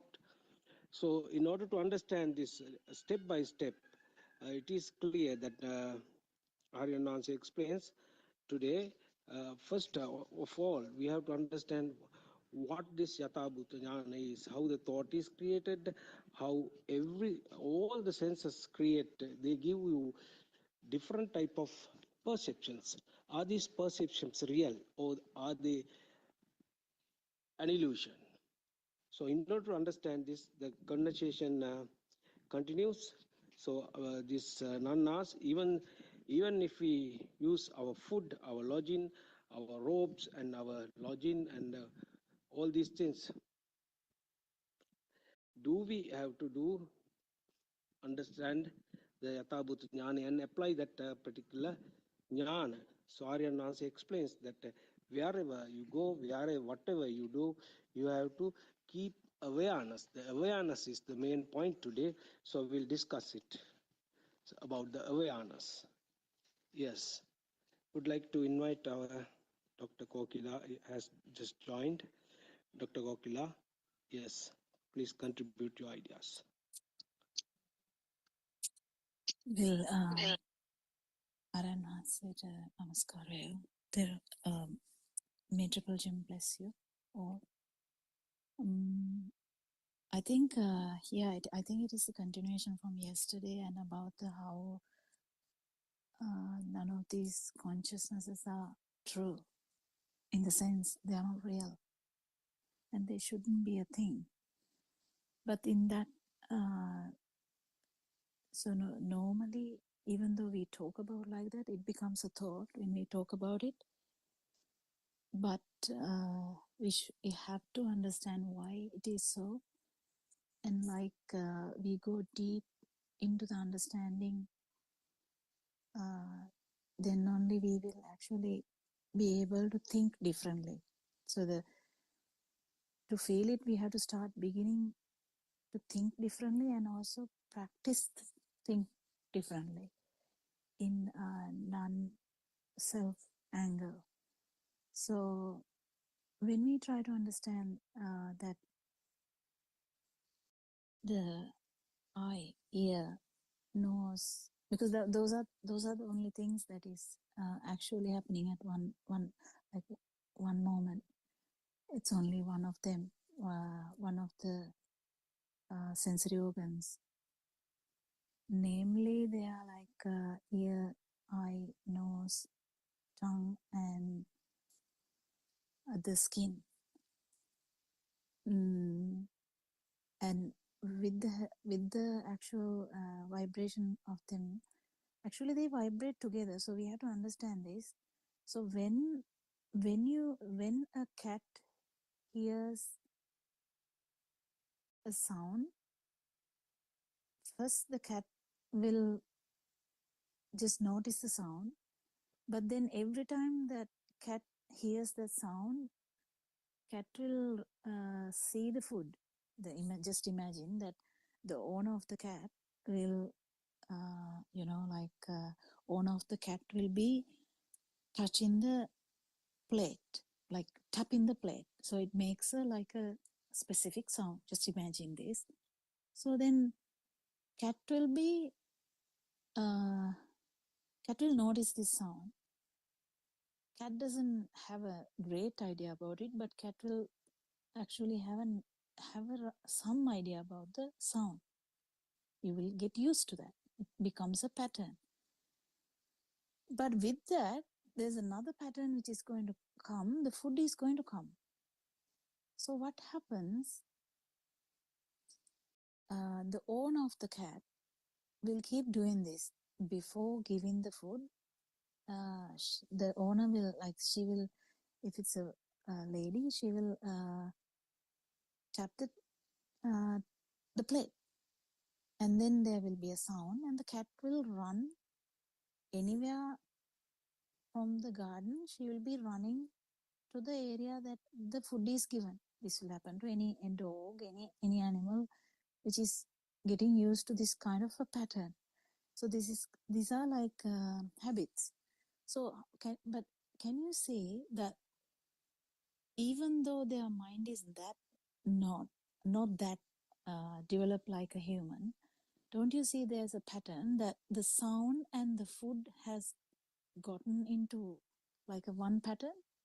So they vibrated together, like they vibrate kind of similar at similar points.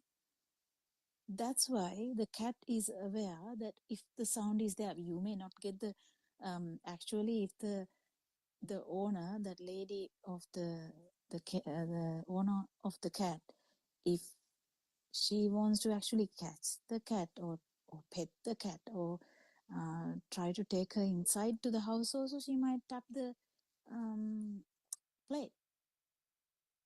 But the memory of that, or kind of the resonance of that particular sound, will bring the cat to the food, thinking that food will be there. So the same thing happens with the humans too. That's how the vibrations happening together. So when they happen together, it is actually acting like a single vibration. It becomes a single vibration because it acts as a single vibration. Because in humans, we get the idea the food is ready. So like the kids, mother will towards the lunchtime, if mother calls, kids come inside, and if she keeps telling the same words every lunchtime, then after that mother will be like, wash your hands and eat now. Just imagine that she will be telling that every day, like for about 7 days or so. They will definitely decide that the pattern would be like the mother calling, it will be for lunch. Similarly, a baby in the cot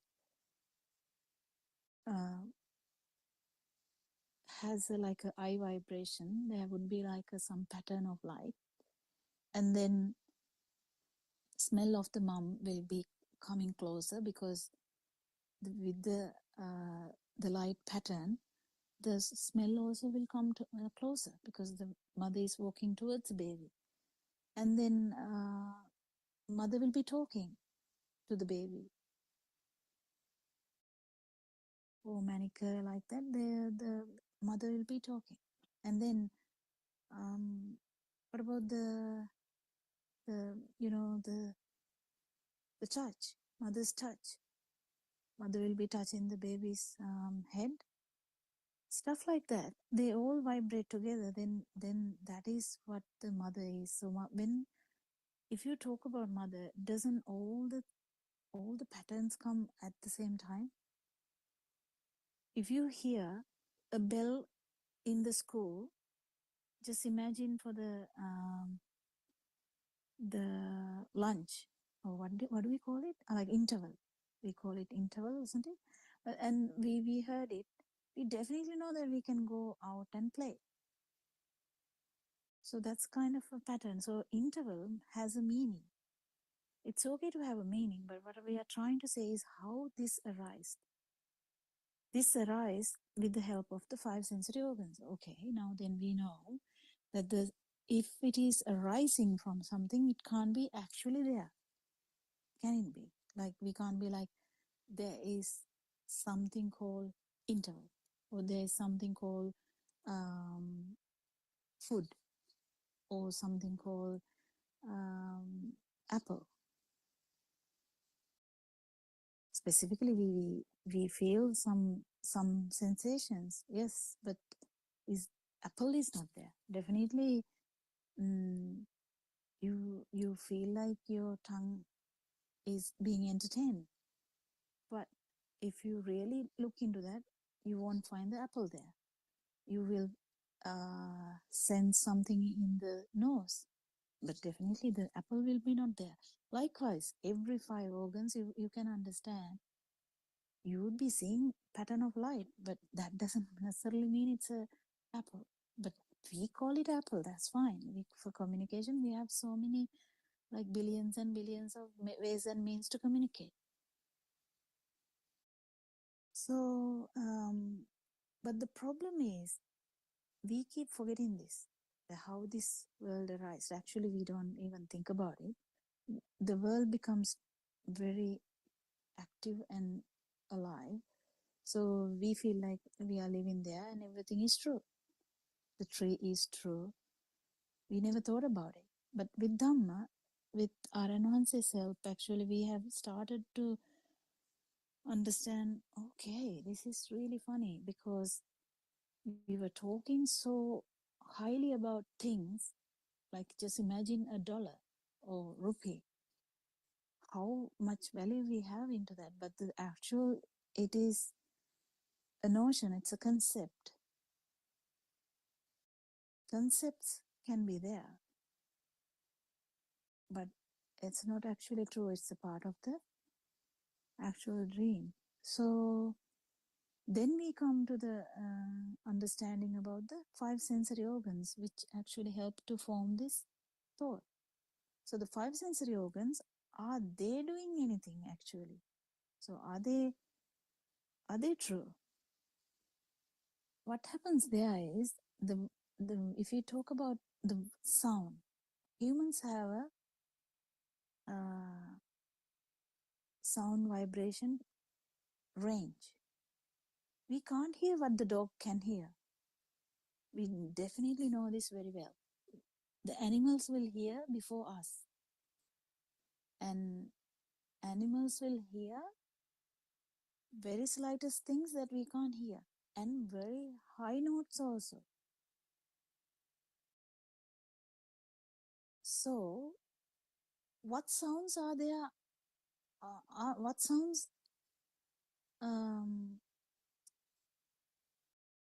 exist actually then?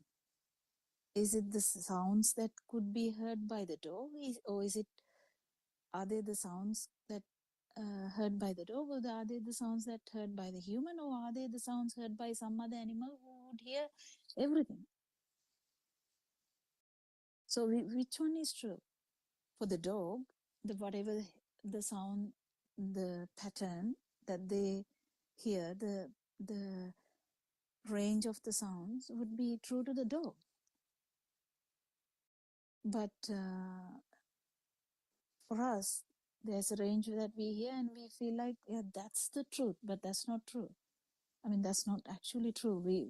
We definitely know that there are levels of sounds that we can't hear. Actually, if we hear them, our you can try, your eardrum will just rupture because that eardrum can't handle it. So it's very important to understand that the sound that we think is true is actually something related to this human ear. So when we hear something like in the baby in the cot, it would be basic kind of a vibration that the baby would be getting, because baby doesn't know anything about that. In the sense, it is some sound. But then patterns start to happen. What is the pattern? You hear what you even started to hear from womb. You hear the mother's heartbeat, you hear the mother's voice, or may even hear the father's voice. And so on and so forth. So the patterns, so they will resonance into whatever they have heard before, and they will be comfortable with that. You know that the babies would startle if they hear something very new, and they might not like it. They will get startled. That doesn't necessarily mean they know what it is. So is the sound true? So if we compare, there are animals that will not have ears, and they have some other form of vibration, like the bat will have the kind of like different organ which will feel the vibrations like in radar. So just imagine if our body has another ability, like another sensory organ which can go through something like x-rays, we might be able to see much more, but we don't. Actually speaking, the light range also, it is just very unique to the eyes. But there's something more than that. What is more than that is actually, it is due to the speed that we see the we can resonance into the light resonance. So it's very important that we understand that these are actually constructs. Some are mental constructs, some are just other sensory constructs. So are the constructs true, or are they permanent? They are not. They are never like that. You can't say this is it, because then you have to say what dog hears is also true, but you have never even heard about them. You have no idea what bird can hear. You have no idea what dog can hear. You have no idea what the bat can hear. So what world is true then? We can't call like that. There would be some kind of a construct in one type of sensory organ. So none of these are really true. When we take these things as true and happening to me, the problem starts. Problem starts because then as soon as you feel that it's happening here, there's a feel of self, feel of self. But then it becomes actually like a perception, very easy. If you feel something existent, easily it will be the self perception, because subject object feel would be there. So that is how the trap is here, to any organism. We have to just understand, just imagine a bacteria. You know, if you look at a bacteria under the microscope, that bacteria has kind of a vibration. That's a very basic cell, but even that has some vibrations. Do you think that has like a big mind, thinking that how to escape this, you know, how to go through this body and infect this body? They don't.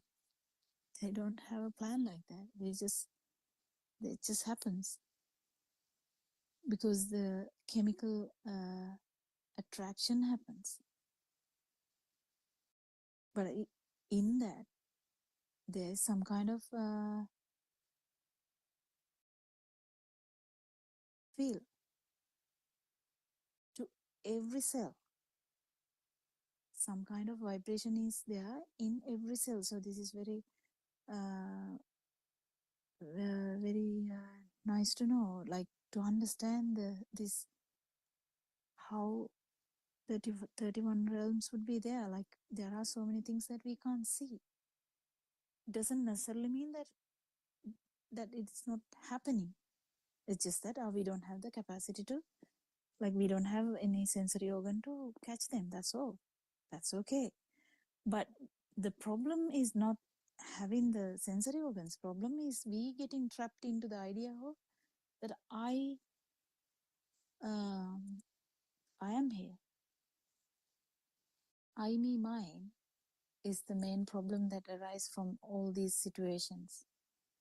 Even I take the example for a worm, because it is like, you know, it will catch the idea. You can take anything like ant or, you know, bird or any animal, even a fish. You know, the feel of existence is there. So the feel of existence, even though the mind is really not developed like humans,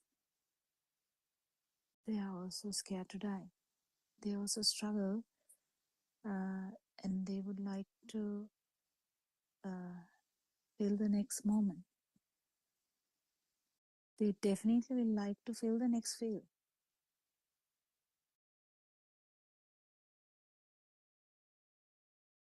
So the next one, they're trying to maintain something. It could be feel, it could be any form, or it can be even, you know, when it comes to the sensual world, it become money, you know, status, the lands, and, you know, become the king of the whole world, whatever. In the sensual world, that's endless. But in the, you know, in the form world, or in usual the perception level, it would be just the existence, the desire to exist. This desire to exist comes from the notion that there is someone here. And this happens to any being, not just a human being, any being. I was just trying to explain that. I would like to invite someone else now. You can keep adding things to the discussion, Terasan.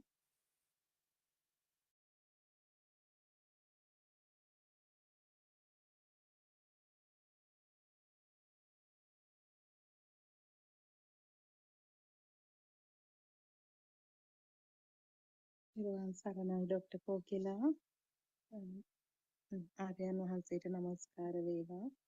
So you were um, explaining again and again on how we get caught in this illusionary world, how to understand this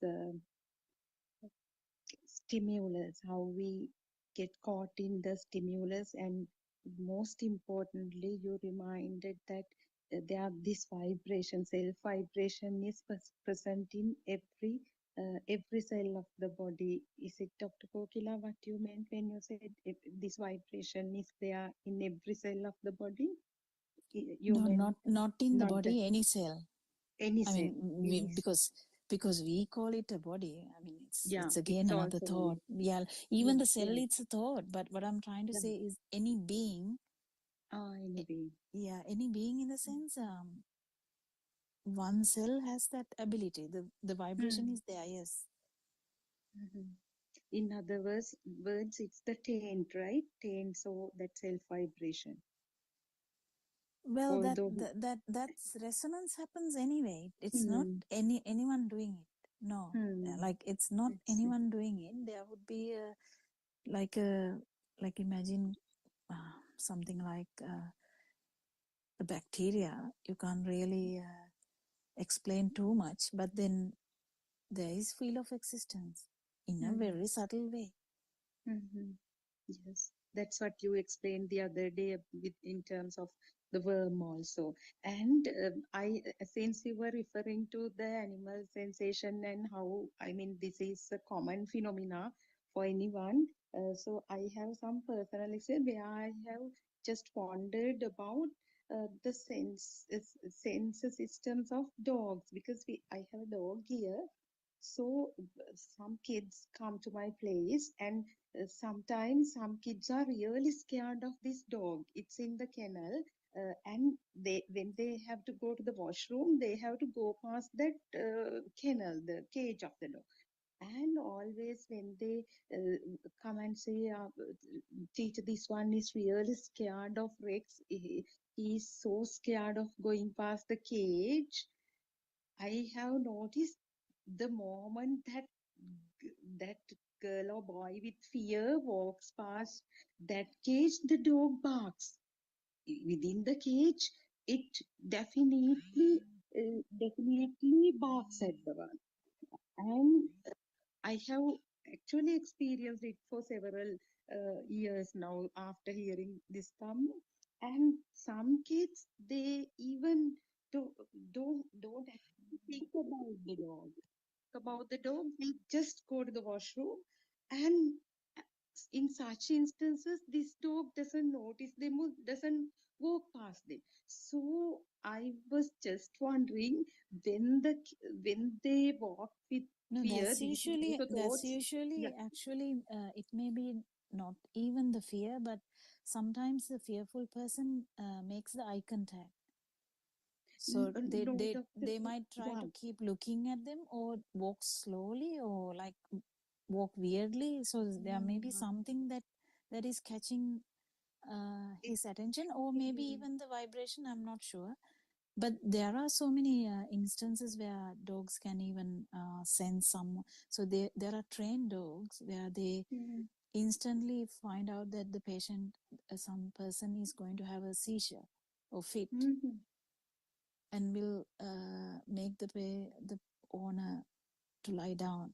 And there mm, are so many instances that because dogs can sense more. That sense more yeah, is part of their sensory organs. Imagine mm, something like we have seen a lot of stuff like the dog will take the baby away from a place where the baby is lying, and mm, next moment some lantern or something on top of that baby has, like, that baby is not there because the dog dragged the baby out, but something has fallen on that area, and it's like miracle that the baby is saved by the dog. But actually speaking, I think what happens is uh, the with the they feel the baby also for a long time now. When the baby is born, they keep living with the baby, so, and also they hear so many stuff, so, and they have this feeling that they're like there to save someone. They can be trained very well. So mm, there are so many things that we don't know. But whatever said and done, for the Dhamma point of view, um, the worlds can be different. That's the main thing. Sensory patterns can be different. There can be another organism where some kind of an animal or whatever organism might have about 50 sensory organs, who knows? I mean, I'm just telling an example. So that animal might feel everything and anything. So what? That would be really, I mean, I think it would be really difficult, but whatever, the thing is, which world is true?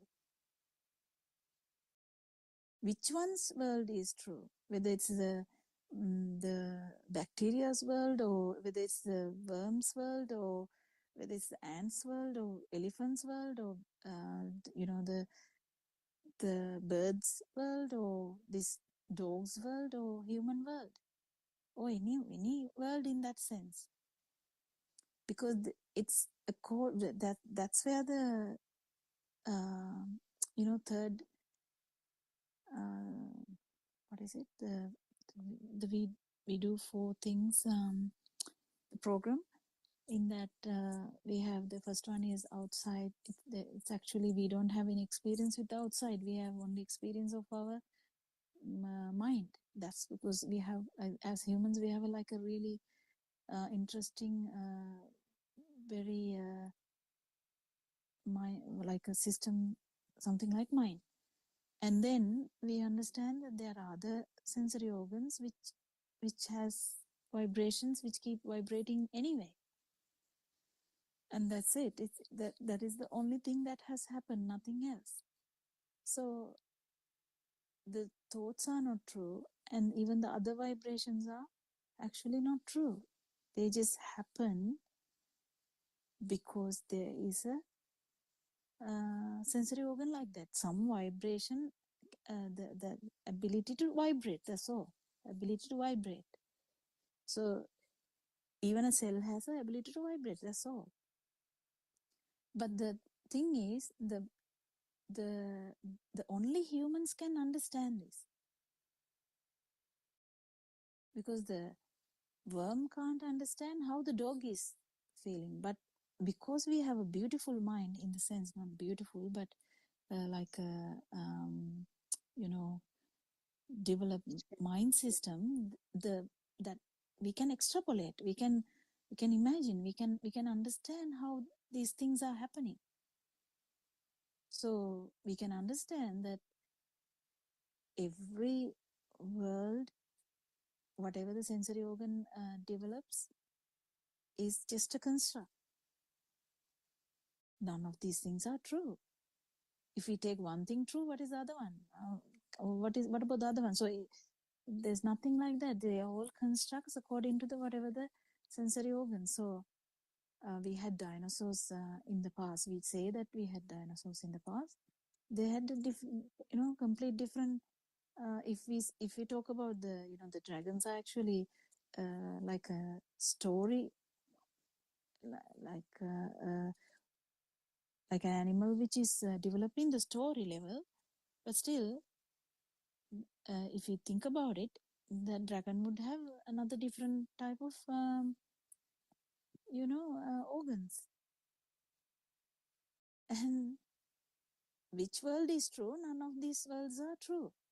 And that is the thing for non-vibration, because non-vibration even can't be accessed through any other pattern. No way. Because the humans are the only beings that can actually understand the 31 realms and actually feel the 31 realms, or actually, because Lord Buddha said, without feeling these things, you won't actually even attain non-vibration. To see the end of the world, you have to go through all this anyway. So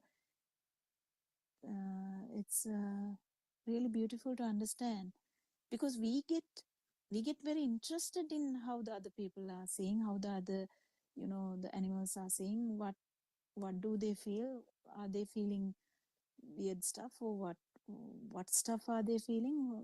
We get kind of questions, but in Dhamma point of view, I think the main thing to understand is none of these things are true. They are all constructs. So this film becomes just a film. So the value that is we give to even the light, even just the sound, even without you know, not thinking about the bird sound or crow sound or nightingale sound, whatever sound,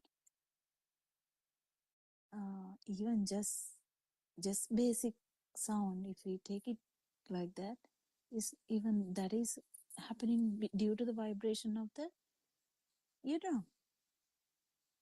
If you're given a something more than that, the eardrum will just rupture, that's all. So is there anything that can be taken as true? No. Then only the non-vibration will arise. I think someone can add something more. Anyone can actually add to the story or the discussion.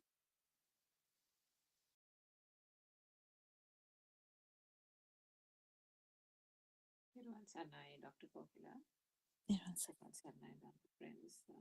Yes, I think when we talk about those animals, what everybody has in common. I mean, if you think about animals like the deer and basically, they all have that animal instinct or the survival instinct, isn't it? And where does that survival instinct come? That is from that so-called sense of existence. Yeah, that's a very good point. Yeah.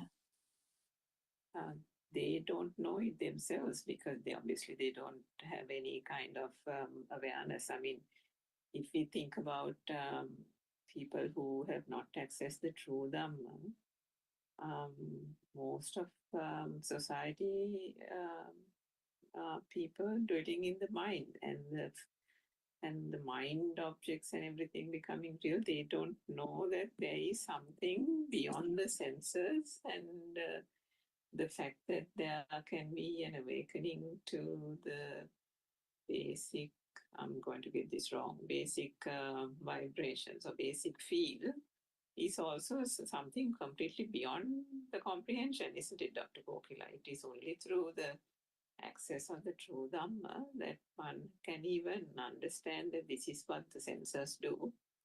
This is what the sensor world creates, the illusion, and that through that illusory world only we have been living in all this time, and wakes us up to the fact that there was no such world, and therefore there was no such concept even called the self or the ego. That whole thing was part of the illusion itself, and then the waking up to the feel itself was such a novel thing that is kind of very difficult even for people listening to the Dhamma and practicing even for a few years to grasp. So, I mean, whilst the animals have that instinct, the basic thing, as Sudharma was pointing out, was that sense of existence, just like the worm has the feel only through the body consciousness. And with that body consciousness, that consciousness is enough for the worm to wriggle into the earth to find the coolness, which is what the worm feels as good, and makes that sense of existence come alive for the worm. That's all the worm is capable of. And then each animal or each species will react depending on what type of senses the species have to their sense of existence. That is what they're trying to sustain, isn't it? Unknowingly, unerringly, that is what they're trying to sustain, that is what they're trying to promulgate or maintain. It is by understanding the true Dhamma that we then can understand that is the core of this so-called existence, the thing that is keeping us or mankind in this samsaric cycle, this itta sanjava, the sense and feel of existence, which then kind of propels that vibration, and then the current and the energy that is born with that. By trying to propagate that comes that current and the self, then the energy that gets created, which is then called the I. Because if you think about that spinning of the top, the spinning then creates an energy which is not anybody's doing, but by that very spinning, it creates an energy of its own, which is the Atma Sanyava, the self-perception, isn't it, Dr. Popila? Yeah, and only Aran Wahanse talks to that depth. That's the thing. Yes. The the Lord Buddha's Dhamma combining with the science, even the quantum and this spring theory and all that. So to try and like understand all the vibrations, and also the self vibration, and actually non-vibration as well, because you only in a particular time period only we can telepathize to the non-vibration. And Buddha Shunya time, I don't know how to say that, but when there's no possibility of telepathizing into non-vibration. So that's this is really science. I mean, yeah, but it's really interesting. I mean, I don't know.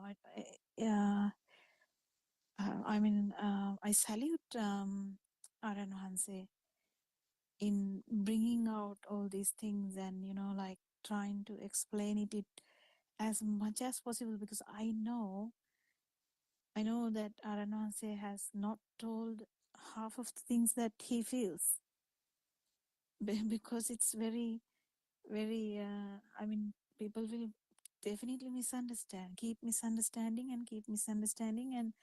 and will divert from the truth, because this is all not needed. You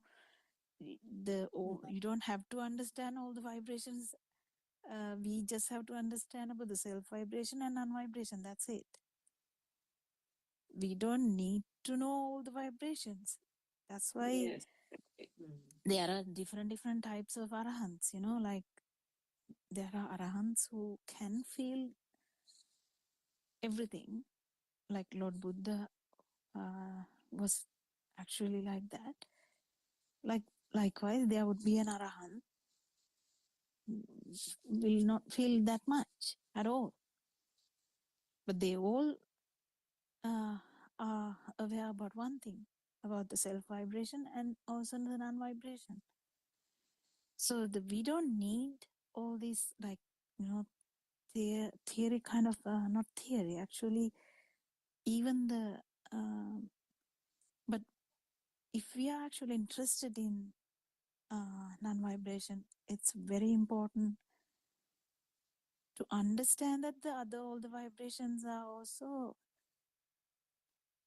constructs, because otherwise some kind of vibration will become true to us and the non-vibration will never come, because it has to surface.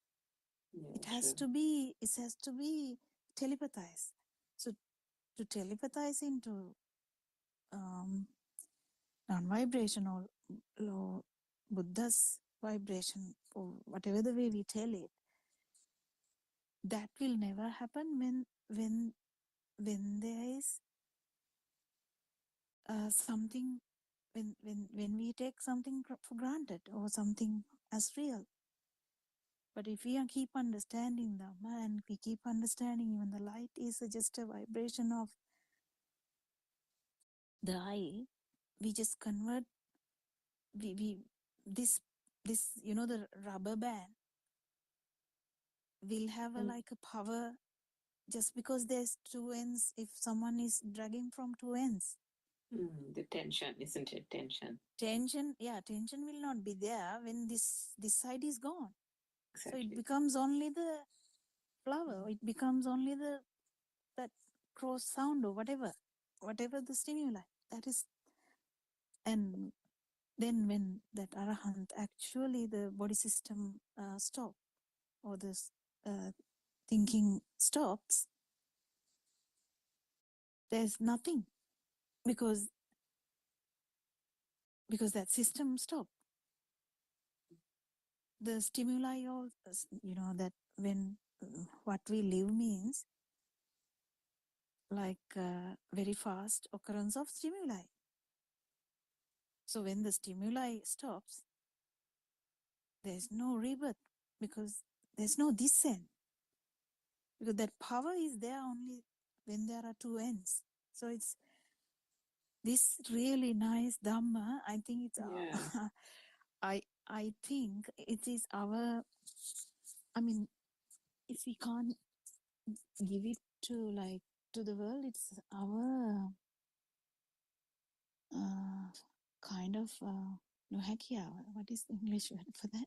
Inability. Inability to express it. I mean, the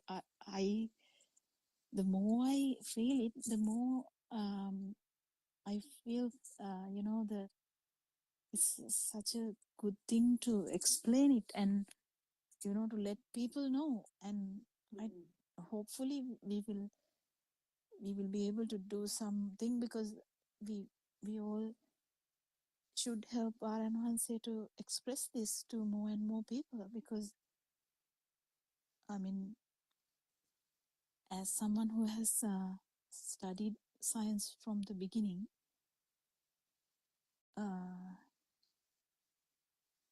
the scientific background that Varanasi gave was gave like an immense, interest in me to understand Dhamma. I know think that won't happen to someone, staying at home. Then that will be a different approach. But when true. we understand Dhamma, we can deliver it in such a way. I mean, we can overcome our inability and try to deliver it in such a way that everyone gets it. But I think to catch people who speak English and, the people in the world, it should be delivered in every aspect. The scientific aspect, whatever the aspects, whatever the way we can. So we are trying to do best, I think. I mean, more we try, more we do better. Yeah, I think this, I don't know whether anyone in the call on this Zoom, I invite all listeners to listen. I mean, of course, it's in Sinhalese, in one of the Sinhala Zooms yesterday, 9:30. If you all heard Darren Mahanse explaining about the senses, and he gave the example of, putting some, I don't know, medicine or something onto the finger and making it go a little, what shall I say, to lose sensation of the finger. And then he said, try cutting it or try bending it backwards. You can even break the finger into two when that sense of sensation is gone in the finger. And then he took that simile to the other senses as well. And he said, then try to live in the light without feeling the light. Try to live with sound without feeling the sound. Try to live with thoughts without being the thoughts. It was such a beautiful, I think 10 or 15 minutes of his sermon. Yesterday's 9:30 a.m. Zoom in the morning. I invite everyone to listen if anybody missed that Zoom. So it is really beautiful. And I think what he was trying to say is when you can get out of the mind finally, how do you do that? By understanding that there is absolutely nothing true, nothing to be taken out of these thoughts. And that's why it's Sabbe Sankara Anicca. And when one actually comes to the zenith of realizing that every thought is useless, every thought is a construct, every thought is an illusion, then it is that, I think it is at that point, isn't it, Dr. Kokila, that the feel can finally emerge, that third stage. And but also at the same time, to get to that point, it is quite important, particularly in this English Zoom, if they're trying to spread the Dhamma to other countries, that people in these countries like to analyze, they know a lot. The accumulating knowledge is, I think, one of their habits from childhood days. So we do need to explain the scientific concepts. We do need to explain the quantum theory, quantum packets, and so on, and help them understand, even through those means, how this whole construct is happening. And that, I mean, it is a challenging task, but it is not insurmountable. And I think there are new guests on the call. Perhaps any one of them can ask a question if they want to as well.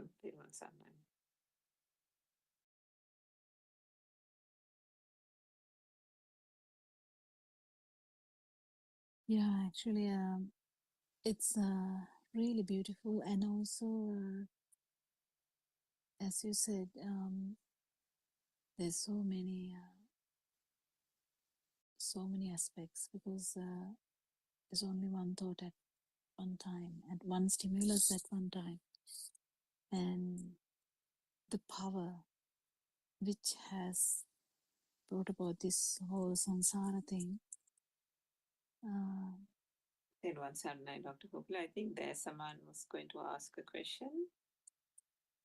Oh, okay, yeah. Everyone Saranai. Actually, it's my first time joining this call. I woke up this morning and every time I have time, I log into Zoom to just kind of listen to it. And then this is my first time joining this call. Actually, I'm so grateful that I joined because sometimes it's I'm new. Actually, I've been listening to the sermons for like 3 months, 3.5 months now, and actually now only I started realizing what's true Dhamma is, like what's Lord Buddha's message to us. So I'm so grateful for everybody for doing this, and this is a great opportunity for us all to kind of be in this journey to end this, like all the sufferings within all individually, like within us. And yeah, I wanted to just thank everybody actually, and actually I started now kind of realizing what Aryan Hans is teaching us to realize according to the Buddha's teaching. So what I understood is, so far, what I understood is when we put that glasses of Sammaditthi, which is that there's no someone outside that what we see as day to day, like we do everything based on that what outside is, but then which is actually our internal world. So we kind of do everything thinking that something outside that is like, like when we put a carrot to the horse, that it's keep running to chase it in front of, so something like that. But now I'm at that stage, actually just trying to grasp that understanding of there's nothing outside, and I'm actually kind of getting there, and at It's the same actually not time that nothing. It's not actually nothing outside. Actually, we would rephrase it like nothing. There's nothing. What we like. What we think is not out there. exactly, yeah. Sorry, my words still not kind of getting to what I'm feeling. Because Yeah, otherwise we yeah. go to the positive and negative Yes. ends.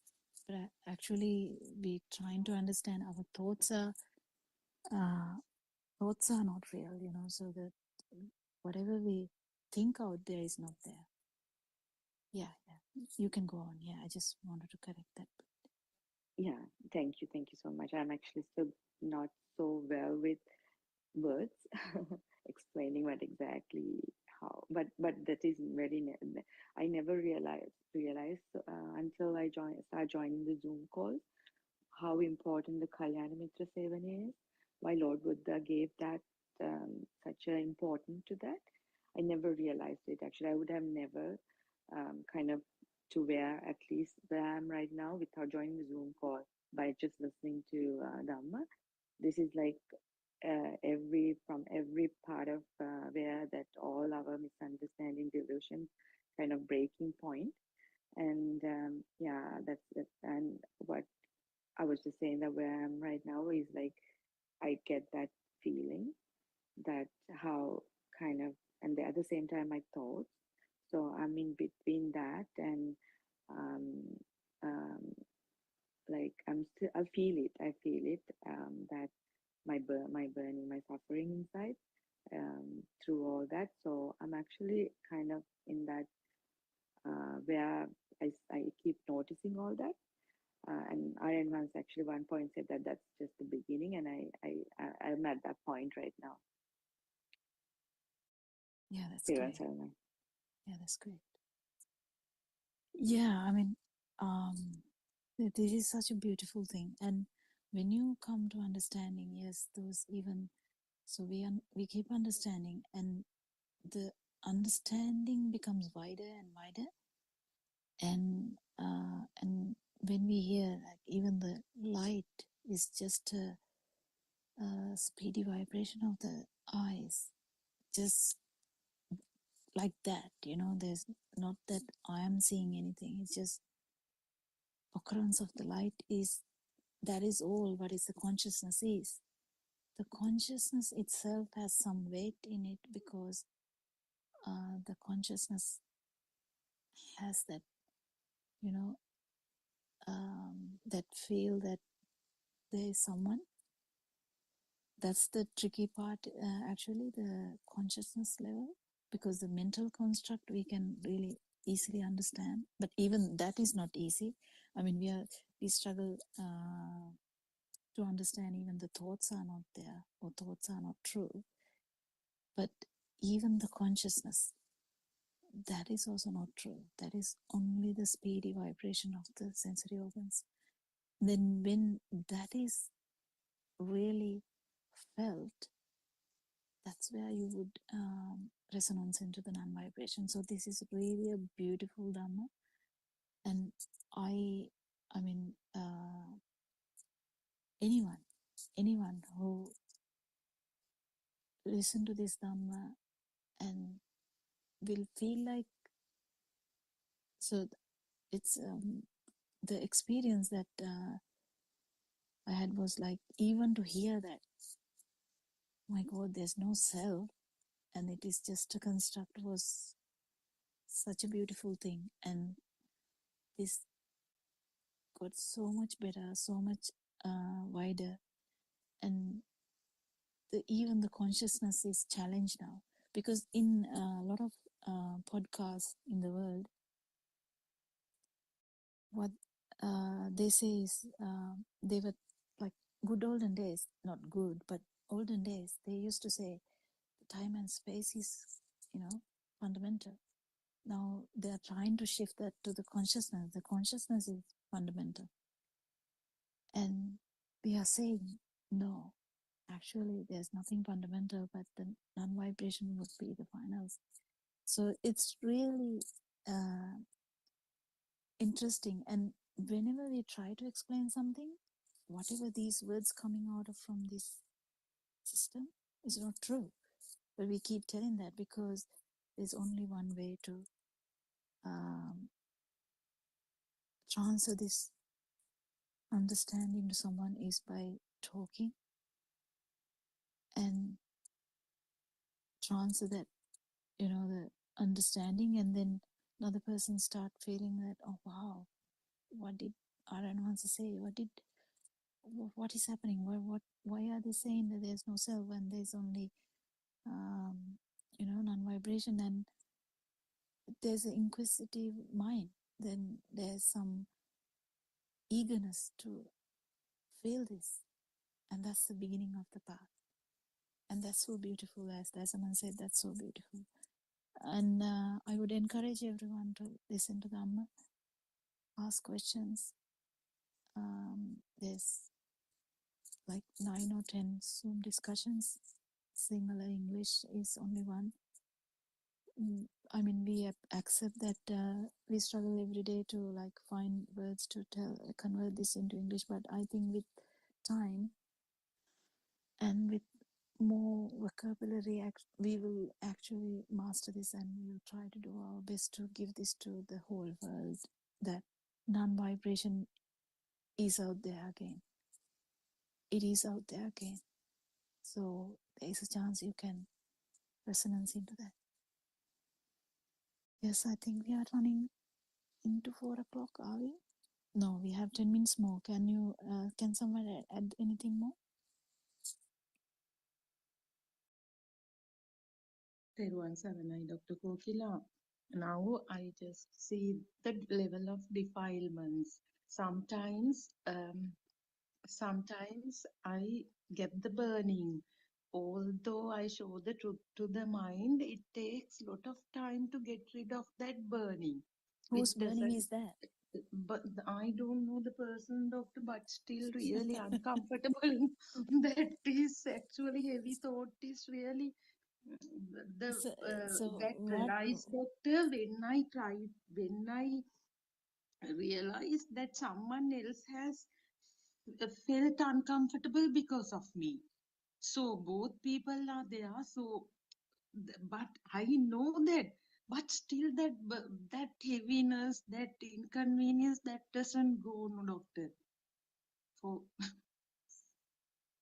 You have to calm down, Sudharma. yes. Yeah, you have to calm down.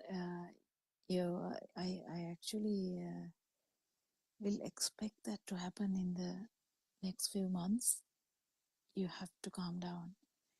So what we have to understand is, let burning happen. That's not the point. That's not the point.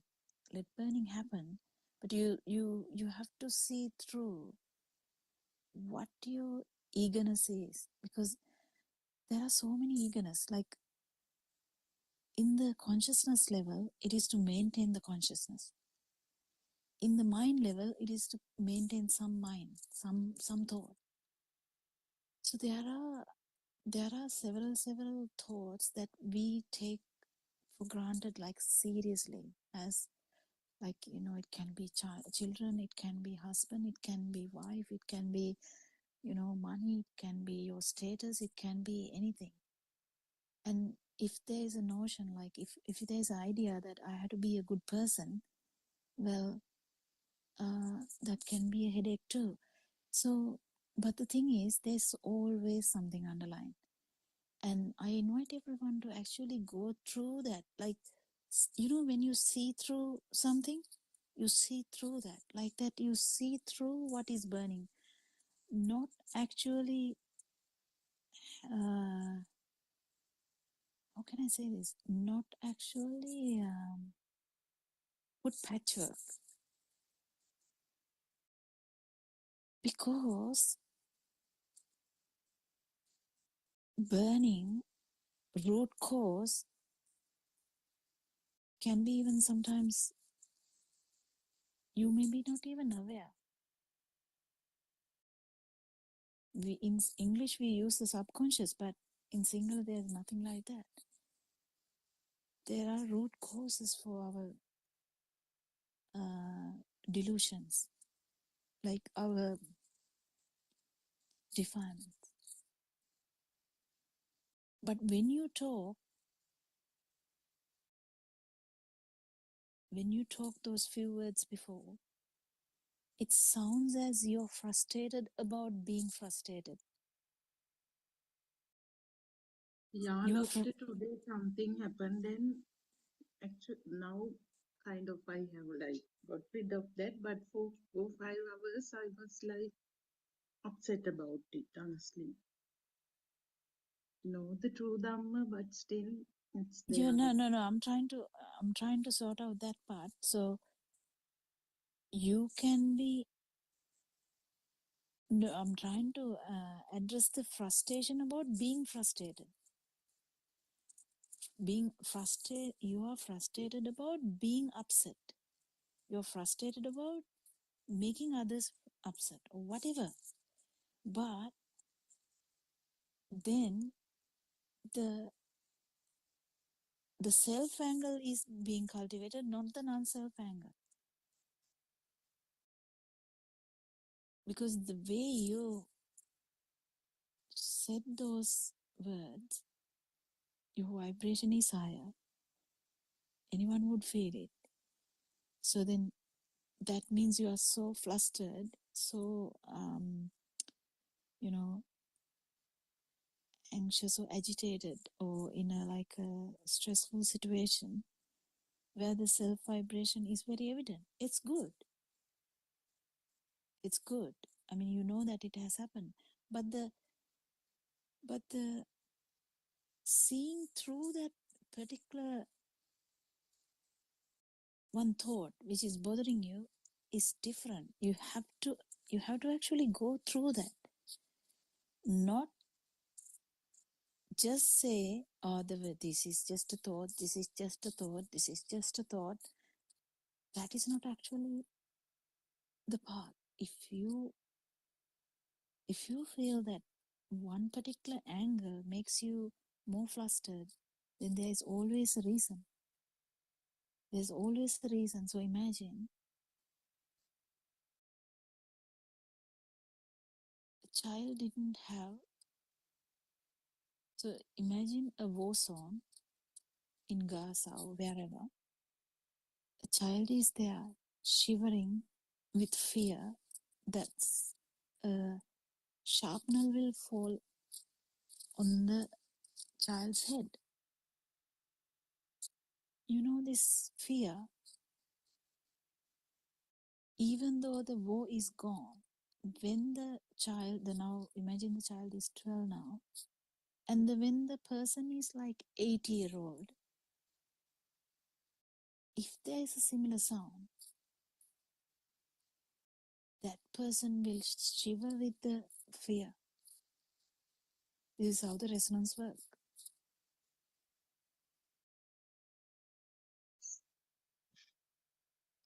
Only that won't be a thing to the person, to an person who is going in this path. If they have mastered it, they will feel the resonance. They won't be flustered about that. But going through one resonance, or going through one particular incident, is also complicated because there's so many stuff underneath that we don't even talk. So I think it should be addressed in a single Zoom meeting, if you're going to take details, things out of that, which works, really works. But what I'm trying to say is, you can do it yourself. But the problem is here, when you suddenly say those few words just now, the self angle suddenly appeared. Atma Konya. Yes, doctor. Even I feel that. Yeah, that's what I'm saying. So then that means the practice is not enough. But the why I told you to calm down is, being frustrated about being angry is not the way. That means you have already given the ownership for that anger. It's my anger. It's my sadness. Whatever happens to this body, whatever happens to this mind, is not happening to anyone.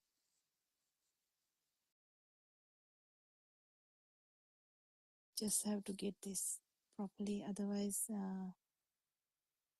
Dr. if Pope, you yeah, that's if you in keep your space. cultivating the same angle that we have been cultivating for, like, not just this birth, we have been cultivating this forever now in samsara. But if you are doing the same thing even now, it's not good. But we can divert it. We can change it. We can easily change it. Don't get frustrated about being upset or being angry, That's not the thing, because there's no ownership like that. That's not how it goes. If you understand the non-vibration, what happens is you have a clear idea that there's no self. And then whatever the defilements you have will not have the power, because that person who usually gives petrol to it is not there. You get the point? Other way around, if you feel that it happened to you, the petrol is always there and the fire will go on. We'll talk about it next day. I think everyone is joining Yes, in. Dr. Kokila, I will explain what happened further in the next Zoom, Doctor. Teruvan Saranai. Thank you so much for that explanation. And Teruvan yeah, as you Saranai, said, we worship Aryan Wanse every day, every time, every moment. And thank you, Shani, for explaining the book. And thank you, Mr. Bernard, for holding the discussion. Thank you, everyone. We'll meet tomorrow and we'll continue to try and spread this Dharma in English language. Thank you so much. thank you, Dr. Kokila. Teruvan Aryan Mahasera Bye Namaskara bye. Veva, Teruvan Saranai to all. Devan everybody. Tirun Sarna Aryan answer, Tirun Sarna Dr. Kokla, Tirun Sarna Yola.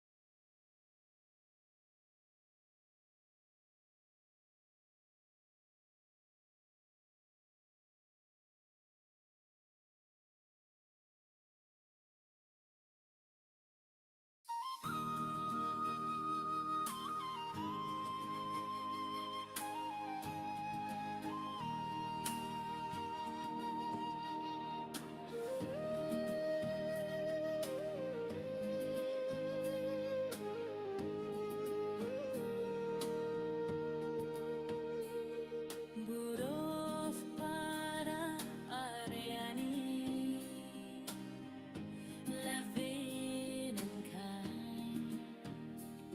You came like light to free the blind from realms of grace, from heavens above. You walked among us with boundless love. Buddothpada Ariani, Buddothpada Ariani. Seeing the sorrow of mankind, lost in darkness, confused and blind, you spread the truth so clear, so bright, the Dhamma's flame, the guiding light. You reawaken Buddha's way, the sasana shining day by day. Through your compassion, calm and deep, you soothe the wound that makes us weak.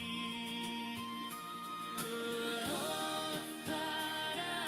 Ariani, you show the path through gentle words and sermons vast. Step by step, you lead us on until the night, the fear is gone.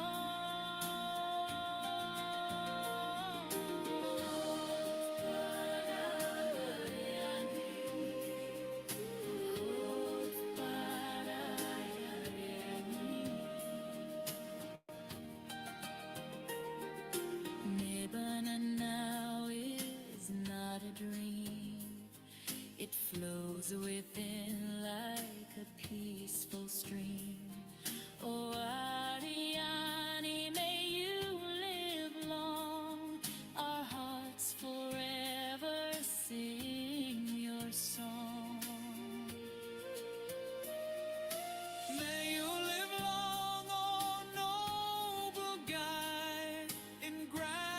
should we stand with pride? Buddothpada, Ariani, bright as the sun.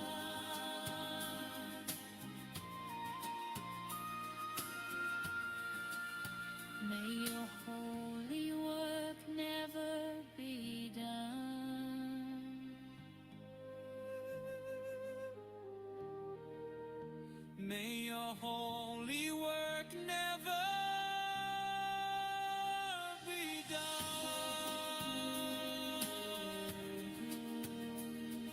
Buddothpada, Ariani. Buddothpada, Ariani. Buddothpada, Ariani. Buddothpada, Ariani.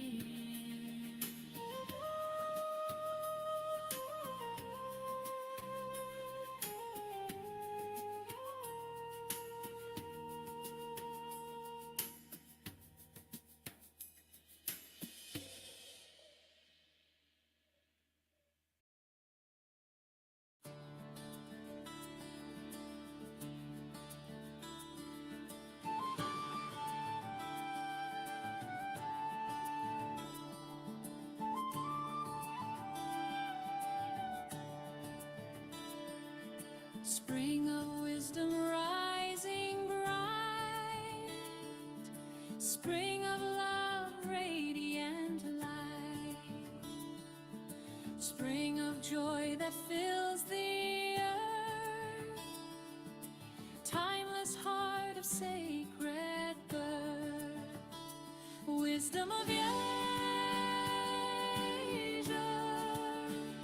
shining glow.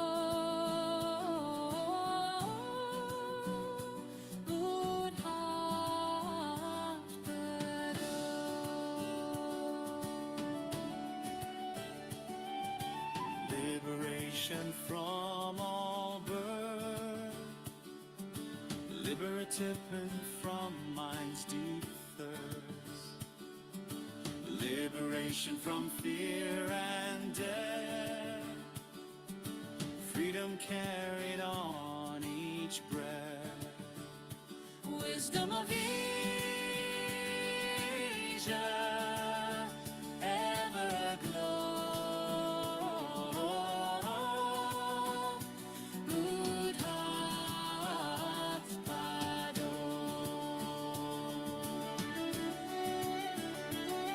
Dispelling darkness, breaking night, dispelling ignorance with light, dispelling suffering as we rise, compassion, opening all eyes. Wisdom of Asia, steady flow. Buddothpada.